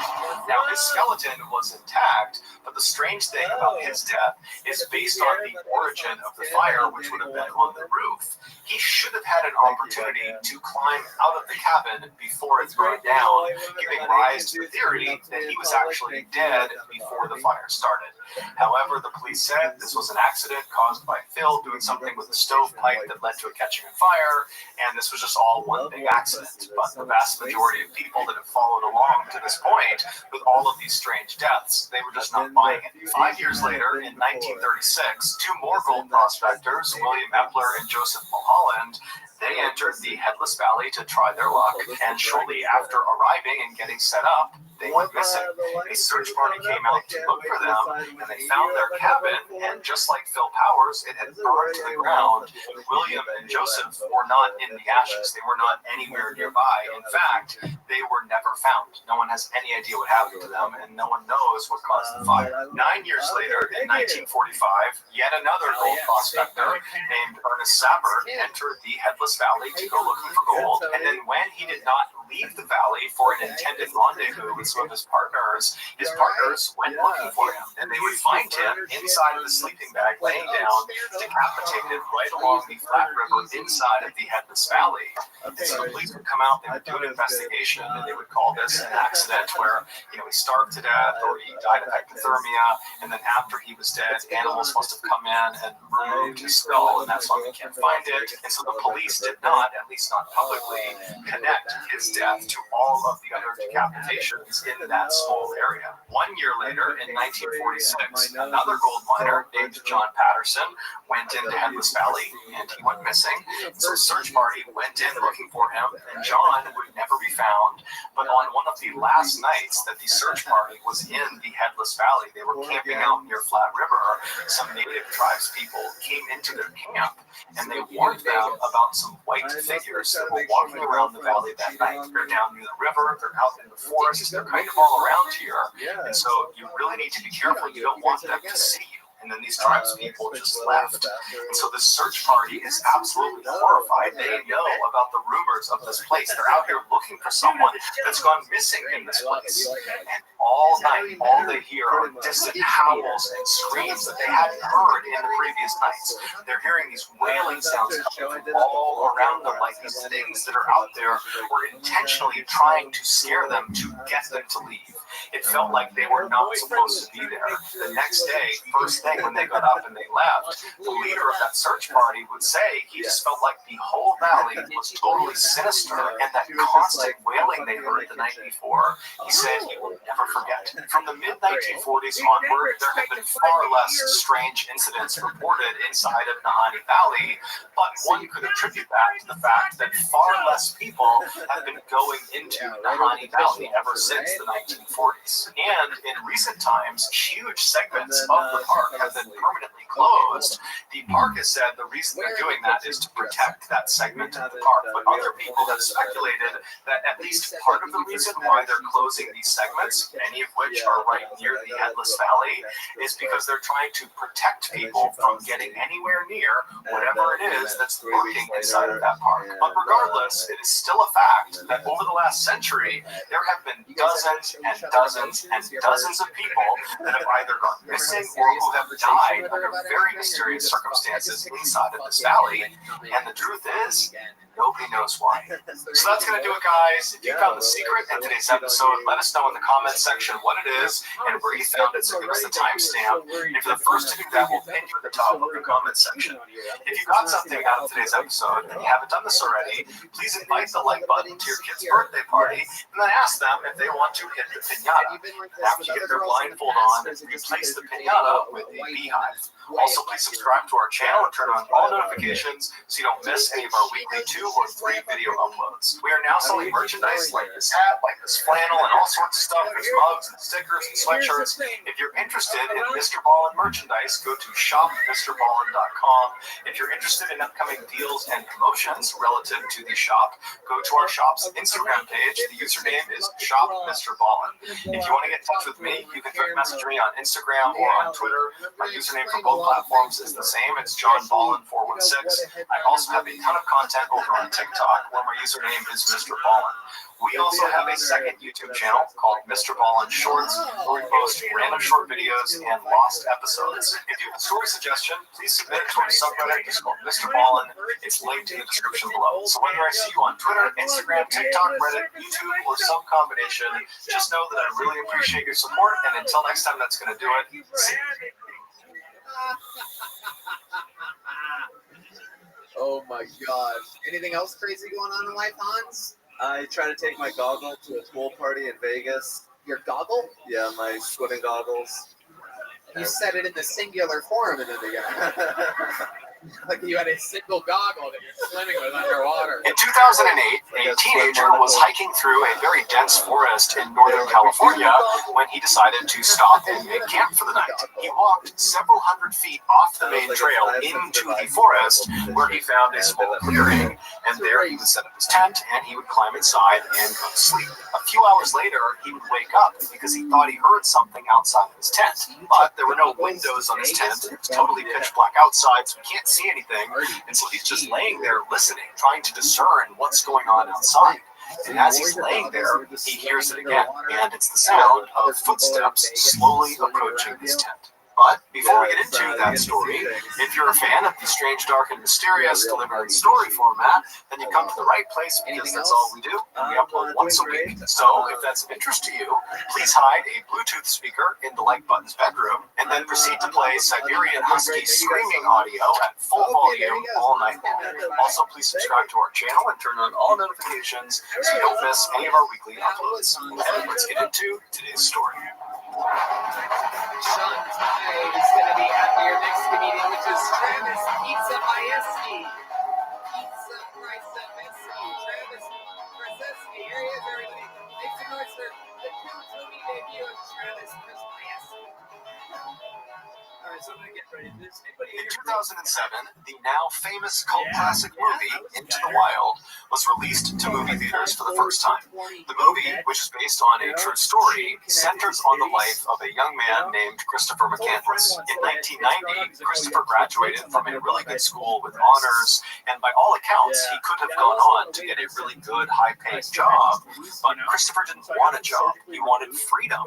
And so without telling his parents, because they would not have been happy about this idea, he gave away all of his possessions, he gave all his money to charity, and he headed off to Alaska to live off the grid by himself. He eventually would find this rusted out old city bus in the middle of the Alaskan wilderness, and he would make this bus his shelter, and he would live inside of this bus for 113 days before he unfortunately died of starvation. While Christopher's story is obviously tragic, the movie about his life, Into the Wild, really focuses on Christopher's unrelenting spirit and his constant drive towards getting the thing he wants the most, which is freedom. And so at the end of this movie, the audience is left feeling not sad, but inspired. Inspired to take big risks in life and seek out adventure before it's too late. One audience member who was totally inspired by Christopher McCandless's life story was an 18-year-old young man named Matt Higgins who lived in Oregon. Matt was about to graduate high school, and unlike a lot of his peers, he had no idea what he should do after graduation, whether it was get a job or go to school. But after watching Into the Wild, a third option appeared to him, which was to head off into the wild, just like Christopher McCandless had done, except not permanently. Matt quickly fell in love with this option. He viewed it as a chance to kind of take a break from reality and go find himself, and then at the end of his stint in the wild, he could come back and, get a job or go to school. And so Matt's official Into the Wild plan was that he would graduate in 2007, and then in the spring of 2008, he would hike the entirety of the California section of the infamously rugged and beautiful Pacific Crest Trail. And he would do this all on his own. This section of the Pacific Crest Trail that he planned on hiking was roughly 1,700 miles long. It began on the border of Mexico and Southern California, and it wound wound its way north up to the border of Oregon. The trail cut through deserts and up and over mountains, and there was lots of dangerous wildlife to contend with. And on top of that, there were many points along this trail where hikers were very isolated. They were not anywhere near civilization, and so if anything were to happen to them, they'd be on their own. And so naturally, this hike was not a beginner hike. However, Matt was not a beginner hiker. He had grown up hiking and camping all over Oregon and the western United States. He'd spent time in totally well-marked and safe areas, and he'd also spent time hiking around very dangerous and isolated areas where there were cougars and bears and unmarked cliffs everywhere. And so Matt felt like, with his experience in the outdoors, he was perfectly suited to take on this big of an adventure. And in many ways, that was true. However, something was going to happen to him while he was out on the Pacific Crest Trail that no amount of hiking or camping experience could have prepared him for. So Matt graduated from high school in 2007, and in keeping with his plan, in the spring of 2008, he packed up his stuff, he headed to the airport, and he flew south to Southern California. And when he got there, he made his way all the way south to the border of Mexico, and there he picked up the start of the Pacific Crest Trail, and he began heading north. For the first few weeks of his hike, Matt would spend the entire day hiking as far as his body would allow him, and then at night, when it got too dark or when he got too tired, he would just set up his campsite right off the edge of the trail, and then after a quick bite to eat, he'd climb inside of his tent and he'd go to sleep. And then the next day, he'd get up early and he'd do it all over again. During those first few weeks, the only real adversity that Matt ever faced, beyond just kind of normal fatigue from long-distance hiking, was at one point he got a little dehydrated, and another time he almost stepped on a rattlesnake. So besides those two things, really the hike had actually been fairly routine by Matt's standards. But when he reached the Lassen National Forest, which is a very dense forest in Northern California, located about 150 miles from the end of his hike, so the border of Oregon, when he got there, this hike of his would become anything but routine. Not long after stepping foot in Lassen Forest, Matt found himself walking along this winding dirt path where the trees on both sides of this path were pressed tightly up against the edges of this trail, and because of how densely packed the trees were together, it was almost like he had these walls on either side of him that extended 100 feet into the air. And so it was very quiet and very dark as he was walking along, but Matt was enjoying it. All he could hear was the chirping of birds and insects buzzing around him. It was peaceful. And so Matt's just kind of meandering his way through the forest. He's in no rush. And at some point, the trail he was on banked hard to the right. And so he makes this turn, and as he does, he looks up, and what he sees kind of startles him. About 20 feet away from him, off to the right side of the trail, is this big boulder, and sitting on this boulder are two middle-aged people, a man and a woman. They were both dressed head to toe in white. They both looked very dirty and disheveled. The man had this big, unkempt beard, and both of them were just staring daggers at Matt. And so Matt felt awkward. He looked down as he continued walking towards them. But as he got within a few feet, he looked up and kind of awkwardly smiled at them and waved and said hi, and they didn't respond. They just continued to stare at him with no discernible expression on their face, and they watched him as he walked right past them. And so after Matt walked past these two people in white, he felt really uncomfortable because he knew they were still definitely staring at him as he walked away, and he didn't want to turn around and meet their eye contact. And so he's just kind of walking away, feeling that uncomfortable feeling of someone staring at him, and he's thinking to himself, why didn't they at least wave or acknowledge him in some way? Especially considering the fact that on the Pacific Crest Trail, people go days without seeing other people. Matt, in fact, had not seen another person in days until he saw these two. And so he's thinking, how rude is that to just completely not react when another person walks past you on this trail? But Matt told himself, you know what, I don't know these people. I don't know what their issues are. For all I know, they're foreign and they didn't understand what I said, and so maybe that's why they didn't say hello back. Who knows? But you know what? It's none of my business. And so Matt just continued walking along. He never turned around to look back at these two people in white. He just carried on. A few hours later, when the sun was starting to set, Matt was still walking along this winding trail with these huge trees on either side of him. So visibility was getting pretty poor.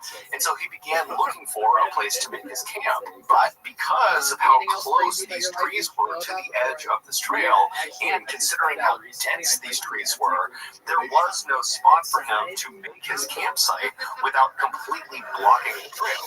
And Matt did not want to block the trail for other people, and so what he did is he left the trail and walked 300 feet or so into these thick trees where he found this little clearing, and that's where he set up his tent. Once it was all set up, he made some food for himself on his little stove, and then after he was done eating, he packaged up all of his leftover food inside of a waterproof bag. He sealed that up, and then he tied some cord to the bag and threw the bag up and over a branch of a nearby tree and tied it off so the bag was sitting well off the ground.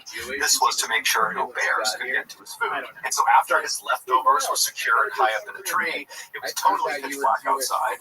And so Matt just climbed into his tent, he zipped it up, climbed into his sleeping bag, and he fell asleep. The next morning, Matt got up right as the sun was starting to rise. And so it was still pretty dark outside, but there was a little bit of light.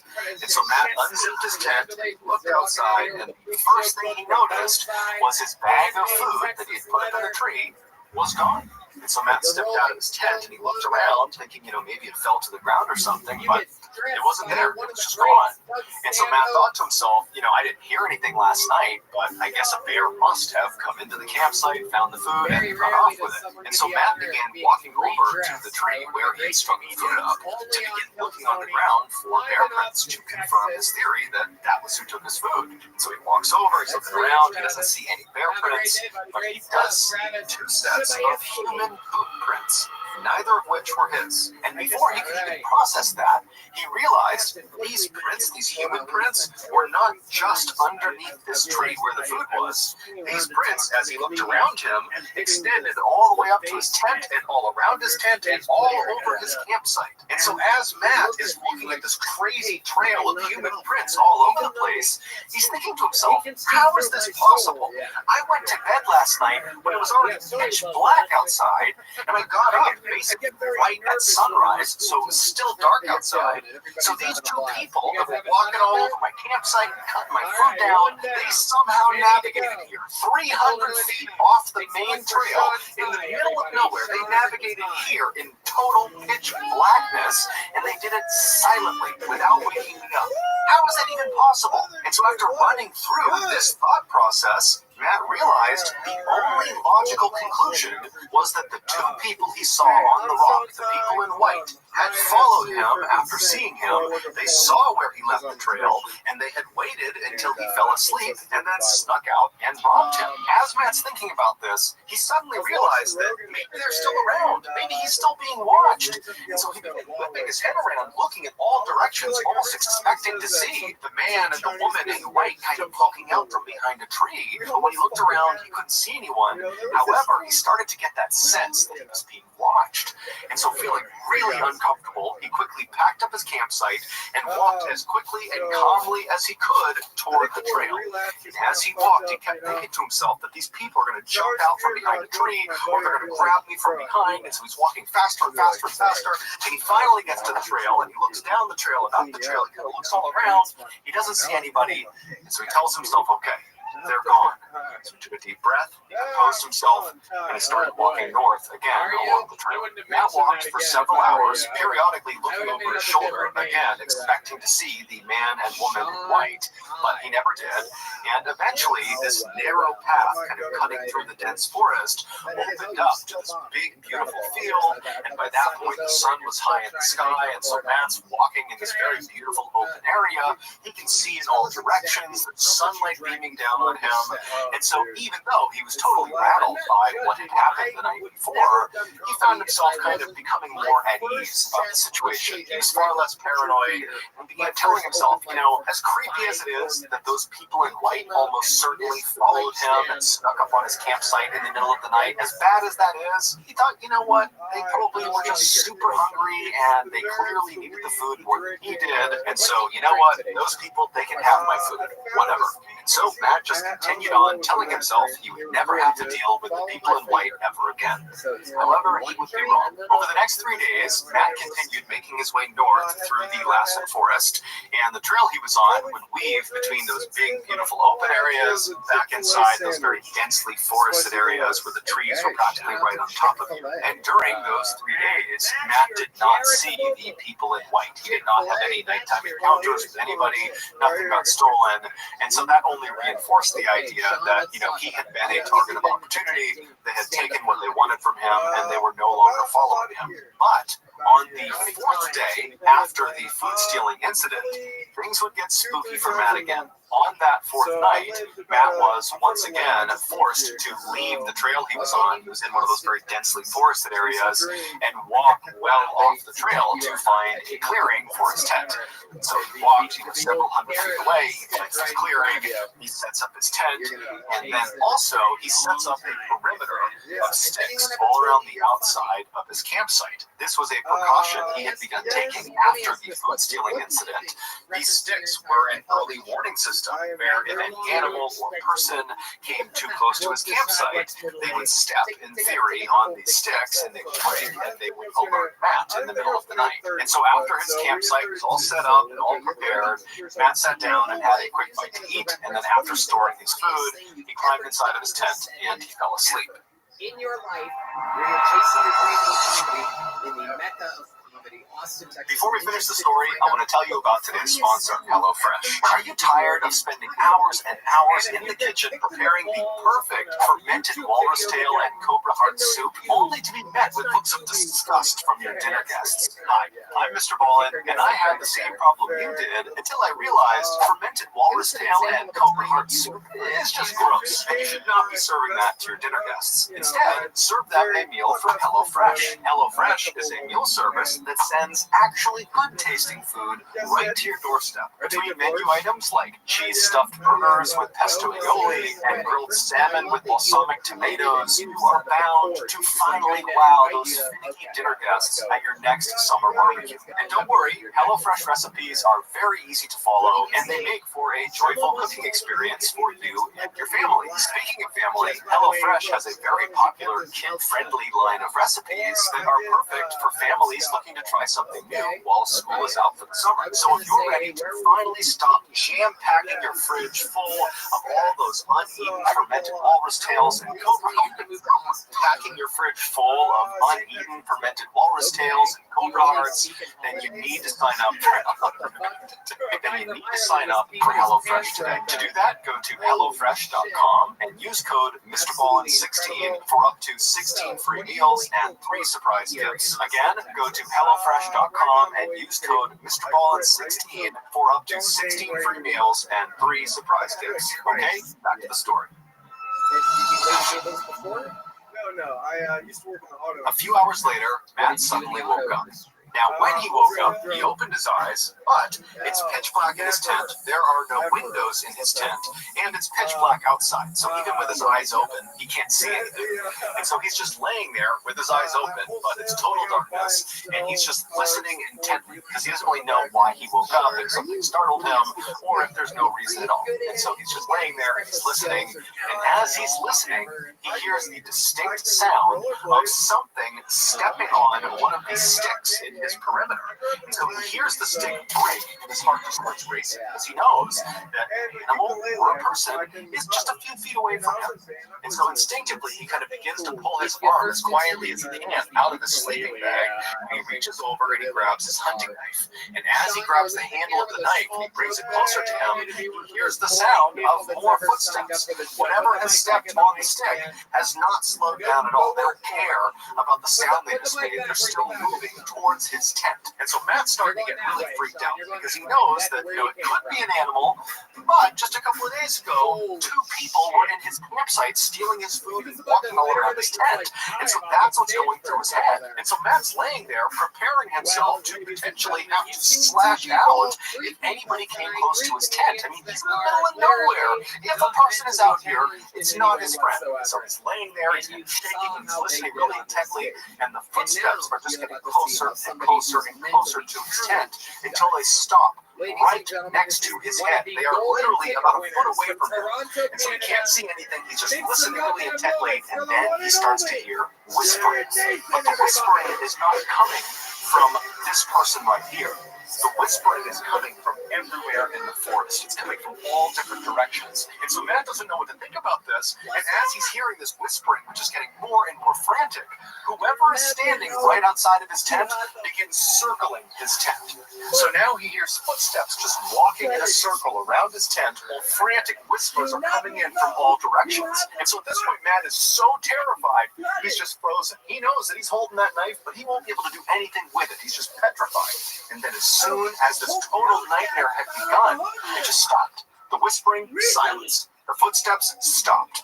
And so in a way, it was kind of relieving, but in another way, Matt's laying there thinking, I want to hear the sound of footsteps retreating into the forest, leaving, but I haven't heard that. It went from footsteps all around the tent and whispering everywhere to silence as if whoever is out there is still out there, and they're just standing there waiting for him, and because it's so dark, he can't even look. He can't look outside and see, and so he's left just laying in his tent, wondering if 1, 2, 3, 4, 5, 10 people are just waiting outside of his tent. He's got no idea. And so finally, the sun would come up in the morning, and again, Matt has not heard the sound of retreating footsteps, and so maybe they're still just standing outside. But once the sun had totally come up and there was some light outside that he could see through his tent, Matt decided he just had to check. And so he reached over and he quickly unzipped the flap of the tent and he looked outside. He didn't see anyone. He leapt outside with his knife ready to confront anyone who was out there, but there was no one. And so Matt, he's not thinking, oh great, they're gone. He's thinking, are they just like a few feet away, hiding behind trees? And so for a few minutes, Matt just began looking all around his campsite, kind of expecting to see, those people in white or other people he doesn't know, but he doesn't see anyone. And then Matt starts thinking to himself, was this just a nightmare? Did that not even happen? Am I imagining this? But when he looked down, he saw clear footprints all over his campsite, including a nice track all the way around his tent.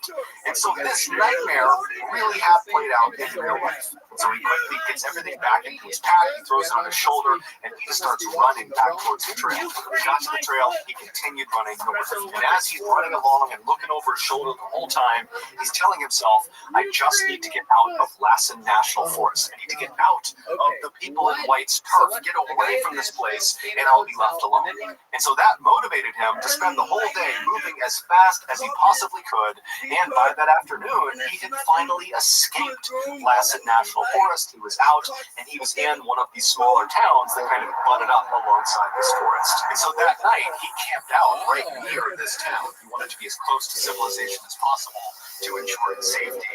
And so as he's laying in his tent that night, he began thinking about what had happened over the past couple of days.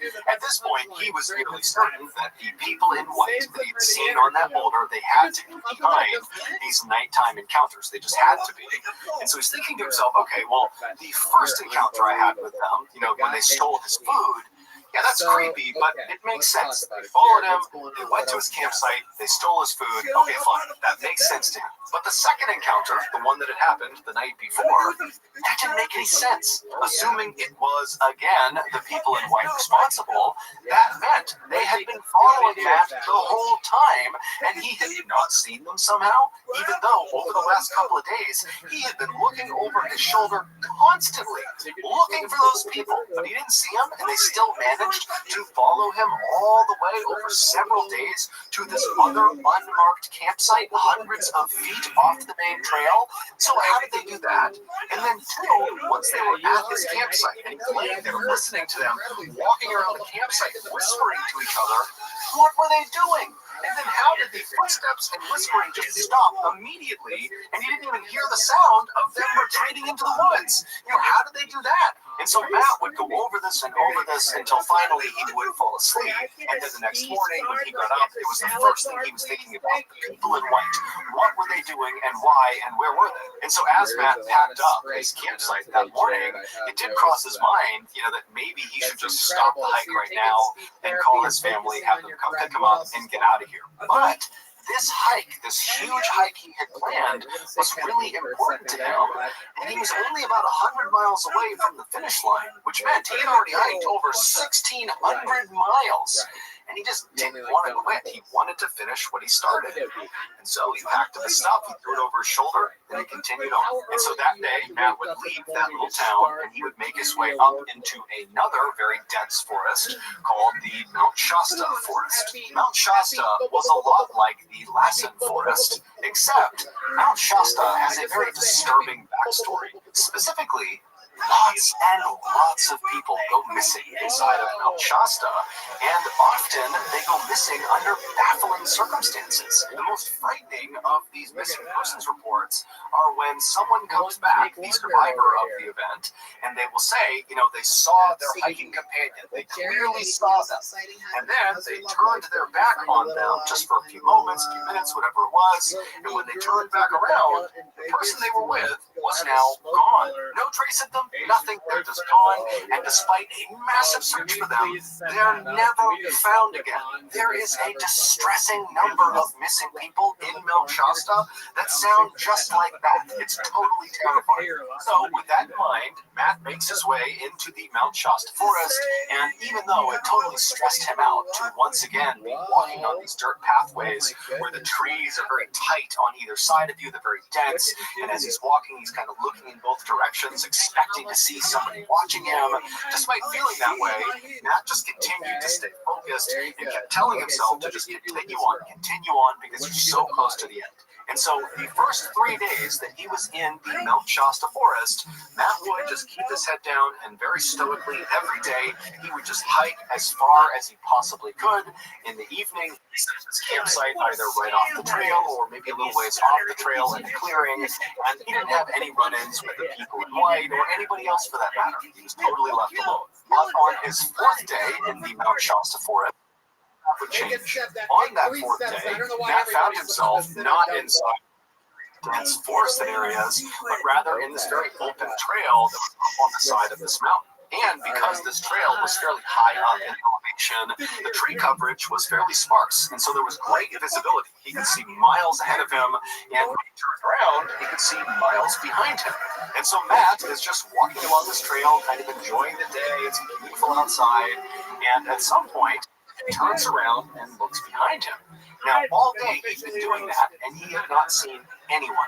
But this time, when he turned around, he saw 2 little white dots, miles and miles back, slowly making their way along the trail that he was on. It was the people in white. They were back. At this point, Matt was at least 50 miles or more away from that first place he had walked past the people in white when they were sitting on that boulder, which meant, one, Matt was right. These people in white really had followed him and almost certainly were responsible for the nighttime visits he was getting. And 2, for reasons unknown, they were still following him. Matt suddenly didn't care at all about completing his big hike. He just wanted to get the heck away from those people. And so very quickly he pulled out his map and he looked, and to his horror, he realized he was in one of the most isolated portions of the entire hike. He was at least 25 miles away from the nearest civilization, a little town called Castella, California. And so without a better option, Matt put the map back in his pocket. He took one last look at the people in white who were making steady gains on him, and then Matt just turned away from them and began walking down the trail. And Matt would run for hours and hours and hours without stopping. Even when he turned around and could no longer see the people in white, he just kept on running. And then when the sun set and he could barely see the trail, he just kept on running. It literally wasn't until it was so dark outside that he actually couldn't see the ground anymore that Matt finally finally, totally exhausted, came to a stop. And then from there, he turned and left the trail and walked way away from the trail, hundreds of feet deep into the forest to get as far away from these people in white as he possibly could. And so finally, he found this clearing very far away from the trail. He set up his tent right in the middle of it, and then he very diligently laid out his perimeter of sticks around his campsite, making sure there were no gaps. And then he climbed inside of his tent, he zipped it up, and then keeping on all of his stuff in case he needed to make a run for it, he got inside of his sleeping bag, and he just laid there with no expectation that he was going to sleep. He was terrified.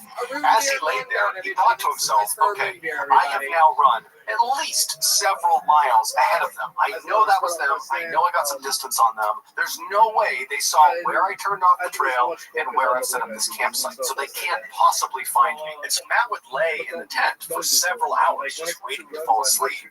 And then finally he would start to get tired, because at this point it's totally quiet outside, it hasn't heard anything, and so he begins to doze off to sleep. And as he's getting more and more tired, he hears the sound of someone stepping on his perimeter of sticks. And as soon as he hears that stick break, he hears the all too familiar whispering pick up all around the forest. And then something new happens. Before Matt can even do anything, his tent lights up like a Christmas tree. Someone is shining a light on his tent. Someone has snuck up on his campsite in the middle of nowhere, hundreds and hundreds of feet off the trail, in the middle of the night. They found him, and they're shining a light on him, and then the light clicks off, and it's silent. And at this point, Matt's fight or flight instinct kicks in, and he rips off his sleeping bag, and he jumps outside, and begins screaming nonsense and flailing around with a knife, trying to intimidate these people to get away from him. And then after he stops for a second, he hears a stick crunch right behind him. And he whips his head around to look at who is standing right behind him, and as he's turning out of his peripheral vision, he sees a dark figure running towards him. He doesn't think twice, he just turns and begins running away from the campsite. Now remember, it's pitch black in the forest. There's trees everywhere. And so Matt's smashing into trees, branches are hitting him, he's falling to the ground, but he is on a pure adrenaline high. He is just sprinting as fast as he possibly can away from this person who is likely still chasing him. And after 5 minutes of running, he stumbles and falls forward and kind of lands at the base of this fallen tree. The tree had landed in such a way that it was kind of propped on a rock, so there was a small gap underneath the tree. And so Matt, thinking quickly, kind of slid himself underneath this log and positioned himself so he was looking back in the direction he was running from. And as he lay there, he saw in the distance this light bobbing around. These people are looking for him. They're searching the forest for him. And so he watched in horror, tucked underneath this log, as whoever had the light and whoever else was with them, they moved closer and closer and closer, but they did not find him tucked underneath the log. They just walked right on past him. And so Matt would remain underneath this log all night, until finally the sun came up. And at that point, even though it was fairly obvious that whoever was looking for him, they were now gone, Matt was still terrified. And so he stayed under the log for several hours until it was about early afternoon. And then he finally pulled himself out from under the log, and he looked around. He couldn't see anyone. And then instead of going back to his campsite and getting his gear, he just totally abandoned it. He was worried that these people in white or whoever it was, that they were still going to be there. And so he just turned and continued running away from his campsite back out to the trail. And once he got the trail, he continued running up the trail all the way to Castella, California. And when he got there, he hitchhiked his way to the town of Mount Shasta, and there he would speak to police as well as the Forestry Service about what he had experienced. And so they would take all of his information down, and they would put him up in a motel for the night. And then the next day, Matt would get in touch with his family, and they would drive from Oregon to Mount Shasta. They would pick him up, and they would take him back home. Months later, Matt would contact the Mount Shasta Police and Forest Service and would just follow up and say, hey, have you learned anything else about these people in white? Have you caught them? Has anybody else come forward?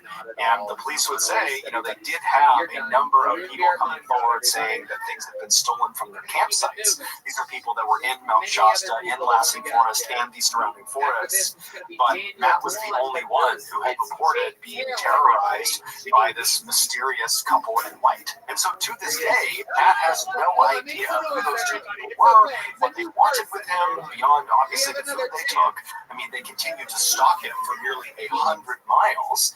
And he has no idea how they were able to keep finding his campsites that were hundreds of feet off the main trail in unmarked areas that they would somehow navigate to in total darkness without alerting Matt. It's all a big mystery. So that's going to do it. If you got something out of today's episode and you haven't done this already, please hide a Bluetooth speaker in the like button's bedroom and then proceed to play Siberian Husky's screaming audio all night long. Also, please subscribe to our channel and turn on all notifications so you don't miss any of our weekly uploads. We now have a podcast called the Mr. Ballin Podcast, where we upload brand new, never before heard podcast exclusive stories on Monday mornings. And then on Thursday mornings, we upload remastered audio from some of our most popular YouTube videos. Again, the podcast is just called Mr. Ballin Podcast, and you can find it on Spotify, Apple Podcasts, Amazon, Google, anywhere you find podcasts.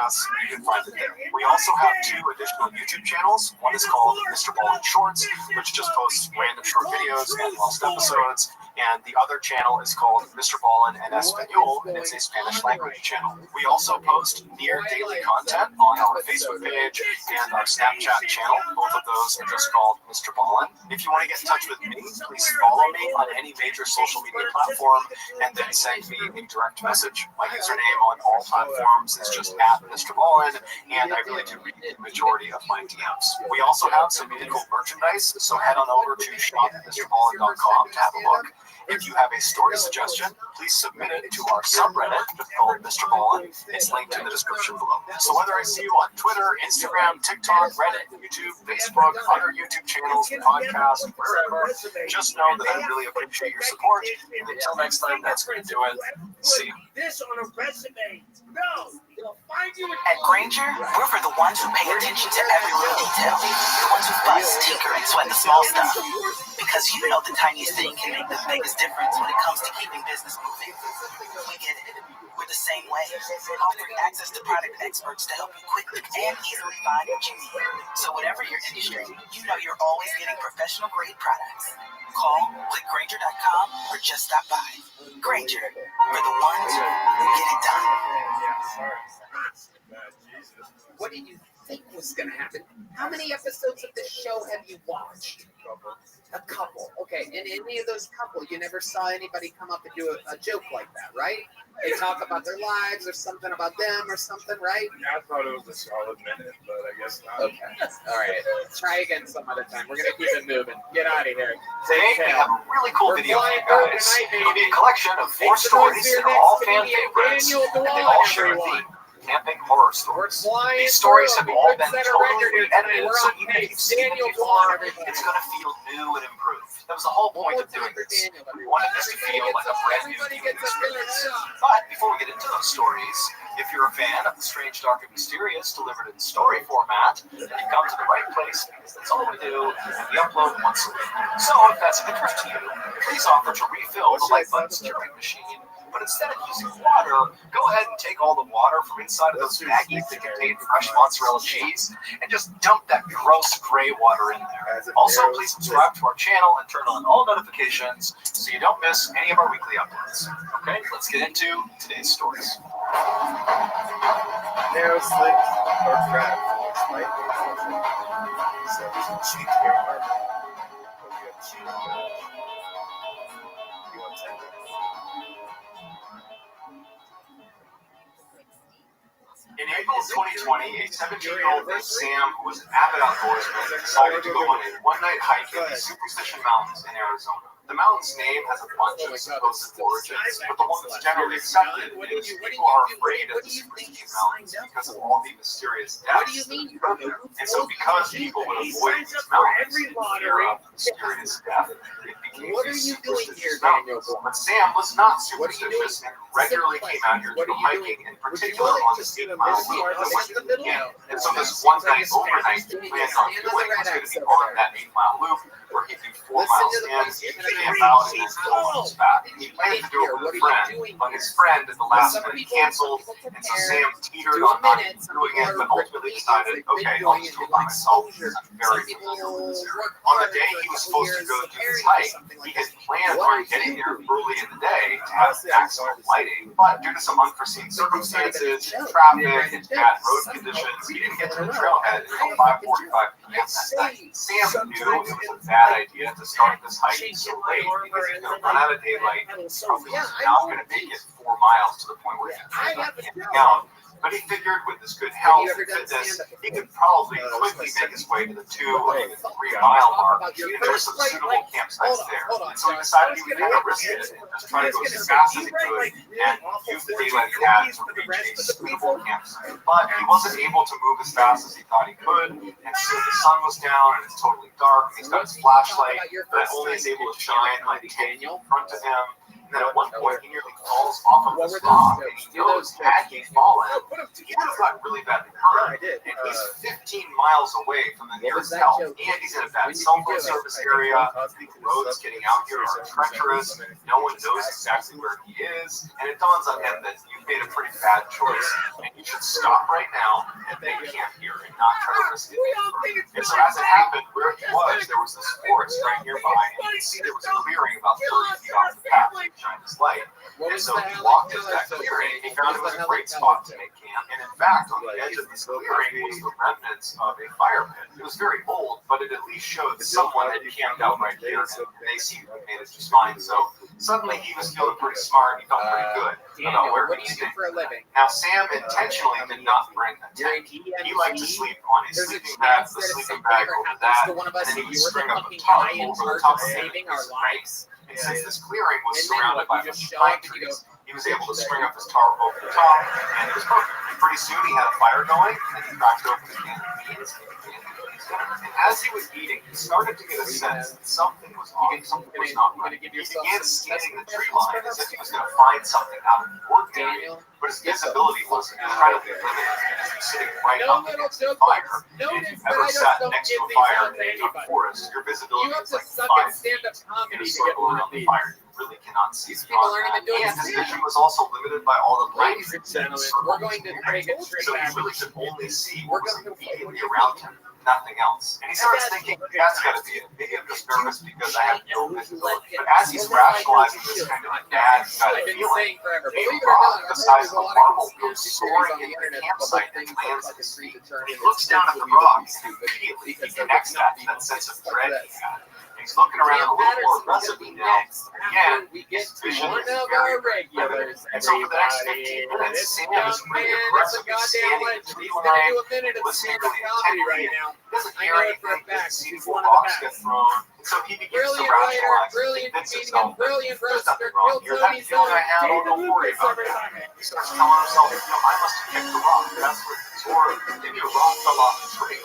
But either way, it's something totally explainable and he had nothing to worry about. And after a little while, he convinced himself and he got into his sleeping bag under his tarp and he went to sleep. A couple of hours later, Sam wakes up and he has that same sense of dread, and now it's back with a vengeance. And he can't hear anything, he can't see anything, but he's definitely feeling like something's wrong. And at that moment, as he's listening really intently and looking really carefully on the rustling leaves, it sounds like someone walking through the leaves about 30 or 40 meters away from his campsite.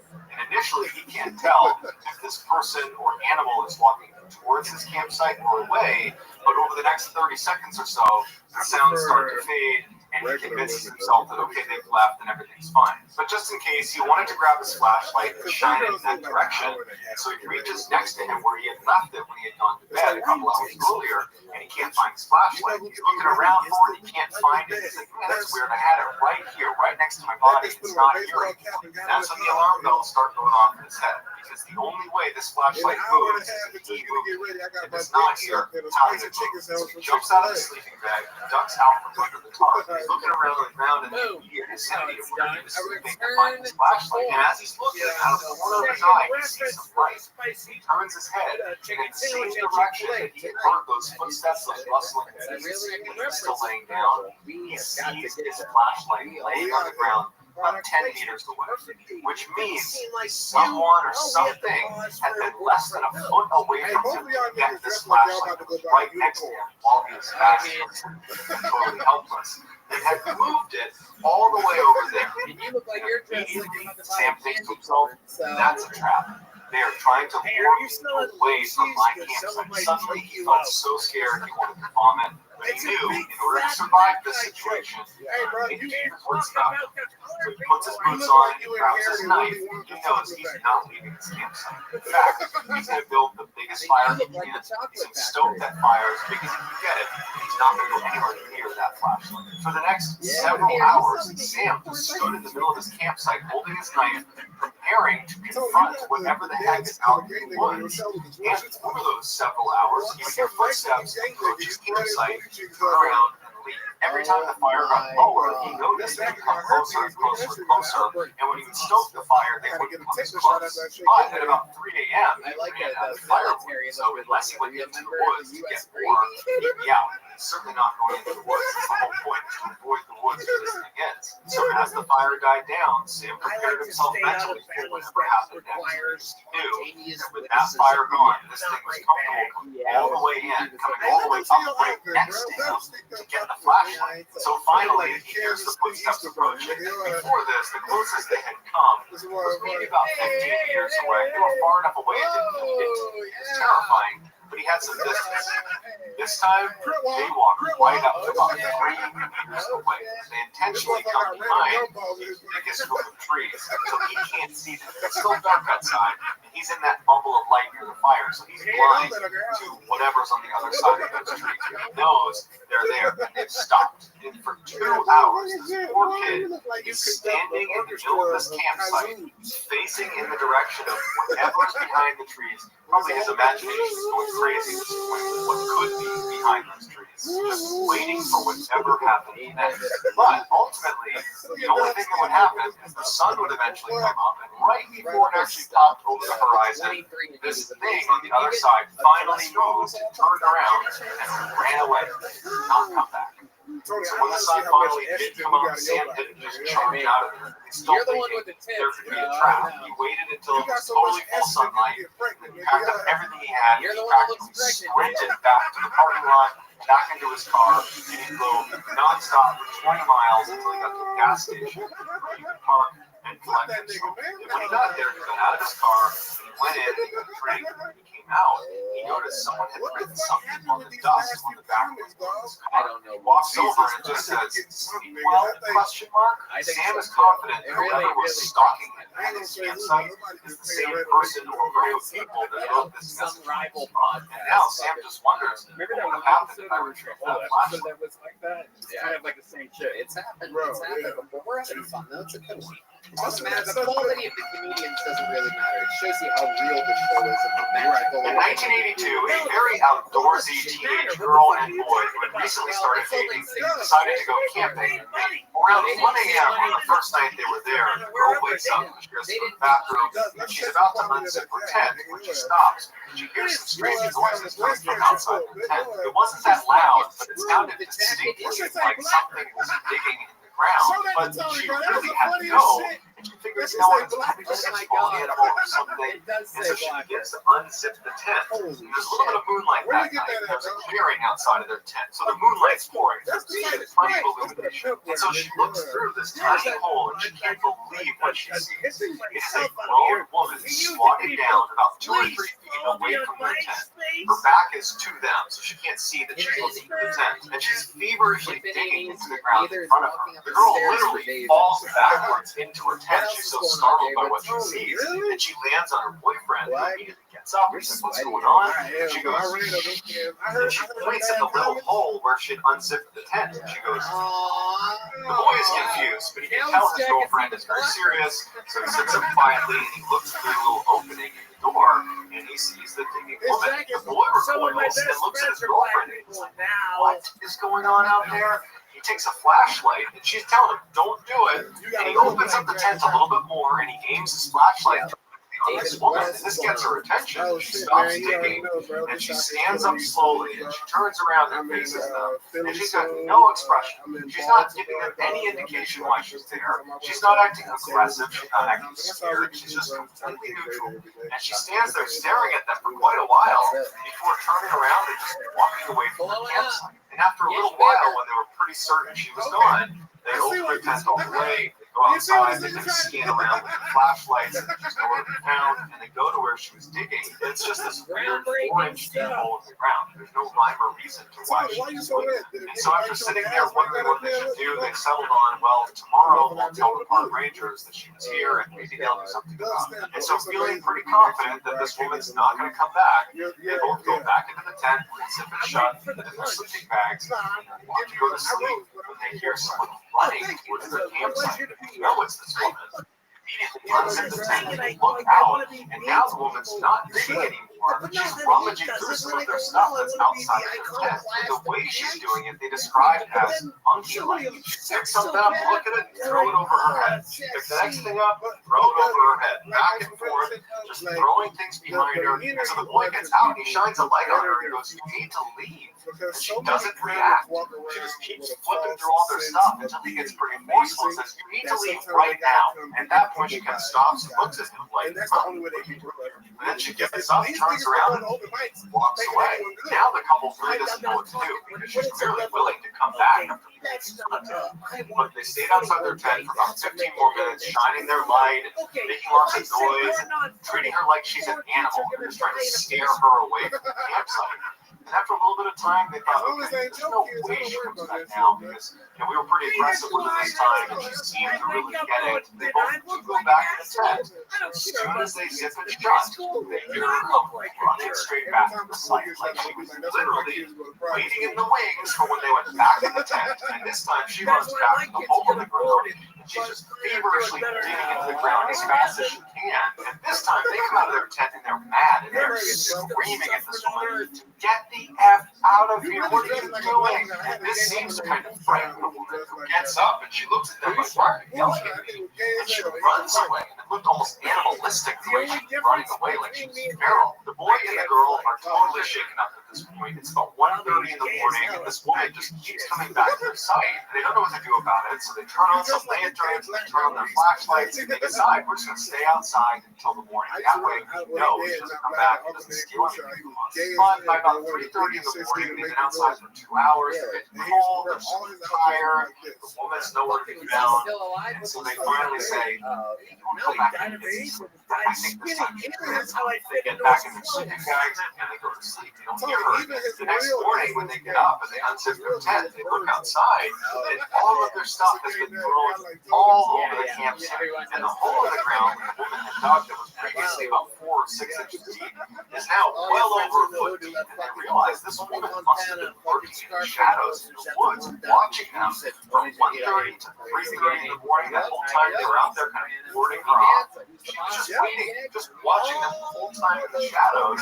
And as soon as they went into their tent, she must have given it a little bit of time, and then she ran right back over and ransacked their site. The strangest thing was, after they looked through all of the stuff she had chucked around, nothing was missing. There was some pretty expensive stuff that was laying out that she could have taken.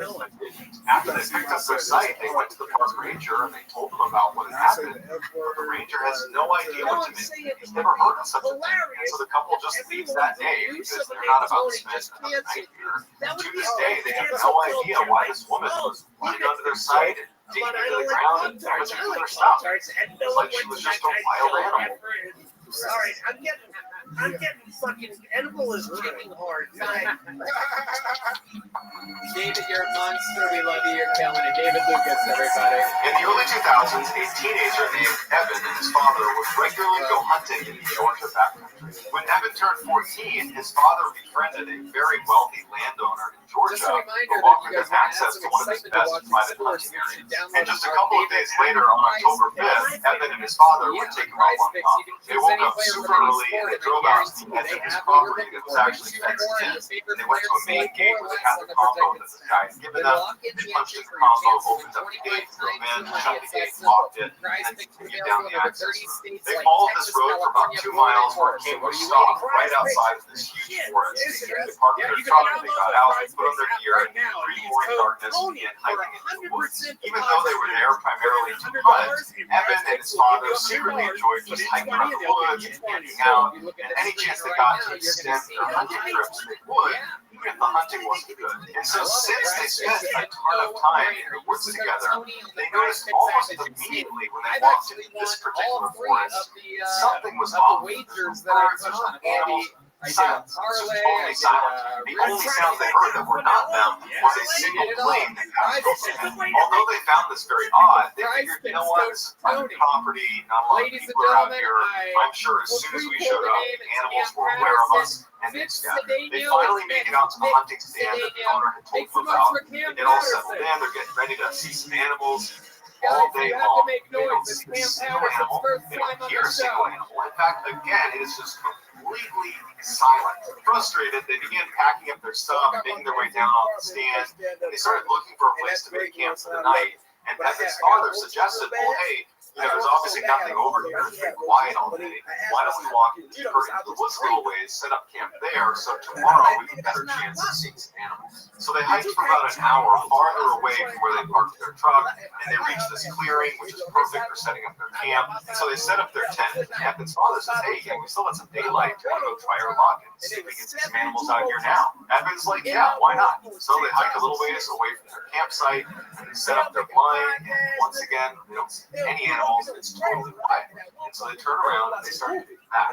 As soon as they could see their campsite, which really was just their tent, they noticed that their tent was now collapsed. And Evan's father turns to him and says, oh, it must have been the wind. Evan says, no, it couldn't have been the wind, because all day today we have been commenting on how quiet it is and how the fact that there's no weather, no wind, no anything is heightening the fact that it's completely silent. So it could not have been wind.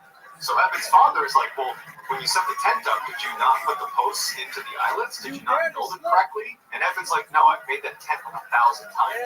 No, it's not correct. They walk into their campsite and they look down at their tent, and they're really confused at what they see. The 2 rods that go in an X over the top of the tent, thread through nylon loops, and then anchor at 4 different points at the base of the tent. Well, they've been removed from the 4 corners. If you know how a tent works, it works on tension. And once you have a rod anchored at 2 points, it doesn't just pop out.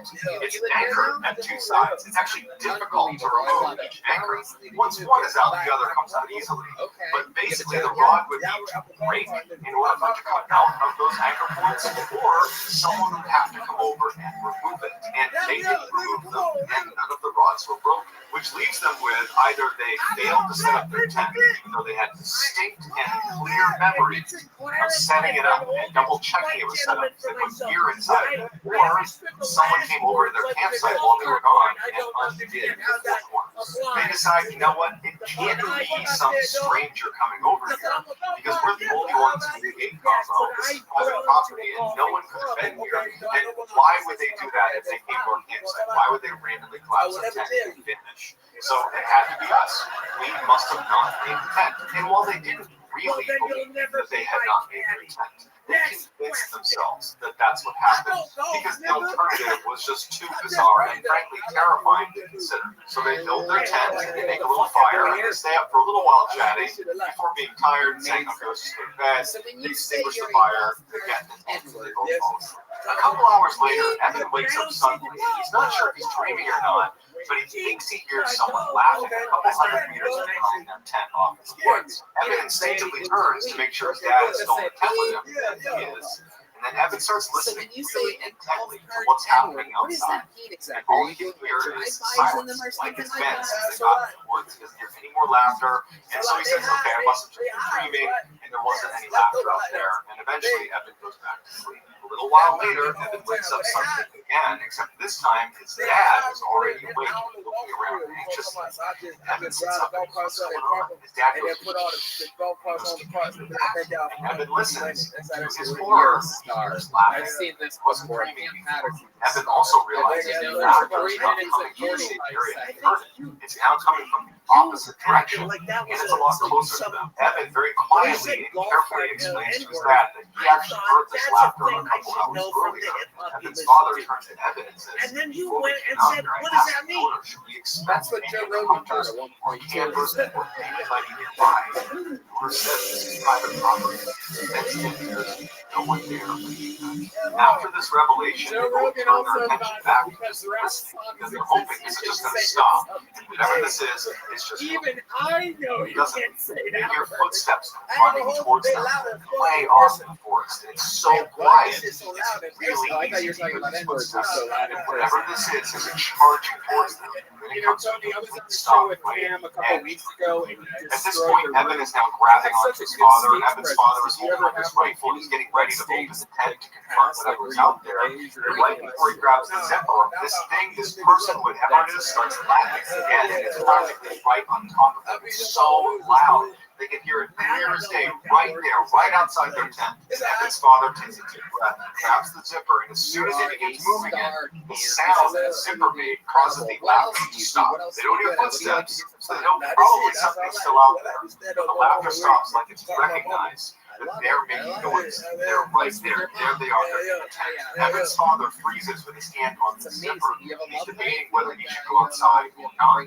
And before he can even make that decision, whatever this thing is turns around and runs back into the woods. It's just gone. And for several minutes, they just sit like that in total silence, praying that whatever this is gone for good. And after several minutes, they don't hear anything. There's no more laughing, no more running. Evan's father zips up the tent, puts his hand back down. They're both left, just sitting there thinking, what the heck just happened? Evan and his father would stay up all night. They would barely speak. Because whatever this thing was had heard them when they moved the zipper. So they were really afraid of making any sound, even little sounds, because it's so quiet. Sound travels really far. They don't know who or what is out there. And so in silence, holding their guns, they're just waiting for the sun to come up. And as soon as it did, they were up and out of there, literally running out of the forest, checking over their shoulder the whole time, all the way back to their truck. So to this day, they have no idea who or what the heck was running around out there. And they told the owner of the property about it. And the owner just said, it's not possible. We have a totally gated in private piece of property. And there are cameras watching the only entrance. That was We're the only ones that went in so or black. out. I think you can now use the Prior to that, we monitor this property. Nobody else was in there. Start with the fucking punchline.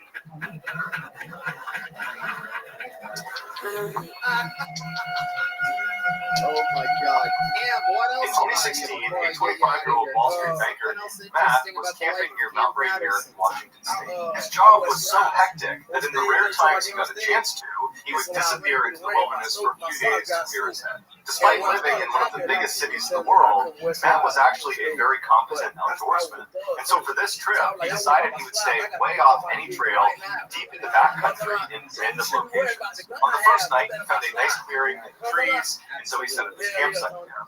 He ate some food over his fire, and his tent climbed inside, and within a few minutes, he was fast asleep. Several hours later, Matt woke up with some strange sounds coming from outside of his tent. It sounded like a couple of animals, or maybe one animal moving around right outside. And so after a while of just hearing this constant sound, he rolled over and he literally unzipped his tent flap just to look out and see if he could see whatever animal it was. And what he saw shocked him. There was a man sitting in front of his fire pit. There was no fire in his fire pit. And the guy was just sitting there with his hands on his knees, looking straight down. Periodically, he would just kick his feet in the ashes on the fire. And Matt didn't even know what to do, so he's just looking at him through this little tiny gap in his tent. And this man all of a sudden looks up directly at Matt and makes eye contact with him. And the guy's eyes go wide, and he stands up, turns around, and runs away from Matt's campsite. Matt has no idea how to react to this, and so he just quickly unzips his tent, jumps outside, and shines his light into the forest, looking into the sky. He's thinking to himself, who is this guy? I am in the middle of nowhere in the backcountry of Washington State. How long was he sitting outside there for? What does he want? And so as Matt is trying to make sense of this totally weird thing, he's thinking, okay, I'm going to look out and I'm going to see his flashlight somewhere, or I'm going to see his campsite. Maybe he's set up nearby, and he's looking around into the total darkness, looking through all the trees, any light source anywhere out there he would see. And there's not one. There's no fire. There's no flashlight. There is nothing. And so eventually, Matt goes back inside his tent. He steps it up. He's just left kind of dumbfounded. He can't understand how some person was just sitting outside of his tent for no apparent reason and then vanished into the forest without even turning on a flashlight. And so after a very restless night, finally the sun came up again, and Matt was very relieved. He stepped outside, and after a little bit of time now from this strange incident, Matt started to tell himself that all that was is some guy happened to set up his campsite nearby. It is possible, albeit rare, because we're in the backcountry, and maybe he was just intoxicated and he wandered over here, and stranger things have happened. So that's probably all it was. And so Matt felt like there was nothing to worry about. He packed up his campsite and began hiking into the forest. Matt didn't have a planned route. Instead, he had a map and a compass. And he began just kind of wandering in the forest, kind of exploring wherever he wanted to go. And over the next 2 days, he covered at least 10, maybe 15 miles in kind of random zigzag directions. He found a nice clearing and he set up another campsite. That night, he set up a fire and he was eating some food near his fire. And as he's sitting there, he hears rustling behind him. He's pretty sure it's an animal, so he turns around and he doesn't see anything. He goes back to eat his food. Then a little while later, he hears some more rustling behind him. And this time, he can't really just write it off. Clearly, there is something behind him that's moving around. And so he stood up, turned around, and remained motionless and just listened, expecting to see maybe a deer come out of the woods. But instead, he hears a man's voice come out of the darkness that says, "Do you know how to get to Bell's Canyon?" That's why he starts racing. He knows that even though he can't see it, it has to be the same guy he saw 2 days ago. Because they are in the middle of nowhere. He hasn't seen any other hikers or campers or anyone. And clearly this guy has the ability to sneak up on him. And so he's thinking, what does this guy want? I just spent the past 2 days hiking in random directions for 15 miles, and he must have followed me. And so Matt, not knowing what else to do, just says, I don't know where Bell's Canyon is. Then there's silence. One part of him is thinking, I hope this guy does not come into the light. I hope he just goes away. Another part of him is thinking, well, maybe this is a different person that is lost, and they're looking for this place called Bell's Canyon. They'll come into the light, it'll be a big relief, they'll send them on their merry way, and everything will be fine. But as Matt is having this wishful thinking, the voice from the shadows does not come any closer, but instead asks the same question, a bit more forcefully this time. Do you know how to get to Bell's Canyon? This time, Matt did not respond. Now he was scared. This is not some friendly hiker looking for directions. There's something wrong. And so Matt, knowing he's all alone out here, he knew he had to do something to try to take control of this situation. So he took a deep breath, he reached down and grabbed his flashlight, and in one swift motion, he lifted his light up and shined it in the direction of this guy's voice. What he saw was this guy from 2 days ago looking out from behind a tree right in Matt's direction. He was hiding from him. And when the light hit him, the man bumped at Matt and aimed it away. And Matt kind of instinctively lowered his light, but now he was too scared to raise it again. And now he knows it's the same guy. This guy has been following me for 2 days. And so for several minutes, Matt just stood there, absolutely terrified. And this guy, he just stayed out there. Matt didn't hear a move. It was just a complete standstill. And the silence was broken again by this voice, except somehow he could be even closer to Matt. And when he came through asking the same question, do you know how to get to Bell's Canyon? His voice was so close to Matt that Matt got scared and raised his light up. And the man was standing just a few feet away from him. This time, the man's eyes got wide like they did the first time they saw Matt. He turned around and he ran into the forest again. Matt, not knowing any better, just began running after him. But he only ran for about 30 seconds before he realized the terrain out here is so rough. He's going to fall, get hurt, he's going to get lost, and this guy's already long gone. He somehow managed to run immediately so far away. And so Matt just goes back to his campsite. And he's thinking to himself, what do I do? I have no cell phone service. I'm at least 3 days away from my car, and I'm in the middle of nowhere. No one even knows where I am because I didn't chart a course. I didn't tell anyone where I was going to be. And so Matt just grabbed his knife and stood in the middle of the campsite, and for hours and hours he just kept looking around, expecting this guy to show up again or start speaking to him from somewhere out in the darkness. It was absolutely horrifying. Finally, by about 3 in the morning, Matt was so tired that he had to go to sleep. He hadn't heard this guy again. He didn't see him again. He figures, I need a little bit of sleep because tomorrow he's going to pack up his campsite and begin this epic journey back to his car. He climbed in his tent. He had a very restless next couple of hours. The sun came up, Matt jumped out of his tent, packed up his stuff, and began practically running in the direction of his car. All day, as he was hiking, Matt kept looking over his shoulder, expecting to see this guy, because clearly he had followed him for multiple days, over 15 miles, and so the likelihood that he's still following him was really high. And so all day, Matt just felt like he was being watched, he was totally terrified, and then the sun started to go down, and Matt knew he would have to camp out again. So he found a clearing in the trees, set up his campsite. He was so tired from running basically all day and being so mentally exhausted from the experience that he just got in his tent and fell asleep very quickly. But several hours later, he woke up to the sound of somebody walking around his tent. He knew it had to be this guy. He's still in the middle of nowhere. He's not even close to the parking lot yet. And so this guy is still following him. So Matt sat up in his tent, he clutched his knife, and for hours and hours and hours, all night, this guy just walked around his campsite. And then around 4 or 5 in the morning, he scampered off. When the sun finally came up, Matt leapt out of his tent, packed up his stuff, and literally just began running in the direction of his car, hoping that maybe he could get there before needing to camp out one more night. And so all day as he moved, he's looking over his shoulder, knowing this guy is following him. At this point, it's not even a question. He's somewhere in the forest. We could never see him. And unfortunately, as the sun was setting, he knew he was not going to be able to make it to his car. He was just too far away. And so at some point, when it got too dark to keep moving, he had to find a clearing and set up his tent again. And so Matt climbed inside of his tent, he took up behind him, grabbed his knife, and he sat there expecting to hear this guy come walking around. But after several hours, he didn't hear him. Matt started to wonder, maybe this guy has left me alone finally. Maybe he's not following me anymore. And so Matt, who was totally exhausted, laid down to go to sleep. And then, as he's laying there from somewhere out in the woods, you know how to get to Ghost Canyon. Matt immediately sat up. His heart began racing so fast that he actually was concerned he might have a heart attack. He didn't know what to do. He didn't know what to say, so he just sat there holding his knife. And this guy began running past his campsite, making animal sounds. He would stop periodically and moan and grunt, and he'd kick up leaves. Then he'd run past his campsite again, over and over and over again, until the sun finally came up and this guy scampered off back into the woods. Matt didn't waste any time. He leapt out of his tent, packed his stuff up, and ran all the way back to his car. When he finally got inside of his car, shut the door, and locked it, he cried tears of joy. So unbelievably relieved. He got out of the parking lot, he got to a nearby hotel, he finally got cell phone reception. He considered calling the police about this guy, but he thought, what am I going to tell them? He committed a crime. It was just terrifying. And so he decided not to call the police. He finally flew back to New York, and he just had to accept that there was some strange guy out in the wilderness of Washington State who was able to hunt him over 3 days and 30 miles in rugged terrain without the use of a flashlight, without any gear, and all he ever said to Matt was, "You know how to get to Ghost Canyon." Here's a big joke book from Bonsai. Congratulations.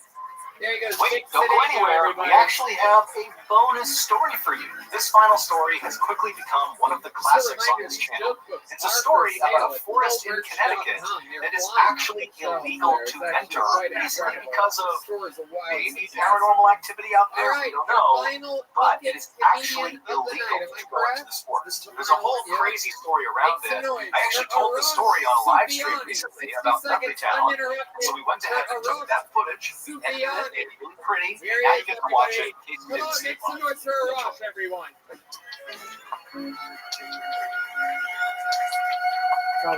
In the summer of 1906, there was this couple, Dr. William Clark and his wife Harriet, and they were up in northwestern Connecticut, and they're driving along this winding country road in a place called Litchfield County. And as they're driving along, I mean, it's so scenic and beautiful with rolling hills and green everywhere. And what they were doing is they were looking for a location in this area that could serve as a location for their second home.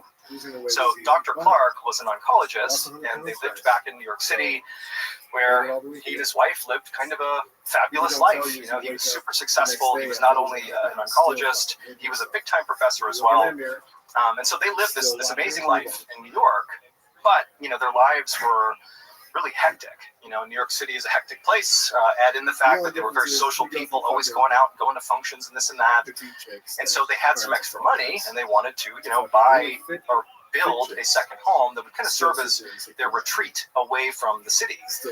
And after, I guess, looking all around the country, they found Litchfield County was kind of like the opposite of New York City. I mean, very few people were living there at the time, and again, it's this beautiful scenic place. And so it just seemed kind of like the perfect spot. So again, Dr. Clark and Harriet, they're just driving along, beautiful day, and they eventually, in Litchfield County, they eventually reach this beautiful red wood-covered bridge. They go over it, and when they get to the other side, their field of view opened up because there weren't as many trees right on the other side of this bridge. And they suddenly had this view up and to the right, maybe, you know, half a mile away or something, of this weirdly shaded forest. Now you got to remember that basically everywhere they're looking, there's trees everywhere. I mean, it's very densely forested everywhere. But there was just this one kind of rise of a pretty big hill, a prominent hill, that was really dark, like totally shaded. It was because there's two mountains or two hills on either side of it, almost creating like a valley. And so it just looked like, wow, that's a very shaded forest. And as you'll see, it's actually called the Dark Entry Forest, in part because of how shaded it is. And so they've just come out of this bridge, and they're seeing this area up on this hill. There's no buildings, nothing. It's just trees. And there was just something immediately about it that really stood out to Dr. Clark and his wife. And they noticed that the road they were on, there appeared to be like an access road that kind of splintered off the road they were on that appeared to go up into that forest, the Dark Entry Forest. And so they look at each other and they're like, hey, let's go up there. Maybe that's the place where we can find our spot for our second home. And so Dr. Clark pulls off the main road, goes on the access road, and begins making his way up towards this kind of darkened forest area. And really quickly, the road itself was very overgrown. You know, at first it seemed like it was relatively well maintained, but the farther up they went towards this dark forest, the rougher it got, to the point where Dr. Clark couldn't even drive on it. There was too many potholes and everything. So they end up pulling the car over and parking. And at this point, they're actually in a bit of a clearing, and they can actually see up ahead of them where they parked. It looks almost like an entry point to the forest. The tree line is right in front of them, and there's kind of like a gap in the trees where this rugged road kind of continues into the forest, and they continue walking on foot towards the entry of this forest. Again, it's beautiful scenic, very sunny, beautiful day. They're super excited, and they walk into the shade of the forest. And right away, it's like all the sunlight basically vanishes, but not in a spooky way, kind of like in a they lowered the brightness slightly, and it's very quiet. And you know, the canopy in Dark Entry Forest is known for being really, really thick, and so not much light was pushing through. But it created almost like it was like they were walking into a bubble. You know, it's just pure, unadulterated silence and peace. And as they're walking on this road, which quickly becomes mostly like a little path, it doesn't even look like a road at some point. It's just kind of like grass that's been pushed out. Clearly, not many people or anything is coming into this forest, at least not from this direction. And as they're walking along, they're looking around and they're like, this place is so beautiful. I mean, it was already beautiful, but this is especially beautiful. Like they walked maybe a couple hundred feet into the forest, and off to the right is this apple orchard, untouched. No one's taking these apples. It's just like a wild apple orchard, and there's deer that are just eating the apples off the tree. And they're looking over at Dr. Clark and his wife, and they're completely unafraid. They don't see people, so this is not terrifying for them. Deer just eating their apples, and then on the other side of the road, there's these huge fields full of flowers that are, again, trees are everywhere, but there's all these flowers at the bases of the trees, lilies and roses.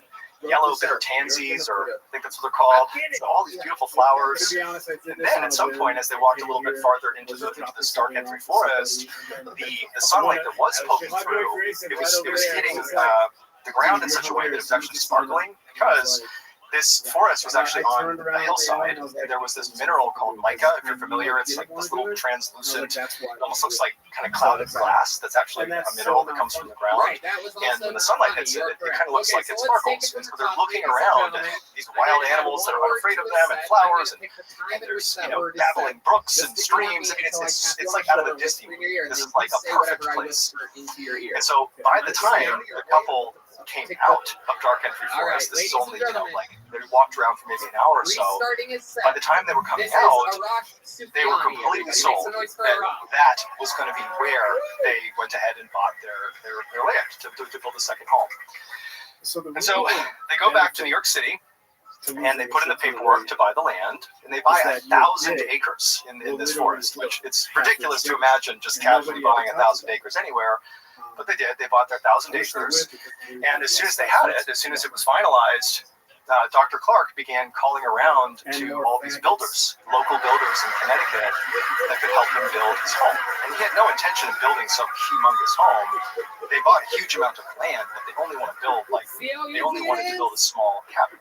But despite the job being relatively simple, and despite Dr. Clark offering quite a bit of money to anybody who was willing to go out there and build this for him, none of the builders would do it. They never really gave a straight answer to Dr. Clark about why they would not go into Dark Entry Forest. But universally, no one would do it. And so, Dr. Clark, he definitely was discouraged by that, but he just kind of chalked it up to, okay, so obviously it's kind of an isolated place. It's relatively hard to get into Dark Entry Forest, and where they had bought this land, it was pretty far into the forest.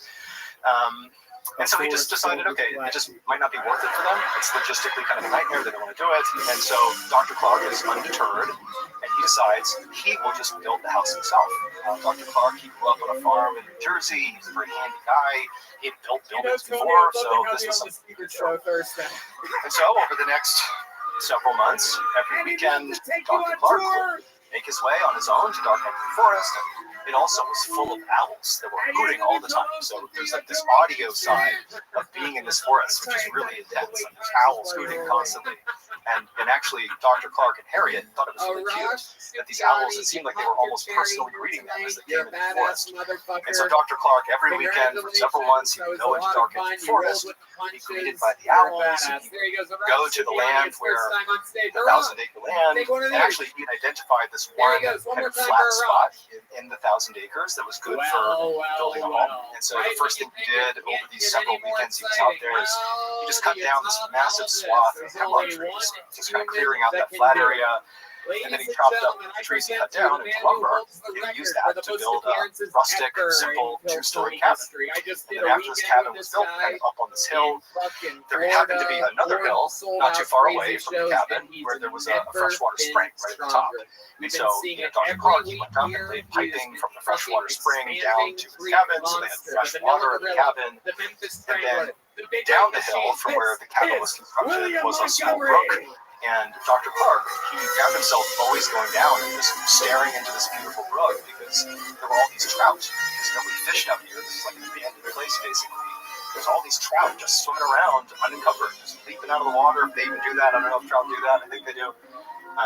And so he ended up actually building a swimming pool right next to the brook, specifically so he could sit in the swimming pool and watch the trout. And so by Thanksgiving of that year, so 1906, by Thanksgiving, the property was done. The cabin had been built, everything was done. And so that holiday season, Dr. Clark and Harriet and the whole family would come out, and they would spend the holidays, sitting in their pool, watching the trout, and just having a wonderful time.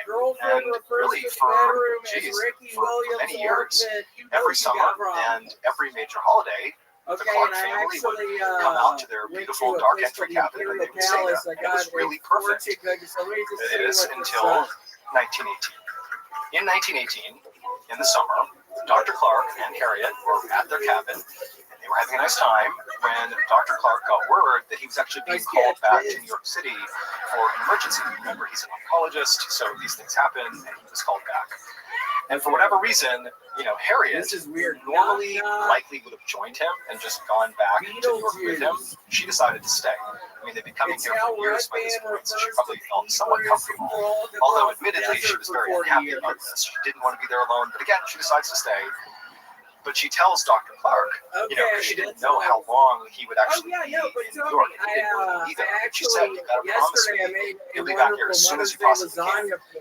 And Dr. Clark would tell her that, I'll do my best. I should be back here in maybe a couple of days from now. And I promise you I'll come home as soon as I possibly can. And so Dr. Clark packs up his things, and he and his wife leave their cabin. They walk their way down the trail, listening to the owls and looking at the mica sparkling on the ground. They leave the forest and they make their way to a nearby train station, which actually was not that far away from the entry to the forest. And Harriet dropped off her husband, and she watched, as he boarded and began taking off, and he disappeared from New York.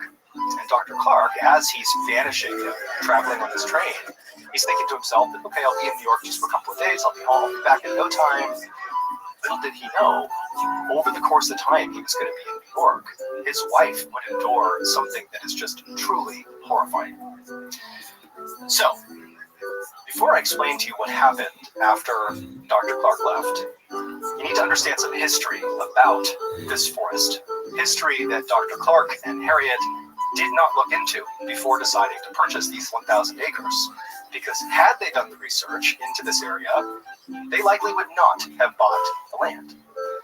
So there actually used to be a town that was settled in the Dark Entry Forest. It was called Dudleytown. It was settled in the 1740s, and at first it was just a couple of families just getting by, but pretty quickly it grew to about 30 families and several structures and houses and the whole 9 yards. It's a small community inside of this beautiful forest, and things were great. For a small town in the 1700s, things were stable.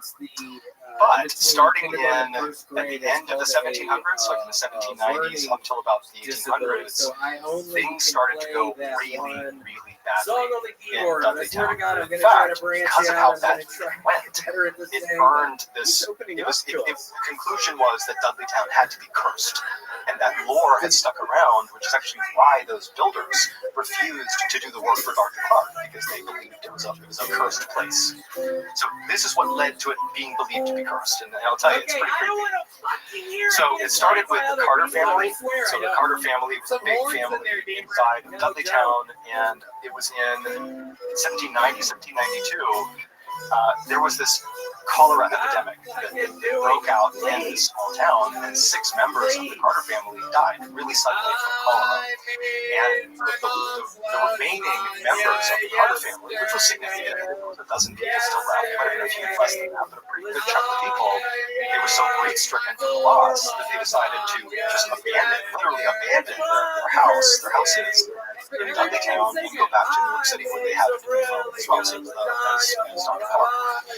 But as soon as they got to New York, they were massacred by natives that lived in the area, and the only people that survived this massacre were 3 children, and the 3 children were kidnapped and never seen again.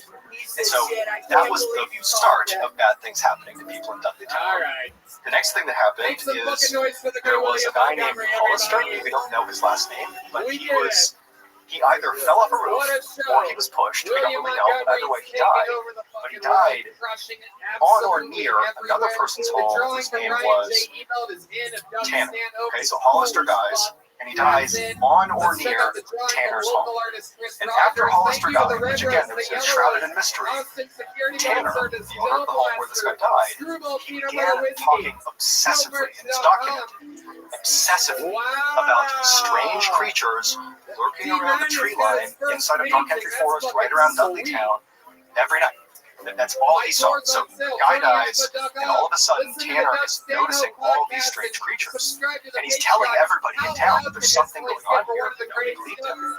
And so slowly, Tanner every night would see whatever he was seeing, and it drove him insane. completely insane to the point where he couldn't even function. His wife, his daughter, had to take care of him until he passed away.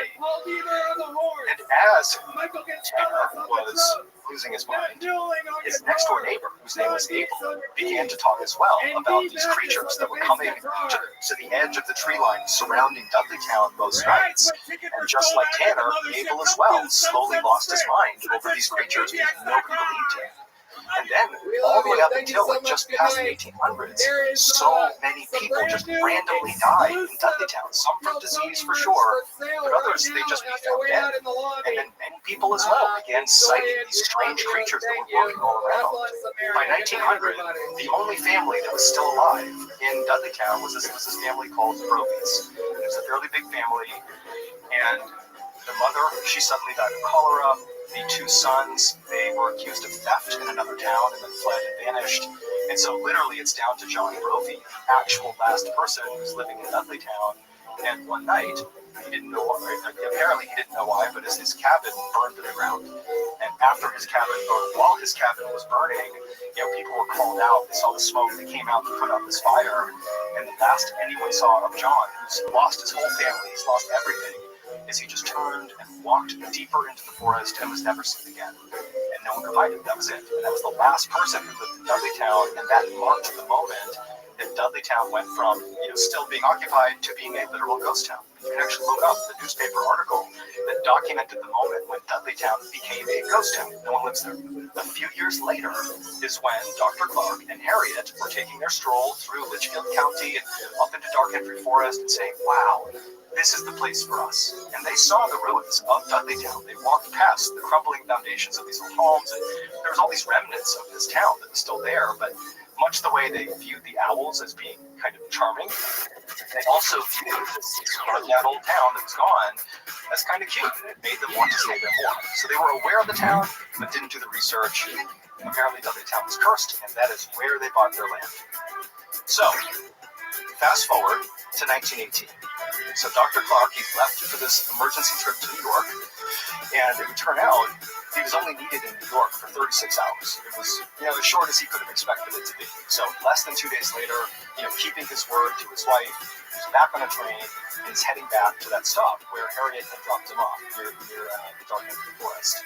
And although this was rare that Dr. Clark would leave his wife in the cabin, he expected her to be waiting for him at the train station. They didn't have an exact time that he was going to be there because it was not entirely planned.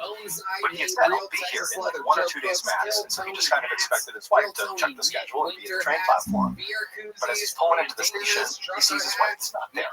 Now, this was not some huge cause for concern, but it was enough of a red flag that as he's pulling into the station, Dr. Clark is thinking something feels off. And so he ends up going from the train station, and he actually walked the rest of the way. He didn't take a car or anything. He walked to that access road and made his way up to the entry of Dark Entry Forest. And as soon as he walked into the forest, so daylight out here, he steps into the canopy and it's dark again. And remember, it used to feel so welcoming and wonderful going into that forest. It's so peaceful.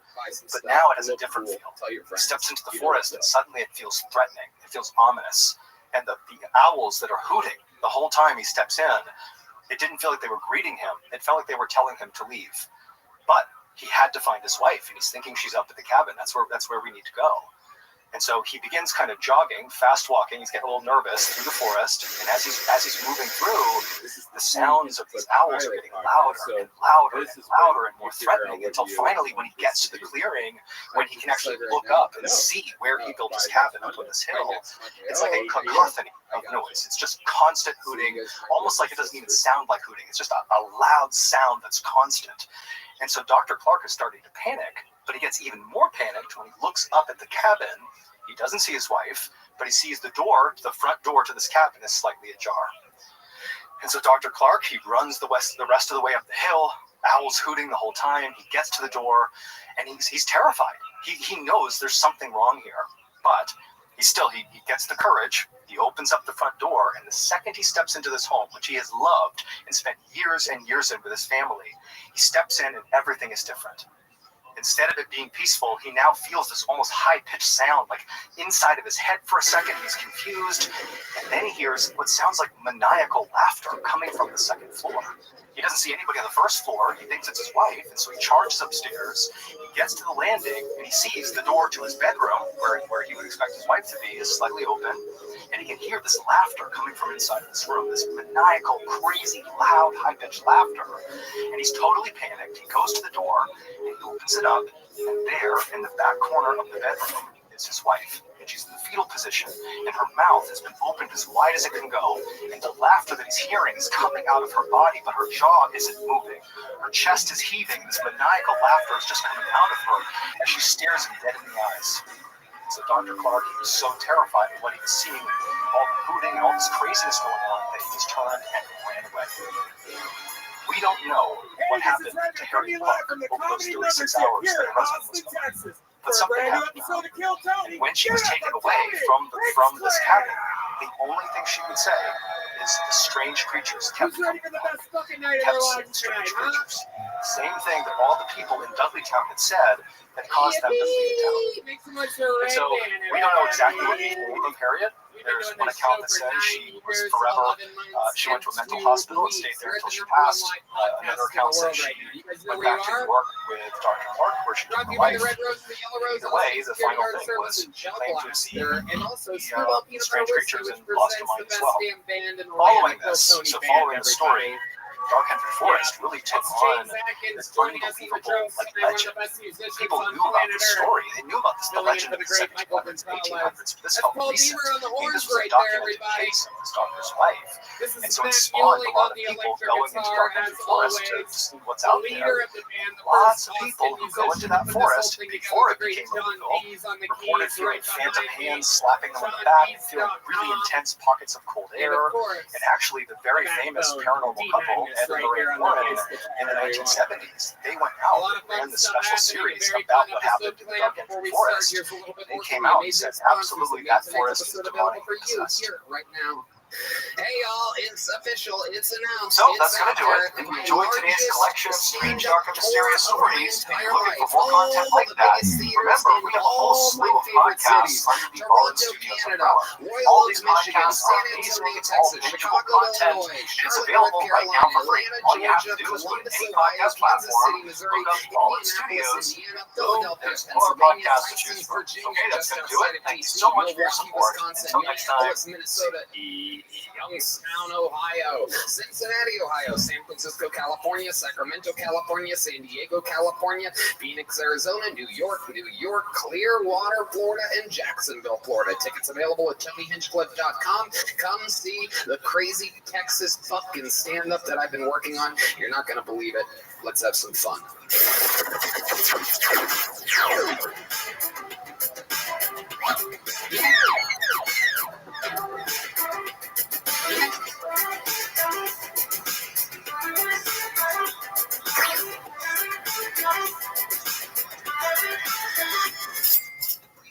Hey y'all, do you know that you're not getting everything that you pay for when you watch Netflix without using ExpressVPN?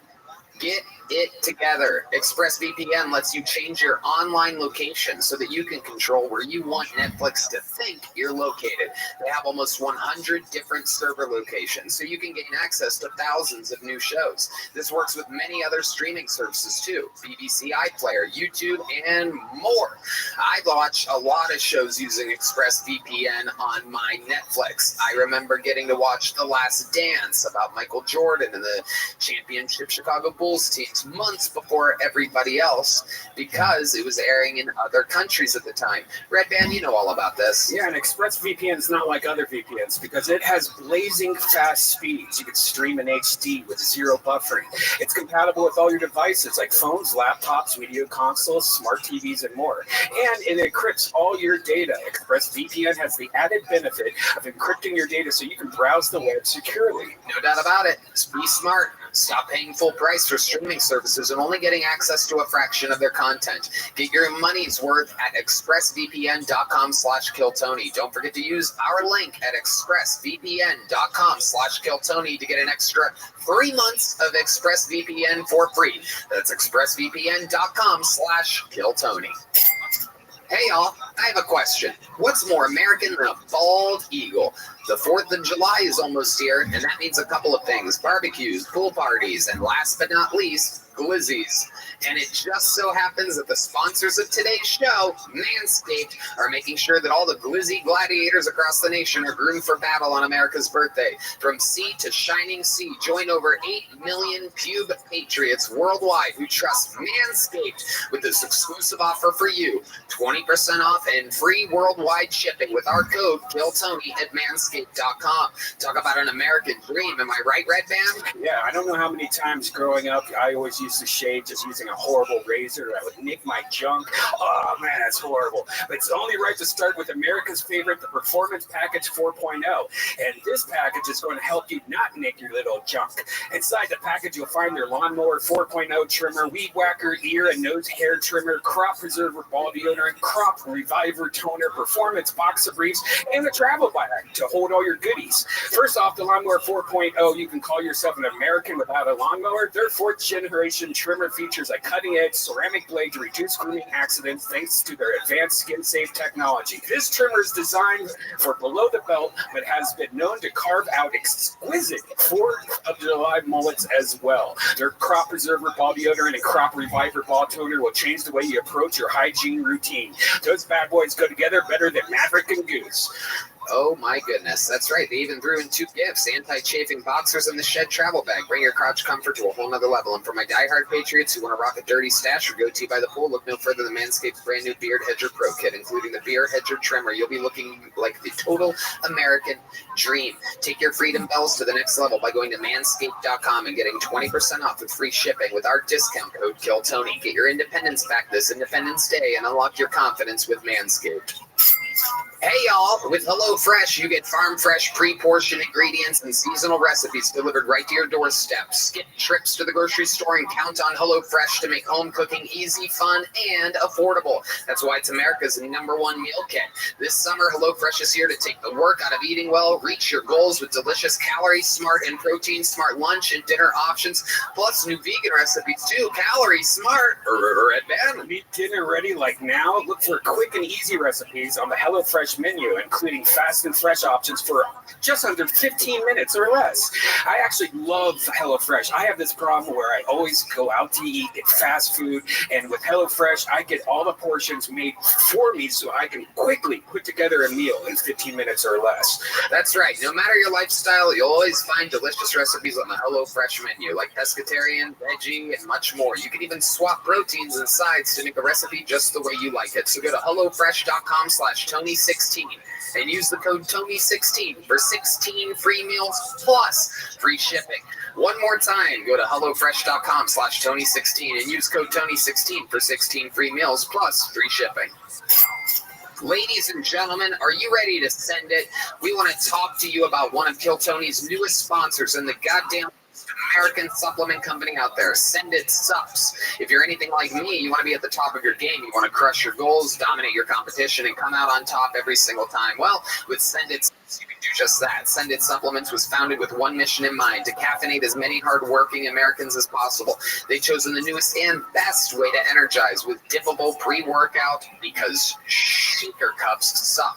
Founded from a fire base in Syria, Send It contains 8 pouches per tin, patriotically packed with 300 milligrams of caffeine per pouch. And the best part, no water equals no bathroom runs, no face-melting jitters either. You Send It to crush your PRs in the gym and in life. These supplements are made right here in the good old US of A, using only the finest all-American ingredients. That means you can trust that what you're putting in your body is pure, potent, and powerful. And even though there is a soldier on the logo, Send It is for anyone that uses caffeine to accomplish their goals. Teachers, cops, firemen, shift workers, and all the hard-working Americans. Whether you're a hardcore athlete, a fitness enthusiast, or just someone who wants to feel their best, Send It Sups has something for you. From pre-workout to post-workout, fat burners to muscle builders, they got it all. You see us drinking coffee every single Monday on the show. We love caffeine. You probably love caffeine too. So what are you waiting for? Don't settle for second best. Don't compromise on quality. Go to senditsups.com and use promo code Tony for a special discount at checkout. That's senditsups.com, promo code Tony. And always send it like a true champion. Do you think that podcasts are going to become a big thing or no? Coming to you from ACL Live! Give it up for Tony! Square! 10 fucking years into the party! To see you guys go to this is fucking amazing. This is incredible. Congratulations, Tony, on having one of the most creative shows in the entire world. It is so much fun. Are you guys ready to start tonight's episode or what? You know, one of the things that I love about this show is the people that have done it before, some of the most established comedians in Comedy Store history. This is truly, your guest tonight is who I truly believe is one of the greatest stand-up comedians, not to mention, without a doubt, one of the, by far, the best female stand-up comedians on planet Earth. She helped me get my job at the Comedy Store 16 years ago, changing my life forever. An eye for talent like none other, trained directly underneath the late, great Mitzi Shore. Opener for Andrew Dice Clay, headlining the Sony Hall in New York City, June 16th and 17th. Ladies and gentlemen, Philly's own Comedy Store legend, Eleanor Kerrigan, everybody. Make some fucking noise for Eleanor Kerrigan.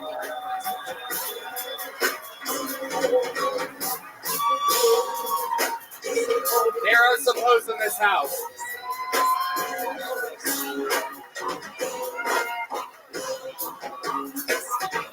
She just made an innocent Saudi Arabian boy come in his pants in the front row. Comes up, guns a-blazing, always on fire. That's my other job. One of my favorite humans, Yay. one of the greatest human beings I know. I love one you. of the funniest people on planet Earth, and one of the greatest guests in the history of the show. She's got a filthy, Philly dirty... is a fucking house. Yeah, there is. Fucking. This is I fucking... heard them. South Philly, ho. Oh, Fuck shit. yeah, we'll fight this whole room. There is. They really There's are. more hoes I in can this smell house. the yeast infection from here. There really is a bunch of South Philly girls. That's me. Oh, that's you. I'm Oh. kidding. I can't get bread Oh anymore. my goodness. Yeah.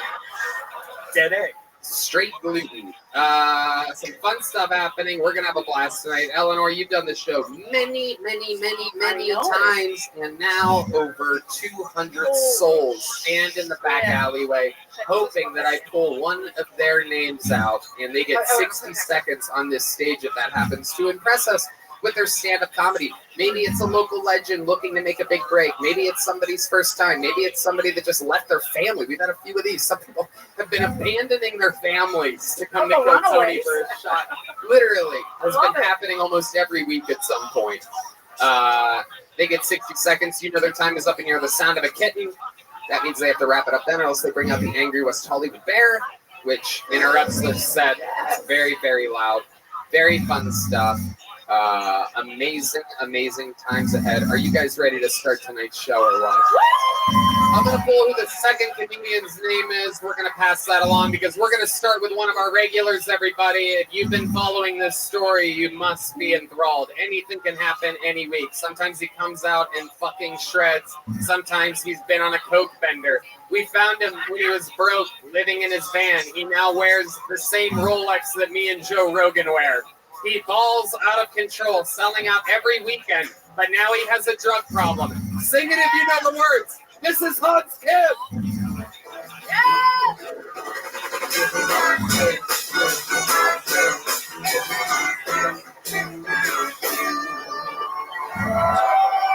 Thank you.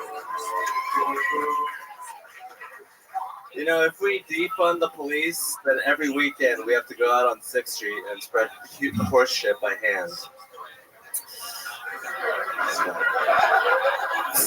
That was a joke. Love it here in Austin because you guys have a school for every disability. School for the blind, school for the deaf, a school for Mexicans. Such a Texas solution. Let them in a school. Maybe they can learn to not be blind. Or Mexican. I was just in Seattle recently. Everyone dresses in layers in Seattle. They all look like they're trying to fly Spirit without paying for a carry-on. That's why they're so socially awkward, because there's so much layers between them and sex. They're like, ooh, you piqued my interest. Maybe you could get to the upper inner layer. Well, that's my time. Hey, guys. Hans Kim. How do you feel? I feel amazing, Tony. You do? I do. Comedy has been amazing for me. And uh-oh. Sounds like one of those drug weekends. Am I right? I did a couple grams of mushrooms. Oh, okay. That's it? Yeah. None of the hard stuff? No, none of the fun stuff. Let me ask you this. I said the hard stuff. I don't think that's so fun. But your girlfriend does. Your girlfriend who's levels hotter than you. We talk about this every week. Does she tempt you on the regular with hard drugs, Hans? She just makes it look fun and hot. But she never pushes it on me. Okay. Did you do mushrooms with her this weekend? Yes. And what do you guys do when you do mushrooms? We just like eat Whataburger and stare at her poster in her room. Oh, you're doing it wrong. Is she one of those strippers that used to come see him? No. This is a what does she do? She's in. She has an office job. She works from home.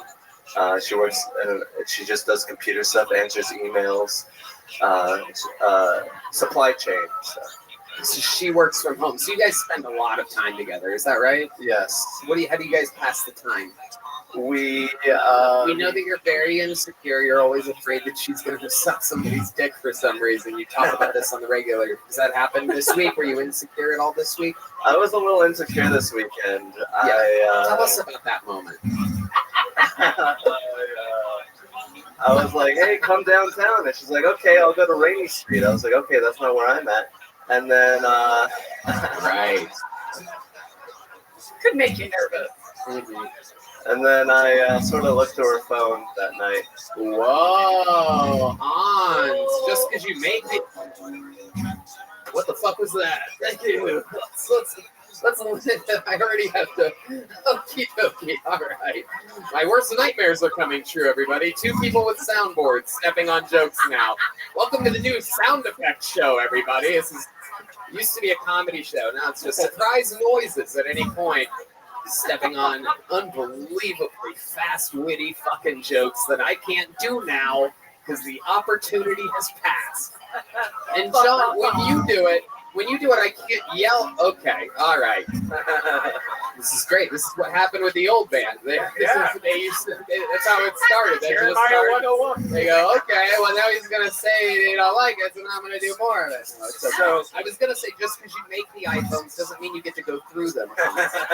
Still worked. Still got it. Brought it back. Never give up. John Cena said so. Okay. So you went through the phone. What did you find? Give us the real tea here, Hans. No one serves tea better than Asian people. I want hot green tea. Let's go. I found a text message from a unregistered number. Unsaved number? Yes. Right. And she was like, I just did it to get free drinks. What did it say? What did the message say? Hey, nice to meet you. Are you there? Why aren't you responding? Wow, what time of the night were these messages at? It's like 1 a.m. Oh yeah, that's the danger zone right there. It could be business. Yeah. Is she the reason why we have supply chain issues? Like wow. Hans, what else is going on in your wild world? Anything else exciting? I recently got an STD test. Oh, wow. It would have been a lot funnier without the word test afterwards. I was very excited there. So what made you get the test? You've been with the same girl for, what, about 6 months? Yeah, I mean, I did get a text message that was like, a former partner of yours says she has STD, or she has AIDS and monkeypox. Go get tested. Anonymous service. Holy shit. That's hilarious. Wow. I'm gonna get a new phone and start texting all my buddies. That's a great idea. That's hilarious. That's a great thing to do. JK, new number. It's Tony. Just give them an hour, right? Let them sweat it a little bit. So you got a text that said AIDS and monkeypox? Yeah. And you were like, I gotta go get tested. Yeah. Immediately believed it. Better safe than sorry. There's no downside to getting tested. You should all get tested. No one loves taking tests more than Asian people, am I right? It's unbelievable. So everything come out clean? Everything's clean. Yeah, there you go. Yeah, but isn't that something about your relationship that you actually thought you might have AIDS or monkeypox?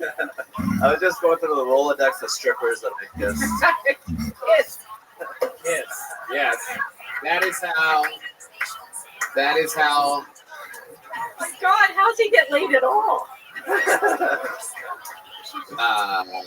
Hans, we absolutely love you. Every single week you get the show started with a bang somehow, one way or another, whether it's through your minute or your unbelievably honest interviews. We love you. Make some noise for Hans Kim. Thank you. That was Hans Kim. That was Hans Kim. That was Hans Kim. That was Hans Kim. I pulled a name out of the bucket before without anybody noticing, and it is the name of Nicholas Sapaglia, ladies and gentlemen. The first name out of the bucket. We know him. He's been on the show before. He works here at the mothership. One more time for Nicholas, everybody.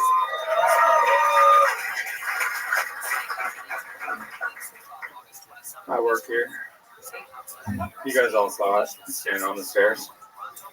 When I got hired here, they said, Nick, you're a door guy, but you're also a comedian, so you have to treat the guests nice and be charismatic and joke with them and harass them a bit.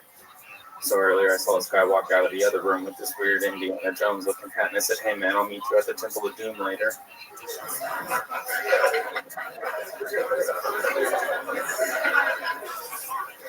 He looks at me and goes, is that the best you got, bitch? Like, he didn't have to call me a bitch.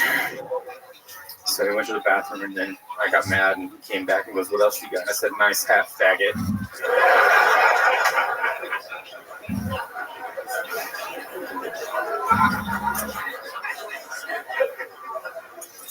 I'm currently writing a book. It's about growing up with childhood asthma. It's called My Cough. Nicholas Sapaglia. What's up, Tony? What's up, guys? Welcome back. It's been a while since you've been on the show. Yeah, a little bit. Absolutely. It's my first time here in this room. Absolutely. Multiple times at Vulcan Gas Company. Yeah. Your first time at the mothership, where you are a full-time employee. How do you like it? It's awesome, man. It's definitely life-changing getting the job. It's pretty awesome working here. Like, I don't know, we haven't talked about too much, but like I had a career and I have a house in California that I like gave up to move out here. What was the career? I was like family business. So I was going to take over an auto glass business. Auto glass? Yeah, pretty successful business, but I just bet on myself and moved out here about a year and a half ago and couldn't be happier. Wow, look at that. Incredible. So you're doing stand-up, you're working here. What are you doing for fun? Did you ever get over the asthma? Yeah, definitely. Been going out to like Barton Springs and checking out live music and hanging out here at Mitzi's after work. And I've just been working a lot and performing a lot. So I've got a full plate. You know, it's been good. I just got a cat. You just got a cat? Yeah. Wow. Okay. You live by yourself? No, I live with my girlfriend and her roommate. Okay. How many bedrooms? 2 bedrooms. 2 bedrooms. So you and the girlfriend are in one room, the roommate's in the other. Yeah. How did the roommate feel about the cat appearing out of nowhere? He likes cats. He doesn't mind. I talked to him about it today. What'd you name the cat? Tobias. Why Tobias? I've been watching a lot of Arrested Development lately.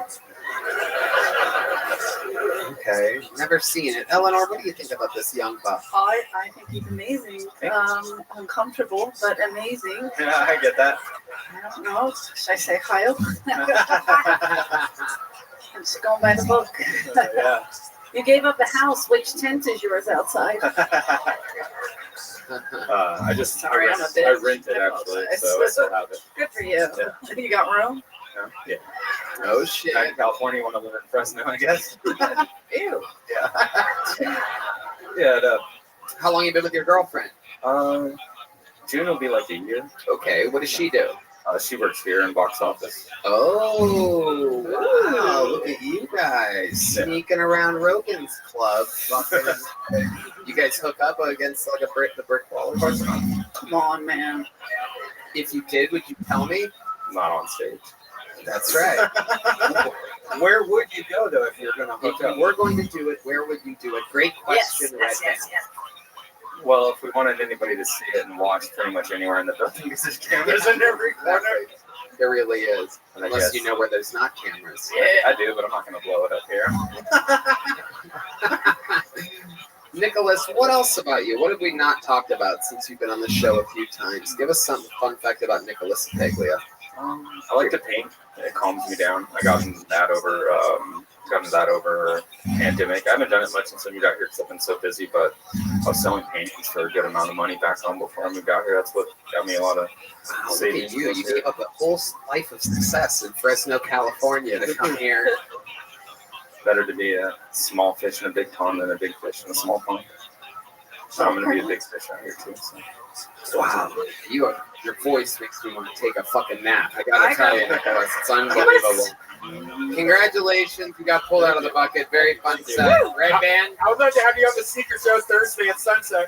Yeah. You've already got all the joke books. Nicholas Paglia, there he goes.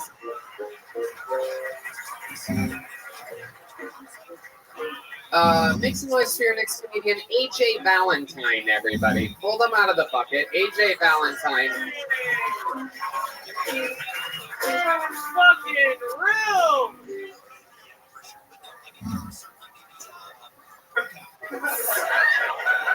Dude, this is it, man.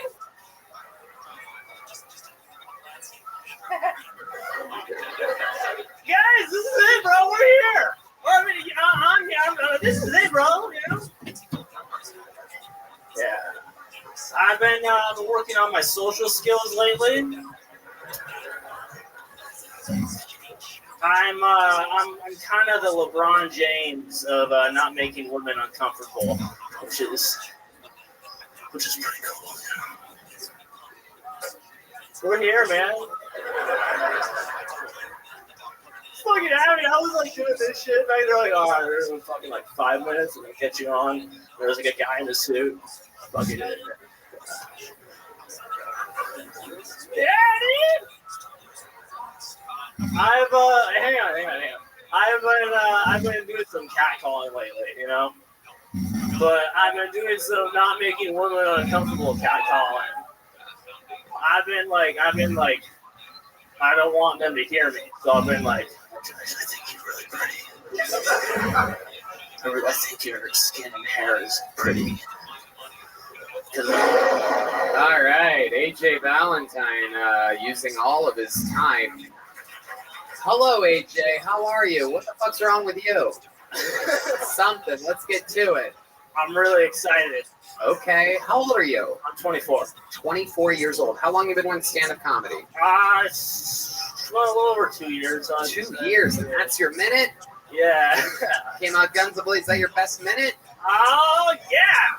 Really? Yeah. You did your best joke in that minute? Probably. Which one was it? It was the one where, hang on, it was 2 years in the game. Let's talk about it. It was the one where I was like, I'm the LeBron James of not making women uncomfortable, you know? And then I fucking, yeah. Wow. Wow. Okay, AJ. Where you been doing this comedy after the last 2 years? I did my first 2 years in Portland, Oregon, and I had a lot of fun there. And then, shut up. Yeah. I can tell it's Portland because your act is a dumpster fire. Stand over there by the red X. You're really getting a little close. Nope, the other fucking direction, AJ. Thank you so much. I love it. Okay, AJ, what do you do for a living? I am trying to find a job. Okay. You live here now? Yeah, I did the whole thing, man. I'm like, yeah, I just gotta do it. So the answer is yes. You moved here. Yeah. How long ago did you move here? Almost 3 months. 3 months. Yeah. You haven't had a job since you got here? Well, I mean, I've been trying to say anything right now. No one knows what the fuck you're talking about. It's 2 years in the entertainment business, man. We have no idea what you're trying to say. The question was... What was the question? Do you have a job? Have you had a job? Are you looking for a job? How are you surviving in Texas? I don't have a job, and I'm kind of looking for a job. Do you have money saved up? Yeah, X amount, you know. God, you are the worst. Somehow all your awkwardness, there's nothing likable about it. It's amazing. Like, it should be likable, but it's not. You have, like, bad timing. Have people told you that you're funny? Yeah. Who? It's happened. Who? What is their name and their numbers? I want to contact them and tell them that they've recently been near monkeypox and AIDS. Holy shit, AJ Valentine. This is absolutely incredible. You did your best minute here tonight. Yeah. It was a real struggle. How much time do you think you have altogether? 2 years in the game. Oh, I got a good... Oh, you're so annoying. I can't deal with you for another minute. And even that noise that you make to start every answer is fucking unbearable. I've never even heard anything like it before. I'm encouraging you to quit right now. I think when you find that job, I think you should quit. I don't see it happening for you. Eleanor, you knew me when I was 24. I was already 2 years. Right, but you're not autistic. I don't think he's autistic. No. We have a rule around here. We don't call stupid people autistic. That's not stupid. Like, he's nervous. Eleanor, that's if a train came by, he'd be loving it. That's fetal alcohol syndrome. No, I love him. Your parents heavy drinkers? No. All right. What do you think's wrong with you? Have you been diagnosed as anything? Yeah, I went to special ed high school. What? Special ed high school? Did doctors tell you were something, or did Well, they just I put got you in there? on a technicality. It was just like ADHD and shit. Okay. So it was a fun time. 90 kids. Okay. Yeah. What do you like to do for fun when you're not absolutely fucking bombing? What else do you do? Fucking killing. Okay. Yeah. Yeah. No one believes you. No one believes you. No one. Redman's clapping because he's also half retarded. What do you do? Like hobbies? Anything? You don't have a job. You don't have jokes. So I'm trying to find out anything about you right now. You're being interviewed on a live podcast. It's okay. I'm just trying to kill it in every way, shape. There he goes, everybody. AJ Valentine. Not even a little joke book. He's hitting the road, everybody. Absolutely unbearable. This show is not for everybody. You have to be able to answer questions. A very, very tough challenge. And for those of you that think, oh, he's special, oh, he's autistic, oh, there's something wrong with him. Well, my friends, I, right now, am about to introduce you to a comedian that's literally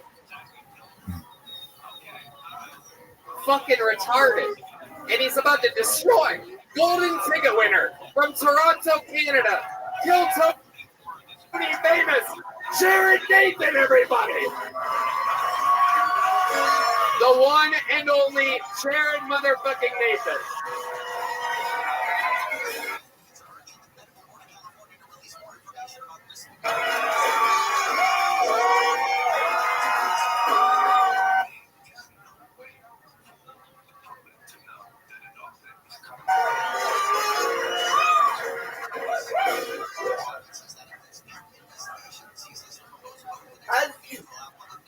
You may notice I have trouble with the letter B.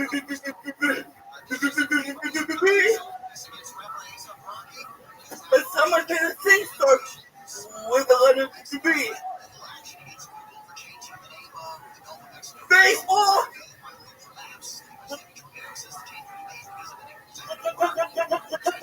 Barbecue! Bitches! The ball grips! Give it Robins! The list goes on! We're here all night! I love my cat!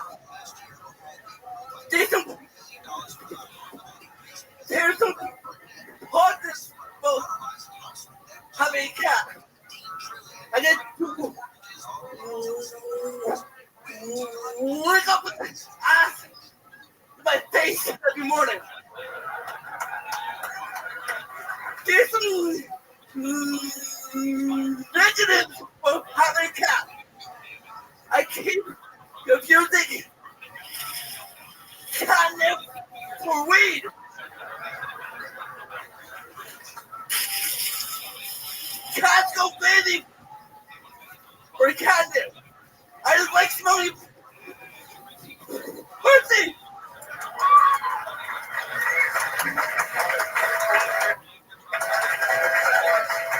What did I tell you? Jared Nathan, everybody. He does it all the time. Golden ticket winner. 100% kill ratio. 100% good set since his very first set. Every single interview, the fucking guy gets it. Not leaning on excuses like autistic or ADHD. No, you're. Fuck that shit. Yeah, exactly. That's fucking nothing. I just live my fucking life, Tony. It's nothing to you. That's like a fucking ingrown nail or something. It's just not even that big of a deal. ADHD and autism are the least of your fucking worries. Tony, I'm in the splash zone. Oh yeah, he does get a little. He's a little squirter. Gets a little squirty over there. He gets excited. Stand on the red X, Jared. That's the. Okay, Tony. Okay, all right. How's it going, Jared? Oh, great step, my friend. You did it again. Tell us about how your week in Austin is going. Everything pretty good. Pretty good. Okay. Excellent. I've been just hanging out, taking walks, smoking weed. I went to the Seattle FC game. Soccer game, yeah? Yeah, that was fun. Look, I took some magic and mushrooms like an idiot. Ooh. And went to a fucking soccer game. Like a fucking idiot. Tell us why that was an idiot move. Explain to us what happened. Because everybody else was focusing on the game. And I was focusing on the game. Right. I was in my old fucking Alice in Wonderland shit. Yeah. Tell us what you saw eating mushrooms at the soccer game. Explain to us what goes on. Because I know what mushrooms does to me. I can't even fucking imagine what it must be like in your fucking brain. Because, like, the shit that I see when I'm on mushrooms, I feel like you already see sober. Fucking unicorns and shit. Fucking, I'm like, I'm fucked up, guys. So I can't even imagine. All the fucking the lights. All the fucking LITs. Perfect. Fucking nailed it. Spelling bee champion, Jared Nathan. I didn't know there was a C in lights, but we figured it out. I make my own shit up, Tony. I love it. No one digs it more than me, my friend. Tell us more. So you're at the soccer game, shit's going down. Who won? You did. I always win. The Seattle one? I don't know. You don't know. I don't know. All I know is I think Seattle scored and everybody made the fucking noise and I woke the fuck up. Oh my god. Oh my god. That was good. Were you shaking by yourself? Were you spinning in circles? Like, what were you doing? I was sitting in my seat saying normal, no more. Wait. Hold on. Pause everything. Hold on. Hold on. Hold all the other thoughts coming here. You were sitting in your seat and you were saying something out loud, and that something was what? No more. What the fuck is that? I have no idea. But that's what no more normal. Oh wow. Play with words. I play with words when I'm high. Dude, Tony, he's so lucky he gets to scream anywhere he wants. No one's gonna say shit. Right. Exactly. Yeah. Right. Go. 100%. Oh my god. No more normal. No more. Have you ever thought those words in that succession before? No, it just came to me. Holy shit. What else? Tell us more about this trip. All I was thinking of was, why the fuck did I choose the song and do mushrooms? Right. Yeah. Why was I outside? I don't know. Why did you choose the soccer game? Who'd you go to how'd you get there? Were you even at a soccer game? I was. Was it a Little League game or was it Austin FC? It was at the You're just tripping balls. I went with what chick? He What? saw me tripping. This guy? This guy saw me and Jesus Josh. Okay. You just ran into them there? made a plan. We had a plan, and I had some pills lying around, and I thought it was a good idea, but obviously it wasn't. Have you done mushrooms before? Yes. Okay. I've done them at concerts and other places. Right. This is your first time doing it at a soccer game. Yes, I wouldn't recommend it. Okay, all right. We're not recommended. All right, we got you. Yes, Eleanor Kerrigan. I just have a quick question. Were you feeling normal? So you were saying no more normal? I'm just curious. Like, were you seeing things? Are you Bert Kreischer's kid? Some things I wanted to move things out of the past. I was saying, just move on, you know? Okay. I don't know. I love it. I'm proud of you. I always feel like I'm normal, right, Tony? Yeah, I guess. Were you doing drugs? So everybody was on mushrooms that you went Okay, with. good. Yeah. How'd you get home? I ride home. From one of the friends that were on mushrooms? Yeah. Okay. Anything else exciting happened this week, Jared? I went to Oklahoma yesterday. Okay, what'd you do in I Oklahoma? just did a show in Oklahoma. Did you drive there? I had a ride from a friend. Okay. You did just a show in Oklahoma? Yeah. How'd that go? It was fucking awesome. Yeah. I had a lot of fun afterwards. Okay, what'd you do afterwards? The strip club.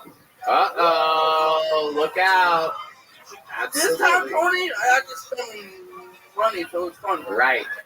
Normally you just make it rain when you're talking, so it's very exciting to hear that. How'd the strip club go for you? Did you get a lap dance?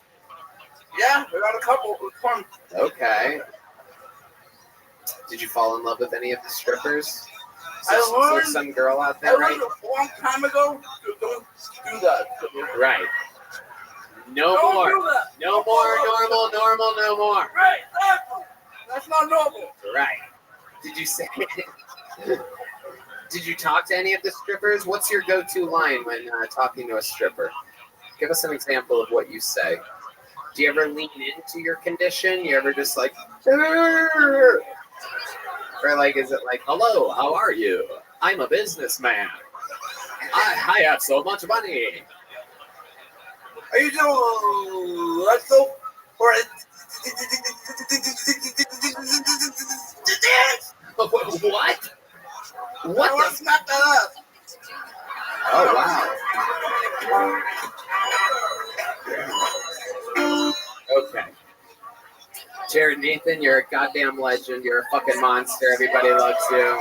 You're a freak of nature.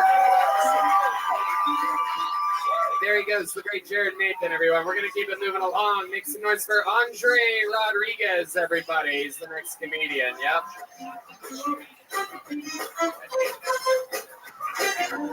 Here he is one more time for Andres Rodriguez, everyone.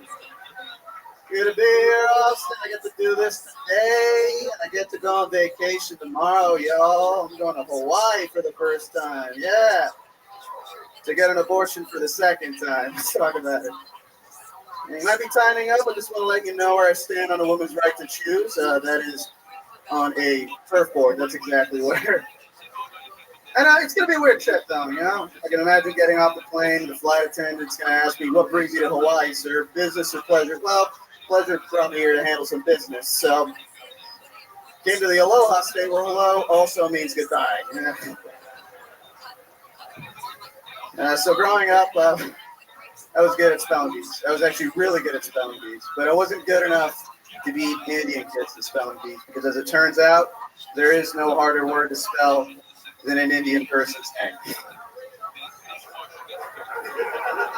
Have you seen their names? They are superfluous, and I can use both of those in a sentence. Nidarshan Anadasalam's name is superfluous. Thank you. Okay. All right. Andre Rodriguez. Am I saying that correct? Andres Rodriguez. Okay, absolutely. Let's get into it, Andres. Now, you are a comedy photographer. That I am. And you started that at Vulcan 2.5 years ago. Just about, yeah. I've been doing that for about 2.5 years. Right. I remember because you were the photographer that took pictures of us at Vulcan Gas Company. When did you start stand-up comedy? About 4 years ago. So you were doing stand-up first? Yes, I was. Okay. And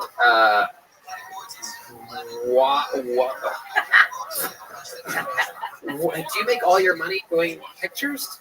I kind of do a lot of things. You know, I do lighting and sound. I do a lot of photography, and I bartend from time to time. So, you know, just a Mexican just doing many jobs as he can, right?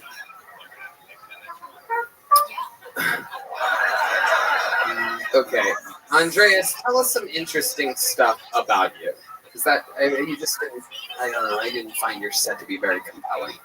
That's fine. All right. Make yourself compelling now. Make me interested in you, Andreas. All right. I had a very hilarious injury when I was 20 years old. Injury? Yeah. Tell us about that. Well, I was 20 years old. I just first moved away from home, so, you know, just a little rascal. I went to a park on the river, right? So I climbed up this tree, and as I was climbing up this tree, I'm standing on a branch. And I'm about to jump in the water, and there's this long chain hanging in front of me, right? This long chain. And I think nothing of it. I'm going to jump in the water, and I'm going to swim along and be on my merry way, right? I jump. I'm falling. I see the chain coming at me, and this ain't going to stop. Neither am I. This chain goes up my legs, hits my taint, fall in the water, and I'm just in a watery womb of pain. I swim to shore. I'm yelling, ruining everyone's day. And first person on scene is actually a firefighter, and he says, "All right, relax, just breathe. Everything is there." Jesus fucking Christ, dude. What's going on, bro? Hit the fucking, what's going on? I ripped the fucking thing. I ripped my ball sack, y'all. I ripped my scrotum. That's what happened. Oh, yeah. Okay, I'm bored of you two. I'm going to let you go. Andres Rodriguez, everybody. I'm bored of people today. Boring. There you go. On to the next one. Jesus. There's got to be some people that fucking prepared for this or something. 4 years in the game, and I just can't even fucking hear a word he's saying. Make some noise for your next comedian, Adam C. Pickens, everybody. Adam C. Pickens. Let's see if anything happens here. Some bad bucket pools tonight. You guys having fun out there? Oh, here we fucking go. Make some noise for Adam C. Pickens, everybody. What's up, Austin? Hey, does anybody remember their first orgasm? Yeah? I remember mine, but not for the reasons that you guys think. First of all, my dad was there. It's not like that, man. Context. All right, when I was 11, I had to get a surgery on my stomach. All right, so pre-op, I had to get an ultrasound. All right. I walk in, me and my dad, I'm 11 years old, 22-year-old bombshell, all right, doing the pre-op. She has to shave me and then do an ultrasound on my stomach. So as an 11-year-old will do, I'm as hard as a rock, okay? And every single time that she would pull the blanket up over my stomach, I would get harder. Every time.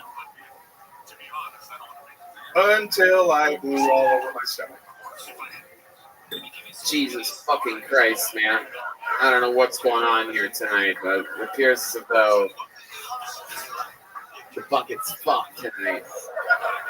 The outfit's phenomenal. I mean, it really is. I had very, very high hopes. Okay, too. Jesus Christ. Adam, how long have you been doing stand-up? That was my first 60 seconds. Very, very fucking good. Thank God for that. The last 2 times that I've expected to hear that as an answer, I heard 4 years and 2 years. So, congratulations. You were supposed to have that kind of set tonight. I'm glad it was here. Okay. So, how far did you drive to get here tonight? Been here a couple months, but I drove from Detroit, so a long way. Okay. And you've been where for a couple months? Southwest mostly, but staying all around. Yeah, Okay. I'm a nomad, so I like stay on campgrounds and fish. And, What do you have? A car, a van? What do you have? Yeah, no, I stay in my ride usually. What's your ride? It's technically a station wagon, old Ford. Oh, it's an actual station wagon. No, technically. Yeah. Sorry. You're saying it like it's a hearse or something like that. Like it's technically a station wagon, but No. not really. No, it's an escape, but technically, on the title, it says station wagon. They fucked me up. Okay. Escape is in what women try to do when you're near them. Okay. Eleanor Kerrigan, I'm going to check in with you on Adam C. Pickens. Adam's amazing. Congrats on your first 60 seconds, whatever that was. Did it take you 60 seconds to come on that lady too? No, it was actually a few minutes. It was really awkward, but Everything is awkward right now. That's great though. You're right. This is how your first set is supposed to go. Yeah. The choice of outfit, is that the only thing you had in the station wagon? Yeah, is that a comedy thing, or do you always dress like that? Usually I wear my good vest, but today it was a little warm out, so I figured I would go overalls. Okay. What do you wear on the lower half of that? You have underwear underneath there? Yes, sir. You have underalls? All right. What do you do for a living? God, so stupid. Everybody's been so unfunny on this stage that it's actually making me less funny. It's like contagious. I feel like I'm about to get a text message. You have been near unfunny people. You need to check yourself for fucking rookieism. Okay. Answer the question, Adam. What do you do for a living? You're a nomad, but how do you survive? Mostly hands-on jobs right now. I did automotive logistics and construction for the most part growing up, but now I'm applying to whatever right now. When you say nomad, are you one of those guys like when the cops pull you over, you're like, I don't have to show you my license, like one of those fucking idiots? I actually don't have my license right now, so have you had any run-ins with the cops? No. Actually, down here they're so short-staffed, and if you're not being, you know what I'm saying? If you're not being an one idiot, more reason to move to Austin, So Texas, smart. everybody. Our police force is short-staffed. I'm not It's that amazing bad. that he knows that. This is like a tourism ad for Austin. Come on down. You can fucking park anywhere and live. The police don't give a fuck. You don't even need a license. Come on down. You can dress. You can wear whatever you want. You can chase your dreams. You don't even have to be funny. Unkill Tony. You can do anything. Adam, what have you been doing with your life up until this point? Did you ever have like a structured life and then you became a nomad, or were you just always sort of a free spirit? We moved a lot as a kid, and I followed that trend. I'm from Detroit, so it was a good place to leave, as you know. Okay, yep. And I've been kind of just going since I was about 17. Where have you been? Tell us some fucking interesting stories about your life on the road. Man, well, I lived in Mississippi. Was the first trip out of Michigan, and God, yeah, Mississippi nobody cheers for that. Why Mississippi? It was contracting work for the government and for Southern Company. Oh, there you go. Okay, Yeah. see, that's part of the answer to the question I was looking for. So at one point you were accepting government contracts. Yeah, actually a lot of them over. You'll like this. One time I built a wheat farm for former DEA agents in Michigan. Yeah, I know that's. Yeah. When you said you're gonna like this, I thought to myself, "There's no fucking way I'm gonna like it." And boy, was I right. You just don't believe me on that, but it's okay. No, I do believe you. It's just not that entertaining to me. Adam C. Pickens, give me something else. What's your love life like? You ever bring a girl back to the escape? Strictly hotels. Yeah, strictly hotels. Is that true? I don't shit where I eat. Well, you actually probably do. You shit where you sleep, and you sleep where you eat, and you eat where you shit. You literally admitted that 4.5 minutes ago on this show. And are you saying hotels or motels? Because I'm guessing it's motels. Is hotels, motels, or Holiday Inns? It And depends. if that bitch keeps fucking up, are you gonna fuck her friend? I hope so. Okie dokie. So do you really say get hotels if you have a chance with a girl? Yeah, well, I'll get hotels anyway sometimes, yeah. Okay. Yeah, I'm not a complete scumbag. Are you like on dating apps or something like that? Are you on Farmers Only? Or Unfortunately, I am. It's so bad though. It's torture being on those apps. Yeah. Don't I know it? This is what I would match with. Exactly. And I throw it down, baby. No, I'm good. Oh, shit. Please don't take me to your escape room. I don't. He picks you up. He's like, you want to go back to my place? Because we're already there. Pandemonium. So tell us what a date with Adam C. Pickens is like. Give us an example of it. You're on a dating app, then what happens? Oh, I'm the worst. Really, I'd be like, hey, would you want to go like fishing and then maybe go get some dinner after that, or you know. And by dinner, you mean the fish that you caught because you don't have any fucking money. Well, no, I have money. Yeah. How do you have money?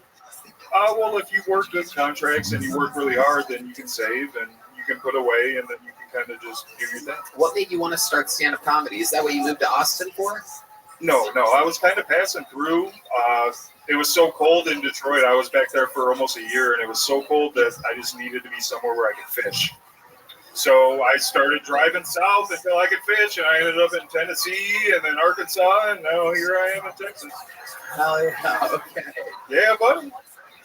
I like the music scene so much that I stayed. I'm a musician, so like I was sold right away. You're a musician? Oh, I'm a killer musician. How long have you been playing music for? I've been taking seriously music about 10 years. 10 years. Well, what instrument do you play? I play mostly now. It's acoustic guitar. I have it right downstairs. But, yeah, mostly guitar. I used to play like piano, and I had a cello for a while, ukulele. Run it down. Yeah. The musicians are all shaking their head no at me, so it ain't gonna happen, Adam C. Pickens. But I will tell you this, is that your interview was more interesting than everyone else out of the bucket tonight, so congratulations. First a little joke back. Awesome. We're gonna keep it moving along. Good news, everybody. We have one of the comedians for you, for the love of fucking God. One of the strongest regulars in the history of the show, famous for his unbelievable roasting skills and writing skills and performing skills. Ladies and gentlemen, make some noise for the one, the only, motherfucking David Lucas, everybody. Here we go.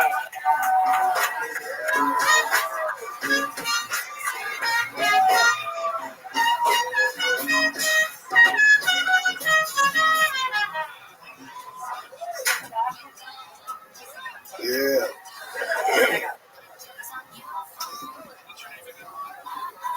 I'm one of those black people who like racism. For real, because I'm on y'all side, the whites, you know, and I do love racism because if there was no racism, there would be no Carhartt. I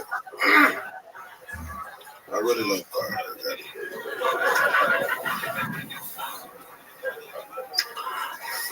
I think about a lot of shit as a comedian, and sometimes I think to myself, I'm like, do gay guys die?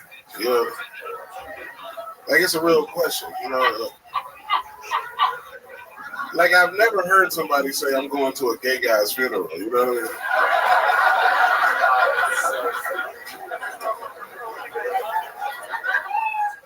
It's kind of like a baby midget, you know, like I've never seen one, but I know they exist. You know?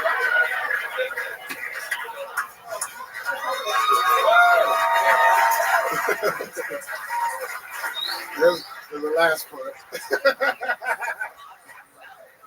I wonder do they bury gay guys face down? You know what I'm saying?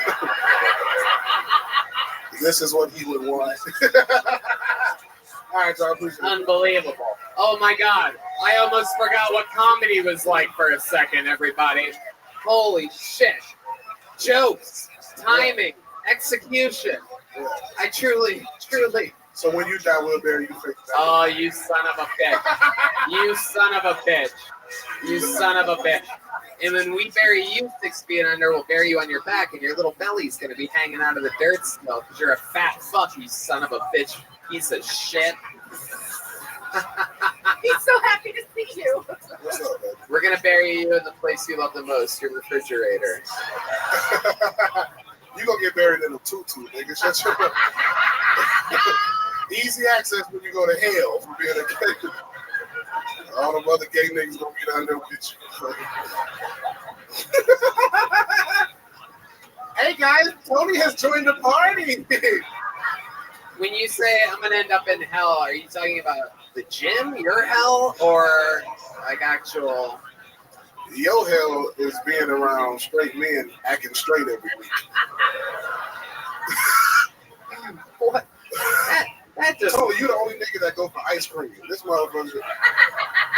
that is Straight true. man, who got to take for ice cream? That is true. And every time I eat ice cream, you gain another pound. It's incredible. I don't know how it happens. It's like we're twins. We feel each other. And every time you tell a lie, your booty hole get bigger. Son of a bitch. Like reverse Pinocchio, you know what I'm saying? Don't bring Philly into this. Pull his pants down. Let's see if he's lying. You son of a bitch. You son of a bitch. When you fart, it sounds like a tuba, nigga. Wait, what? Hold on. I'm gonna. That's a Tony fart. Hold on. I'm gonna fart real quick. Let's see what it sounds like. I've been telling a lot of lies lately. I've been very dishonest. Tony, they bring your booty to UT Stadium to signal halftime.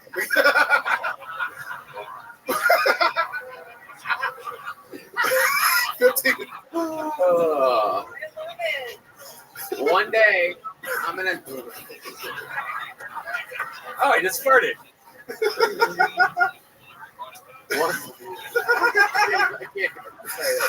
David, that was one of my favorite sets I think you've ever done, man. That was really good. And the only thing that I can say to all the comedians that are here is they don't understand what Rogan has done with this place. Like when I'm in town, I'm able to get up 15, 20 times a week, and that's the only thing that makes it a better comic. Like, you know what I'm saying? Like, right. In LA, that took 2 months. Yeah. Right. This is your favorite club since the sandwich. They got a heated toilet seat upstairs for Tony. That's because you sat on it before me.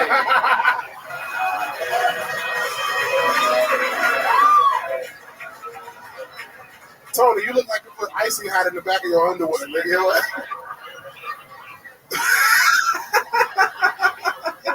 In the middle of fluff. I mean, it gives me a little pep in my step. You know what I mean? David, why do you think you're so overweight? We never really talk about it directly. Like, I know my feminine qualities and why you call me gay, but we never talk about why you're morbidly obese. You know what I mean? Because you ain't got no bass in your voice, nigga. That's why. I like to eat, bitch. I like to Yeah, that but shit. tell us what you eat and when you eat it. What happens there? So that's Well, now it's different because I got all these people that's making me healthier, so I don't get to eat the way I used to. What did you used to eat so that Red Band knows how to make changes in his life? Oh, bro, you got to wake up in the morning and Postmate some Chick-fil-A. Yeah, I used to wake at 10:30 so I get lunch and breakfast. Wow. A chicken biscuit with waffle fries is the best. And now what? Now what are some of your guilty pleasures? Now that you have people trying to get your health. Now for breakfast, it's an athletic green smoothie, bro. Oh, no. I don't eat a real meal till like 2 p.m. I got to tell you, Athletic Greens is one of the sponsors, and I got to tell you, it's one of the most delicious beverages that I've ever had in my entire life. I just love the flavor of Athletic Greens. I mean, there you go. Yeah. For the listeners, that wasn't me. It's either my butthole or Eleanor's pussy. And Eleanor Queen. My pussy echoes. Is that what that old queen sounds like? Yeah. Because they got the long curtains. Old women queen sound like Andy Griffin music. Sometimes it stutters like that guy. Yeah. If you made Jared read a book of alliteration, it would take 2 years. Oh my God. Bob's Big Burger, bicycles, brakes, boulders. It's a cheat code. That motherfucker say 6 words and it's a minute. Yeah. I'm like, what the fuck? This thing cheat? He crushes with retard strength. It is incredible. It is unbelievable. I'm about to get a stutter, nigga. Fuck that. Yeah. Yeah. Guys. Number 6. XXXXXXX extra butter. Faggot. David, you're unbelievable. We are the Guinness World Record holders for the 2 people that have made fun of each other the most ever on the internet of all time. It continues on June 10th. June 10th is the 10-year anniversary of Kill Tony. Sold out in an hour, but tickets are available for the live stream at moment.co/Kill Tony. We are live streaming it. Make some noise one more time for David Lucas, everybody. The one and the only. Bringing life back to the show, just like the regulars are supposed to do. And now we go back to the bucket. As we've seen, anything can happen. Make some noise for your next comedian, Chris Lively, everybody. Chris Lively.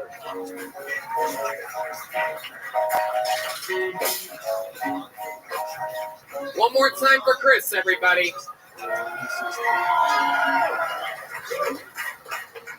So, I was taking a shower this morning and I dropped the soap on myself. And I started daydreaming about what it would be like if I had been born a woman. And not just any woman, but a hot woman.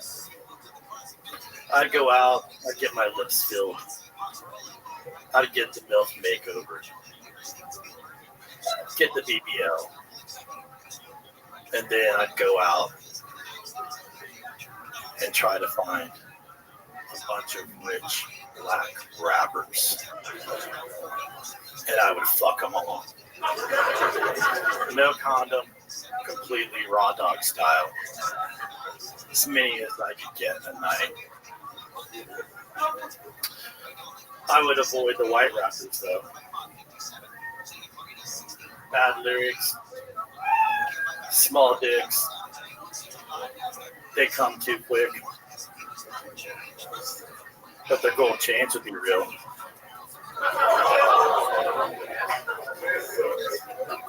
And then I'd finish jacking myself off. Wow. The tradition continues, ladies and gentlemen. Chris Lively out of the bucket. First time doing stand-up? There you go. Okay, that makes it okay. Give him a hand. It's his first time trying it out. How old are you, Chris? I'm 49. 49 years old. Here you are in Austin trying stand-up for the first time. Yes. How did you end up here? What have you been doing with your life up until this point? I own a restaurant up in Maine, and I bought a condo down here in Austin to get away from the winters. And how long ago did you do that? Last January. Okay. And then I've seen you probably 40 or 50 times at the Vulcan, and then here at the Mothership. Okay. So I've always seen you criticize hecklers and saying, you know, you don't even have the balls to sign up. Right. So I said, you know what? I'm going to try to sign up. I was in a stand-up line, didn't make it in. Like, I'm going to go out back. I'm going to sign up. I like that. Good answer. Good answer. So how did it feel? Tell the people what happened that you did expect and what you didn't expect. The feeling that you just had on this stage doing the 60 seconds. Well, I was just hoping not to have a heart attack walking in here. And it's just a shock, you know, the percentages of getting called are so minuscule. It is unbelievable. It's just a privilege to be up here with you guys and everyone. I mean, this is... Okay. Tell us something interesting about your life, Chris. I got knighted in Belgium. How'd you get knighted? I own a Belgian beer bar. I'm a chef, blah, blah, blah, blah, blah. But I did a lot of promotional work for Belgian beer and cheese and chocolate. And, yeah, I shot commercials over in Europe. Whatever, yeah. Oh, Four from Philly is impressive. Yeah. Wow. Yeah. Control your sluts, Eleanor. Yeah. Those are my people. We'll get them. We'll get them outside. You know how to bake with yeast? Yeah. Yeah. And I also own a cannabis dispensary. So when we trim our cannabis, we always put on the Kill Tony show. So that's how I kind of got into it. Yep. And my wife has no idea. I don't even know if I'm going to tell her I did this. And she's going to be watching in 2 weeks. Right. And I'm going to be coming out. So where does your wife think you are right now? Well, she thought I was going to be in the standby line, and then I told her I was waiting in the alley, but I don't know if I'm going to tell her I actually got called up. Wow. Look at that. Is there anything you want to tell her? Since she...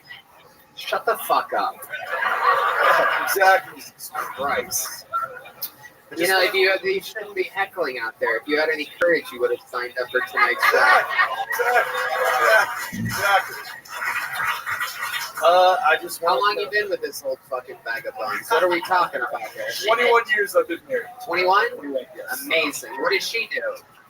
She works with me. She makes helps run the desserts. restaurants. My daughter makes the desserts. Oh, how's your daughter? She's 21. Look at that, Red Band. Does she have an Instagram? She likes older men. Wow. Does she like older, fatter, more disgusting men? Yes. Whoa. Can she keep a secret? Oh my God. Red Band, meet Red Pan. Yeah, man. Wow, incredible. What do you do for fun, Chris, when you're not running all these businesses and shit? Yeah. Pretty much, I get in the standby line, and I'm here all the time, just watching the show, drinking drinks. But that's what I do, is I watch comedy. I try to go out to as much live art as I can. I mean, I work and put a roof over my head, put my kids in school, but... Great answer. Let me ask a different question. 21 years with the same woman. How do you keep things exciting in the bedroom? You seem like a creative guy. You put yourself in position to run businesses and things that you like to do. You like drinking, you have a beer thing. You like food, you have a restaurant. I'm excited to hear if you have any tricks in the bedroom or anything like that, Chris. Bro, we're freaky as fuck. Tell me about it. Let's go. I had a feeling about this. I had a feeling. So there is absolutely anything that you can imagine we do.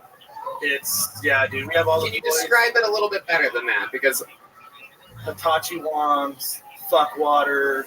Wait. Okay. Hold on, time out. Flag on the play. I need a penalty flag. Can I get a penalty flag for next week? And that just means stop everything. Yoni, you got one? Okay.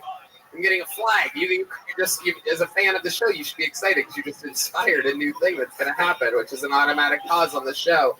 Okay. What the fuck is fuck water? Fuck water is a lube. It's called fuck water. Yeah, man. And it's just lube? Just lube, but with a fancy name. Okay. Yeah. It's good branding. You get pegged? You know what? I'll Damn. Yeah. Wow. Is that the chocolate you were talking about earlier? No, but before we went to Europe, like the night before, my wife decided she was going to stick her finger up my ass for the first time. Oh. And I'll tell you, my ass is made of porcelain. It is not made for that. I was fucked up for like 2 weeks on that European vacation. Wow. It was. You're like, no more normal, no more. I tried. I'll try anything once, but man. Bad. Yeah. So wow, just a single finger in your ass fucked you up for 2 weeks. Bad, dude. Explain that to us. Why did your wife have elephantitis of the fingers? I don't know either that or have a really small asshole. I don't know. Well, I'll be the judge of that. I don't know if you know this, but when I lie, my asshole gets... All right. You need to use more fuckwad in your ass. I think so. Something, but yeah. It is quite incredible. You are the only non-regular, non-golden ticket winner that actually seems comfortable in your interview portion during this show. You're giving real answers. You're an open book. Everybody else seems to be playing it safe. Yeah. Where do you think this type of comfort comes from? Have you done anything else on stages or public speaking? Why are you so comfortable? You think it's just because you absorb so much comedy? Yeah, You've envisioned this so many times. You've pictured this moment many times. Yeah, man. I mean, my wife and me and my clique, I mean, we worship you guys. We see it, and I see all of the little movements and stuff. I know all the, I don't know it personally, but I follow the band members, and it's like this is what I do for fun. I work for this. So cool. So cool.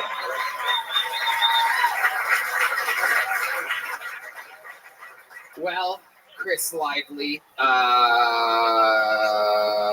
do you have tickets to the 10-year anniversary show? I don't. It's sold out in 65 minutes. 3,000 people are going to be there. And the good news is you're getting a big joke book, and I'm putting you on my personal guest list, June 10th. June 10th, live from the ACL Live Theater. You can watch the stream live, moment.co/KillTony. You guys having fun out there, huh? Make some noise for your next comedian, Nico, everybody. Out of the bucket, Nico. There he is. Make some noise for Nico, everybody. The Kill Tony debut of Nico. All right, here we go. I'm a little sick, or I was sick, getting over something. I don't always sound like this. I wasn't sucking dicks before this. Maybe I was. Don't fucking judge me. So y'all ever take one of those 20th Century Fox shits? You know what I'm talking about? You sit on the toilet and it's like...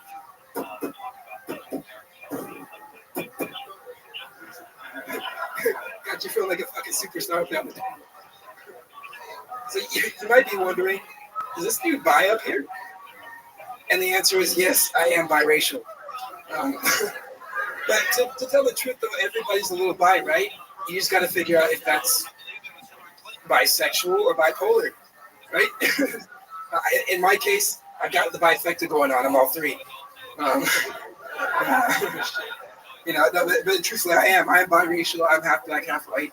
It's the same thing as being full black, in the sense that I still get harassed by the police and followed by retail stores, but I only got half the day. It's fucked up, man. It's fucked up. I really wanted to spend some time today working on my set so that I have something funny to say for all you guys. But to be honest, my new Lego set sounded a lot more exciting to work on. It's an 18 up set. You might be wondering how a Lego set can be 18 and up. Let me tell you. It's a Lego pocket pussy. But if those things hurt as bad on your dick as they do on your feet, I might be selling that shit later. Thank you. There you go, Nico, everybody. An adorable set. Grab that microphone, Nico. Stand on that red X. You're about to be interviewed live on Kill Tony. Welcome. Look at me, Nico. How are you? Dude, I'm so fucking happy to see you right now. Absolutely. Thank you. I'm happy to see you. I didn't know Lenny Kravitz made a baby with Stuart Little 25 years ago. How long have you been doing stand-up? I've done like 8 open mics. I started in January. Okay. Yeah, I moved here to Austin about a month ago. From where? From Seattle. Oh, yeah, that's why you look like that. Okay. But I'm not from Seattle. Where are you from? I kind of don't want to say it. You kind of don't want to say. I'm from Bakersfield, California. Oh, okay. All right. Okay. What do you do for work? You work at a gay carnival or something like that? Or? Yes, and I work at Trader Joe's. Oh. Similar. Okay.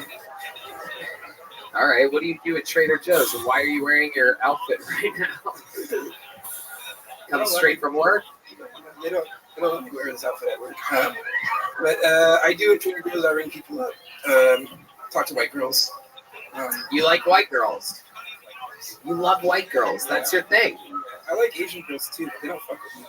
Oh, why do you think that is? I just don't know. I really don't. Oh, you're looking like a sideshow barber. Happy Ancient Heritage Month, everybody. Don't forget, May is Ancient Heritage Month. Do you think you can make any joke you want as long as you say Happy Ancient Heritage Month afterward? Oh, we do not recognize that. That's just mean. The band is all roasting him. Guys, you can't just have your own side roast back there. So you're bipolar and biracial. Do you ever call yourself bi-bi? Do you ride a bicycle? Yeah. Okay.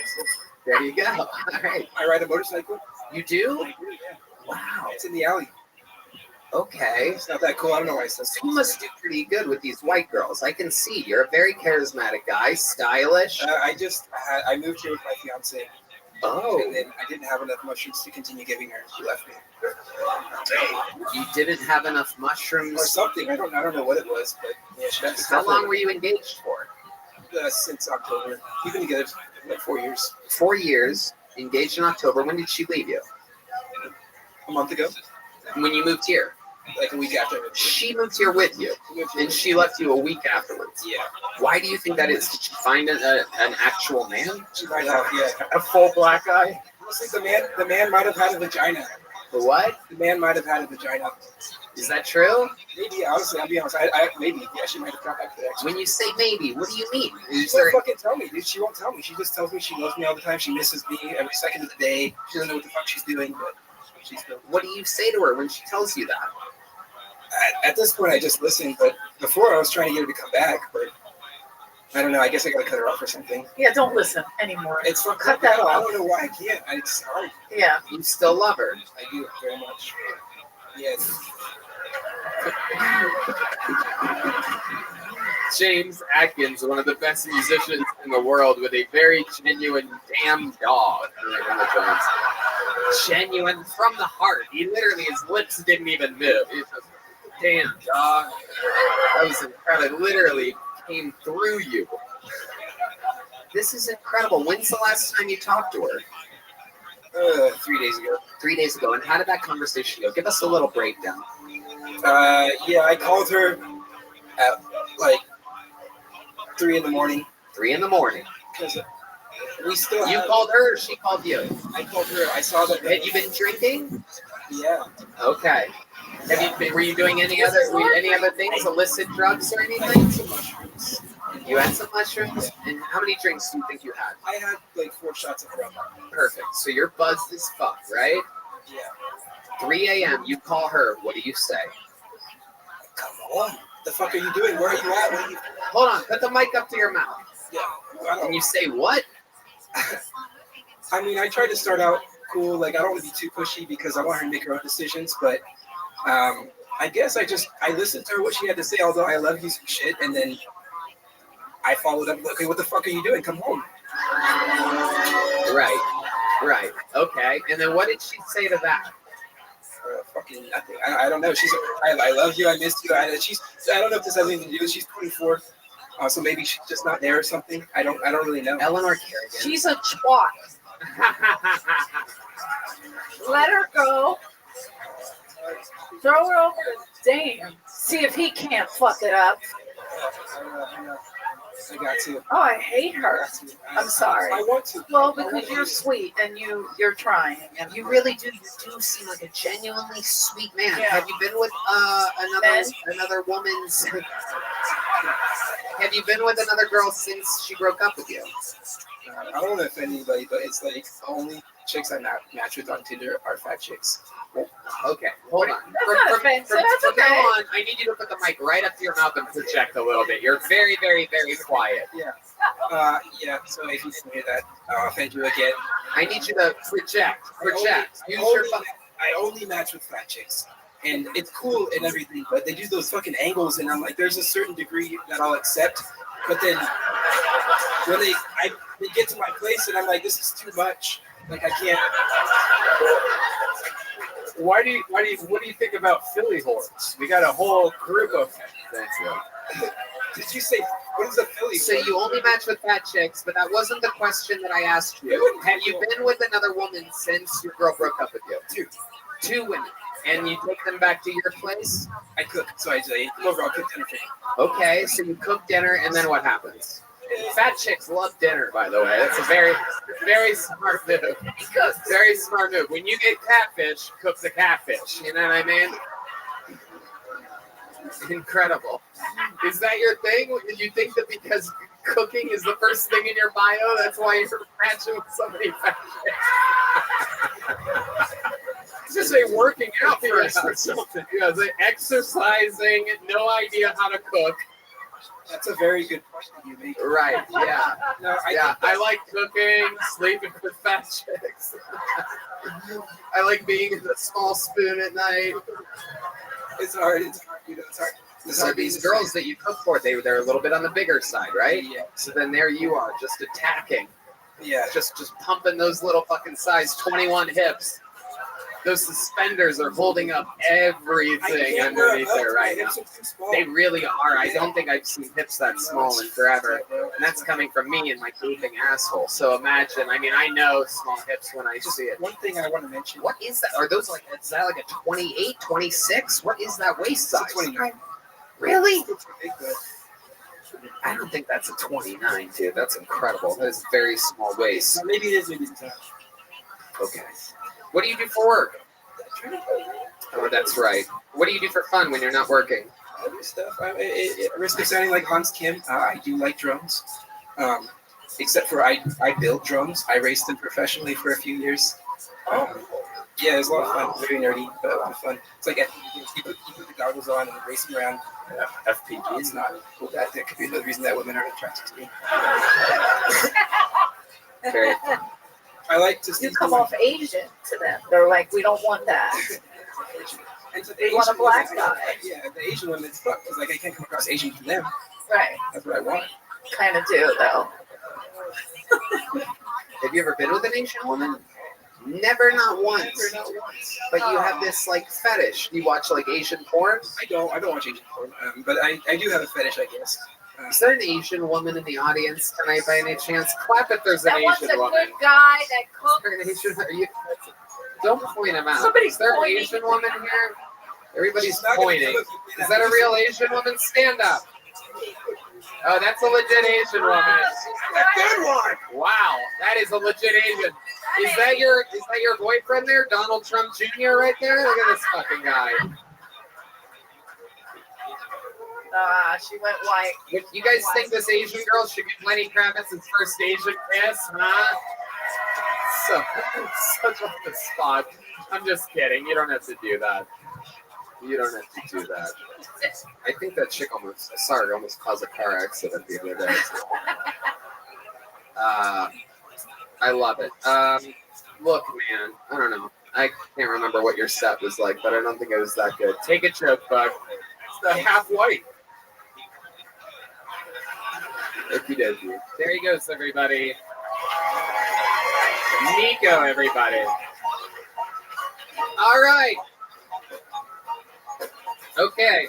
So like I said earlier, we have a golden ticket winner. Has not been on the show for quite a while.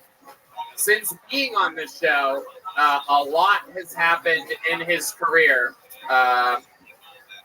We're going to hopefully find out a little bit more about that. Ladies and gentlemen, your second golden ticket winner of the night, back from Canada. Make some noise for Aaron Belial, everybody.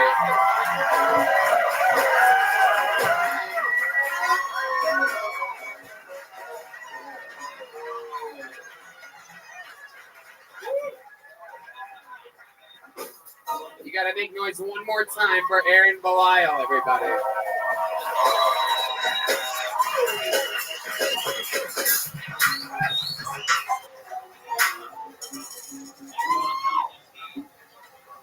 What's up, motherfuckers? Daddy's home. Because I'm disabled and funny, people think they can ask me whatever stupid-ass questions they want. This guy on Facebook recently asked me how I masturbate.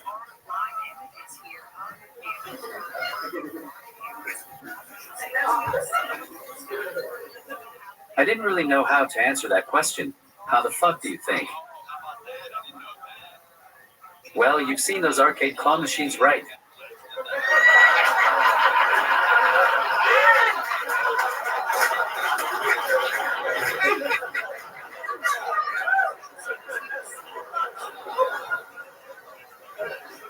Don't look away, you son of a bitch. You look me in the eye while I claw at my monkey.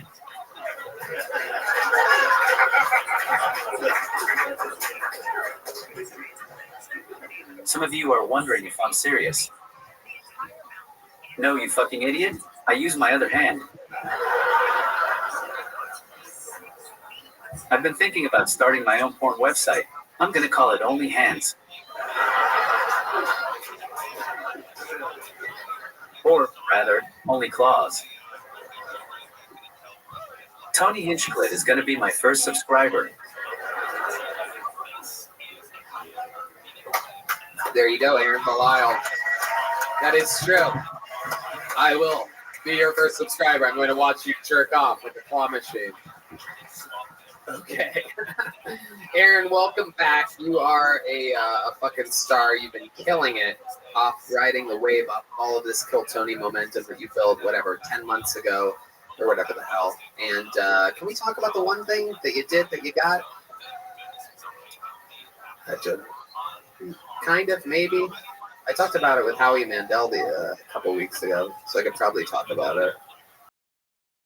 Me and my new friend Howie Mandel. You know what I mean? Just one or chick friends, no big deal. Hanging out with my heroes every night, everybody. You guys know what that's like. Go ahead. Since I left, my life has gone crazy. I have been headlining comedy clubs a year into comedy. I got on a CBC special, and I auditioned for America's Got Talent. That's all you're allowed to say at this point, is that you auditioned. Okay, yes, he auditioned. Totally nothing else happened. Breaking news. HET is watching Kill Tony to find their people for comedy now. This is an actual fact. And unfortunately, it's a bad night of research for them here tonight. Sorry about that, America's Got Talent. Turns out we don't have that much here. But Canada does. This is what we're finding out, is that handicapped people from Canada are taking over the world right now. You and Jared Nathan, both Canadians, both slightly disabled, and you guys are smashing. You guys are the two newest additions to the show all the time. What's going on? What do you have something to say? The CBC special was all disabled people, though. So the moral of the story is, if you want to be on TV, go get a disability and be the best handicap of them all. That is true. That's the only way for a straight white male to get anything now. You have to be fucking fucked up. Yep. Hey, Tony, I actually have a question for you. Oh, okay. Is it true that since I left, you've been giving all new comics at the mothership, probings? Okie dokie. Roast comic Aaron Belial. Give the guy the opportunity of a lifetime, and people just keep attacking my butthole for some reason. It's really not enough gay jokes about me on this show here tonight. And to show you how disappointed I am, I'm going to suck your fucking cock right now. Now, okay, Aaron, what else is going on in life? Tell us something else other than fucking another fucking gay joke. Jesus fucking Christ. Okay. Really beating a gay horse. Son of a bitch. He's got something loaded up over there. I can already tell he's about to fucking talk more shit. Yes, I've been giving everyone anal probings, Aaron. Press your fucking buttons, dude. You son of a bitch. All I've done for you. All right. My company had widespread layoffs recently, and I am getting kicked out of my place. I kept my job, but I was very close to being unemployed, disabled, and living in my car. I'm so glad I didn't become Hans Kim. Yeah. I don't want to be autistic too. Right. And what kind of car do you have? Hopefully it's not a stick shift. Always wondered that. Hyundai. Oh, okay. Happy Asian Heritage Month, everybody. I love it. You have a Hyundai. So, what's the plan? Have we gotten any updates about a possible move to America? That anything breaking through? Are you allowed to not say right now? Canada's weird. They listen to podcasts and shit so that they can literally hold their own people back. It is fucking crazy. I can't really talk about it. Yeah, that's what I thought. That's how fucked up Canada is, by the way. What a fucking pussy-ass country that place is. Which reminds me, I'm doing the Queen Elizabeth Theatre in Toronto, August 3rd. Very few tickets left. It's a massive theater, but who cares? Just me doing stand-up. And surprise, I'm gonna come. and guess who's performing on that show in that theater? Aaron Belial, everybody. Yep. Eleanor, this is your first time seeing Aaron. I love him. Is this what everybody's striking about in LA with this AI shit? Yeah. I never saw it firsthand. This is fucking great. This is the guy. People are pissed at you, bro. This is the guy that does all the AI. One more AI joke, I'm gonna fucking kill You myself. shut your fucking. Oh, okay. AI jokes. I'll smash your fucking fingers. I'm sorry. I'm sorry. You They have smash good his- health care in Canada. If you smash his fingers, you're also crushing his voice box at the same time. That is just a low blow. That's how you choke them out. Yeah. Just put him in a Sorry. Chinese finger trap. Happy Asian Heritage Month, everybody. The best kind of finger trap there is.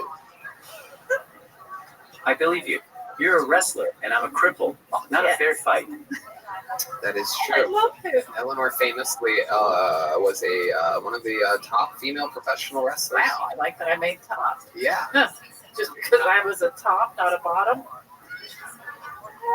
Easy Rider, Wow Women of Wrestling. Is that what you're Yeah. trying to find? Yeah. That's awesome. WOW. Wow Women of Wrestling. Right. That's He's what a big fan. That's what he jerks off to, isn't it? Just spank bank, you slick fuck. Yeah. The old fucking you son of a bitch. Wait, was that me? Tony. Wow, it's creepy. It's creepy. You're right. It is AI in this. Scared of him. All right, Aaron. Anything else we should talk about before letting you go? We've missed you. We're very excited. I'm excited to have you on my massive theater show. Everything's good. Look for him on this upcoming season of AGT. He definitely auditioned. Things went perhaps better than just an audition, but I guess we cannot say. Maybe, who knows? Howie Mandel made it seem like I could talk about it, but maybe I can't. There's probably some annoying executive producer that told you to keep your mouth shut, which is easy for you to do. He's like, hey, don't talk about this. Keep your thumbs in where I can see them. Do you remember a few weeks ago, I told you my Airbnb host tried to kick me out, and he showed up and looked at me and was like, oh God, I'm sorry, you can stay. And he gave me half my money back. Right. Yeah. I'm staying with that same landlord this time. And this time, he filled the apartment with snacks, $100 of dog food, and Gatorade, and offered me so much stuff. That man really doesn't want to get sued. Fuck yeah. Fuck yeah.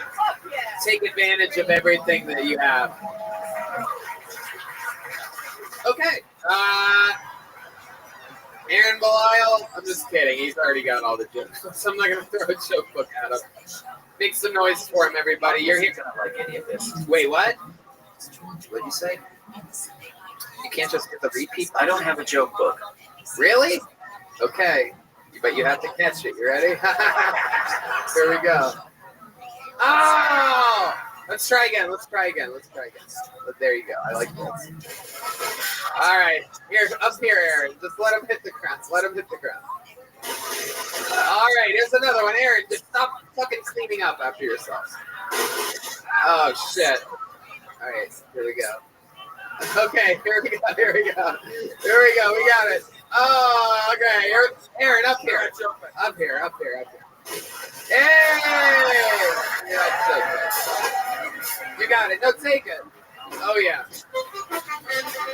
Did we get that one back? Give us that joke book back, you fucking shady thieves. Jesus Christ. Oh, my God. All right. You have to put some snacks in his Airbnb for that. Ladies and gentlemen, how loud can this place get for Aaron Belial, everybody? All right. We pulled another name out of the bucket. Make some noise for Ryan Shields, everybody. Your next comedian. Final bucket full of the night, perhaps. Ryan Shields. This is your last bucket full of the night. Ryan Shields, everyone. Woo! Awesome area! You guys like the party? Yeah, I was at a huge party last week and I was at a wedding. My cousin married my aunt.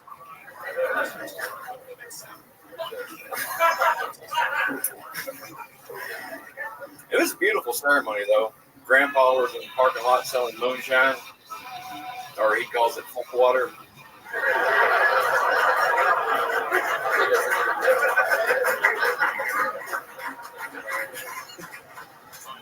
Like I said, a whole group of us wanted to be usher carrying our fuck waters.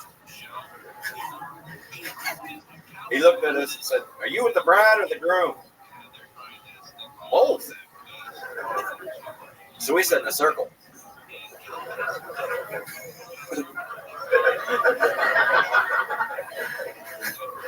I take some liberties being a comedian, though. See, it's actually my dad's first cousin and my mom's sister.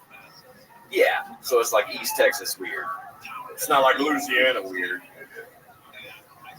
All right, I got the kid, and I'll stop there. Okie What's dokie. up? Here he is. Okay. Ryan Shields, welcome. How long you been doing stand-up? About 7 years. 7 years. Where at? San Antonio. What do you do for work? Stand up. What do you really do for work? Stand up. How do you make money doing stand-up comedy? One-nighters.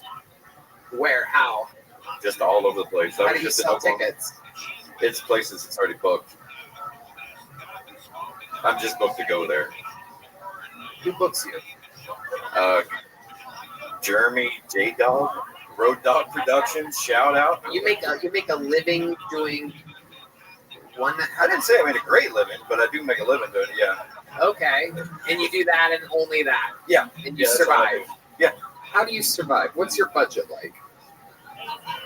Well, It's not easy. My I say wife this. works. I'm married. Gotcha. So, You're yeah. married. Yeah. The wife's the breadwinner, Yeah. and you're clearly the bread eater. What does your wife do for work? She works at a dealership. A car dealership. Yeah. Okay. Fuck She's yeah. a service person, so she's the one that talks you into getting a brake job you don't need. Absolutely. Absolutely. Okay. So, what do you do for fun? Tell us about it, because you seem like an interesting guy. I feel like there's a lot underneath the surface here. You have a Chevy Silverado? No. Ford F-150. Ah, damn it. So close. Damn it, damn it, damn it, damn it. I'm a Texan. Okay. All Do right. that Chevy shit around here. You make making most of your money in Oklahoma. I mean, contributing to their economy. Okie dokie. Ryan, how long you been with your wife? 20 years. 20 years. Do you have any secrets or tricks to keeping a relationship over 20 years happy? Stay on the road a lot. Yeah. Ah. Okay. A lot of one-nighters. Yeah. Okay. Tell us more about your life. Give us something here. How old are you? 43. What? Yeah. Are you serious? You're 43? Okay, so tell us about. Do I look 65 or Yes. 32? Yes. Okay, yeah. So tell us about all the trauma your first 40 years of being on planet Earth. What happened exactly? You look like you were perhaps molested by a transformer or something like that, like some type of truck. Some type of truck fucked you when you were a little kid. It was a Chevy. It was a Silverado. Never again. Never again. I've just been doing a lot of outside work most of my life. Okay. It's probably the sun, right, and the extreme gray hairs. Okay. 43. Yeah. You are 4 years older than me. Yeah. I'm 6 years older than you? Yeah, Red Band is 6 years older than you. We're not doing math. Okay. Just leave me the fuck out of it, all right? I'm gonna die in the back of a Chevy like I want it to. Sorry. Okay, so how long of sets are you doing on the road when you're making a living doing stand-up comedy? I do an hour. Do an hour. Okay. Anything crazy ever happen in any of these? I feel like you're doing some real Roadhouse style, like hillbilly bumpkin gigs. What's it like out there on the streets doing one-nighters in country towns? Well, the last one, I did a joke about my brother fucking my cousin. Crowd goes wild. Oh, wait for it. I was in Arkansas. Yeah. And And I'd never really gotten a woo woo from that joke before, but then I asked her, I was like, really? And she was like, second cousin. Wow. Yeah, serious as shit too. I was like, I was just joking. Hell yeah. Second cousin ain't bad, right? It ain't your sister, but it ain't bad. It's not blood. I'm hard as a rock right now. I don't know what everybody else is freaking out about. Give us another fun fact about your life, Ryan. Your entire life. What did your parents do? You had an idea there. Asian Appreciation Month. My wife's Japanese. You have a Japanese wife. Yeah. Wow, that is incredible. My goodness, been with a Japanese woman for 20 years. Yeah, maybe that's why. You know, she looks young all the time, so she just sucks all the life out of me. That's They do that. yeah. Wow, that is incredible. She cooks for you? It's good though. I mean, I think that was a "We love you" long time joke, wasn't it? oh yeah. I think so. That's right. Happy Asian Heritage Month. Yes, absolutely. So where do you meet a Japanese girl in Texas? San Antonio. Really? Are they there? Is that Yeah. What are they doing there? Her dad was in the military, so Yeah, that makes sense. which a lot of people assume I am because now I'm with her. And she works in car service. So she just causes accidents, and then they have to come and spend money on her business. Dude, she has had so many accidents. I know. It is. I've said this before. It is the truest racial stereotype that exists. Even D. Madness is laughing about how bad Asian drivers are. He knows. He can't even see. And he knows. But yet she's the worst front seat driver. Or I guess backseat driver. She's always in the front, but she's always wants to tell me how to drive. Oh, make a right turn. Like maybe I should hit that parked car instead of making a left. Yeah, that is incredible. Oh my God. I mean, it's just true. So, where'd you meet this Japanese wife of yours?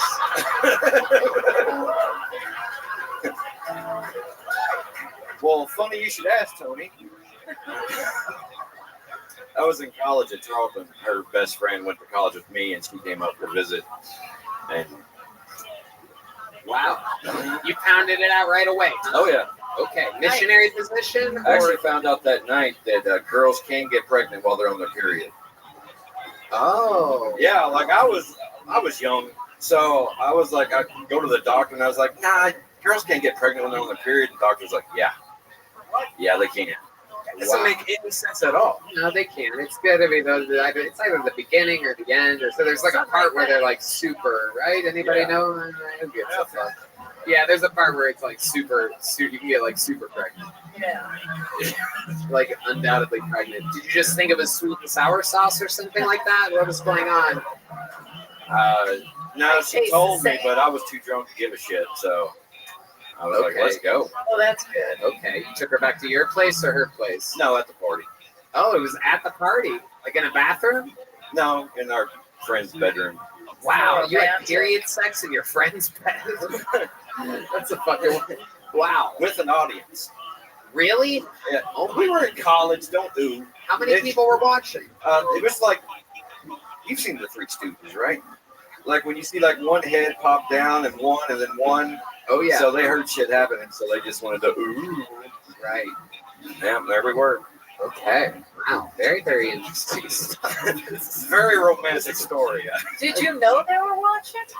I mean, eventually, like not right away, but sometimes I can't believe this show is as successful as it is. What are we talking about? All right, there he goes. Ryan Shields, everybody. Take one of these, my friend. Real handmade leather joke book from the great bonsai Adrian Cavazos. Follow him on Instagram. And now, ladies and gentlemen, it has come to that time. We've gone a little bit long tonight for good reason. We had so many regulars and golden ticket winners that we tried to even it out and get as many bucketfuls as possible. But only now, in our final minutes, do we realize the true power of this show. The man that you're about to see holds the record for all-time appearances, all-time new minutes, all-time length of interviews, all-time best sets. The boy is on fire, opening up all around the world for me on this massive theater tour. Duncan Trussell, Tom Segura, Joe Rogan, ladies and gentlemen, the prodigy, the man that we watched go from being a bloated alcoholic to one of the most cold-blooded assassins on planet Earth. I present to you the Memphis Strangler, the Vanilla Gorilla, the Big Red Machine. This is William Lights Out Montgomery.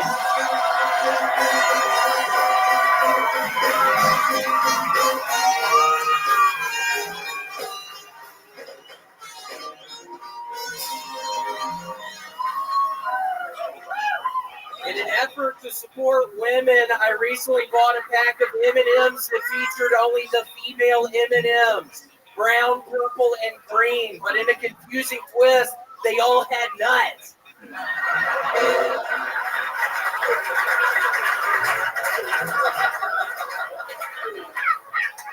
This is my impression of Dr. Sean Murphy, the autistic surgeon from the TV show The Good Doctor, ordering a burger from Wendy's. I am a doctor. I am a surgeon. I am a doctor. Have y'all seen that show? It's fucking insane. I used to date a girl who said sex with me was Kafka-esque. And I said, what do you mean? It's like powerful, illogical, sort of this surreal, bizarre experience. And she said, no. It reminds her of when she used to bang Kafka. Okay, that's fine. What's Kafka? Kafka, a philosopher. Oh. Hilarious. Philosopher. Okay, yeah, I thought that was going to go a little better. And you expect a lot of people to know about Kafka and The Good Doctor? That was amazing. How about, come on, William Montgomery, everybody. Freak of nature. Freak of nature. Unbelievable. Crushing everywhere all the time. Strategic execution of murder. Non-stop. William, how do you feel? I'm doing good tonight. I shouldn't have, but I got another tattoo, Tony. Oh, you did? Yeah, I got a Speedy Gonzalez. Next to my Tasmanian Devil, I think I'm going to just end up filling my whole leg up with Looney Tunes characters. I'm thinking maybe Foghorn Leghorn next. Wow, that is... Maybe Tweety Bird, then maybe Elmer Fudd. And you're getting these where exactly on your leg? So I would have to take my underwear off for this. I literally got it right below, or right at the base of my penis. So you're getting cartoon character... Wait, what? You said on your leg. Is it on the base of your penis or your leg? No, it's on my leg. Where on your leg? Can you point on your leg to where it is? It's like right here. Okay. It's really itchy right now. Okay. And why are you getting cartoon characters on your thigh? Is this a pedophile thing? What's happening here?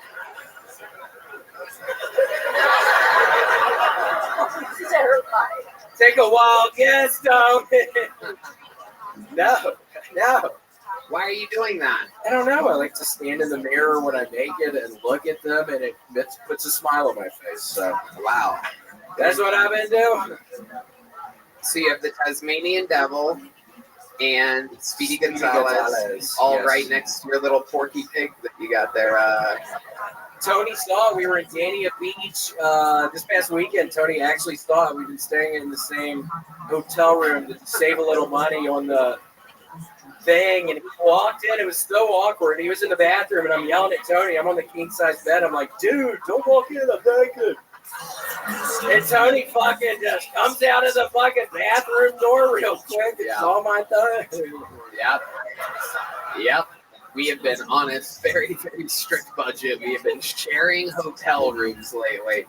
I just love saving money so much that we sleep in the same king bed. We do it Willy Wonka style, 69 style.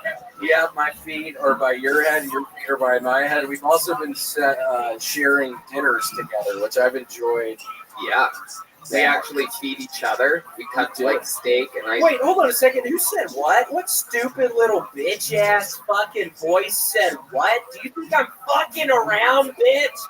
There's some Philadelphia chicken heads out there. Hey, leave my people alone. Sorry, I got excited.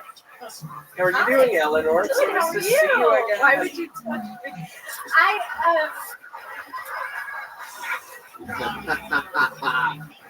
I assume you're kidding with that Do statement. you? Yeah, I How do. are you? I'm You're so good. fucking funny. I miss you. I miss you too. I That's mean, why I'm I lying. touched you. Oh, funny one, bitch. Oh shit. Oh shit. God, get this bitch out of here! Oh shit. I'm having the sound of my life tonight! Yeah! He has this explosive energy. Oh boy, So look at him. sexy. Look at the I eyes. love it. Look at the vicious eyes. Perhaps, I don't know. Perhaps it's probably going to start winking any second. We've seen this before. Whoa, there it is. Whoa, whoa, whoa. Oh my goodness. I'm just trying to get all the Hispanic people. Let me. Yeah, raise your hand, bitch. Holy shit. Oh yeah, she's very Hispanic. Oh my goodness. She actually has some glass cleaner in her hand right now. That's incredible. That is unbelievable. Okay, William, what else is going on? The sweet little dog Gator is doing well. I'm with her all the time. She's peeping and doo-dooing all on the carpet. But luckily, her butthole is literally the smallest butthole I've ever seen. Well, she must be a very honest dog. Because what we found out tonight is that when you lie, your asshole expands. And I basically have a black hole for an asshole because I lie so much. Okie dokie. This dog, thank you, Red Man. This dog where does it sleep? Does it sleep with you? Sleeping Like I do and run around? Sleeping in the bed, yes. And today I was walking around and I started to step on her little body and she made a horrible squeal and I did Can you my do an leg impression of the noise that she makes? Oh my goodness. Wow. Yeah, and I looked down and it's her fucking ass and I almost killed her, but I'm glad I did my weight up off of her. But yeah, it was so she sounds like a Right. Anything else with the dog? What else with the dog, Lee? Not really. I can't walk her outside. She's afraid to walk around outside, so I haven't been able to do that. I put her out on her little harness, and she refuses to walk. She doesn't like walking. No. Wow. Not outside. Was she trained by Red Band? Have you taken your pet to the vet yet? Like, it's a small dog. It almost looks like you shouldn't have this dog. It's so small. You didn't have it at an illegal time, I do believe. It was like 5 weeks old or something when you got it, right? I did. I drove 45 minutes away, and the guy had an InfoWars sticker on the bumper at the car, and I walk in there, and it's just all these dogs running around everywhere, and these two little half Asian, half white girls running around. I'm like, where's your parents? What's going on in here? It's literally, I made the business transaction with this 10-year-old half white, half Asian girl. Literally, it was the weirdest thing.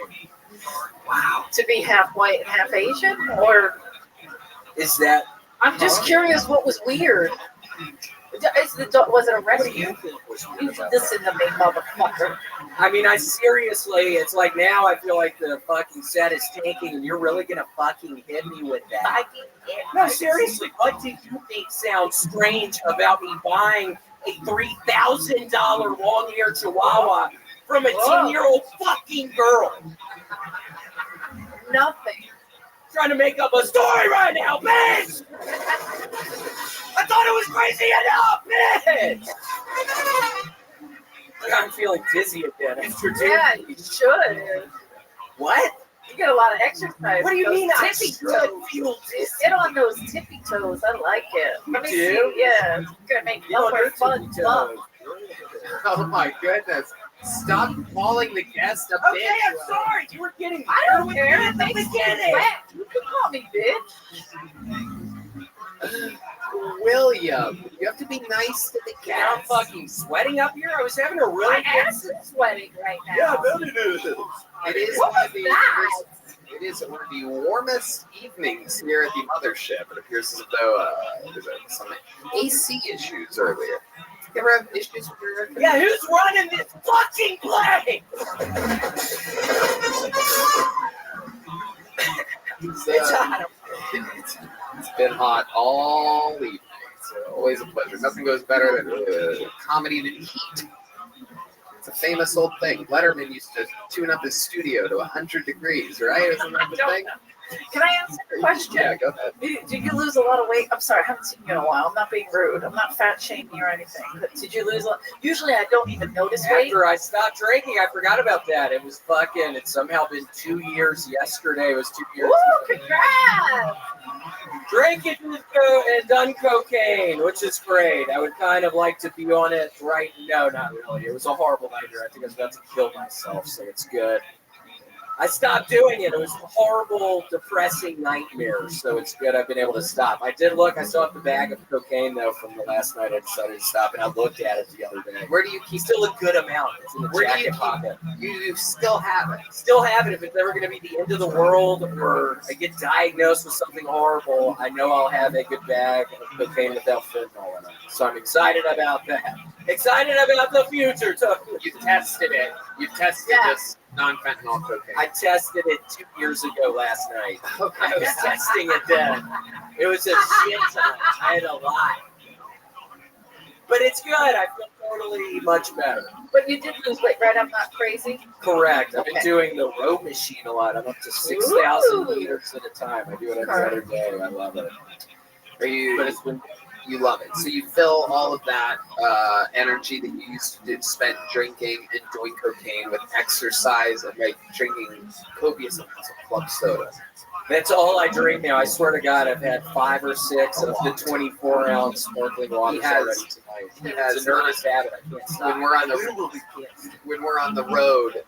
the road doing 2 shows a night, he literally might have. What would you guess? How many honest answer? How many glasses? Explain it to 12. him.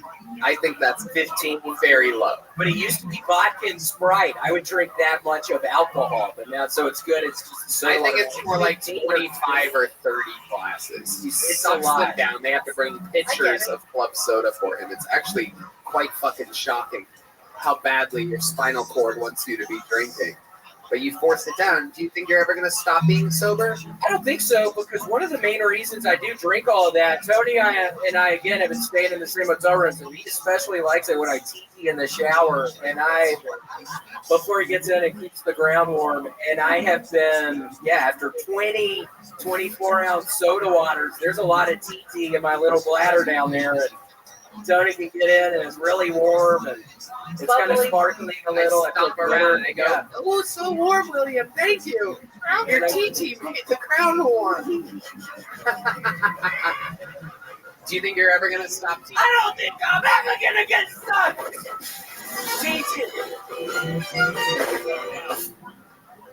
Anything else, William? Nope, that's it. Okay, William Montgomery, everybody. Eleanor Kerrigan at the Sony Hall in New York City, June 16th and 17th. Listen to her new podcast, What's Up, Doc, with the great Jeff Danis. The drawing from Ryan J. Ebelt is in. He draws every single episode all the way from Los Angeles, California. Thank you to the Red Rose, the Yellow Rose, Austin Security Guard Service, Gel Blaster, and Screwball Peanut Butter Whiskey. Gel Blaster available in stores all around the world. Zipic Scoopix, the great bonsai for making the joke books. How about a hand for local artist Chris Rogers, ladies and gentlemen? Tonight, for the first time ever, he has drawn the great John Bees, the leader of the Austin Kill Tony Band. A man amazing enough to have provided us with all of these fantastic musicians. Check out johndees.com. That's JONDEAS.com. Truly one of the best musicians in the world, on tour right now, doing massive arenas, stadiums, and huge theaters with the great Gary Clark Jr. If you've ever seen Gary Clark Jr. live, you've seen John Dees. They literally have a synergy unmatched by most musicians. How about one more time for the best damn band in the land, the Kill Tony Band? James Atkins on the drums, Paul Deaver on the horns, D Madness on the bass guitar, John Dees on the keys, and Matt Mueling on the electric guitar. Exclusive Kill Tony merch available on your way out. For those of you on the podcast, go to killmerch.com for the new state-of-the-art merch. We're also streaming the 10-year anniversary at moment.co/killtony. That's available all around the world. A very high-power stream happening live from the ACL Live Theater, June 10th at 8 p.m. And that is it. Redman? Check out my new comedy club. It's right next door. It's called the Sunset Strip, sunsetstripatx.com. Love you. We love you guys. Thank you so much. Good night, everybody.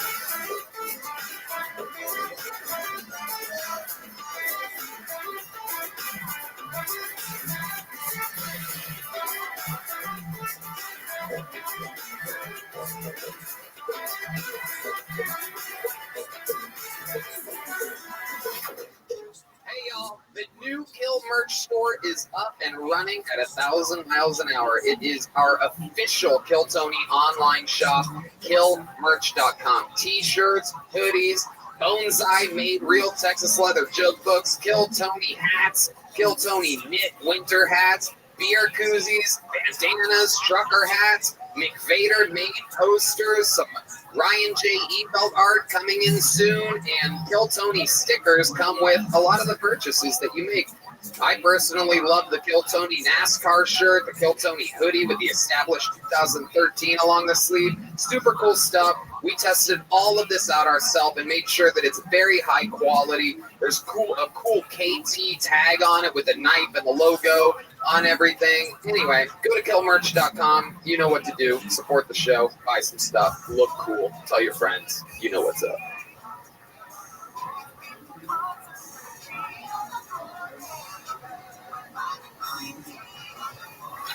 Do you think that podcasts are going to become a big thing?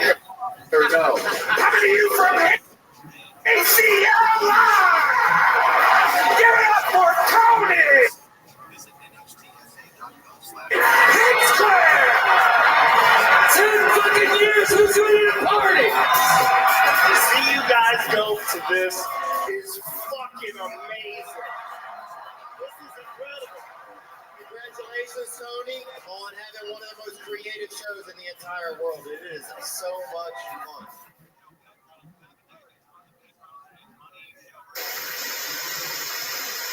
This is the Tony Hits the Pilot podcast. So this is when you figure out what you want this to be. I have to decide right now? No. By next Monday. By next Monday. Oh, okay. Yeah. I gotcha. So you guys might witness history at some point.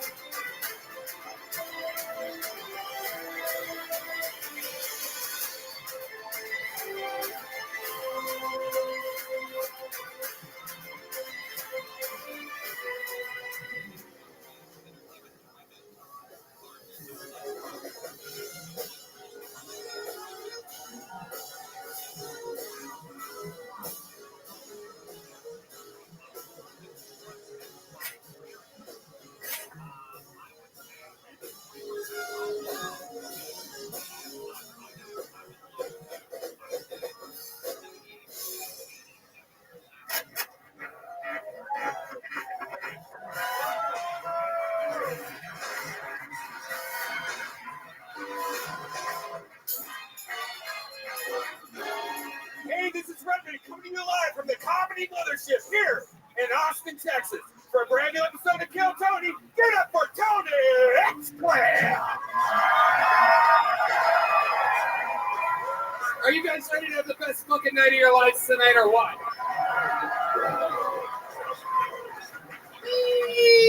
Make some noise for Red Band, everybody. Hey, everybody! Yeah. 9 years and 3 weeks we've been doing this show together. This is the #1 live podcast in the world. Kill Tony sounds a little bit tinny. We can fix that. How we feeling, everybody? You guys excited? Yeah. You're here. Brought to you by the Red Rose, the Yellow Rose, Austin Security Guard Service, Gel Blaster, and Screwball Peanut Butter Whiskey, which presents the best damn band in the land, everybody. You've heard them for a few minutes here. That's the Kill Tony Band. The great Michael Gonzalez on the drums. Paul Beaver on the horns, right there. This is Matt Mueling on the electric guitar. John Bees, the leader of the band, on the keys. And this is the great Deep Madness right over my shoulder here on the bass guitar. An undeniable force of nature. And before we start tonight's show, here's a little bit more from the amazing sponsors that made tonight's episode available for you here right now.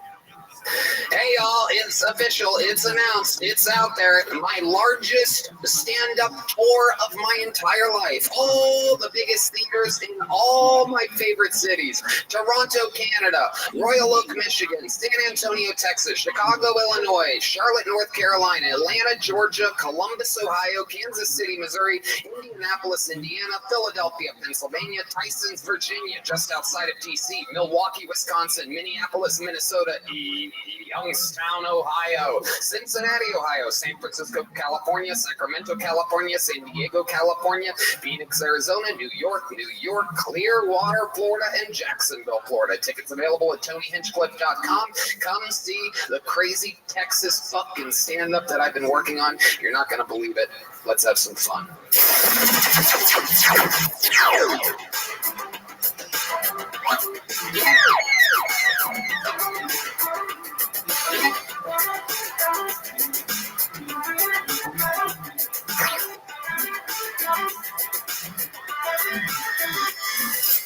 Hey y'all, one of my favorite things about getting a box of awesome from Bespoke Post every month is how it sneaks up on you.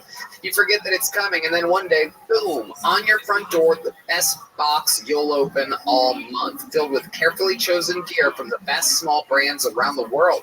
I'll tell you what I got this month. It is the Forge. This Damascus steel knife is made by Bucking Bear Knives, located in Pennsylvania, which is the next door neighbor of me and Red Band's former home of Ohio. Red Band, what'd you get? Oh man, I got another knife. I love my new knife collection. I got the Terra. The knife in the Terra box is made by Bare Bones, based in Salt Lake City. Yeah. No matter what you have going on this spring, Box of Awesome has you covered. From camping gear essentials, cookout must-haves, and drink game upgrades. Box of Awesome has collections for every part of your life. To get started, take the quiz at boxofawesome.com. Your answers will help them pick the right Box of Awesome for you. They release new boxes every month across a ton of different categories. Each box is valued at around $70, but you only pay a fraction of that price. Plus, with each Box of Awesome, you're supporting small businesses. 90% of everything that comes in your Box of Awesome is from a small up-and-coming brand. It's free to sign up, and you can skip a month or cancel anytime. Get 20% off your first monthly box when you sign up at boxofawesome.com and enter the code KILLTONY at checkout. That's boxofawesome.com, code KILLTONY for 20% off your first box. Boxofawesome.com, code KILLTONY. Hey y'all, now that it's summer, you might be looking for wholesome, convenient meals for sunny, active days. Factor, America's #1 ready-to-eat meal kit, can help you fuel up fast with flavorful and nutritious ready-to-eat meals delivered straight to your door. You'll save time, eat well, and stay on track reaching your goals. I absolutely love this stuff. I actually, when I get home sometimes very late at night, 3, 4 in the morning, I like to eat, but I don't want to eat something sloppy that's going to make me sluggish. This you can eat clean and everything's great. Red Band, you know all about that. Oh yeah, I'm a subscriber, and it has saved my butt many times because too busy with summer plans to cook, but want to make sure you're eating well with Factor. Skip the trip to the grocery store and skip the chopping, prepping, and cleaning too, while still getting the flavor and nutritional quality you need. Factor's fresh, never frozen meals are ready in just 2 minutes. So all you have to do is heat and enjoy, then get back outside and soak up that warm weather. Looking for calorie-conscious options this summer? Try delicious dietitian-approved calorie-smart meals with around or less than 550 calories per serving. Need an extra boost to support your wellness goals this summer? Try Protein Plus meals with 30 grams of protein or more per serving. Elevate eating at home with our new upscale surf and turf and surf meal options like roasted garlic filet mignon and shrimp and Cajun spice shrimp and salmon. Yum, yum, yum. And let me tell you, what's crazy about these things is when you come home, you're drunk, whatever, you're starving, everything is ready in just 2 minutes. So head to factormeals.com/KillTony50 and use code KillTony50 to get 50% off your first box. That's code KillTony50 at factormeals.com/KillTony50 to get 50% off your first box. Hey y'all, sometimes we all get down. Your life can be affected by exterior or interior forces, and you might realize that it helps to talk to a therapist, and you don't know where to get started. Well, Talkspace makes it easy to find a therapist that you will like. It's convenient to meet online, at home, or wherever you're most comfortable. Talkspace has made a